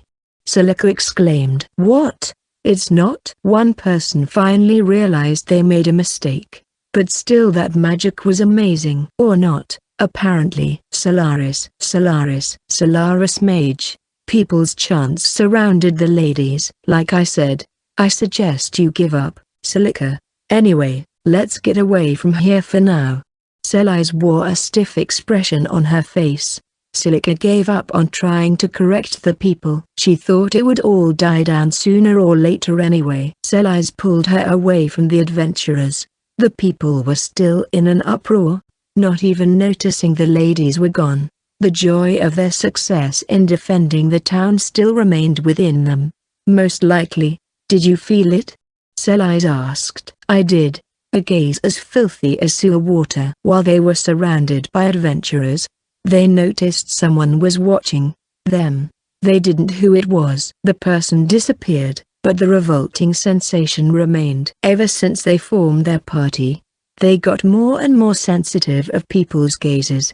The four ladies always stood out. They could feel the emotions through the people's eyes: curiosity, envy, lust, and many others. It's not often we sense such a disgusting stare, Silica said. Selise nodded in agreement. If only one of our members who's good at investigating was here. Well, speak of the devil. Silica pointed at a figure weaving through the crowd. I'm back, Sarah said, her face grim. What's the matter? Why do you look like that? Yeah. What happened? Wait, is the dragon coming? Silica and Selise were on guard quick. Sarah waved her hands. No, that's not it. Sorry. The monster's dead, so don't worry about that. But there's something I need to check. Same here. Yeah, there's a huge chance some rather vile scoundrel slipped into town. It would be awful to have someone like that around the next time we have to fight monsters. Can you look for them? Are you? Who are you? Paula asked, confused. Oops, Lavia muttered, covering her mouth with her hand. Does Hikaru's partner ring a bell? Wait, what? Hold on a second. Paula's eyes spun and focused back to one point. I get it now. Ah, really? You're cross-dressing right now. You're beyond redemption. But that's okay. Paula let out a strange-sounding giggle. Lavia froze. Apparently she thought Lavia was originally a boy. After some explaining, she was finally convinced that Lavia was, in fact, a girl. I see. Paula looked extremely disappointed. You're the one who's beyond redemption, Lavia thought. Now it's your turn to tell me about yourself. What did Hikaru do? I can't tell you. Hikaru-sama said not to tell anyone. Lavia nodded. Looks like we're good. She won't leak secrets that easily. I'm guessing Hikaru used the soul board to boost her stats. Alright, then. I'll change the question. Did Hikaru tell you to leave your friends? I believe I have a right to know. After all, me and Hikaru are living together. What? Paula's eyes widened. Yes, he did. Did he say he was going to take you along with him? Yes. He told me to devote the rest of my life to him. Yikes. That sounds like something he'd say. All right. He decided he can't let someone, who suddenly became powerful through bizarre means, just running around unchecked. But you did something that drew people's attention. I'm guessing that's why the guild staff is looking for you. Yes. Here, wear this. Lavia took off her cloak and switched it with Paula's. Her cloak was specially made with materials from a camouflage dragon. By wearing it, one gained the stealth buff. Lavia could just use her own stealth. Let's move somewhere quiet for the time being and wait for Hikaru, Lavia said. Oh damn. I was right. A man's voice came from out of nowhere. Found the Count's daughter. The Count's daughter? It had been a while since someone called her that. Lavia glanced at the direction where the voice came from and saw two men, one tall and one short, walking towards them, wearing tattered grey cloaks. She quickly hid Paula behind her. A spirit, heed my call. A raging fire is what I desire. Fire to burn down all living things, all creation, even the laws of the... Lavia started casting her spell. But Paula's shriek cut her chant off. Someone pulled the girl from behind her. Son of a bitch, did you just try to cast that spell here? The taller man didn't try to hide his anger. A woman donning the same worn-out grey cloak restrained Paula, a sharp knife on her neck. Lavia's spell had already dispersed. The two men were no less than 10 meters away. Paula was slowly being dragged to where the men were. Who are these people? No. Forget that. What will happen to Paula if I use my spell here? If she doesn't die right away, her healing magic can. No, she needs to concentrate in order to use her magic. The taller man spoke, noting Lavia's hesitation. Forget it. If you don't do anything stupid, we'll let your friend live. Is she the first friend you made after stepping outside of the house, Lavia de Morgstad? The Morgstad family is no more. She's just an ordinary girl now. The shorter man said. Whatever. Lavia was surprised when they mentioned her family name. That meant they were after her. And there was only one person who wanted her. Is the king of Bonsonia looking for me? She asked. The tall man flashed a grin. Good, you're quick on the uptake. Now come. You wouldn't want your friend to die, would you? If you cast a spell, we'll carve a hole into your friend's neck. Understand? We're not gonna let you use spells with longer cast time either. Lavia grit her teeth. Promise me you won't do anything to Paula. A wise decision. You'll save us some trouble if you just come quietly. Promise me. All right, I promise. But if you try anything funny. The man approached Paula. Her body stiffened. He then pulled out a knife from his pocket and cut a bundle of her hair. Stop it. I'm serious, little Lavia. Don't you dare do anything stupid. Okay, I get it already. Lavia shouted as the man was about to swing his knife once more. Tears ran down Paula's face. I'm sorry for dragging you into this, Paula. No time for goodbyes. You two. Take the lady. The taller guy ordered. The woman shot him a glare. Go. Hurry. We need to get out of here before we draw any attention. We'll leave the girl here, but someone has to watch her before the lady gets in the carriage. I said hurry. The woman pushed Paula towards the taller man. Don't be rough on her. Lavia said. Come. Over here. The woman and the shorter guy secured Lavia from both sides and pushed her to start walking. Lavia shot a look of concern on Paula, and the latter looked back at her with teary eyes. I'll be fine. Paula thought she read Lavia's lips. What are you two looking at? Lavia spit on the taller man's forehead.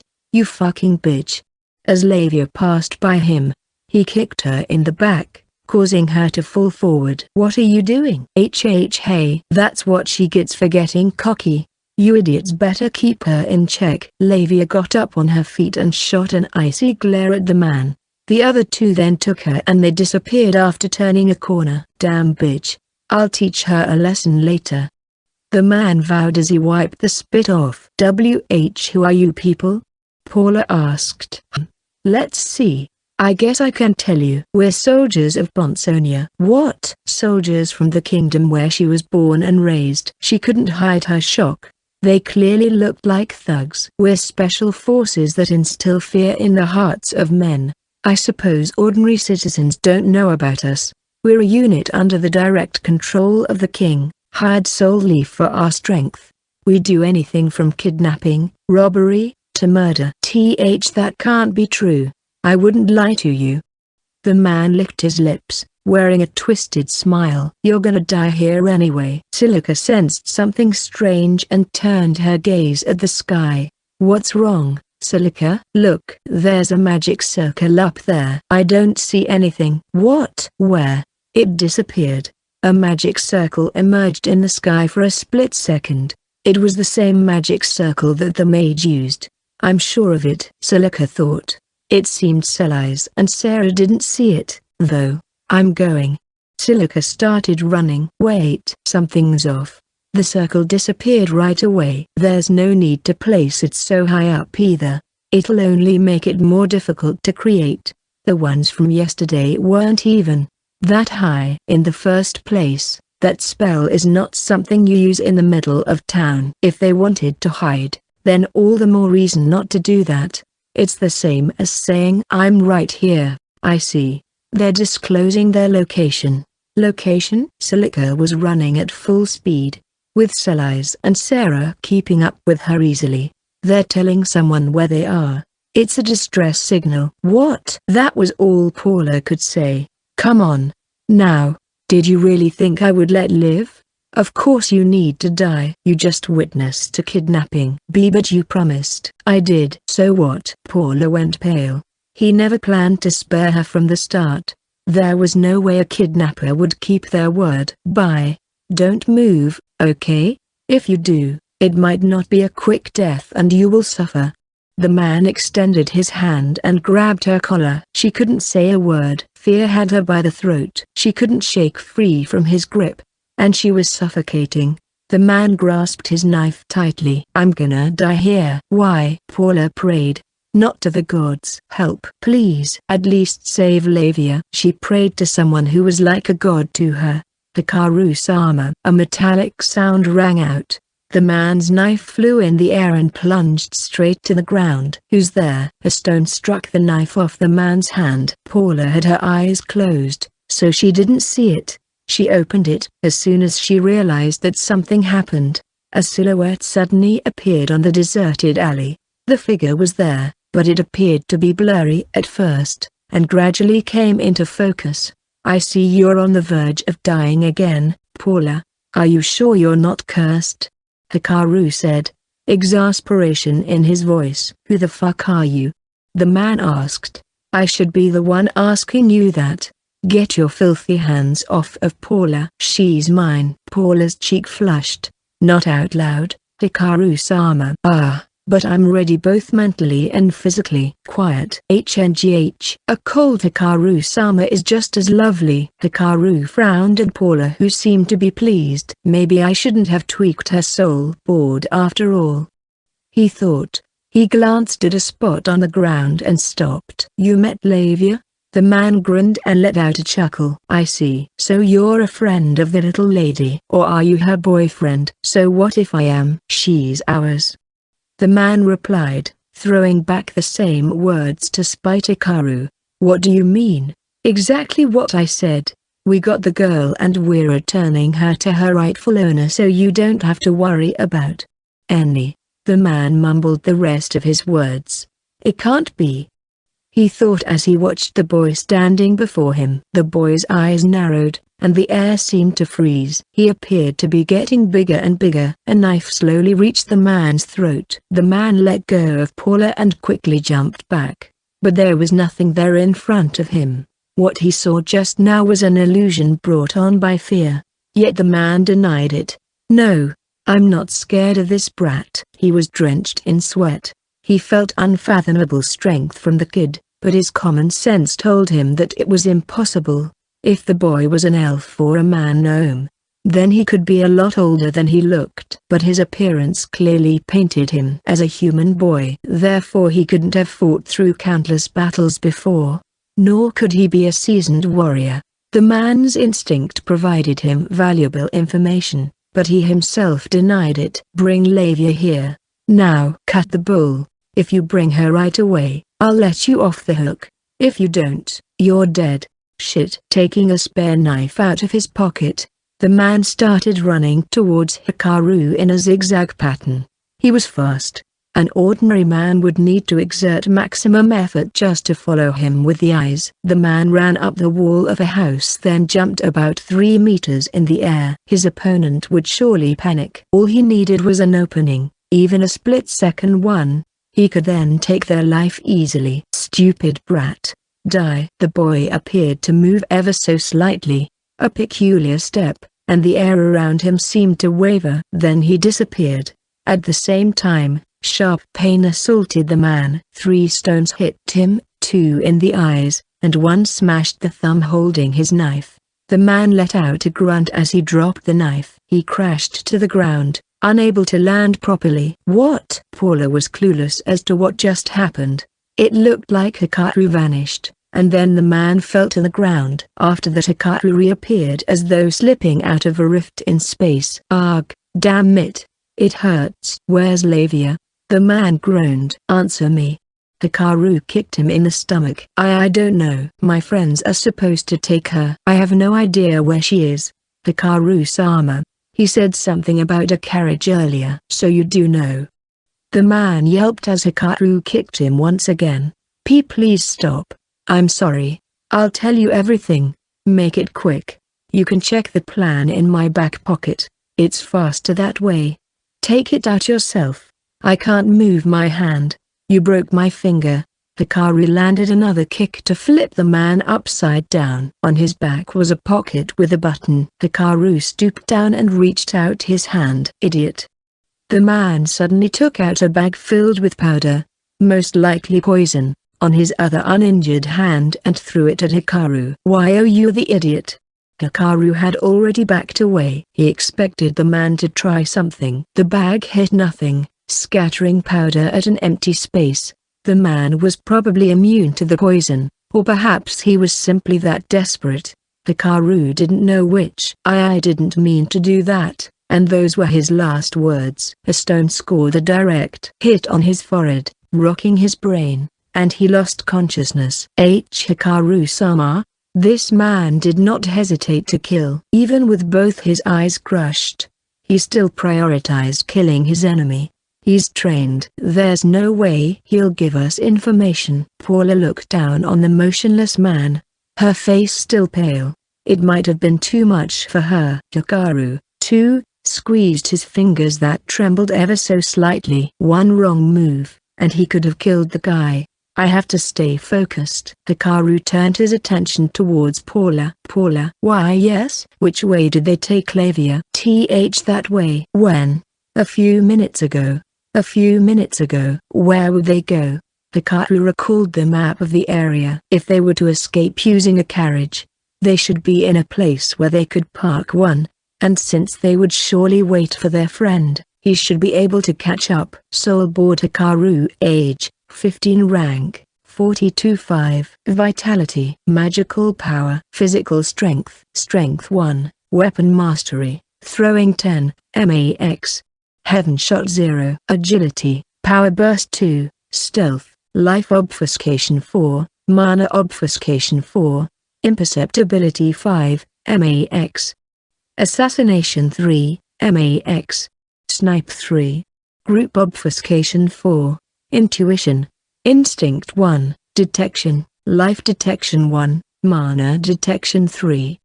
Detection expansion 1 3, max. Without thinking twice, Hikaru maxed out his detection expansion. He then activated his mana detection. Whoa. The range was incredibly wide. He could see in a 1-kilometer radius, but everything was compressed into information that streamed directly into his brain. With normal vision, things in the distance appeared small, and boundaries became blurry. But not in this case. Things both near and far were processed as the same information, and it quickly consumed his brain's resources. He dropped to his knees, and Paula came running over. Hikaru-sama, I'm fine. Just a little dizzy. But I found Lavia. He had checked Lavia's mana with mana detection countless times before. He immediately found her exact location. I can make it. You should leave this place, Pow. Did you kill this man? A voice came all of a sudden. Selai's warily drew closer, sword drawn. By her side were Sarah and Celica ready for a fight to break out. Crap. What a pain. Hikaru knew there were people coming with his detection, but he didn't expect it to be them. He had no time to deal with the 4 stars of the East right now. You better talk. I'm calling the guards, so don't move. Wait a second. Sarah stopped her party leader and studied Hikaru from top to bottom. Hikaru's stealth was deactivated at the moment. Then Sarah realized that this was the same boy who might have seen through her stealth back in the outskirts of Bond. She then recalled the Earth Dragon fight, the chill that went down her spine, the same feeling she got from this boy. Everything seemed to suggest that it was the boy who defeated the Earth Dragon. Let's talk later. Hikaru's instinct told him that Sarah must have realized the truth, but he didn't have time right now. This man's friend kidnapped my partner, so I knocked him out. I'm going after my partner now. We don't know if you're lying or, Paula, Hikaru said, ignoring Selai's. Stay somewhere safe. Oh, okay. And Hikaru ran at full speed. Wait. Damn. He's fast. Wow, he's gone. Amazing. Not as fast as my full speed, though. Go after him, Sarah. I don't really want to. but okay. Sarah started running after Hikaru, leaving Celise, Paula, and Silica behind. Now then, your name is Paula, correct? I want to ask you a few questions. What's wrong, Silica? Silica was unusually quiet. He was probably telling the truth about his friend getting kidnapped. Why do you think so? The female mage was here moments ago, someone worth kidnapping. And she fired a distress signal. I see. Silica recalled Hikaru's face. I wonder if he's Japanese. She muttered under her breath. Hikaru sprinted through the back alleys. He tried activating his mana detection once more, but the amount of information was too much. It made him dizzy. He might be able to endure it with proper training, but there was no time for that right now.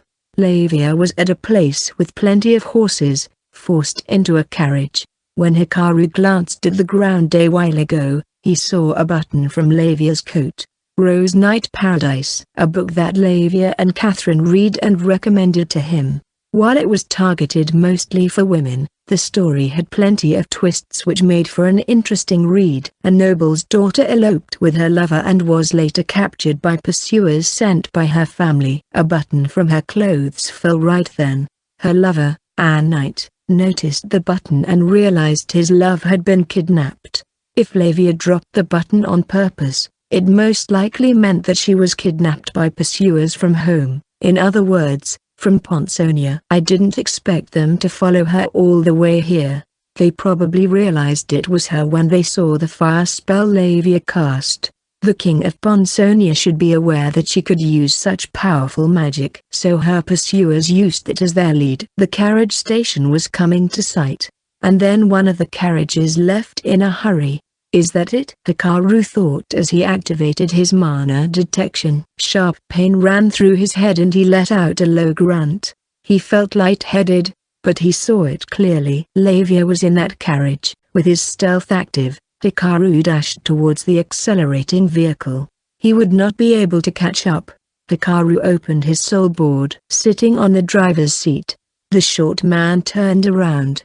Leaving him behind. WW was not my idea, okay? The woman with him simply frowned without a word. Lavia, lying inside the carriage, listened to their conversation, though she couldn't see as they put a bag over her head. Her hands and legs were bound by what seemed to be magic items. The woman sat close by, watching her every move. This is completely different from when I was transported to the capital from Pond. Back then, bone-headed adventurers were in charge of transport, so Hikaru was able to rescue her with his stealth. But it would be difficult to employ the same method right now. The inside of the carriage was dim. A tarp most likely covered the whole vehicle. Hikaru's stealth would be meaningless if he opened the tarp and the kidnappers noticed it suddenly got bright. Before that, did Hikaru even notice her message? I'm sure he did. Lavia had faith. She had no way of knowing when he'd be back after killing the dragon, but she believed Hikaru would come after her. He would notice the message she left. Her only worry was Paula. Guild personnel seemed to be looking for her. It'd be great if the worst-case scenario was she would be taken into custody, but that didn't ease Lavia's worry. We're out of town, the man said. The woman ignored him. Are you sure about this? He might come for us next. Shut up already. Keep your eyes on the front. Her ear-piercing voice startled not just the man, but Lavia as well. Silence fell. Lavia could hear the sounds of other carriages passing by. I said shut up. But the man was hesitating to say something, fueling the woman's irritation. Just spit it out, she shouted. The carriage got heavier. What? Lavia felt the woman move, and it got bright. She must have opened the curtains. What do you mean? The horse's steps are heavier. Please, no yelling. The road. What? It's probably just the road being bad since we got out of town. No. That's not it. Yes, it is. We're heavier by about a person's weight. Then out of the blue, the horse cried and reared wildly. We're under attack. The horse's ears were crushed. For a split second, the woman saw something thrown from up above. Up there, the woman stood on the driver's seat and watched the top of the carriage warily. But no one was there. Once again, the horse cried. Its front legs were broken. The animal sank to the ground and the carriage stopped. What happened? I don't know. I didn't see. Thick bushes grew on both sides of the road. Someone's hiding there, the woman thought. But who? No one knows we're in Borderside. What do they want anyway? We were careful. We didn't do anything that would warrant an attack. Forestier's counterintelligence? They should know that the king won't just sit around and do nothing if they attack us. The woman thought about it for just a short moment, but that short moment turned into a huge loss. Why aren't they attacking? Oh, crap. Quickly. She lifted the tarp behind her. Their target, the count's daughter, was gone. On the opposite side, the cover was slightly opened. After stopping the horse, Hikaru used his life detection to check if there was anyone else inside the carriage besides Lavia. Life detection 1 and detection expansion 3 had a range of 100 meters, which didn't put much strain on his brain. He then immediately entered the carriage through the back, carried Lavia, and escaped. With group obfuscation on, they moved to the bushes. He then removed the bag from Lavia's head. I'm sorry I'm late. It's okay. I knew you'd come. Lavia smiled, full of confidence. And Hikaru was taken aback. Oh, man. I didn't know you believed in me that much. My trust for you is infinite. I'll do my best to not let you down, then. Anyway, how's Paula? It was just like her to ask about someone's safety rather than how he got here. She's fine. Lavia exhaled in relief. You stay here and keep your stealth on. I'll get the keys to your cuffs. Okay. Hikaru left her behind. It seemed the culprits already realized that Lavia was gone. Both of them already escaped into the bushes. They probably thought it was better to hide in the bushes where the enemy was, rather than stay out in the open. He couldn't detect the woman with his life detection, which meant she had 1 or more points on life obfuscation. Since he knew where the man was, he started walking towards him instead. Then he winced, feeling sharp pain. My legs. Must be the recoil. Hikaru poured 3 points on power burst to chase the carriage, though it seemed his body couldn't support it just yet. Soul board Hikaru. Age, 15. Rank, 42-5. Vitality. Magical power. Physical strength, Strength 1. Weapon mastery, throwing 10, max. Heaven shot 0. Agility, power burst 2-5. Stealth, life obfuscation 4, mana obfuscation 4. Imperceptibility 5, max. Assassination 3, max. Snipe 3, max. Group obfuscation 4. Intuition, instinct 1. Detection, life detection 1. Mana detection 3. Detection expansion 3, max. The highest power burst he'd seen so far was size 4 points. He concluded that anything higher than that should be enough for him to catch up.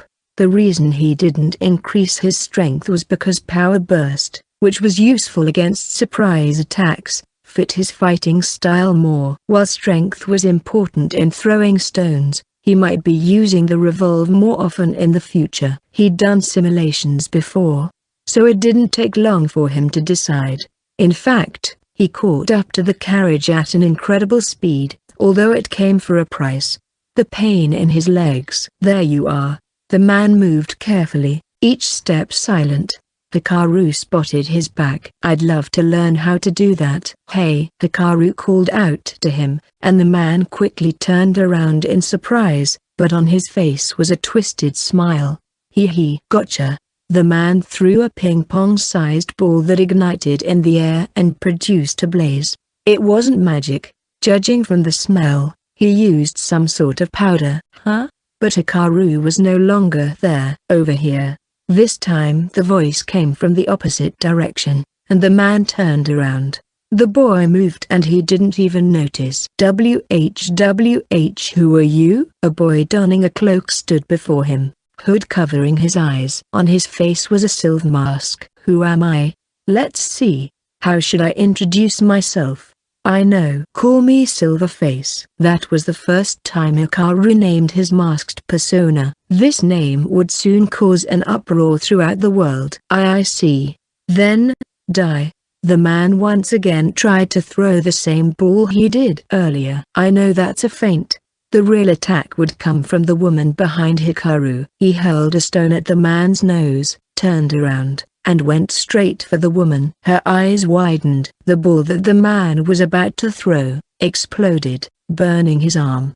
The woman, with a dagger in each hand, lunged at Hikaru, but he disappeared. Hikaru had learned a lot from his short sword lessons. Movements that would have taken years to study, he was able to master because of his stealth god class. Even a small feint's effect was multiplied a couple of times. Such was the tremendous power provided by a two-character job class. But of course, the woman had no way of knowing that. Over here, a voice came from behind. Impossible, she thought as she quickly turned around and brandished her dagger, but no one was there. The next second, she felt a blow to the back of her head and she fainted. Phew. That went well, I think. Hikaru was holding a wakizashi with the scabbard still on.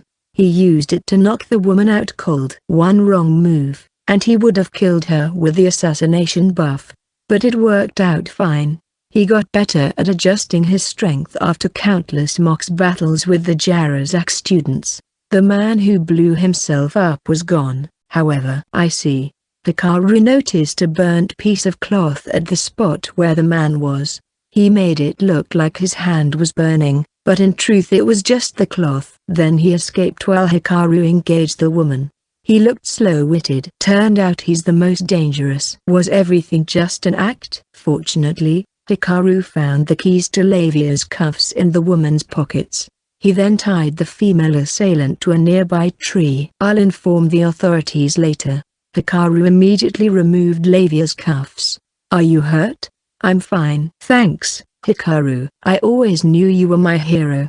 Lavia clung to his left arm, which made it harder to walk. But he thought she might be feeling uneasy, so he let her be. They made their way back to Borderzid. Ah, welcome back.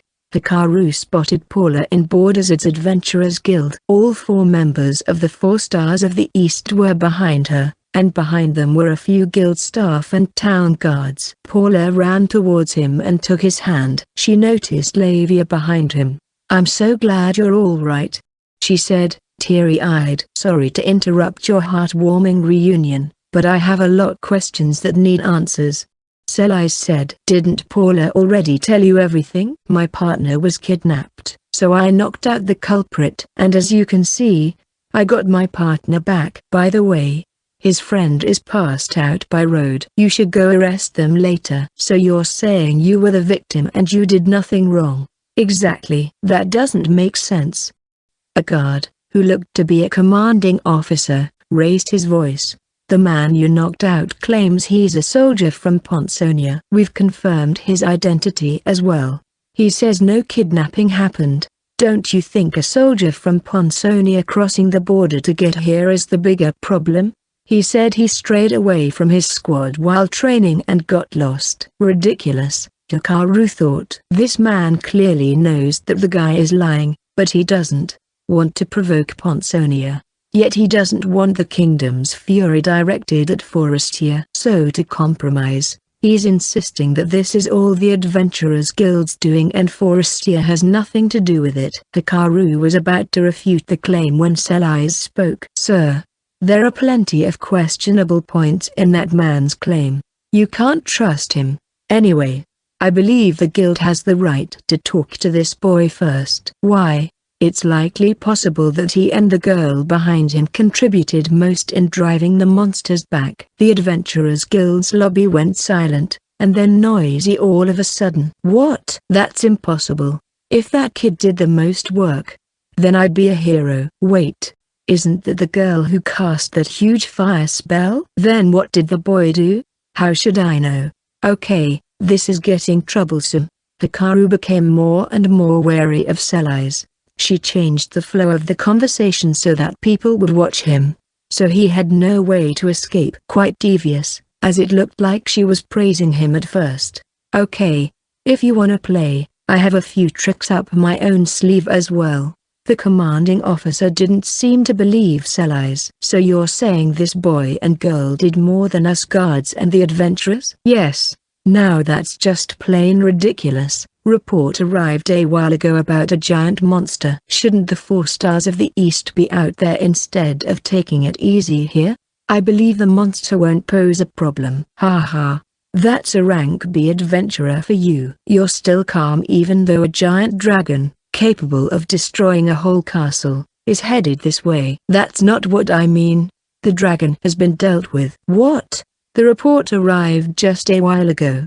I'm guessing the scouts ran away as soon as they saw it. It was killed afterwards." "Be by who?" "I've been trying to tell you. By this boy right here." Selai's looked to find that the boy and 2 girls were gone. "We should be fine here." Hikaru deactivated his group obfuscation in a back alley. To put it simply, they escaped right under their noses. He couldn't stay there for a second longer. It also seemed they couldn't stay in town long. "Are you sure about this, Hikaru-sama?" "Actually, I'm surprised they didn't notice us. Who cares about them? If they want to talk to Ponsonia, they should do it themselves." "He's right." "Anway, Paula-san." Lavia took her hand. "I'm sorry I dragged you into my problems." "Are you okay? Did they hurt you?" "I'm fine. Hikaru-sama came to my rescue right away. I'm more worried about you." "I'm also fine." Hikaru caught up to me quickly. "That's Hikaru-sama for you. I know, right? Isn't he amazing?" "He is." "Why are they talking about me now?" Lavia was younger than Paula by 3 years, but they looked to be of the same age. In fact, Paula appeared to be the younger one with the way she acted. "What are we going to do now, Hikaru?" "Let's see. You two should head back to Scholars at first. You have something to do?" "Yeah." Hikaru wiped the dust off Lavia's clothes that she got when the assailant kicked her. "Look what they did to you. It wouldn't hurt to pay their employer back for what they did. You know you're talking about the king, right?" "What?" His Majesty." What are you talking about?" "Yeah. I want to give the king a good clobbering." "Are you serious?" Lavia sighed in exasperation, while Paula was panicking. "I was wondering, did you let one of those 2 escape on purpose?" "Why do you think so? You could have taken them down without them noticing, but you called out to them." Hikaru almost burst into laughter. "She really is smart and perceptive." Like Lavia said, he called out to the man hiding in the bushes, when he could have just knocked him out unawares. He had a reason for doing so. If he called out to the man, he could draw out the woman who was hiding with her life obfuscation. Hikaru could have detected her with mana detection, but he didn't want to put strain on his brain any more than he already did. If the woman ran, he would have just let her go. In the end, things went the opposite of what he planned. He knocked the woman out cold, and the man escaped. That guy should have gone back to report to his employer. He'll tell the king that they got beaten. And that's where I come in. I'll inflict more mental damage this way, don't you agree? If I showed up out of nowhere, the king will just get confused. You really do have a twisted personality." "I'm just that mad." They laid a hand on my Lavia, after all. "Oh, you." Lavia flushed a bit, holding Hikaru's hand with just her fingertip and swinging it, clearly embarrassed. "I have no idea what you're talking about, but I'm extremely jealous of your relationship." Paula yelled. They arrived at a coach station and the girls got into a carriage. Lavia activated her stealth, while Paula wore a cloak with stealth effects. Hikaru handed the stone he took from the dragon. It was only a burden for him anyway. He assumed that the 4 stars of the East, who worked primarily in Ponsonia, wouldn't follow them as far as Scholars did. As for the guards, he might need to talk to Queen Makido. The carriage left before any more pursuers could arrive. It was great timing. Hikaru saw the vehicle off as it left town. "All right, time to teach someone a lesson so they don't lay a finger on Lavia ever again." Hikaru grinned. "Oh, so that girl's name is Lavia? What the?" "It was Sarah." Hikaru didn't notice her get close. Her three friends stood idly by in the distance. "Can you come with us for a bit?" she asked. Hikaru reached for the wakizashi hanging on his waist. "It's fine. We're not handing you over to the guards, nor are we telling the guild.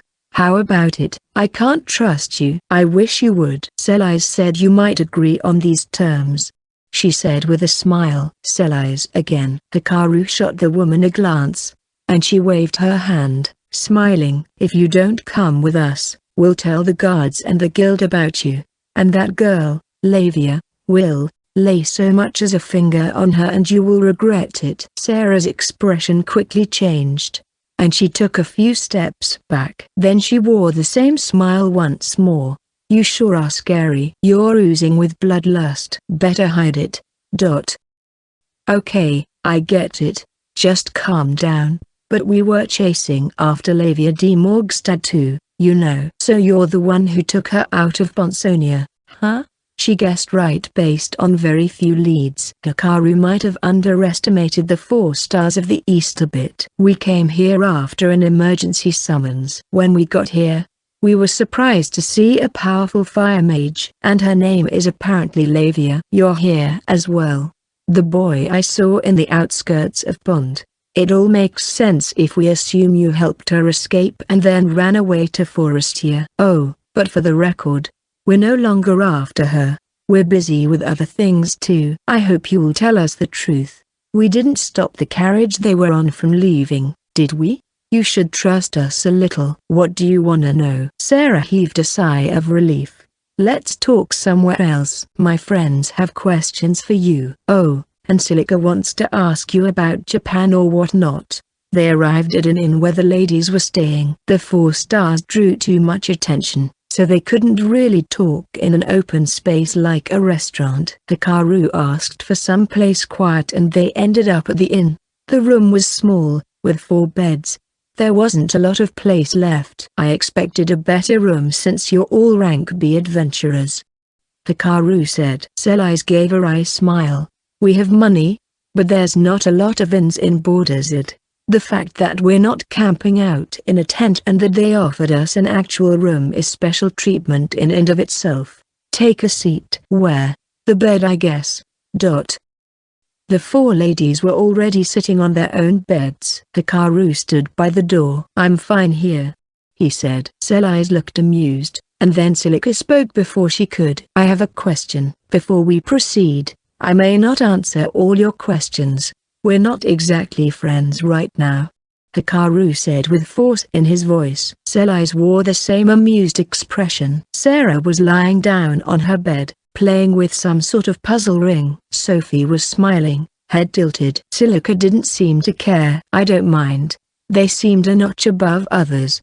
Perhaps due to age or experience." "Good grief. What do you want to know?" "What was that fire magic?" Hikaru thought she would ask about Japan.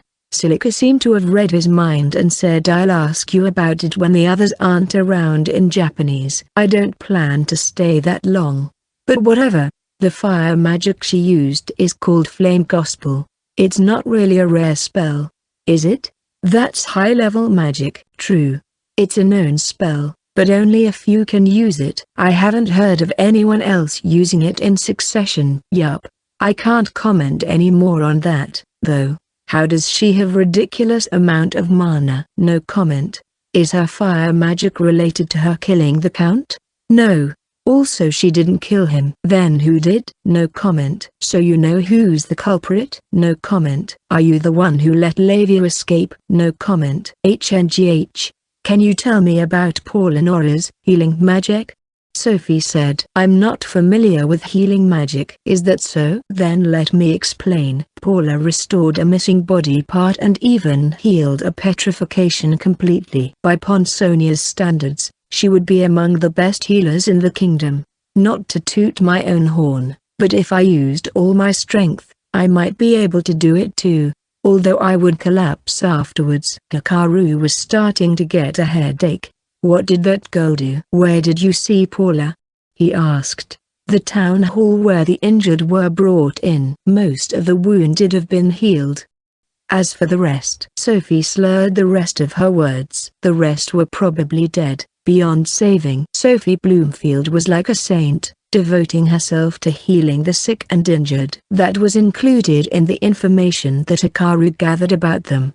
The fact that she was here meant that her job was done, or she was replenishing her mana. Like I said, I'm not familiar with healing magic, so I can't say anything. I see. We could have saved a lot more people with her powers.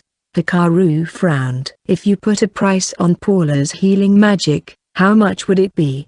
He asked. What? Normally when adventurers are injured, they would either use a potion, or ask a healer for help. Both are not free. In many cases, yes. How much would it be to save someone who's supposed to be beyond saving? And can an adventurer afford it? I want to know. Are you saying those who don't have money should die? Sophie, who was supposed to be all smiles, glared at Hikaru.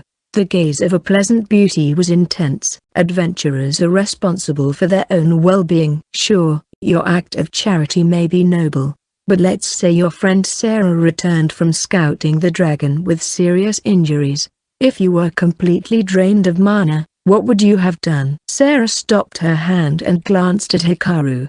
I will convert my own life force into mana to heal her. I didn't know that was possible, Hikaru thought. Nevertheless, Hikaru's answer was the same. That's stupid. Do you think your friend will be happy if you shortened your own lifespan? I stay in the back lines to save as many lives as possible. But that doesn't mean I'm neglecting my friends. Not saving those who can be saved is arrogance. I beg to differ. Like I said, adventurers are responsible for their own being. Being patronizing, saying I'll save you is arrogance. Why not help those who can be helped? People are only grateful for your healing because it's free. Whether or not I do it for free is irrelevant to the results. And, all right, that's enough. Selise clapped her hands twice, stopping the argument. You two just got acquainted. Nothing good comes out of arguing right away. This kind of subject should be touched once you get to know each other better. Yes, you're right. HMPH. What a hardcore philanthropist, Hikaru thought. He believed one should be responsible for their own life. They couldn't possibly see eye to eye. I seem to be getting worked up. I'll go get some fresh air, Sophie said. She passed by Hikaru and stepped outside. It's unusual for Sophie to get emotional, Sarah said in a flat voice. Really? Quite a lot of people died this time. Maybe she's feeling powerless. Sarah rose from her bed. Anyway, Hikaru, are you the one who killed the dragon? You seem to know I was out scouting. No comment. I think the reward for killing it is huge. I don't have financial troubles. I'd rather people not ask me questions. Haha. You're harsh. Alright, then. I'm really curious how you killed it, but I'll ask my questions some other time. Selise. I'll go see how Sophie is doing. That would be great, Selise said. Sarah left the room. Can I leave now? Hikaru asked. Wait, I have one more question. The most formidable of them, Selise said. The man who kidnapped your partner is a member of the kingdom's special forces. I know by the special cloak he was wearing. Correct me if I'm wrong, but are you perhaps planning on taking revenge? Hikaru readied himself. These ladies were Ponsonian adventurers and knowledgeable about the kingdom's internal affairs. There was a high chance that they were allies with the royal family. No need to be on edge. We won't stop you. You won't? Stop teasing, Selise. Just tell him that we're planning to leave Ponsonia. What did you say? It felt like they just skipped a lot of important points. Selise said they won't stop Hikaru from harming the king. While Celica mentioned they were leaving Ponsonia. It sounds like you're giving up on Ponsonia. Hikaru said. Exactly. That saves us some time. Why? I'll explain after we make a deal. What deal? I'll tell you about the situation in the kingdom. I believe the information will help you in your revenge. What do you want from me? I want you to tell me about Forestia. We rarely go out of Ponsonia, so we don't know much. Tell us all about the delicious food and where to get them. Haha. That may be enough for you, Celica, but I need political information. We might be staying here for a while. Selai's still had her smile. We, the 4 stars of the East, are moving our base of operations from Ponsonia, and Forestia is a candidate. Hikaru heaved a long sigh. What the hell is going on in Ponsonia? He muttered. After showing her guild card as identification, Paula Nora entered the town of Scholazid. It was still early morning, only 2 hours past daybreak.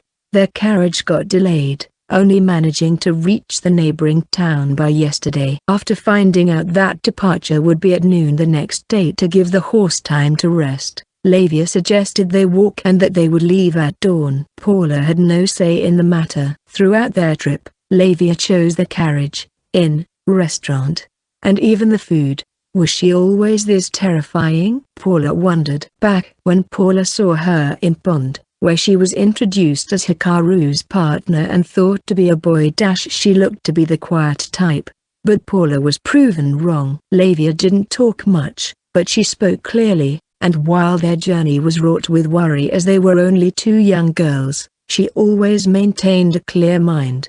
Incidentally, Lavia shouldered all the expenses. Paula didn't bring much with her as she expected a big reward from the monster hunt in Unelporten.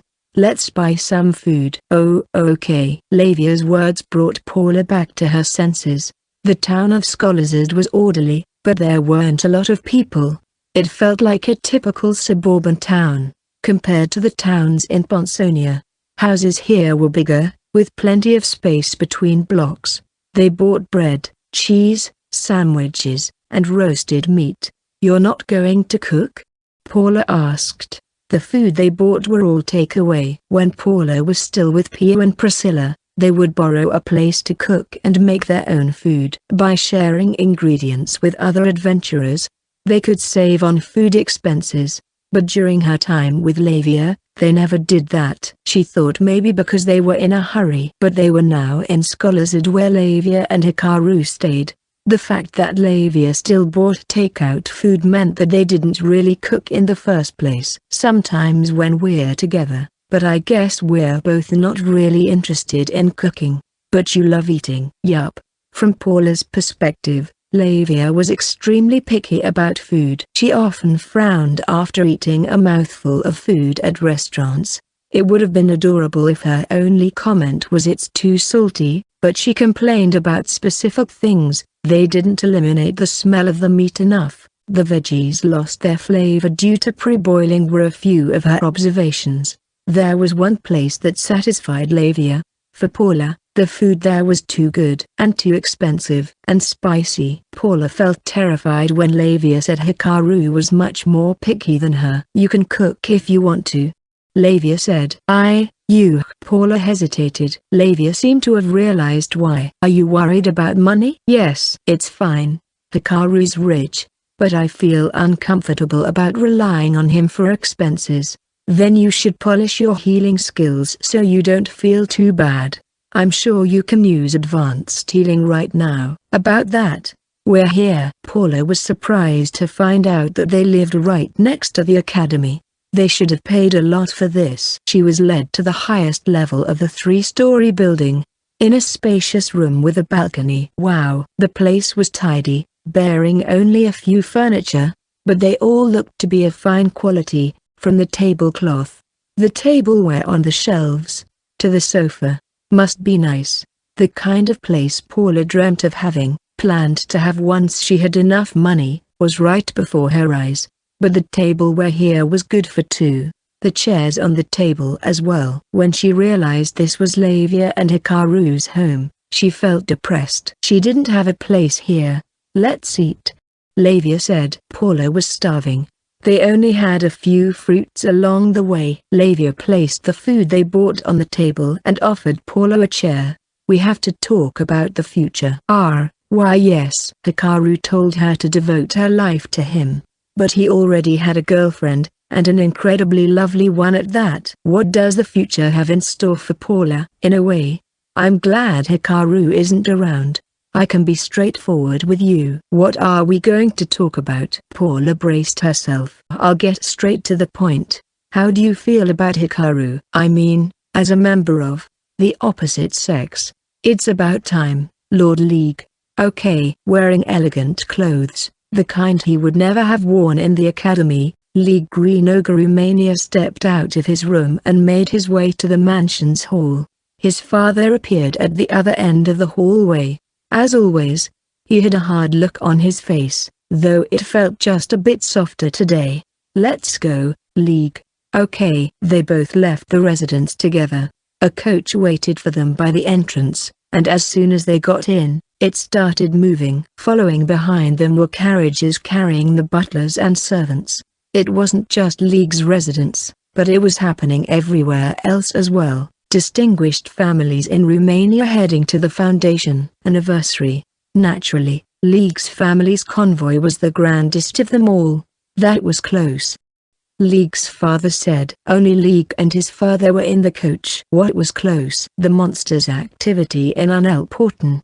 They seemed to have made it to Borderzid, but they were successfully driven back. If the people failed, the event would have been cancelled, I suppose. Word is even a dragon appeared. They probably just made that up, though. If a dragon showed up, the army would have been deployed. It's not something adventurers can handle. League was silent. You seem to believe that the monster hunt would go well. Why is that? It's a yearly event. There could be a few blunders, but they wouldn't be that big. League answered, trying to be as calm as possible. He couldn't possibly say that he believed his friend would kill the dragon. League learned about Hikaru's status through a letter from Claude. Hailing from Kirill's Zahad family, Claude's letter would be too conspicuous. League would have preferred it if he didn't send one at all. But Claude had a matter he had to tell him about, whether or not he succeeded in persuading Jarzak. Hikaru's status was added as a postscript. League was worried. Hikaru might be strong, but he was only human. He couldn't possibly fight a dragon. But Claude's letter mentioned that Hikaru was brimming with confidence, so League thought he had some sort of a plan. Hikaru might have some special connections. Maybe he has friends who are C, B, or even A-ranked adventurers. Either way, Hikaru said he was going to deal with the monster. So he would do just that for sure. League only had one thing to do. Go to the event as planned. By the way, I heard something strange is going on in the academy. His father said. Strange how? Apparently a youngster from Kirill's Zahad family fought Alexei of Jarzak. That is indeed strange. League almost slipped. His father already knew about it. That meant he had a spy in Jarzak. Do you know anything? I'm sorry, but I didn't hear of it in the academy. Can you please tell me the details? Something might come to mind. Let's see. I heard this youngster challenged Alexei to a one-on-one duel and won. Do you know why he challenged Alexei? I don't. League felt relief. Claude's letter said lots of spectators, victory. He said he'll keep his word. The fact that his father didn't know what was at stake meant his spy wasn't in the center of Jarzak. Next year's event will be your official debut. League's eyes widened. His father had told him to quit the academy before winter next year. The debut was probably in preparation for that. Don't worry. You will have a capable assistant. Look. His father opened the window. League could see the towns drifting by. He was surprised to see the person riding on horseback beside their coach. A familiar blonde hair, Roy Yellow Tiger Romania. The Yellow Tiger clan had a close relationship with League's family, but Roy was the black sheep of the family. How did he end up as my assistant? Wait. It can't be. League could guess his father's motive. Billion hired Roy to watch him. Roy wouldn't be able to find success in life in Romania if he stayed with his family. He wouldn't be able to refuse if he was asked to help League, his friend, and a member of Romania's head family. Noticing League, Roy gave a triumphant smile. The young man didn't realize he was being used. League knew that his father wouldn't offer a youth a good position just to help their career. Somewhere, someday, my father will urge Roy to tell him my secret. It was certainly possible. His father didn't trust his own son, after all. A chill went down his spine. Right now it didn't seem like Roy said anything yet. Leek could only pray that his father wouldn't have the opportunity to interrogate Roy, at least not before the event ended. If his father found out about the Student Alliance and the mass wedding now, he'd thwart it right away. A few more days. Leek couldn't tell Roy about this. He might not even believe that he was being used. It would be risky as well if his attitude suddenly changed. His father might fire him quickly, but not after he learned of Leek's secret. Roy wouldn't be able to keep his mouth shut. Billion might know about 3 or 4 of Roy's soft spots. The Foundation anniversary was fast approaching. Everything was ready, and they secured 4 of the 7 votes. But to Leek, it felt like the path to success was an extremely narrow one.